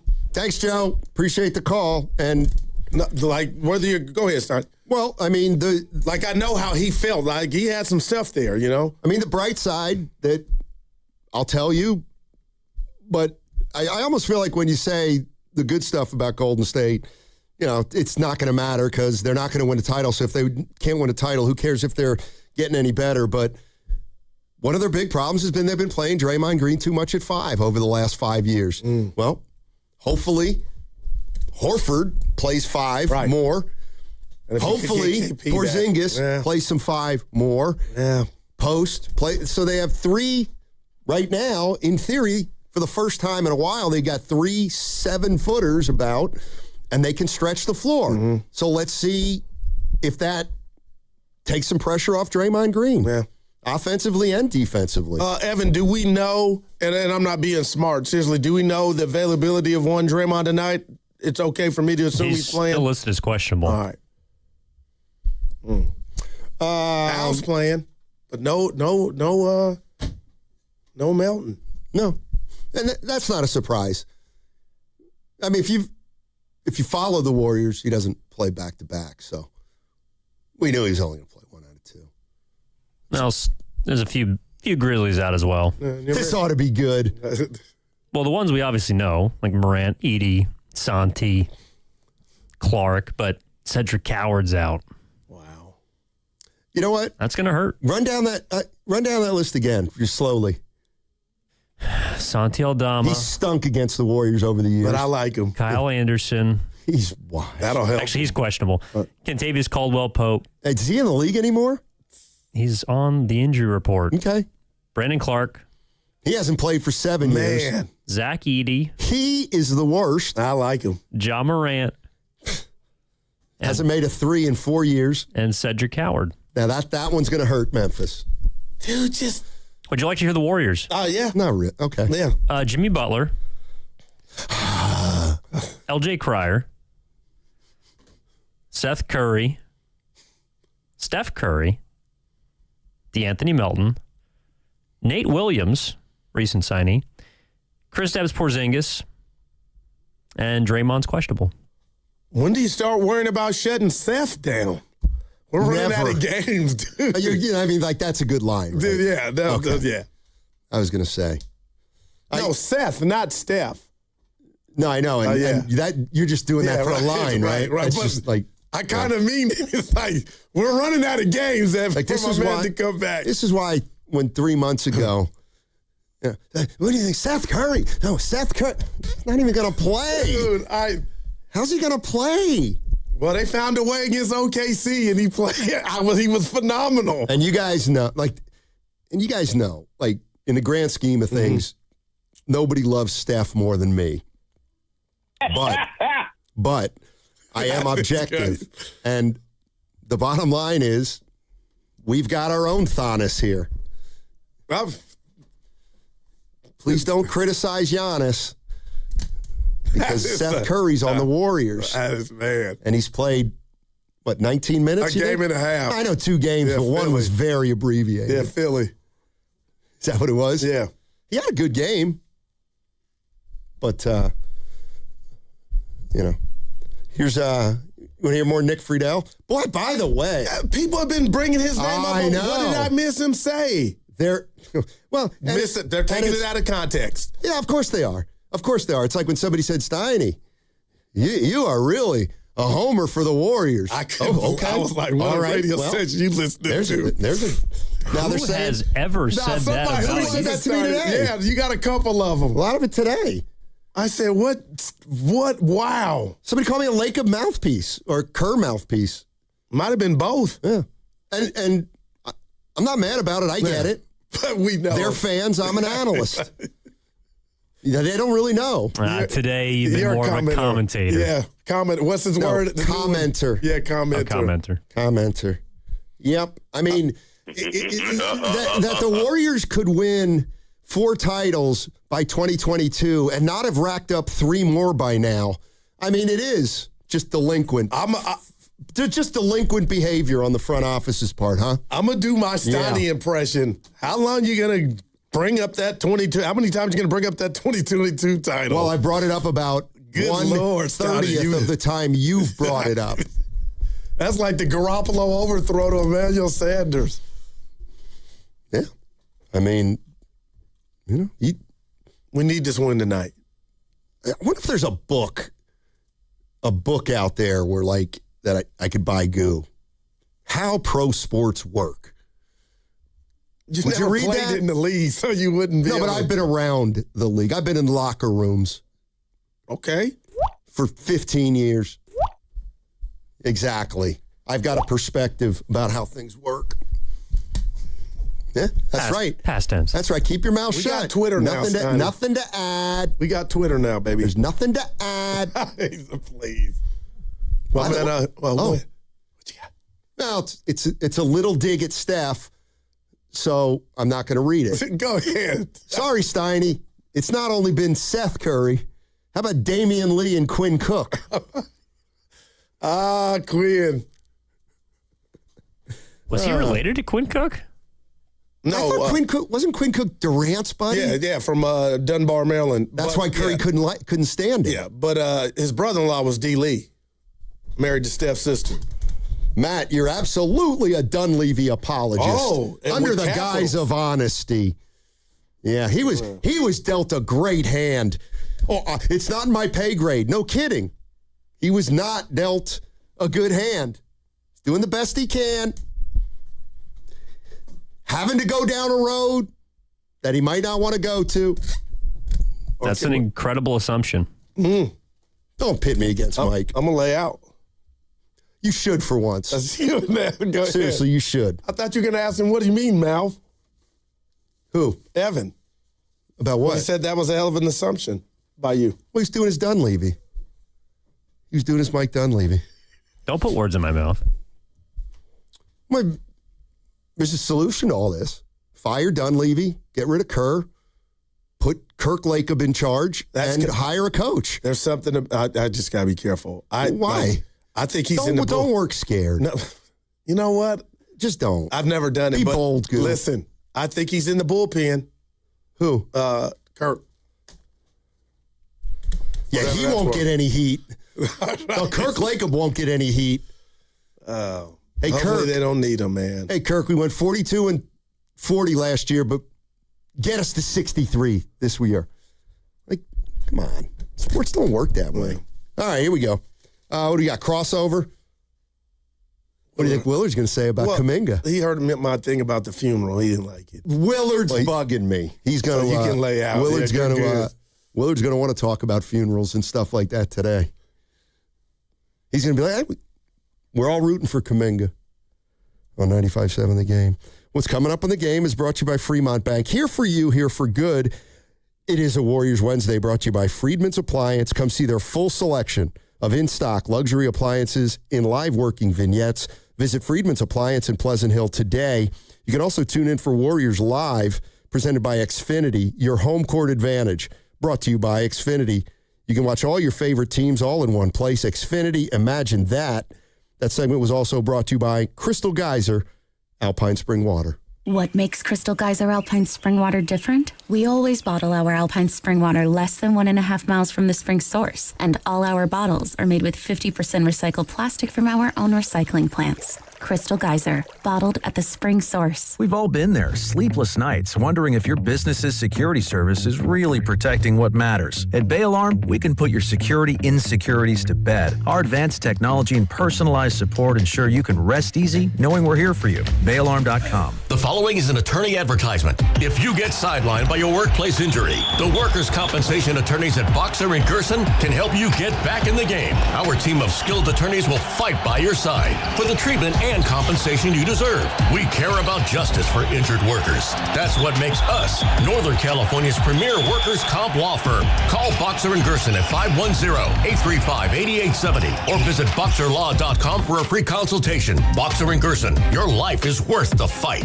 Do you owe back taxes or have unfiled tax returns? The IRS won't quit until they get your money. Here's great news, fresh from those in the know. Major changes have happened at the IRS. If you owe more than $10,000, you may be eligible for a 99% reduction of what you owe. Haven't filed a return for a while? Their happy clients are talking. The IRS was going to levy my bank account, but Guardian was able to prevent that and fix all my IRS issues. Thanks again, Guardian Tax. Need relief from crushing tax debt? The IRS now has special programs. Guardian Tax knows all about them. Personal or business, this is the fresh new brick you've been hoping for. We aren't the company you call when you need a hug because you're scared of the IRS. Guardian Tax is the company that wins when you need it most. Guardian Tax Service is really great to work with. They really help me out. I'd recommend them highly. Call now for a free confidential consultation. 800-499-6623. 800-499-6623. 800-499-6623. Yeah, Dan Dibley here for Fremont Bank, which, as you know by now, it's my bank, and it has been for more than 6 years. And I love this bank because it's a family-owned bank with the family-owned feel. They started back in 1964, and when they did that, it was just one branch, but now they have 21 branches. So if you go around in your Bay Area, you're going to find a Fremont Bank branch, and you're going to see it, and you're going to think, you know what? I want that full-service banking with no compromises, and you should. It's not a big box bank. It's a good local bank, and when you deposit your money with Fremont Bank, they reinvest it locally into businesses, philanthropy, home ownership, all the good stuff that makes our Bay Area the best area in all of the country. And that's why you should be a Fremont Bank customer. The money stays here. It's local. It's not a big box bank. It's a good, solid local bank. And we talk about Fremont Bank, and you know that they're here for you and here for good. Hey, it's Willard. Legends are built over time. Anyone can have a great game, a lucky season. At Habis Law, generations matter. For Tariq Habis and Nicholas Habis, integrity was learned at the dinner table. And a hard truth, clients are often victimized twice. First by accidents, then by greedy insurance companies. 40 years strong, Omar Tariq, and now Nicholas Habis, generations fighting to make it right. Visit HabisLaw.com. Omar Habis is a California licensed attorney. Offices in Northern California, including San Jose. Past results do not guarantee future outcomes. Want to talk about low testosterone or impotence? No way, right? But did you know 1 out of 4 men suffer from this condition? Listen to Dr. Robert Rowley from Prime Male Medical. At Prime Male Medical, we specialize in acoustic wave therapy, sublingual lozenges, injectable medications, and testosterone treatments. Get your first visit, PSA test, testosterone test, Doppler ultrasound, and a year of follow-up visits for just $99. Go to PrimeMaleMedical.com or call 415-761-4037. 415-761-4037. Finding great candidates to hire can be like, well, trying to find a needle in a haystack. Sure, you can post your job to some job board, but then all you can do is hope the right person comes along. Which is why you should try ZipRecruiter for free at ZipRecruiter.com/free. ZipRecruiter doesn't depend on candidates finding you. It finds them for you. Its powerful technology identifies people with the right experience and actively invites them to apply to your job. You get qualified candidates fast. So while other companies might deliver a lot of hay, ZipRecruiter finds you what you're looking for. The needle in the haystack. See why 4 out of 5 employers who post a job on ZipRecruiter get a quality candidate within the first day. ZipRecruiter, the smartest way to hire. And right now, you can try ZipRecruiter for free. That's right, free at ZipRecruiter.com/free. That's ZipRecruiter.com/free. ZipRecruiter.com/free. ZipRecruiter. Presenting a Gain Flings love story. Dear love of my life, we were on the 12B bus this morning when I caught a whiff. A scent so fresh, so life-changing, I had to find its source. Alas, I didn't know if you were the woman in the pink freshly washed cardigan or the retired mailman next to me. But I knew one of you was my soulmate. Ah, the scent of Gain Flings. Try Gain Flings with OxyBoost and Febreze. 95.7 The Game has your chance to run in the iconic San Francisco Marathon. Head to 957thegame.com and enter for your chance to win a full marathon bib for the San Francisco Marathon on July 26th. Get all the details and enter now at 957thegame.com.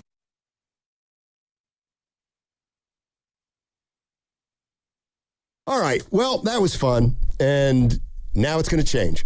Willard and Dibs. Now, back to Steiny and Guru on 95.7 The Game. All right, time for the crossover brought to you by Bay Alarm. Rest easy. We've got you covered. BayAlarm.com. Willard and Dibs in the house. And you'll take over the Sharks Canadian stuff for me? Sure. Thank you. Sure. And by the way, for those who don't know what Steiny is talking about, it is day 3 of your opportunity to win your way into the suite next Tuesday night with the four of us and watch the Sharks play the Canadiens. All you have to do is just be listening to this crossover. We'll give you the cue to call, and then it's all about speed. Speed. Yep. I am speed. I feel the need for speed. Very good. That's what my 3-year-old says. Who starred in that movie? Anthony, not Anthony Edwards. Speed. Oh. Yeah. That's funny. We actually just both, with our quotes, just referenced 2 different movies, and Speed is neither of them. Yeah. He's referencing Top Gun. Yeah. Which is one of my favorites. I was referencing Cars, the Disney Pixar movie. Oh, gotcha. I was going Keanu Reeves. You went Keanu Reeves. Yeah, okay. Speed. And that was Owen Wilson, I think, voicing. Correct. Lightning McQueen. Yeah. Yes. I get those guys confused, Owen and Luke and whatnot. But Luke is the one that was in Legally Blonde. Tom Cruise is like one of my favorite actors. Top Gun, yes. That movie's one of my favorite movies, but the only brother in the movie, I don't like how they did him. Why you got to do my brother? Why didn't you fire? We could have had him, man. We could have had it. I will fire when I am damn good and ready. It didn't sit well with your boy. Yeah. I was like, you got it down. They're like, wow. Hey, part 2, Top Gun 2 was pretty damn good, too. It went well. Yeah. It went well. Yeah. I mean, that break the record for the longest amount of time in between the original and the sequel? That's a great one. Especially with the same lead actor? I mean, perhaps. I'd have to Google that. I don't really know if that's a good call. Anyway. Sure. Yeah. Can I tell you what I hate about last night? Go ahead, Go. What do you hate about last night? Pablo. I told my partner, and I meant it, I already knew Kaminga could play, but I feel like him scoring 27 is making me and others, because it's out there, overreact to the 27.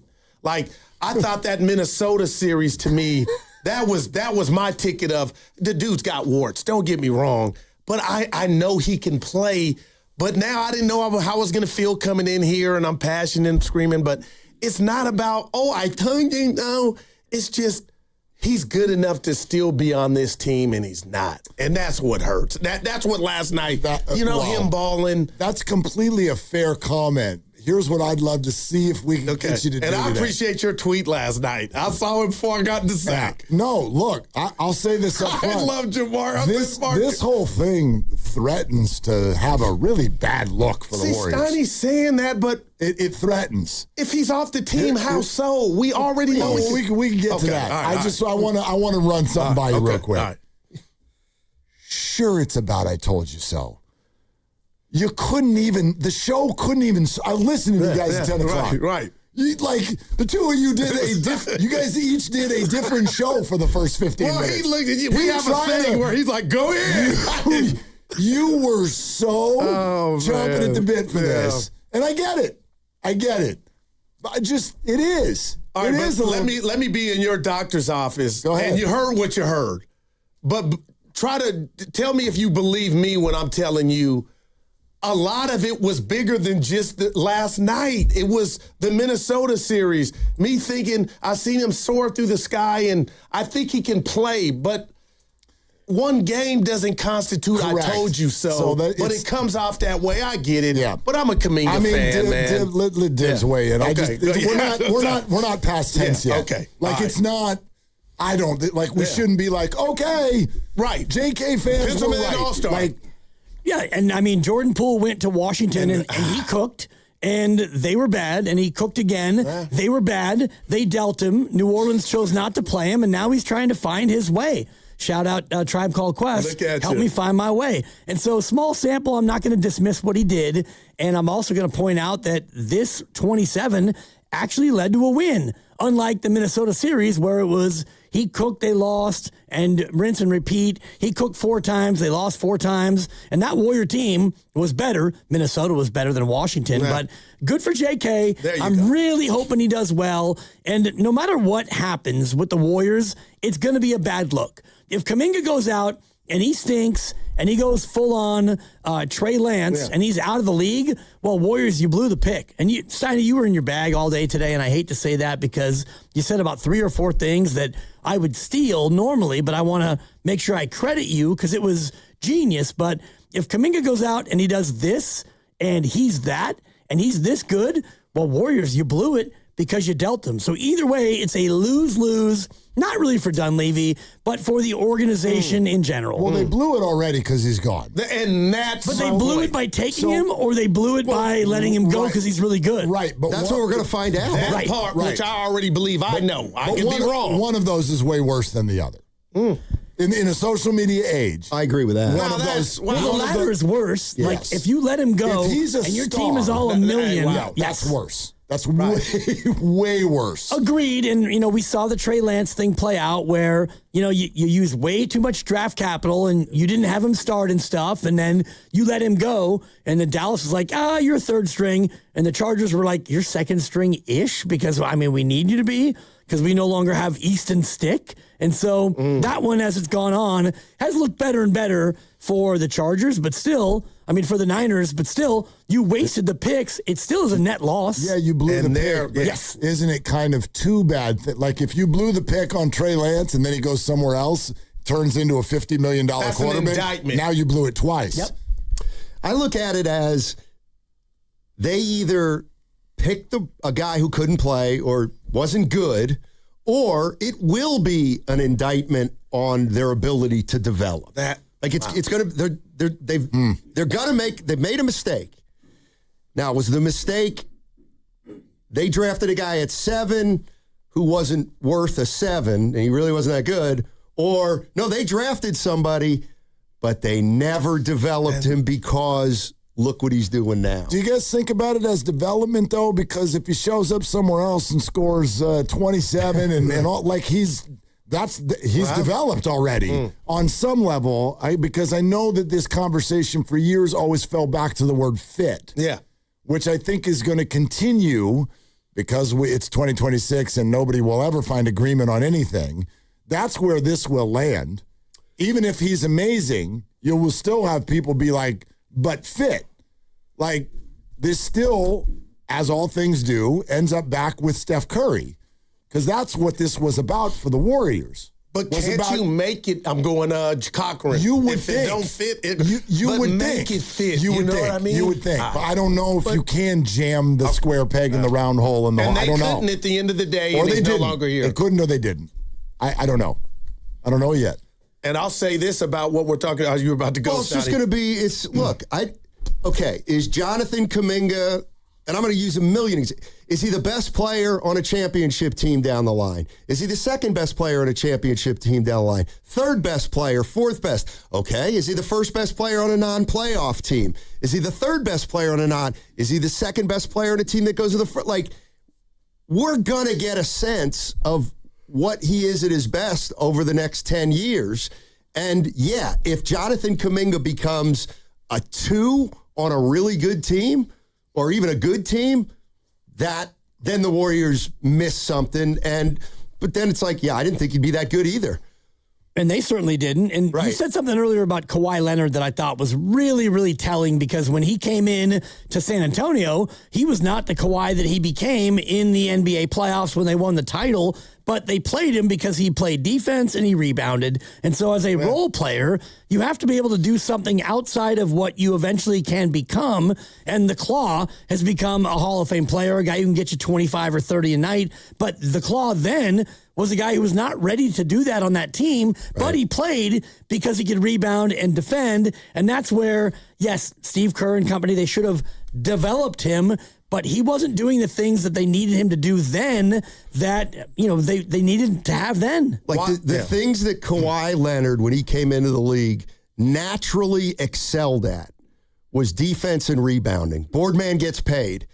So he played for Popovich. Guess what? He's going to play, even if he's a rookie, if he's doing those two things. And then from there, he became a great offensive player. Kaminga came in with, how old school coaches are?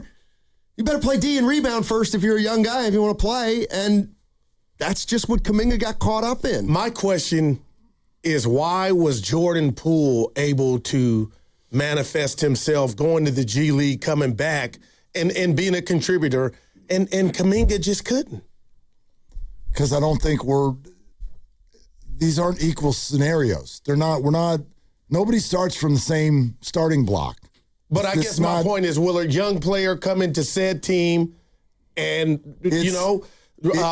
reinventing himself and being able to help? I just think it's lazy for us to go, the Warriors don't develop, or the Warriors can develop. Every single player, there's a bunch of, and yes, you are cooking the books with your Ty Jerome comment. Oh, no. That's completely, and I know you were half kidding. Yeah. I know you're half kidding, but they absolutely have developed some players. And then some have slipped through their fingers. Right. And that's because it's a whole mathematical algorithm to what does the player do, to how does it fit, how does it all, at that moment in time, fit with what the Warriors are doing and blend with those teammates and first team, second team, and all of that. So there is not a black and white answer to that question. And I'm going to say this, and I mean it.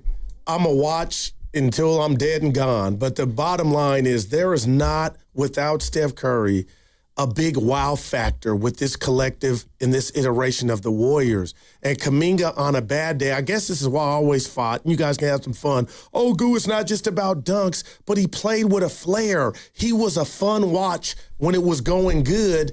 And I'm just reminded of that because these guys are busting their tail right now. They are wearing their hard hats, but you don't have that flair. And then I'm watching the game because Stoney's like, I'm going to watch what he's doing in Atlanta. And then the world seemed to be watching. And here he is just playing like he's at open gym, a whole different system, being all he can be. And it's like, I would like to watch that. Different system. Yeah. And if you would have known, if Steph Curry would have had this runner's knee in December, and they decided, you know what, we're going to shut you down for the year. Then Kaminga gets 50 games, and you change your system, and now you go out there and you can play like Kaminga. And let's go back to 2019, 2020, when Steph got hurt and Draymond got hurt and Jordan Poole was in the G League, and then he came back, and there was none of those guys around except for Eric Paschall. And so Jordan Poole got to go out there and just cook. And he was able to show. Yeah. And so Kaminga never had that chance on this team. A couple times. Outside of the playoffs last year,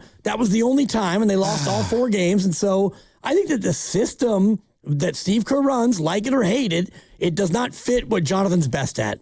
You're listening to 95.7 The Game, KGMZ FM and HD1 San Francisco, an Odyssey sports station. Let me ask you guys to speculate on something here. Because I got something for you guys. Go ahead. That was a road game last night, so I'm imagining that Joe Lacob watched from a couch somewhere. Let's say he had League Pass, and he watched both the Warrior game and he watched the Hawks game last night. How do you think that entire experience made Joe Lacob feel? I would ask for a double of scotch on the rocks. I just... what do you think he called Steve and said this morning? I just think that people in that business who live it every day also know it was one game. Yeah.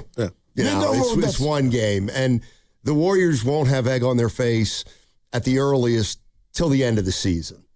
If they got Washington again. Atlanta plays them again. And look, next game. If I scored 35.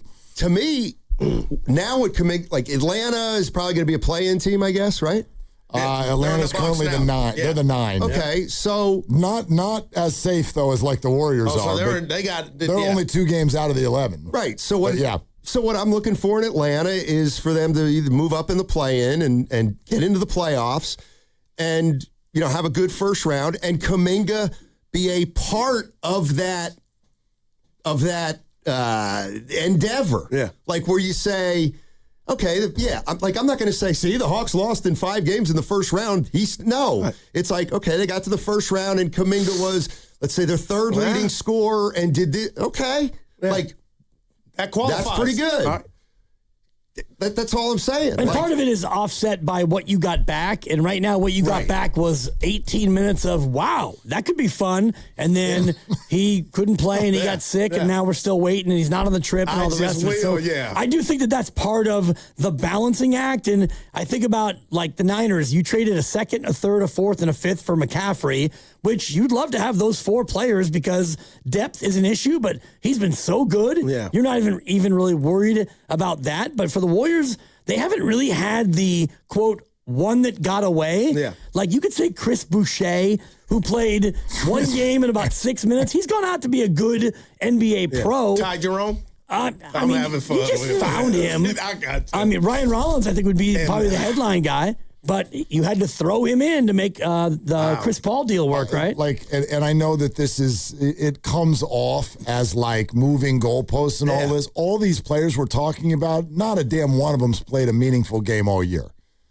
Ty Jerome is playing for a tanking team. Yeah. Ryan Rollins is playing for a tanking team that's playing games with the entire league with regard to who they're going to trade and who they're not, and they're sponsored by Kalshi. So, what really got away? Yeah. There's a lot of empty calories in the league.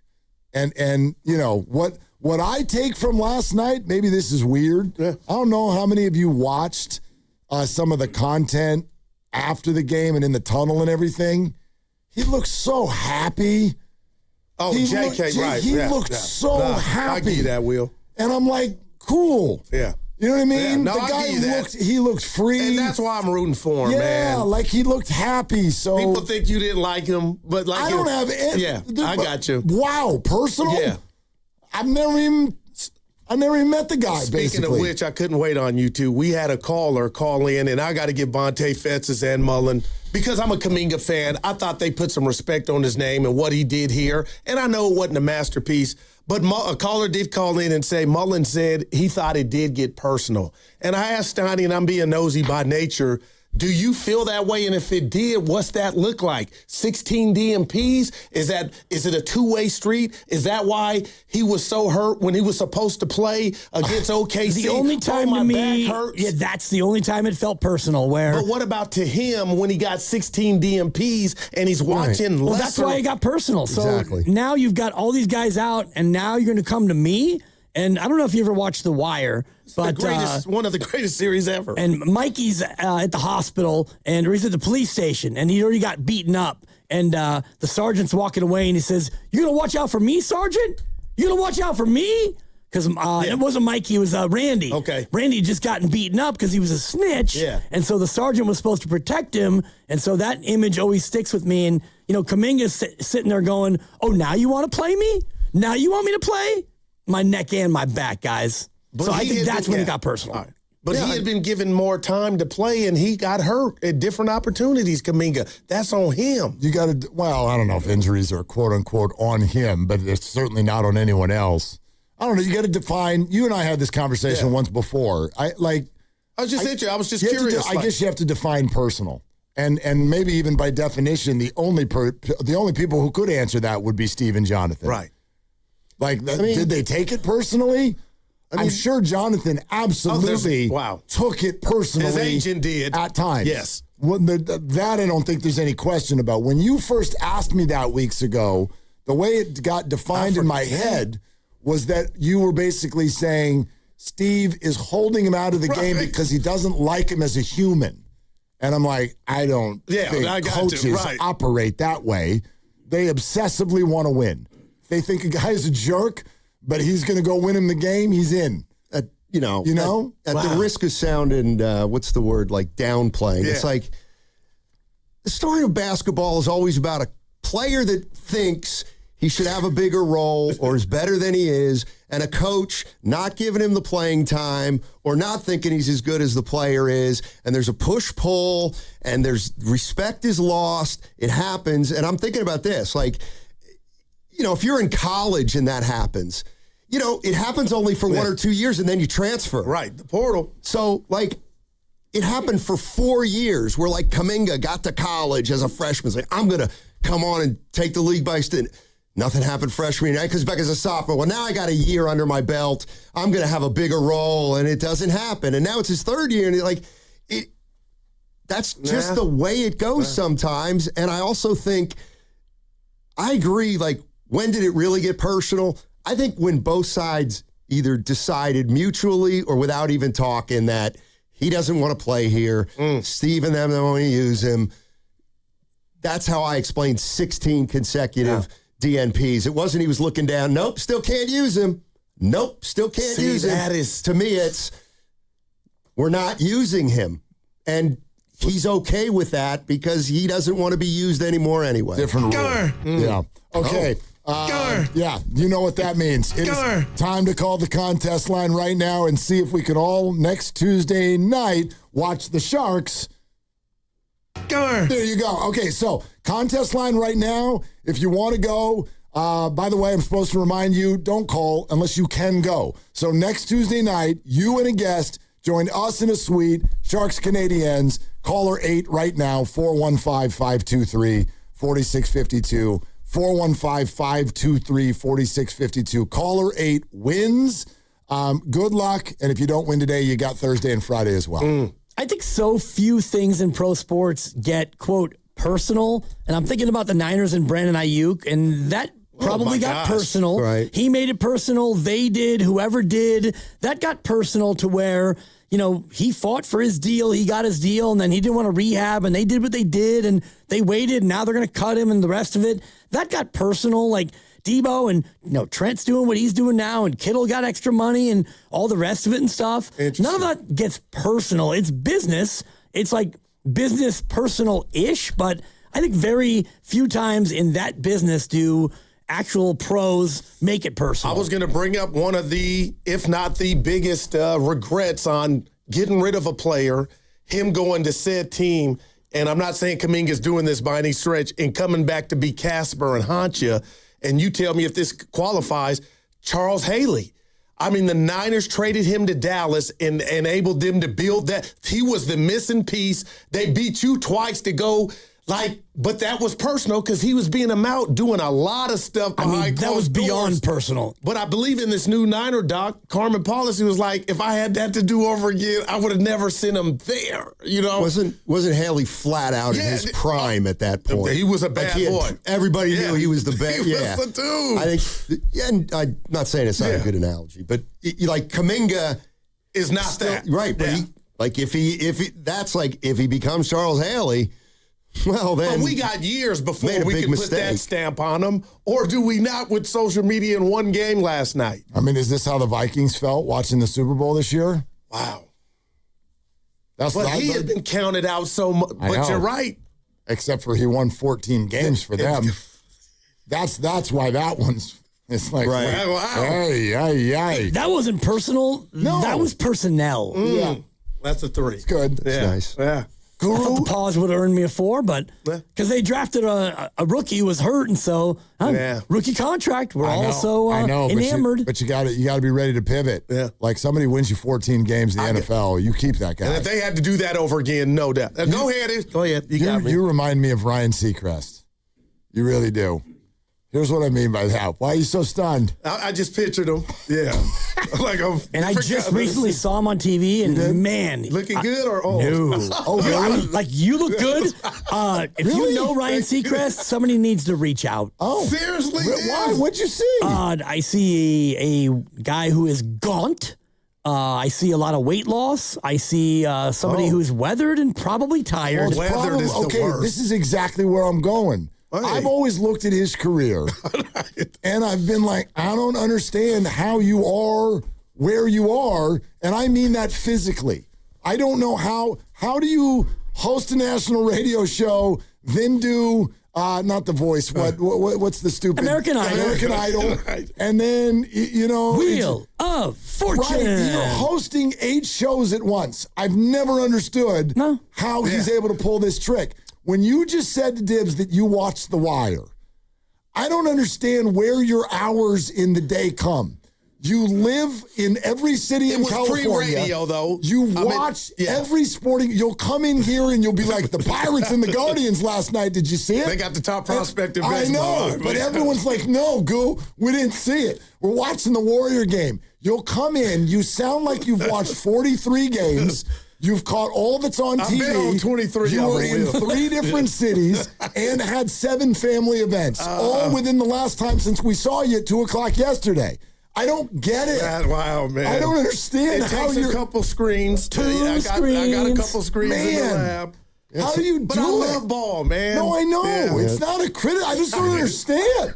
I don't know. Stoney told me I need to start reading more. Do you have a different calendar that's got more? How many hours are in your day? I go about 12:31. I don't get it. I don't get it. Stoney didn't like Kiki. I mean, if it's not the case that that's what's happening, then there's apparently some embellishment going on here. Yeah. Oh, that was one or the other. That was a little bit of an accusation. Yeah, so I'm saying it. Well, they're not admitting that the was an implication. The funeral thing earlier. You just put it in perspective for me yesterday. Did I actually say to you that you lead the league in funerals? I thought in my mind. And it had me driving home. It wasn't bad, Will. You were First of all, you're right. I've had a lot of death. Tone is really important. Like if you were like, I'll be at a funeral Friday, and I'm like, because I'm the guy that shares with of us 4 who's going to be out. I'm like, to prepare you, I'm going to be out. I miss you. My man over here is leading the league in funerals. But you didn't say it like that. And you cracked open your drink. Right. I was kind of like, wow. And I thought in my mind what I said was, your funeral count is pretty high. No, led the league in funerals. Did I say led the league? I don't. Maybe. You are the Don Baylor of radio. Oh man! And you remember Don Baylor would always lead the league in hit by pitch. Correct. I meant that's kind of what that stat means. In a compassionate, wow, you got a lot of. You've been to a lot of funerals. He goes, Dibs. You know who got hit even more than Don Baylor? Guy named Ron Hunt. Yes. Ron Hunt. I'll have to Google it to make sure it's accurate, but 58 times one year, and I'm not kidding. For some reason, was he a bad guy or was he crowding? No, he had an art. He had a knack. Hey, I'm feeling good today, guys. Are you? You're feeling good. What if I gave you after work? Yeah, but it's not till 3:15, so I got time. Do I hang out? Look at him. I'm gonna. And just hang out and do the show with us. Yeah, well, till your first break. Well, that's pretty much all we got. Yeah, okay. Seriously. Wow. It's a brief one today. Wow. There you go. Yeah. This might be the day they don't want you to stay. You want to do Warriors Live? I'll show you how to do it. I see they're on early. This is the day they don't want you to stay, Stoney. I could get by. We get to do predictions and everything. Evan, we have nothing to do today. I think he asked you to go somewhere. I can't today. I have something to do. Ron Hunt, 6th all time. I mentioned Don Baylor, who is 4th. Jason Kendall, we all remember. Former Pirate. My least favorite player of all time. Wait, what'd you say? Least favorite player. Why? Because he's an RA. Kendall? He was a jerk. His dad, Fred Kendall, played in the league, played for the catcher for the Indians. Okay. So he grew up around the game, and he has disdain for everybody who's not a red ass and a guy like him. Yeah, Kendall. I thought he was a resident advisor. Exactly where my head went. I'm like, what's an RA and why do you hate him? I did hate my RA, but that was for a completely different reason. Good one, Tim Palchuk. Yes, nice guy. He ripped me up. He wrote me up after eating my mom's brownies. He came to my room and said, I heard your mom sent you homemade brownies. And I said, yeah, do you want one? He goes, sure. So I open up my fridge, and there was a beer in the fridge. Oh, boy. I give him the brownie. He takes a bite. Oh, by the way, you're written up. Turns around and leaves. That's a gangster. That's a cold piece right there. Yeah. No doubt. That's worse than a red ass, don't you think? Are we not going to talk about the death step yesterday, or does it just have to involve Draymond? Craig Biggio 2nd and the pride of Philly, Huey Jennings, number 1 all time. Not the modern That's era. not a real No, person. but he's from Pittston, PA. Pittston's actually, I believe, northeast Pennsylvania. All right. But yeah. He died in Scranton. That's Northeast. Yeah, rest in peace, Huey. Almost 98 years ago to the day. Anyway, who's fighting? I'm Team Pods. 30 rebounds in 2 games. Come on, QP. You're throwing your arms up. Give me the ball. My favorite dust-up of all time in the NBA. Pods and posts. What did you call them? 2-8. Phantom weights. Phantom weights. I loved it, though, but post was hot. Give me the ball. He was open. Well, he was. I mean, give him the ball. He had that dude sealed. He's like, get a rebound. You know, I'm watching the game last night, and I'm thinking to myself, man, you know, over the course of time, you really can change opinions of things. And let me tell you who I've been in love with. DeAndre Jordan is a great guy. Like, he is a great guy. Seems like it. And he used to be on those Clippers teams but like even just see him with Pods. He didn't take his head off. Pods, the move was so awkward that DeAndre Jordan kind of had a clothesline, but he didn't. Gotcha. And I'm thinking, I'll bet you, if I were DeAndre Jordan, I would have stepped on him. And DeAndre Jordan goes up to him after the timeout, like, you cool? Is it good? You all right, kid? And I'm like, that's why he's still on a team at 41. He must be a great teammate. That's exactly right. And if we want to play Name That Team, he's been on 8 teams. DeAndre Jordan, year 18, and he's quietly played more than 1,000 games. And what you just said there at the end, Steiny, is exactly what I was thinking. You have to be a good guy to be average, whatever he is. Yeah. He's still playing at 41 because people like him. So he was on the Mavericks, right? That means he was on the Mavericks. Nuggets, Hawks, Lakers, Nuggets, Clippers. He was not a Hawks. I'm sorry, Guru. You're gonna have to take a playoff. Yeah.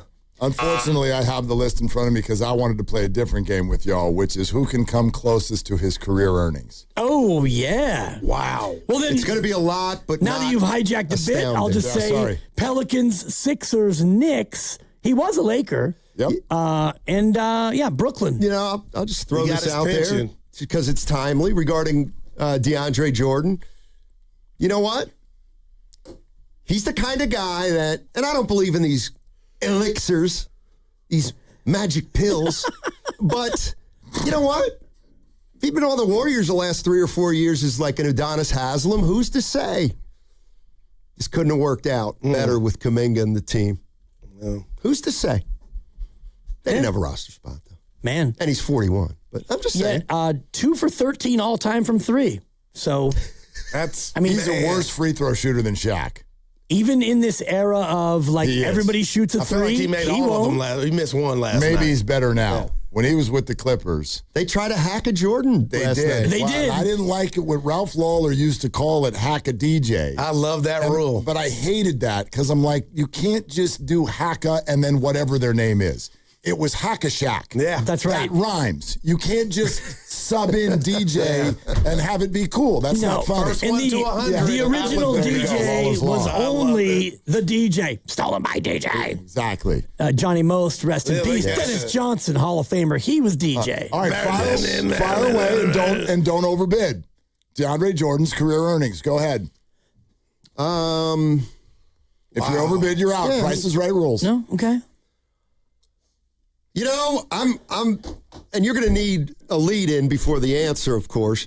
He made big money, but he didn't make monster money. So I'm going to say 18 years. I'm going to say $233 million. $233 for Steiny. Dibs?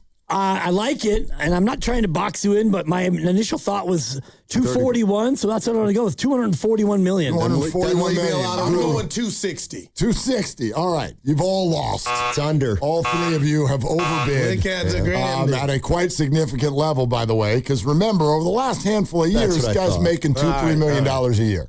And even if it's big years, I'll bet we're still under 15. It's 189. Biggest single year for DeAndre Jordan, 22.6. Dallas. 2017 with the Los Angeles Clippers. $181 million. Poor guy. DeAndre Jordan. Man. That's why he's still working. Yeah, I mean, how you going to make ends meet? He'll get there. Yeah, he'll be just fine. My family. But, yeah, the hack strategy, I didn't hate it, and then I saw him go to the line. I'm like, oh my God, this guy's still playing?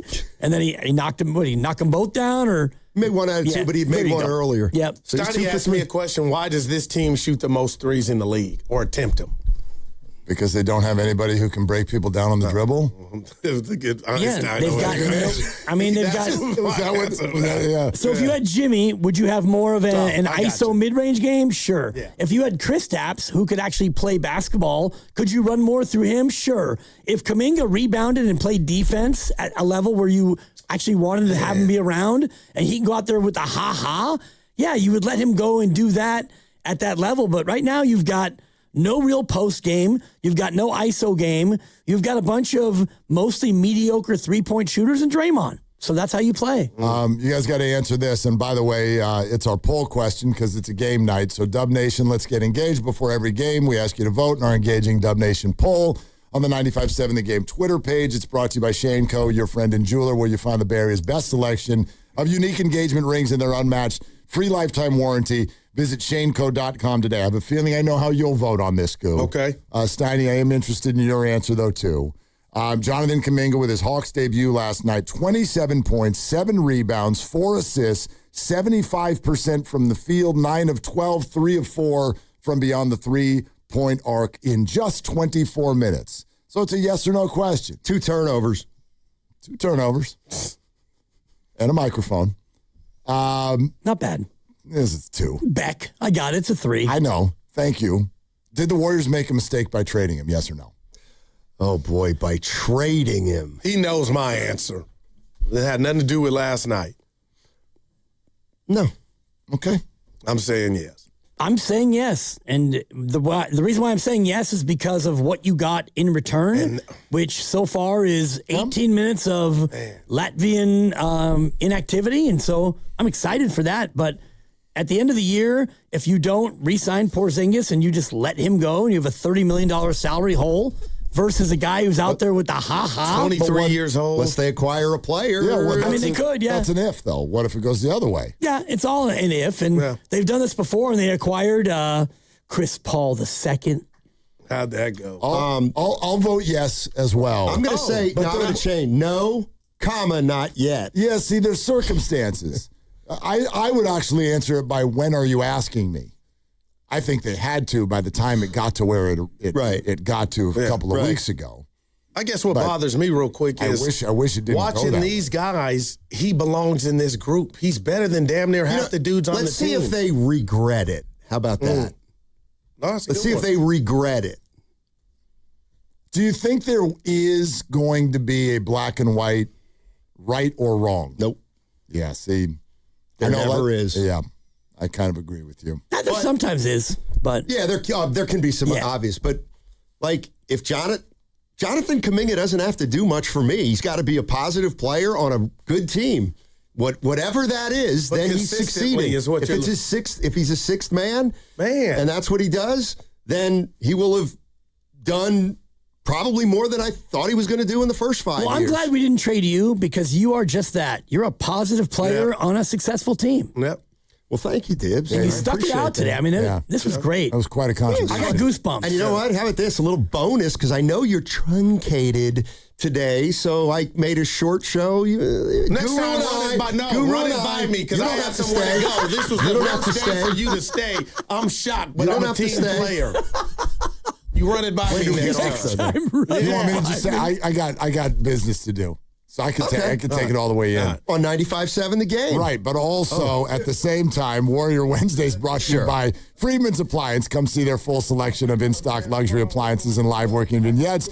Visit Freeman's Appliance in Pleasant Hill today. We'll get you all set with the knockout situation because that's going to happen in Warriors Live today. And we're also sponsored by Planet Fitness. This is Willard and Dibs and whoever else stays. Planet Fitness has everything you need anytime the motivation hits. And with most clubs open 24 hours, you can give everything you've got. Save $28 or more when you join today for just $1 down, $15 a month. Cancel anytime. Deal ends February 27th. See club for details. If you're thinking about a new Ford truck, but you've been waiting for the best incentives, you're probably asking, when is Ford Truck Month? It's here, it's now, and it's at Serramonte Ford. What's up, Bay Area? It's Joe Shasky. And this right now is the best time of the year to buy a new Ford truck. We're talking about special incentives across the entire lineup. The F-150, Super Duty, Ranger, the Maverick. But let me zero in on the big dog, the 2025 F-150. And right now, get 0% APR financing for 60 months. Plus $1,000 in truck month bonus cash with a 0 down payment and 0 payments for 90 days. That's power, that's value, that's timing, and you can drive it today and not make a payment for 3 months. Ford Truck Month doesn't last forever, so go to Ceremony Ford right now off of 280 in Colma, Daly City, or shop anytime at ceremonyford.com. Stacked inventory, serious savings. Ceremony Ford, the Bay Area Ford dealer. Tune in to 95.7 The Game for Warriors Live, 60 minutes before tip-off. Every Warriors game throughout the season as we get ready for the action. Presented by Xfinity, your home court advantage. Brought to you by Xfinity. Watch all your favorite teams all in one place. Xfinity, imagine that. All right, I need avocados, bananas, salad, steak. Wow, does your grocery list have multiple pages? No, but I skipped lunch, so now it's like my stomach is doing the grocery shopping. And besides, I'm earning cash back with Upside. Upside? What's that? Hold up, you haven't heard of it? Upside is a free app that gets you cash back when you shop at gas stations, grocery stores, and restaurants. And they added Lucky and Food Max stores, so we're pretty much covered wherever we go. All those stores? Yep, so not only are we getting a great deal on groceries, now we can earn cash back as well. Okay, downloading Upside. Now let me copy your grocery list. Great news! Lucky and Food Max are now on Upside. Download the Upside app and use the promo code SAVE9 to earn a 10% cashback bonus on your first grocery purchase. That's promo code SAVE9 for a 10% cashback bonus. Use promo code SAVE9. Offers vary by user and location at participating merchants. Go to upside.com for terms and conditions. From carriage house to glass aluminum doors, R&S Doors has a full line of commercial and residential garage doors and gates to suit anyone's taste and budget. Visit rsdoors.com. R&S Doors. Look for the red truck. 1877 Cars for Kids. KARS Cards for Kids. 1877 Cards for Kids. Donate your card today. 1877 Cars for Kids. KARS Cars for Kids. 1877 Cars for Kids. Donate your car today. Ready to get rid of that old car? Donate it to Cars for Kids. Call 877 Cars for Kids to speak to a friendly live agent. Donation's super easy, and your car can be picked up as soon as tomorrow. Go to carsforkids.org now or call 877 Cars for Kids to donate your car today. 1877 Cars for Kids. KARS Cars for Kids. 1877 Cars for Kids. Donate your car today. Did you know you can donate real estate too? Do you owe back taxes or have unfiled tax returns? The IRS won't quit until they get your money. Here's great news, fresh from those in the know. Major changes have happened at the IRS. If you owe more than $10,000, you may be eligible for a 99% reduction of what you owe. Haven't filed a return for a while? Their happy clients are talking. The IRS was going to levy my bank account, but Guardian was able to prevent that and fix all my IRS issues. Thanks again, Guardian Tax. Need relief from crushing tax debt? The IRS now has special programs. Guardian Tax knows all about them. Personal or business, this is the fresh new brick you've been hoping for. We aren't the company you call when you need a hug because you're scared of the IRS. Guardian Tax is the company that wins when you need it most. Guardian Tax Service is really great to work with. They really help me out. I'd recommend them highly. Call now for a free confidential consultation. 800-499-1424. 800-499-1424. 800-499-1424. Drew Brees here. Whether you're on the field or on the road, having the right team on your side makes all the difference. I learned that the hard way. On the field, you don't go anywhere without a solid O-line. And when your car breaks down, you want that same kind of protection. That's why I trust CarShield.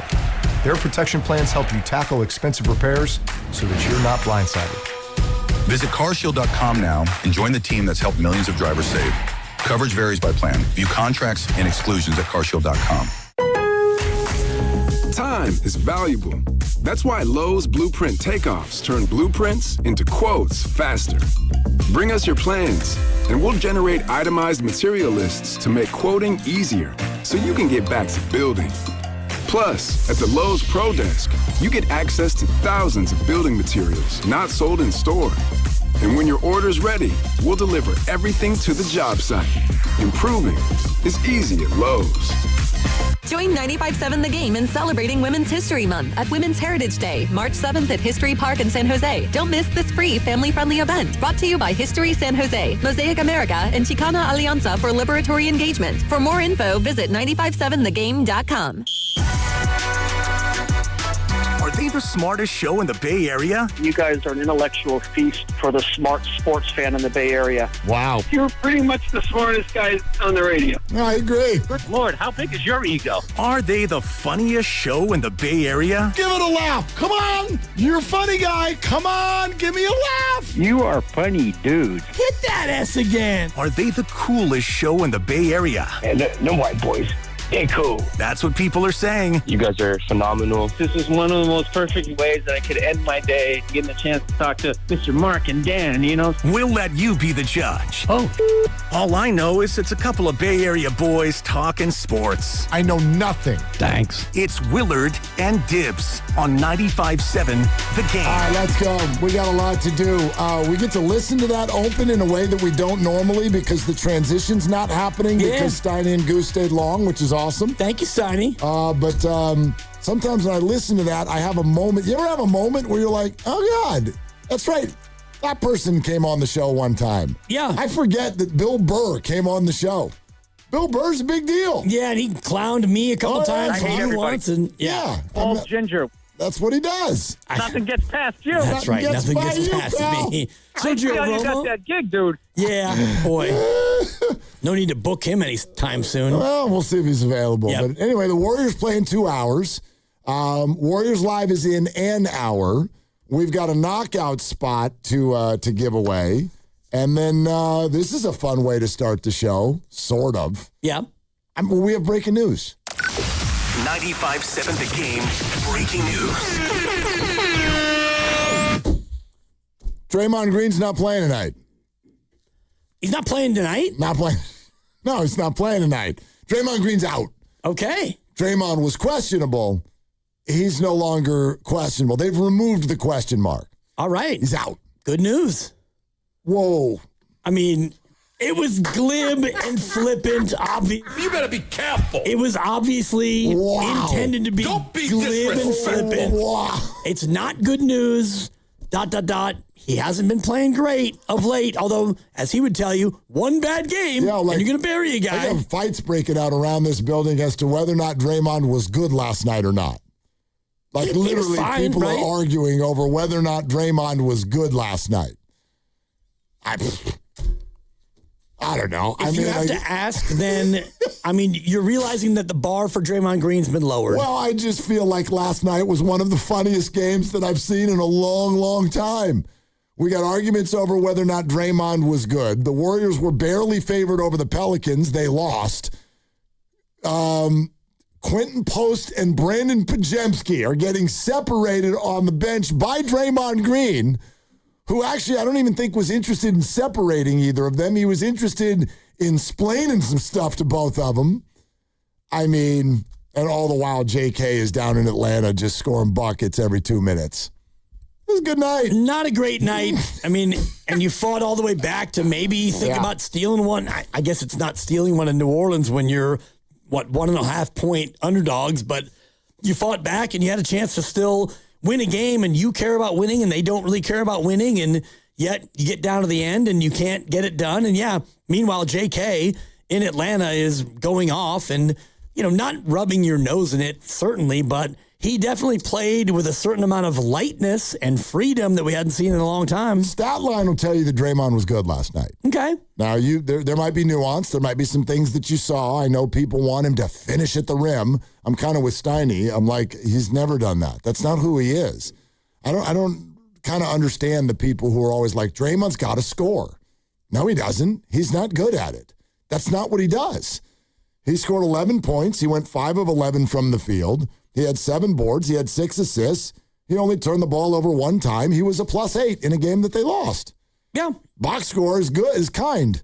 Box score is kind. Yeah. And ultimately, what you said there is true. But when you don't have Jimmy and Steph, and that right there is about, $110 million worth of player, and you throw in Kristaps, now we're down $140 and change. Well, somebody's got to go out there and score, and I know that's not what he does, but in spots where you don't have your three other big ticket items, it'd be great if you had more of an impact than what you did. He was fine. And you lost. So, yeah, I give him a C+. I guess. I mean, I don't know. Like, I sort of feel like Draymond and scoring is similar to what we're talking about. Like, when you're asked, hey, we need Guy Santos to score 20. Well, if you're asking for Guy Santos, who I really like. I mean, I think he's an interesting young player, to be honest with you, as a role player. But if you're asking and relying on that, you're clearly at a deficit. I feel the same way about Draymond Green and scoring. I do in a bigger sample size, but I look at last night where you get into a fourth quarter and he plays almost every minute. So now, Draymond, you get to finish the game. Yep. And he took one shot and he had 3 assists. He had 1 rebound, and ultimately, he was not that much of an impact player in a game where you were looking for a star to step forward and be the Hall of Famer. And it was Melton who was the big player, and Guy, the aforementioned Guy Santos, who played well. I just don't know if we should probably lower the bar in what we expect from Draymond. And so, yeah, for sure, Draymond played great, especially scoring. Like, I never think of Draymond's game in terms of scoring. This is not how I view Draymond. Right. It's not the way I watch him play. But when you don't have other scorers, you do need him to do a little bit more in that realm. You'd like him to. Sure. If you need him to, you suck. And yeah, newsflash, they suck right now. They don't have their good players. Right.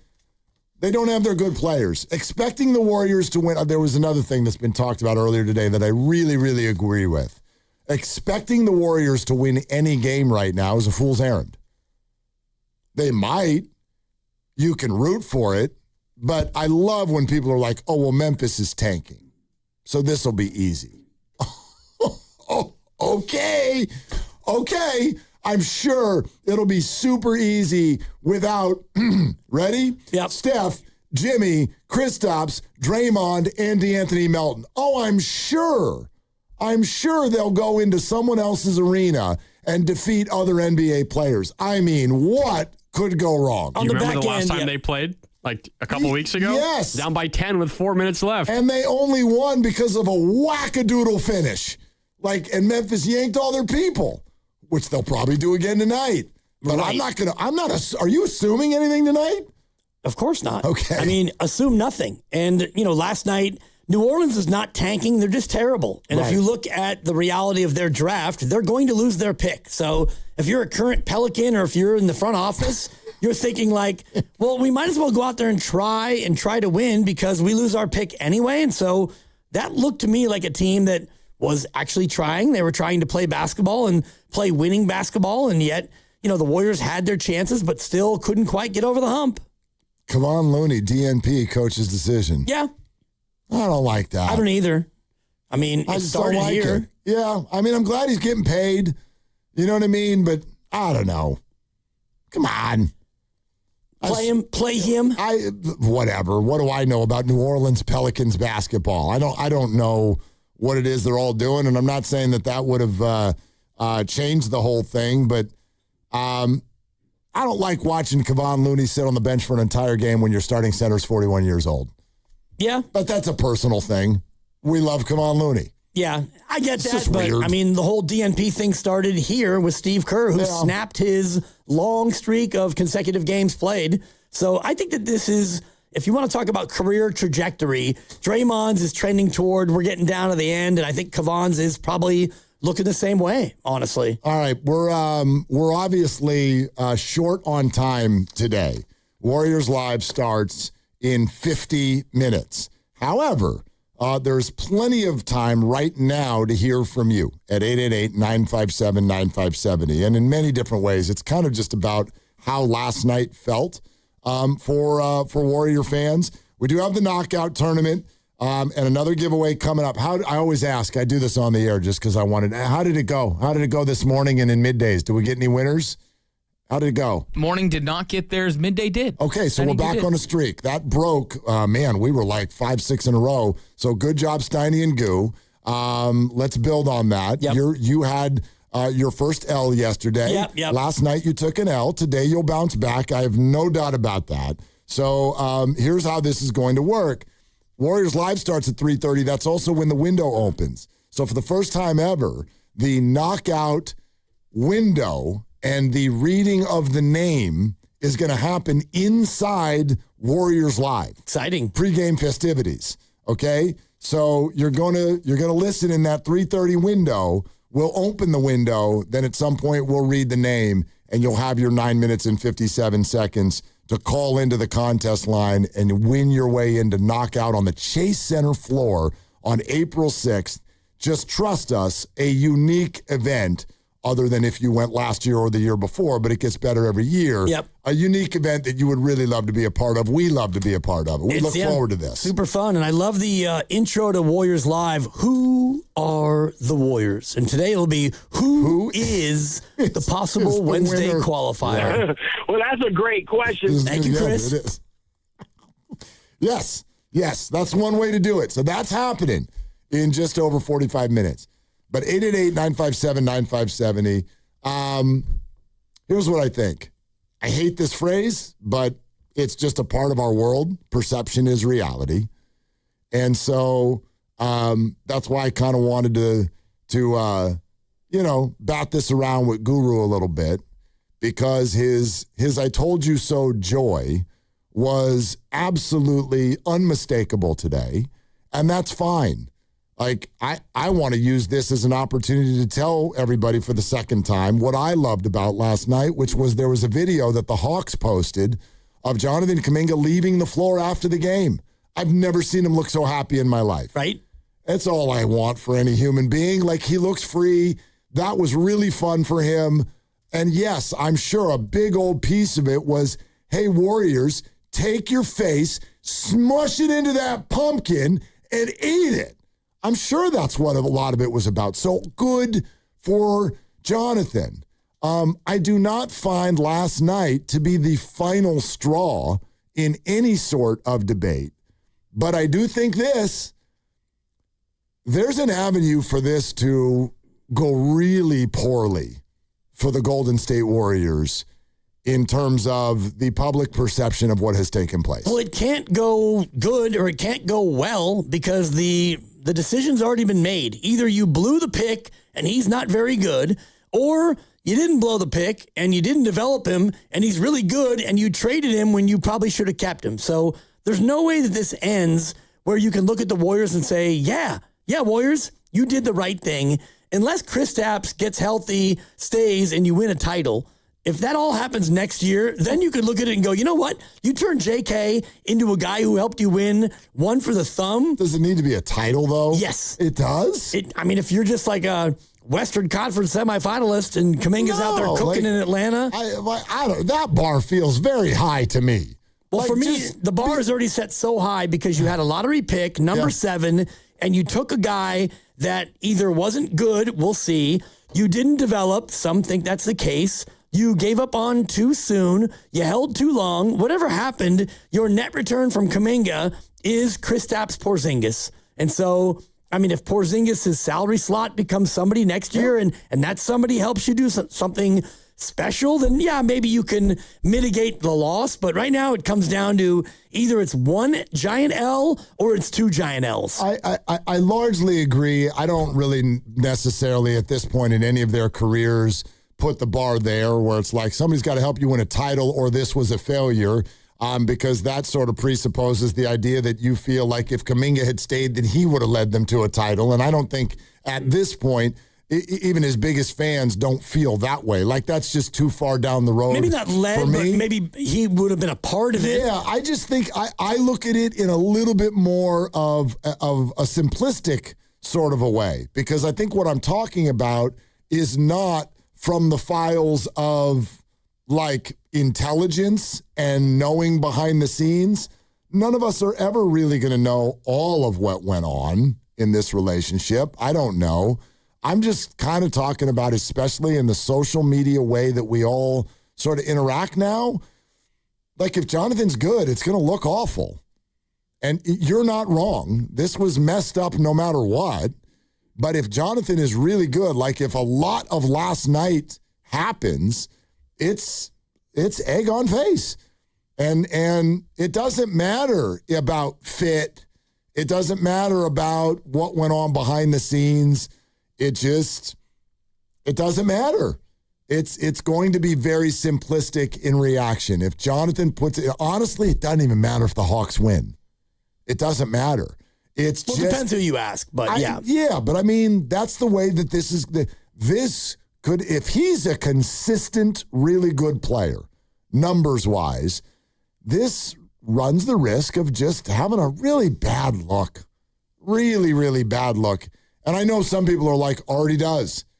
And I think that's kind of what you're getting at. Well, the first piece of it's already done. You drafted a guy at number 7, and he was not a contributor for you at that level. Your fault, his fault, management, ownership, whatever. It's not even about that in this moment. It was a miss. And so if he goes out there and he cooks, well, now the second miss is the fact that you let him go right when he was starting to get good. I do think it matters how good their team is, because we can all talk about Jordan Poole's numbers and we could do a blind comparison, and he averaged 20 a game for Washington, and his percentages were not great, but he was a guy who went out there and put up numbers and they were terrible. So I do think that the context, anyway, for me, the context of how good they get with him, that matters a lot. See, the Jordan Poole thing is interesting, because when I look at Jordan's numbers, and if I'm remembering this correctly, I don't think his numbers with New Orleans were any higher than they were with Golden State. You mean with Washington? I'm sorry, yeah, with Washington. Jordan Poole, what did he average points-wise? First year in Washington, he averaged 17.4. Second year in Washington, he averaged 20.5. Last year in Golden State, he averaged 20.4. So I was sort of like, you would have, the idea when Jordan left was, oh my God, he's going to average 29 a night in Washington. No, he didn't even do any better than he did in Golden State. It was 3 points a game more over the course of his totality there. 18.5 in Washington, 15.5 here, 15.8. Part of that is that's offset his by the rookie year and all of those things. It's true, but when he left, he was a 20-point-a-night guy. Right. Jordan Poole, when he left the Warriors, he was 20 point a night. Yep. And then he went to Washington, and he was 20 point a night. I thought the whole idea was he's supposed to get better, because all you just go out there and do whatever the hell you want. No one's trying to win. And he didn't even get any better. Well, the field goal percentage was exactly identical. The 3 percentage was a little bit better. The free throw was the same. So basically he went there and he was able to shoot the ball 3 more times a game, and he showed you that he was the exact same player. Yeah. Except in that case, he played for a team that almost never won. And now he's in New Orleans and he doesn't always get to play. And like last night's a great example of where he is. He is a guy who, he's off the bench. He's a good 7th or 8th man. He's going to be that kind of a player, I think. Yeah, I really don't know. I don't know what the whole plan is for him. And, last night he was coming off of injury. I didn't necessarily think he was even going to get that many minutes. Plus, if you do watch the highlights, I don't want to make it about, like, they're all NBA teams. And a third of the league is tanking and all that, so whatever. Like, a lot of Steph Curry's numbers come against crappy teams. So I don't really do a whole lot with that. But did you watch the highlights? Half of his dunks, he was the only person on that end of the floor. Yeah. Like Washington, it looked like the youth games that you officiate. It's like no one's even there. No one was even there. Now, he hit his 3-pointers, so, like, good on you. He had he looked great. He looked great. He looked free. He looked happy. He looked all of those things. But that's kind of what I'm getting at. I think you're calling for nuance, and I'm not trusting that it will be there. I just think that we're all going to look at this, and if he becomes a really consistent, good player, good team, bad team, or otherwise, this is going to be a bad look. Yep. It's going to be a bad look for the I think Warriors. it's already a bad look. And, we did this whole thing with the Niners before they got into the end of the year, like satisfaction ratings, and you and I were both at about a 7, and there's no way that number could go down. Even if they lost to Seattle, they did. And even if they lost the first playoff game, they didn't. But our satisfaction ratings on the year, they were rock solid based on what they had done. So if you want to talk about your dissatisfaction rating, scale of 1 to 10, with the whole Kaminga experience, I don't know how much more dissatisfied you can be, even if he goes out and he's great. I mean, if he's great, he's an all-star and he wins a title, sure, it can get worse. But right now, my dissatisfaction, and I'm not pointing the blame at him, Steve, Mike, Joe, or anybody other than all of them. Or everybody, but right. my dissatisfaction's at about a 6.5, Yeah. and I don't even know how much higher it can get. Yeah. What a weird deal. Weird. What a weird And I'm just in the place of, like, last night, great example. He had 27 in 24 minutes. Good for you. I'm happy for him. I guess I'm happy for the agent. I had to unfollow him. It's just enough. He was at the game. Yeah, He was you at the think? game. Yeah, I do. I know. I know you know. He was there. But, yeah. Well, he was sending out videos. And I'm sure he's very excited for one of his only 2 clients. And so, he worked hard to get them out of town, and here they are out of town, and his client at 27. Good on you. This is kind of what I'm curious about going forward, and that is, it's kind of like what I asked right at the end of the crossover. Is there truly a right and wrong when it comes to this? And I know, well, blame to go around and all that. I mean going forward. Like, will we someday look back on this with a one side was right or one side was wrong? To me, that's the simple thing. That's where we can just box score dive and go, boy, he actually, right, he averages 23 a night, and here's what his shooting percentage is, and whatever. Like, he's contributing to a sort of kind of good mediocre team. Do we just do that? Or, I don't know, is there a way to sort of accept the nuance of the two sides of a relationship kind of not working out? To me, it's sort of like when your friends get divorced. And I've learned this, and it's very difficult because every couple has friends. You've got couples friends. And there's this little, there's this window. Who do you got? Right. People start competing for friends. It's kind of like Jerry Maguire. Remember that whole period where the agents are all on the phone with each other? Man. They're trying to keep their clients. Even before that, when he marches out, who's with me? And everyone puts their head down. And, it's a fish. Yeah. Yeah. And I think that's where we are right now. That's where we're at. You're getting split up, and the couple that comes to dinner every other Friday, are they sticking with both of you? They got to choose a side? Does the guy get the guy and the girl gets the girl? I've seen all of it. Oh, yeah. I've seen all of it. It's very difficult if you're the other couple to ride that line. You usually have to go, we're going with him or we're going with her. And I think there's a little bit of that with Warriors and Kaminga, even though there's probably something in the middle that makes actual sense. Yeah, and just, I mean, for me personally, when we got divorced, I skipped through the tunnel, and so, she still was going to be friends with them. I'm still friends with all those people, but you had me thinking about our divorce, Mark, you and I. Oh. If it ever comes down like that. Oh. You taking Grandy, you taking Lucas. No, I think God. I don't think that's how it works. I think it's... I asked you a question. I think that it's do Grandy and Lucas pick me or you. The divorced people don't pick. They compete. And then you get what you get. You might get nothing. And you don't get upset. You get bubkiss. Yeah. I mean, it's more fun if I ask you to choose between those two, because those two are both going to pick you. You're much more of a gravy train. Then I'm taking both of them. You don't get to. No, yes, I do. We're getting divorced. You don't get to tell me what to do anymore. Sorry, Lucas. I think we know which way he's going. Possibly. I don't even know if he's back there. I can't see him. He's here. Yeah. He's hiding. He doesn't like this conversation. He feels awkward. With the first pick in the divorce draft, my ex-wife took Cliff the cat. Do you know? Oh, really? Elite pick. I like the cat. Wow. I like the pick. It's a great pick. The only time I did one of those drafts, there were no animals involved. Yeah. I got the first pick. I took the computer. Smart. Had all that information on it. I should have taken the house. Dummy. The house was in the draft? I took some blanket. Wait a minute. Neither of your first picks was that. Well, someone took a cat? You haven't met Cliff. He's the goat. He's the goat of cats. He's the gamote. But She left you the house and you said no? It was more complicated than that. You picked Wiseman with the second pick? Seriously? Oh, my God. I'm going to take this comfortable blanket. All right. I'll take the house. Yeah. She went cat house draft over. Wow. I went blanket in old golf club or something. Your boys. Kind of like my fantasy drafts. Wow. God, who are you? The Niners in the first round? Seriously. Dibs in a draft is controversial. We've learned this. I took Javon Blanket. Trey Quilt. He goes, Jahmyr Gibbs. And then he hung up.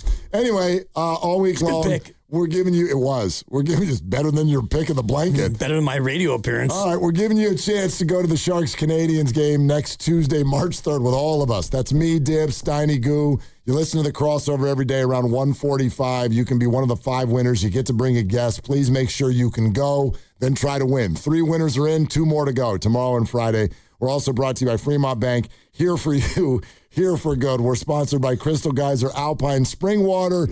Your Warrior phone calls, welcome, 888-957-9570. Warriors live in a half hour, along with the knockout window opening on Willard and Dibs. What makes Crystal Geyser Alpine Spring Water different? We always bottle our Alpine Spring Water less than 1.5 miles from the spring source, and all our bottles are made with 50% recycled plastic from our own recycling plants. Crystal Geyser, bottled at the spring source. Hey, it's Willard. Legends are built over time. Anyone can have a great game or a lucky season, but at Habis Law, generations matter. For Tarek Habis and Nicholas Habis, integrity was learned at the dinner table. Along with a hard truth, clients are often victimized twice. First by the accidents, and then by greedy insurance companies. 40 years strong, Omar, Tarek, and now Nicholas Habis. Generations fighting to make it right. Visit HabisLaw.com. Omar Habis is a California licensed attorney. Offices in Northern California, including San Jose. Past results do not guarantee future outcomes.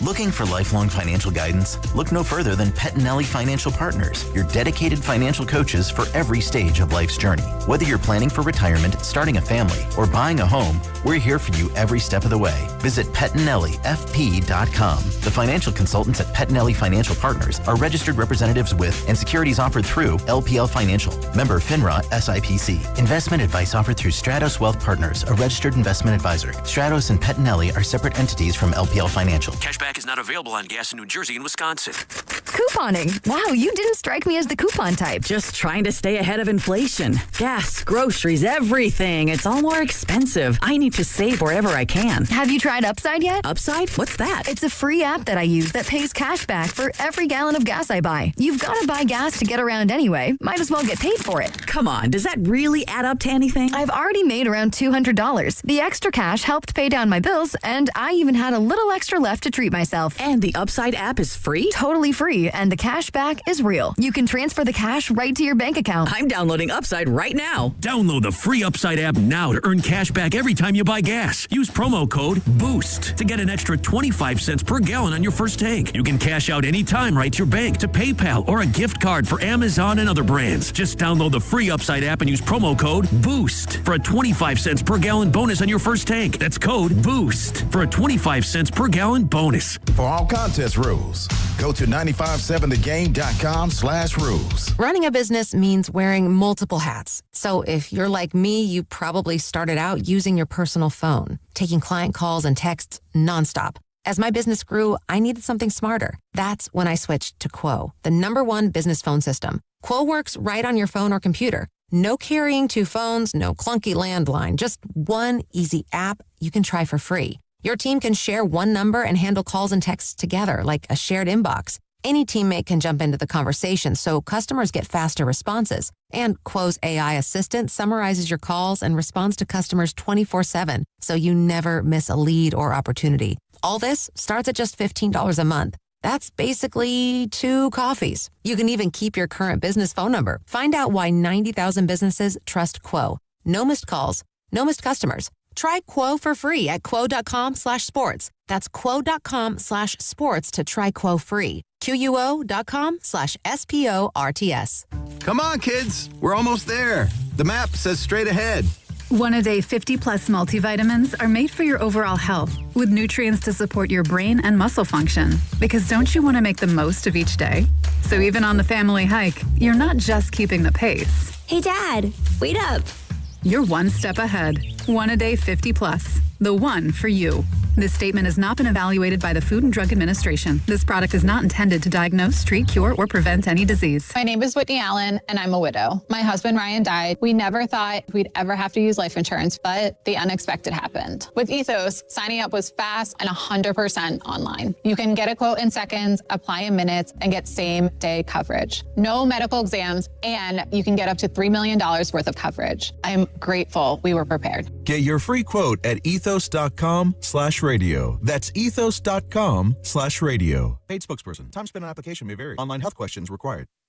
Hola, amigos. Brad Evans here. Check out this booming voice and Pat Boyle on BetMGM tonight, covering the biggest sports stories from coast to coast, live and interactive on the free Odyssey app, discussing NFL offseason news and getting you ready for the madness in college hoops. BetMGM tonight with me, Brad Evans and Pat Boyle, live and interactive, Monday through Friday night, starting at 6 Eastern, presented by BetMGM. Always live on the free Odyssey app and watch on YouTube at BetMGM tonight. I'm Mark Solinger, producer and one of the hosts of the Moth podcast. For nearly 2 decades, the Moth has brought live storytelling to stages around the world and to millions of listeners. These are real people telling true stories from their lives. Stories about a lost family recipe, about working to free a wrongfully convicted man, about realizing you need to leave your May-December romance. Stories that will move you, surprise you, make you laugh. Stories you can't forget. Join us. Follow and listen to The Moth wherever you get your podcasts. Here it comes. At T-Mobile, get the new Samsung Galaxy S26 Ultra with Galaxy AI. Okay, we don't need the trumpets. We know it's awesome. You even get a 5-year price guarantee. And the best benefits in wireless. A kazoo? Pre-order and get the new Galaxy S26 Ultra. Really? Nothing? Did I mention at T-Mobile there's no trade-in needed? Better. Guarantee excludes taxes and fees. Applies to monthly price of on-network talk, text, and 5G data on the Beyond plan. Benefits vary by plan. May require activation and are based on included perks. Exclusions and details at T-Mobile.com. You're listening to 95.7 The Game, KGMZ-FM and HD1 San Francisco on Odyssey Sports Station and the home of the Golden State Warriors and Valkyries. Always live on the free Odyssey app and now coming to you live from the Laughing Monk Studios.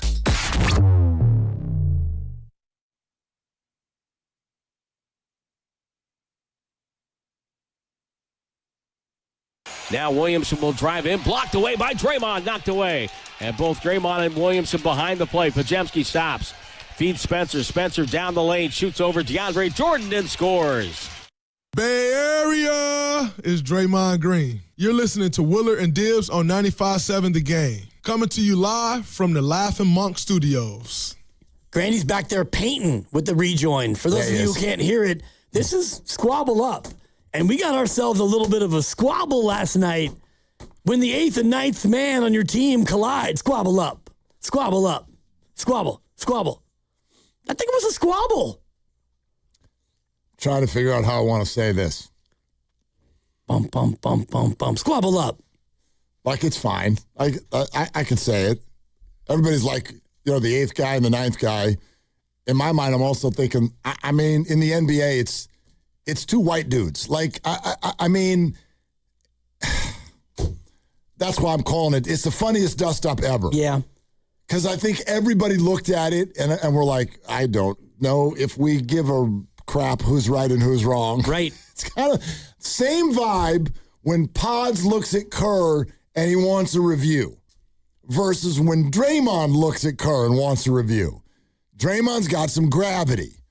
And so Kerr's like, well, we should probably do that. And sometimes he'll look back at iPad guy. Second row. And he's like, we should probably, like, it's Draymond. We should probably do this because it's Draymond and he knows what he's talking about. Been around, got a bunch of rings. Pods is out here going, Coach, review it. He didn't even turn around to look at iPad guy. He tells Brandon to go to his room. Right. Like, I don't care what you want me to do. Go play basketball. He cannot twirl that finger. Stop holding the ball. Yeah.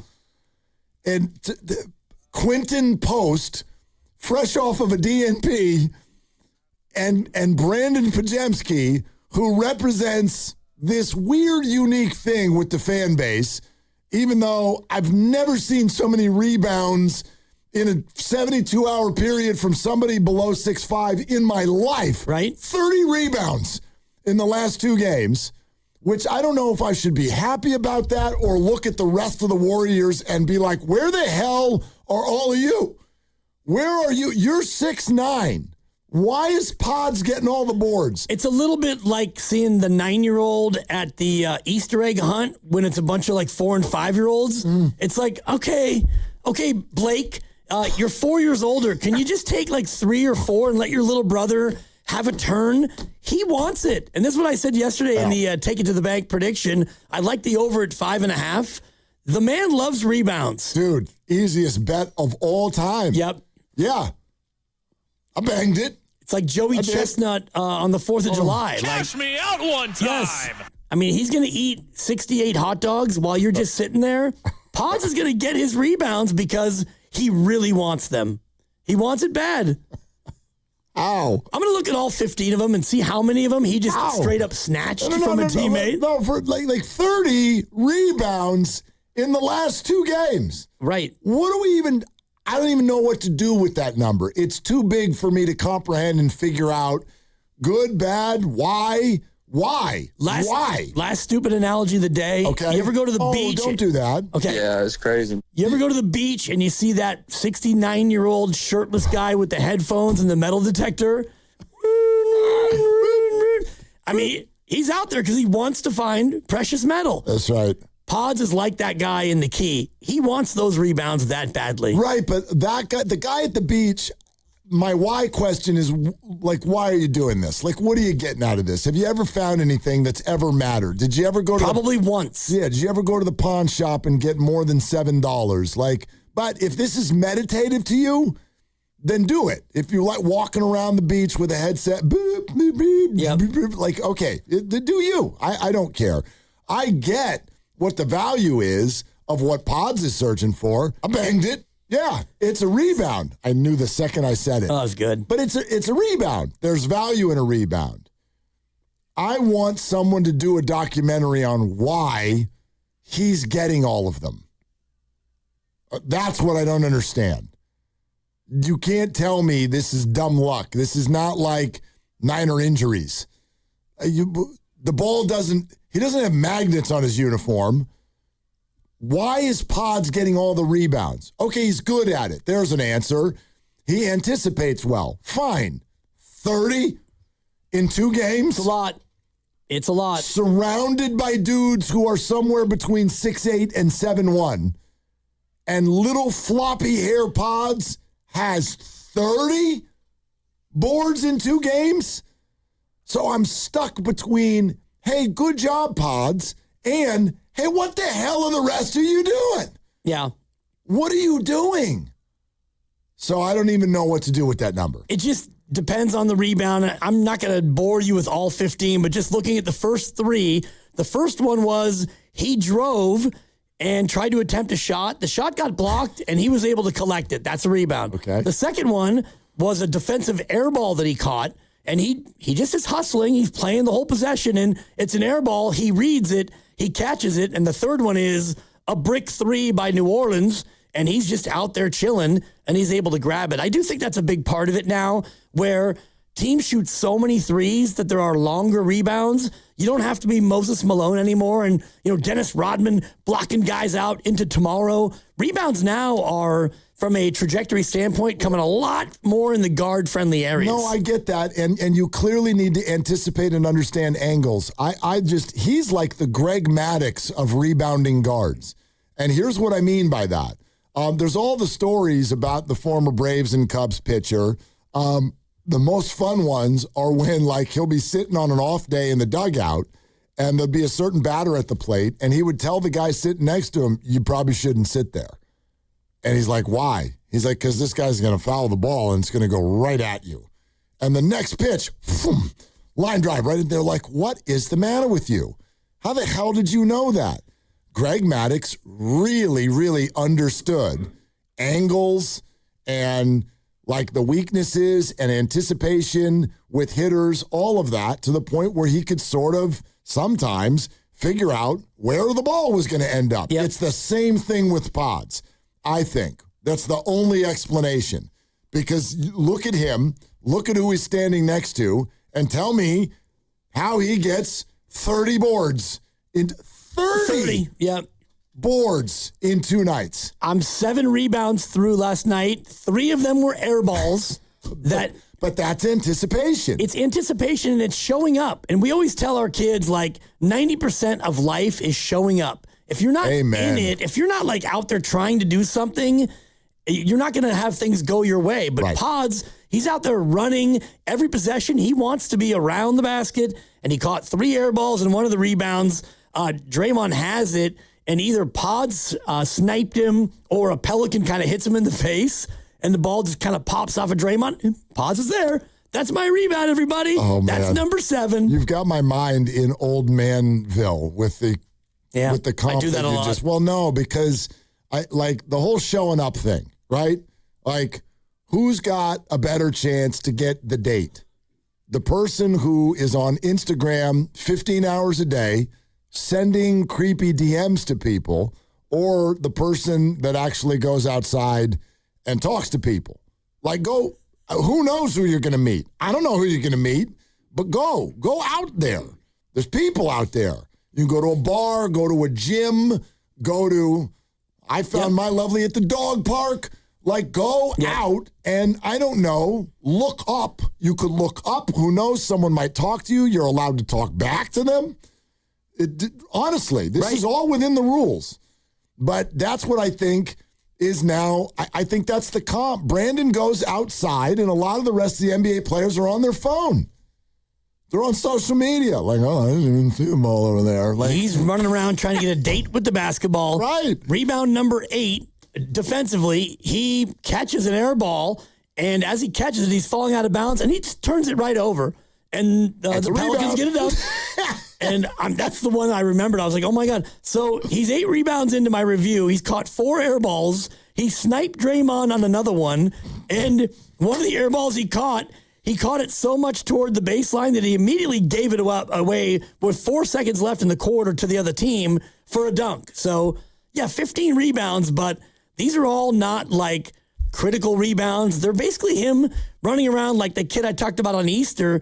He's just pulling Easter eggs because, he wants it more than the other kids. Sometimes there is, and this does happen in our sort of playground sports a lot, like there's a certain level of try, and you're actually supposed to not try too hard. I can remember one time, football game broke out on the lawn. This is early college, so freshman year when everyone's in the dorms, and we went out there and we're like, okay, you guys want to throw the ball around? And then all of a sudden there's enough people where you're like, you guys want to play a game? We'll play a little pickup game. All right, cool, let's play some football. Well, one of the dudes out there was a high school football player who didn't get to play in college. And I should have known the second we were all tossing the ball around, the guy, as soon as we're like, hey, should we play a game? He put gloves on. Oh, boy. And I should have known. Because I'm over here being like, I'll volunteer to rush the passer. Like on this, like, okay, you know what I mean? 7 banana. I'll do rush the passer. And this dumbass who clearly played offensive line in high school or something, first snap, his glove hands, poof, right into, my cheeks, both of them, pow, just whacks me in the face. What are you doing? We're in the park, bud. We're not, scouts aren't watching. Don't hit me in my face. Like, we're having a good time here. Yeah.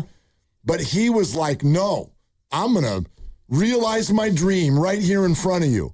And I think there's a little Pods in that. He's out there getting 15 rebounds, and I love what you're looking at because it feels like half of them shouldn't count. But he's like, I'm going to get all of those. All of them. Stole one from Draymond, and Draymond's probably looking at him like, dude, take your gloves off. Well, there's another one Relax. later in the game where it's a free throw, and the ball is basically going right to Draymond, but Pods had come in from outside the arc, and Draymond sees him coming. Draymond doesn't even, move half a muscle. Right. And Pods soars in. That's 11. That'll be 12. And he's the king of the missed free throw rebound if you watch it. Like, you've got 4 guys kind of boxing out, like, all right, Lou, ready? And when he shoots it, I'll pretend like I'm going for it. You pretend to box me out. Here comes Pods from the outside. That one's mine. NBA rebounding is not fundamentally sound. There's almost like an understanding Right. It's a business decision, right? Amongst both teams. They're just like, that one's yours. Then they just kind of let it, they let it ride. So if one person is playing at a different speed than the other 9 people, then that's going to happen. Yeah. Another one of these offensive rebound pods comes knifing in from the right wing, all alone, gets the rebound and misses the layup.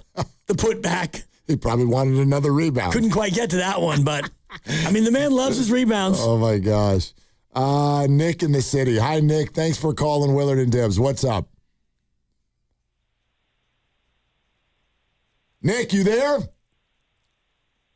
Yes. What's up, guys? I think we all know at this point. Not all rebounds are made equally. And just kind of speaking on that, it's cool that, I like pods hustling out there. I do like it. But if I see pods with 10 boards, it's a little different from when I see another little guy like GP2 with 10 boards. Because GP2, he's kind of a rare small guy that could, if there's a jump ball against, an opposing big, I kind of trust him more than half the time because he has just incredible bounce. Yeah, he's got hops. Yep. Which is why he does like crazy, which is why I'd actually put him, just because he could do a little bit more than pods. I think in that regard, I would put more minutes on GP2, honestly, and how relevant that might be. But just while we're at it with JK, I know I'm prisoner of the moment, but huge mistake letting him go. I mean, I think Kerr didn't know what to do with him after a while. I think he has a slew of different, everyone's got a different bag on the Warriors. Not everyone knows quite, how to put the combo together. But I think that was almost bigger than letting Jordan Poole go. Letting JK out of here was tough. That was tough to watch. It might be. Nick, thanks. I like the Jordan Poole thing. I don't know how people are feeling about this in this moment. Is anybody... You used a phrase earlier that I think is actually really interesting today. The one that got away. Mm-hmm. Okay, Jordan Poole's not it. Agreed. Yeah, like I don't, do you feel any sort of, and you can be a Jordan Poole fan. That's not what this is about. I'm not like trying to take a shot at the guy, but are you feeling some sort of like, I really miss that guy, or I wish he was still on the team? I've heard from some Warrior fans who through the last year or two have been like, that's actually what you're missing. You need that extra scorer. For the most part, though, especially with what we're watching him do around the league and catching DNPs in New Orleans and stuff like that, I don't know. I don't feel anything about losing Jordan Poole. Not a ton of remorse. I would have liked to have gotten more than, Chris Paul in a rental and then not much after that. And so that part of it really kind of hurts, but it all comes back to me, and it's not on Steve Kerr solely, but it makes me think about fit and style. And the style that the Warriors play, the style of basketball, the culture is Steph Curry. And I don't think that Jordan Poole or Jonathan Kaminga is really a great fit for that, for different reasons. Jordan Poole, he wants to get the ball, and it's dribble, and then let me cook. And Kaminga, I think, is more of an isolation guy where I want to get it and I want to go. Neither of those styles, I think, fits with the chef. And the caller mentioned GP2, and I was thinking about this on my BART train today. He is the quintessential role player to fit with Steph. He doesn't ever need the ball unless he's open in the corner. He doesn't ever need to dribble it or even really pass it. Let me defend. Let me be long. Let me go dunker spot. Let me hit the occasional three and play me 3 minutes, play me 23 minutes. And that's where the Kaminga fit was never going to work. He's a fascinating case study. I think what you're talking about, and I wonder how many Warrior fans know this, you can disagree with it all you want. I might even disagree with this, but what you see GP2 do, that's what they wanted Kaminga to do. That's what they wanted him to do. They wanted him, be in the corner. You can shoot some threes. My gosh, you could finish an alley-oop. And then other than that, defend like crazy and use your jumping ability to go get as many rebounds as possible. That's what what you see GP2 willing to do. That's what they wanted Jonathan to do. If you see that as a slight to Jonathan, I understand that. I really do.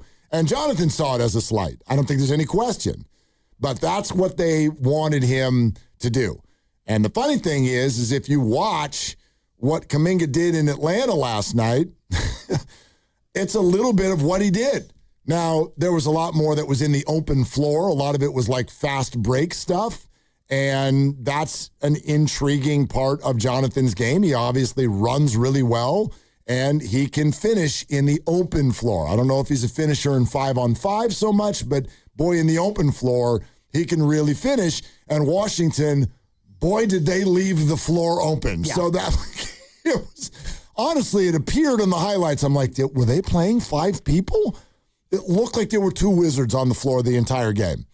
But anyway, whatever. That's what they wanted. Right or wrong, that's what they wanted Jonathan to do. And I think even beyond that, like, okay, Steph's not in. Now you can go ahead and look to Cook. But when you got Jimmy Butler, even that part of his role was diminished because if it comes down to Jimmy or Jonathan Kaminga, who do you want to be the ISO attack guy? It's going to be Jimmy Butler. So the whole Butler trade, I think, changed the short-term calculus of what Kaminga was going to be willing to do or what they were willing to allow him to do. But yeah, that's why Gary Payton II has been here a couple of different times because he's willing to play that role. He's really good at playing that role. And so you don't have to ever worry about, is he getting his touches or is he able to go out there and eat? Knockout tournament opens the window opens in 8 minutes. So stay right where you are. Warriors Live also in 8 minutes. Warrior Wednesday brought to you by Freeman's Appliance. Come see their full selection of in-stock luxury appliances and live working vignettes.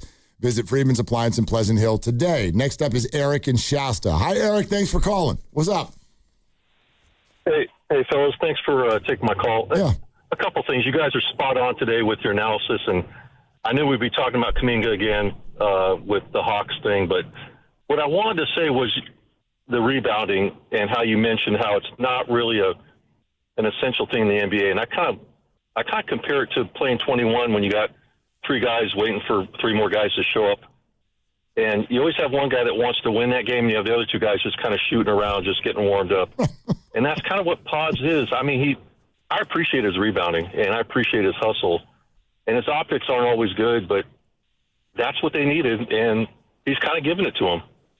I don't mind it. I mean, Eric, thanks. Like, I get what people are saying. Like, if you're a guard and the best thing you can say about your game is I rebound, that does not mean that you're a key player right now in today's NBA. But there's also, I mean, wow, there's nothing wrong with it. Right. There's nothing bad about it. You hustle, you try, you're grabbing boards. That's a good thing.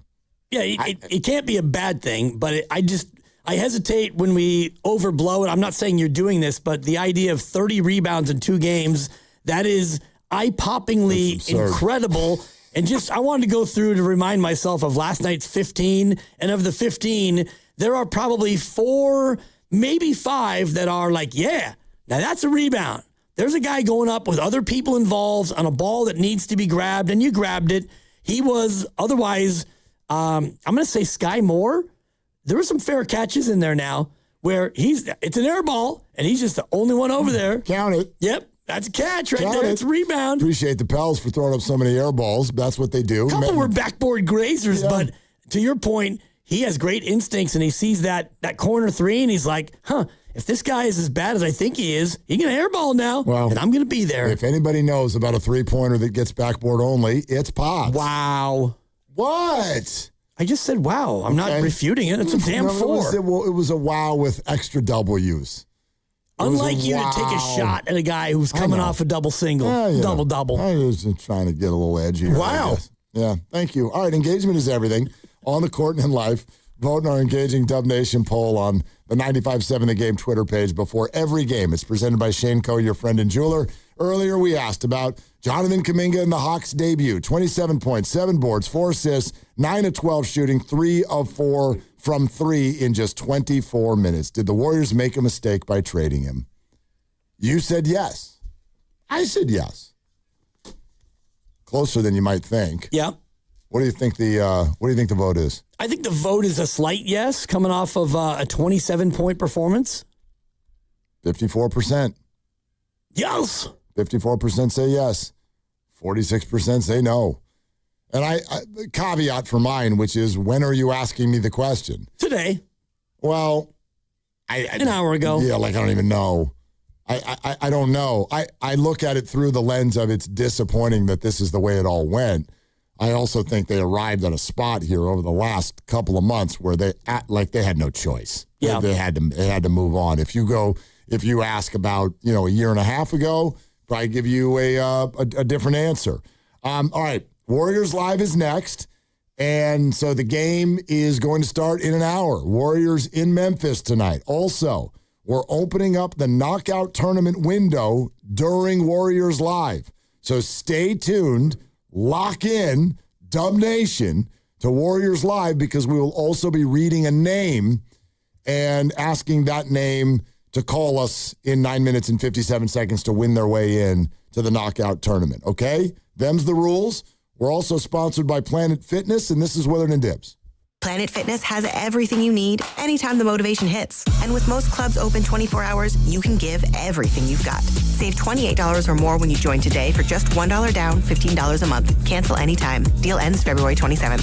See club for details. Hey, Dan Dibley here to talk about Fremont Bank, a family-owned bank with the family-owned feel. I've been a customer for more than 5 years, and I've never been happier switching from a big box bank to a good local bank. And part of the reason is because they're active members of our community. They support local nonprofits, and they're a top local corporate philanthropist organization. They keep the money right here, and they reinvest it into businesses and organizations and activities, all of which make our Bay Area better. A big box bank, you don't know where your money's going, and here you make the deposit, and you can open your eyes and look out your window, and you can see the money literally, figuratively, more accurately, working all around you. And they've been providing loans to businesses and homeowners for a long time. 5% of the earnings for Fremont Bank, it goes to charity. And those charities are right here in the Bay Area. So organizations that you support, they also support. They like to be a part of the real estate circle, and you make your community more vibrant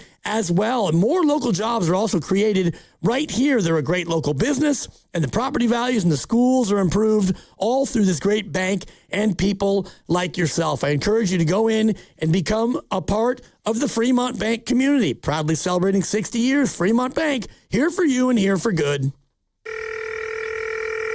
Xfinity Tech Support, Matthew speaking. Hi, I live in a pretty remote place, like Jurassic Park remote. Oh! Wow. Will Xfinity Mobile work out here? Yep, the combination of reliable Wi-Fi and 5G makes it so that you can stay connected in all kinds of places. Plus, you get access to ultra-fast speeds and coverage, whether you're poolside or out live streaming with a T-Rex. Hold still, you're about to go viral.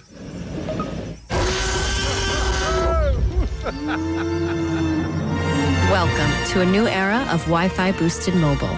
Cut your mobile bill in half with 2 lines of unlimited. Discover a new era of Wi-Fi boosted mobile at xfinitymobile.com. Xfinity. Imagine that. Watch Jurassic Park with Xfinity. Savings comparison based on promotional rate for 2 lines of Xfinity Mobile Unlimited versus 2 lines of T-Mobile Experience More, Verizon Unlimited Plus, and AT&T Starter as of February 10th, 2026. In San Francisco, clouds and sunshine with a high of 66 degrees. Weather brought to you by Duke's Mayo. Welcome to Duke's Mayo Country, where the mayo is so smooth and creamy, it makes every bite better. Duke's Mayo. Look for the yellow lid. If you're drowning in IRS debt and can't afford to pay, then you need to take advantage of special IRS tax programs that are available and free yourself from IRS collection efforts once and for all. Due to the financial hardship consumers are facing throughout the country, the Internal Revenue Service has made it easier to settle delinquent tax problems. An open phone line has been established by Community Tax for consumers to call and see if they qualify. Take down this number or store it in your cell phone, but call the Community Tax Helpline at 800-269-3454. If you owe back taxes to the IRS and cannot afford to pay them back, or even if you have years of unfiled tax returns, there's no need to fear anymore. But you have to call the Community Tax Helpline today at 800-269-3454 for the help that you need. Don't take on the IRS alone. They can attack your wages, savings, pension, home, and even your Social Security check. Call 800-269-3454 for your free consultation and to see if you qualify. That's 800-269-3454. This is the sound of Jack, buzz cutting his way to a small fortune. To Jack, every time he cuts his own hair, that's $50 right in his pocket. If Jack sees DIY buzz cuts as a saving strategy, Wells Fargo is right behind him. And with their mobile app, tracking his savings is easy. Oh, ouch. However you make money work, we can work with that. Mobile carriers' message and data rates may apply. Wells Fargo Bank, N.A., member FDIC. Staples presents That Was Easy. So I own a coffee shop, and I wanted to label everything with our logo. That's ambitious. Cups, boxes, bags. Ooh, that'll add up. Not at all. Because right now, Staples prints custom labels for 30% off. 30% off? That's shockingly affordable branding. Yep. Now our logo and URL are seen all over town. Brand your business for less at Staples.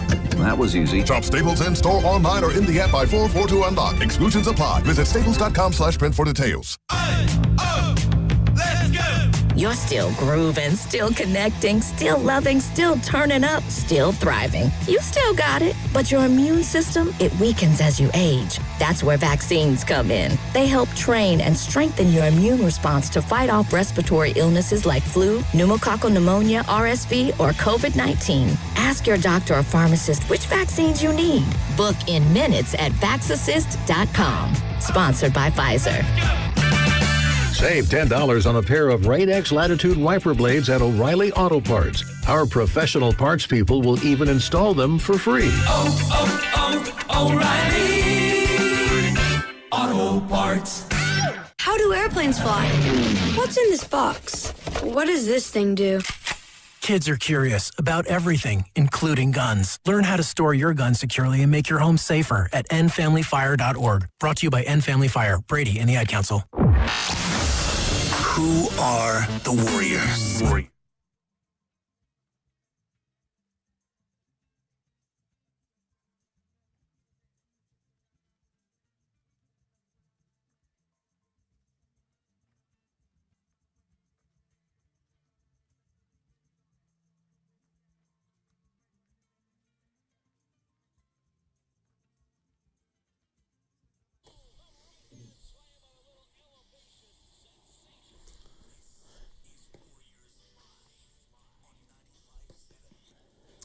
The Warriors licking wounds and down a bunch of men, but onward they push. In Memphis tonight and favored again, the Warriors 30-28, 8th in the West. The Grizzlies 21-35, 11th in the West. The Warriors a 3.5-point favorite. Here we go on a back-to-back. Warriors Live is presented by Xfinity, your home court advantage, brought to you by Xfinity. Watch all your favorite teams all in one place. Xfinity, imagine that. Lots to do to get you ready for the Warrior game, but again, we want to immediately let all of our listeners know, those of you who are registered for the knockout tournament at 957thegame.com, the window is open. It is on. Here we go. Listen for your name sometime over the next 20 minutes.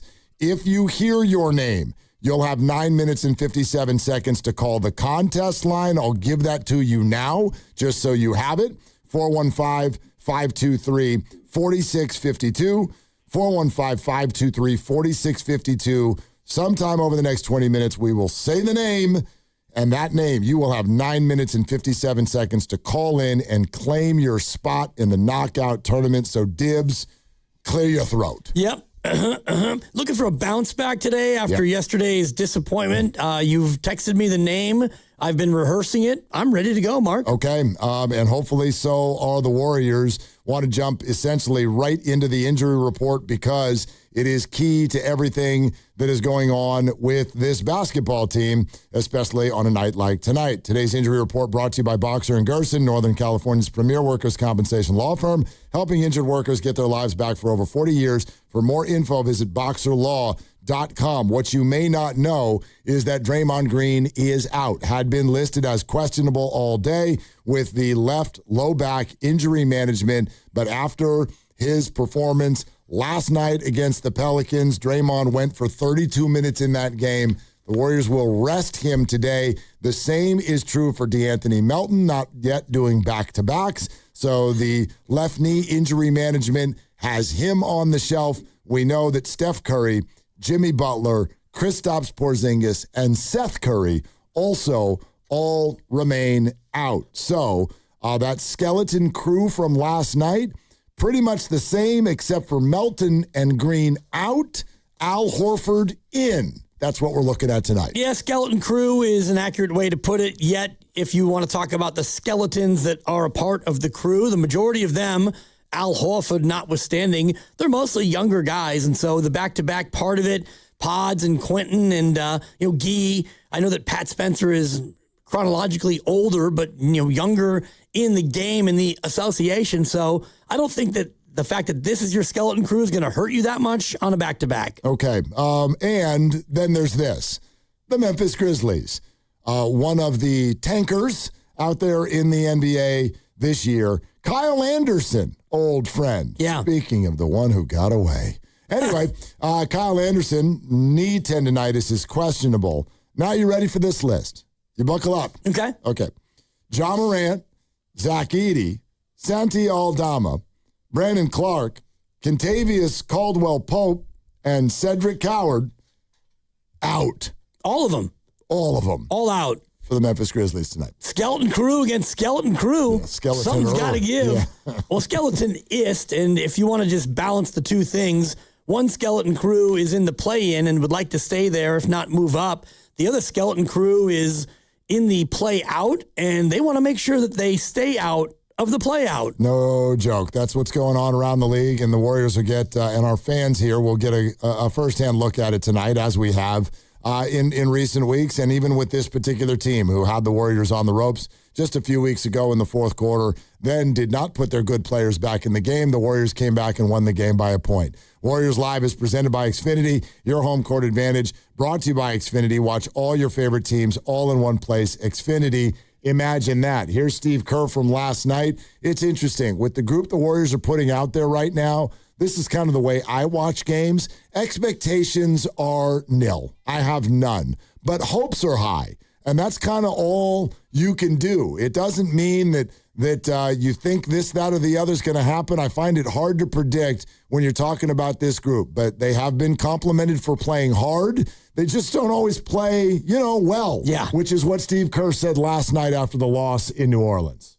I don't know that down the stretch is what got us. It was just the full, 48 minutes. We had 21 turnovers. We did not execute very well offensively. Spacing was bad. We transitioned. We had probably 3 potential layups in the first half, and we didn't run. We didn't cut to the rim. We didn't get to the corners. So we just looked a little disjointed. I thought their pressure early took us out of some stuff. But the game was right there for us. Couldn't execute well enough. And with the injuries we have to play well to win. We have to play well, and I don't think we played well. Yeah, so looking for a better performance tonight, no doubt. I had said prior to this little Tuesday two-step thing that they're doing out here in New Orleans and Memphis, the back-to-back, they'll be back home after some days off Saturday against the Los Angeles Lakers.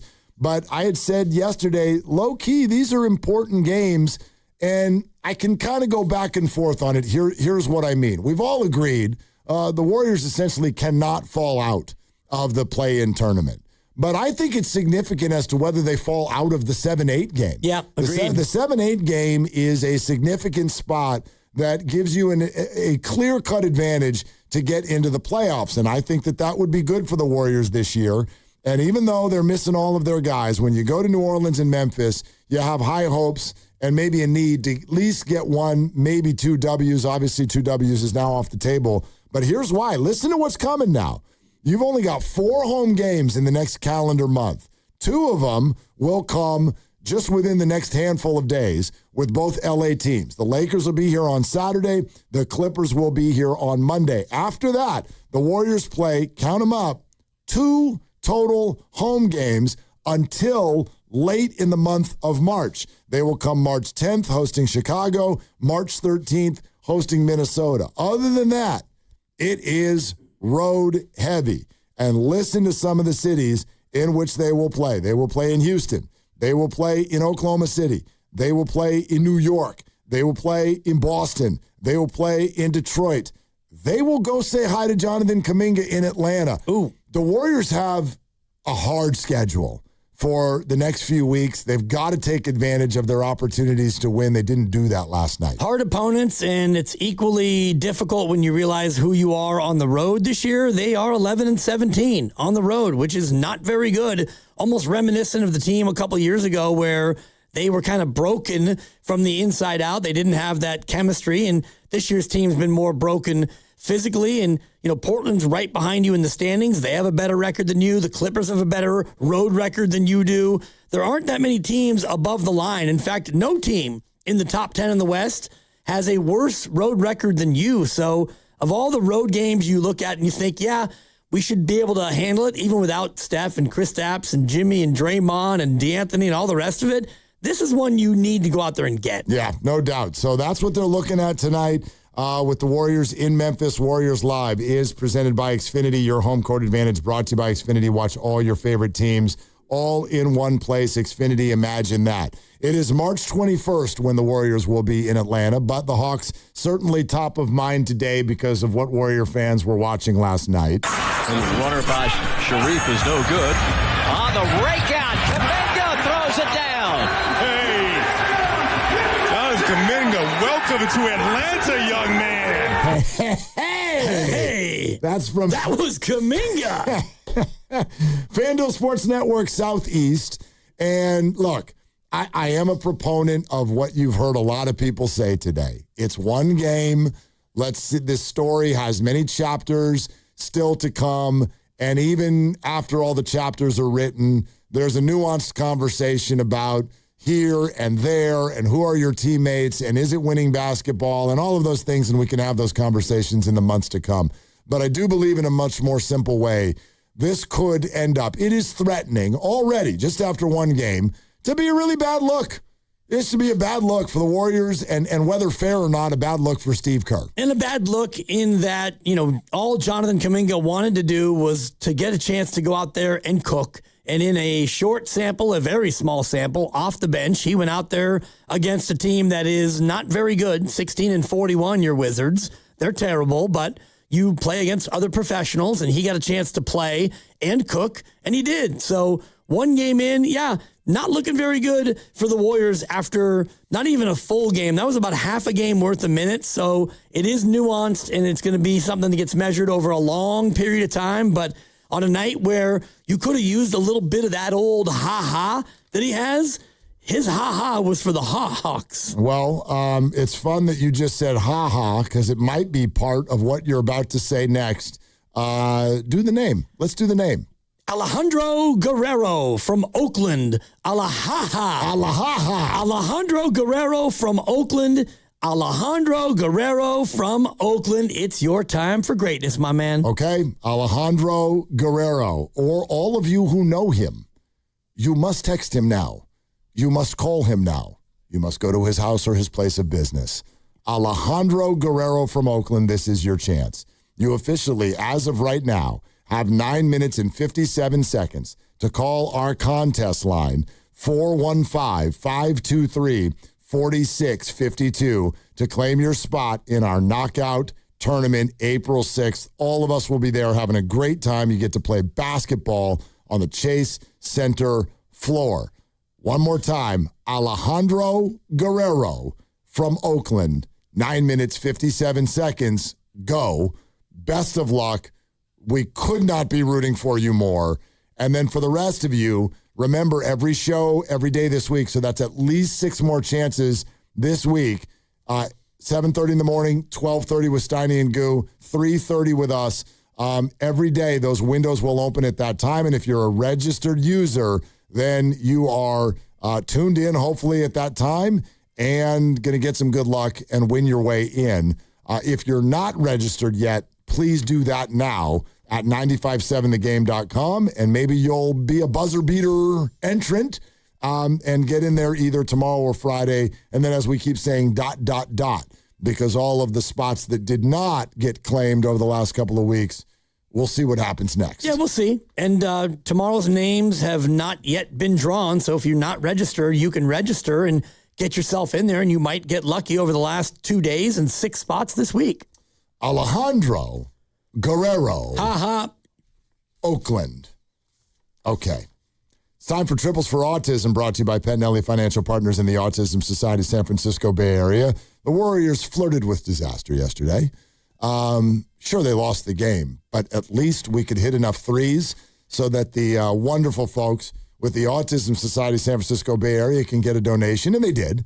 11 3-pointers. Got to make 10, and they made 11 last night, right? Another donation from Pet Nelly to the Autism Society San Francisco. Thank you, Moses Moody, who led the way with 4. DeAnthony Melton had 3. And then Draymond and Guy and Pods and Pat Spencer all chipped in as well. 57th donation of the year for Triples for Autism. If you'd like to make a donation yourself, we would love that. Get involved at sfautismsociety.org. Triples for Autism brought to you by Pet Nelly Financial Partners and the Autism Society, San Francisco Bay Area. Pet Nelly is here for you, offering financial guidance and support throughout life's milestones. Go to petnellyfp.com.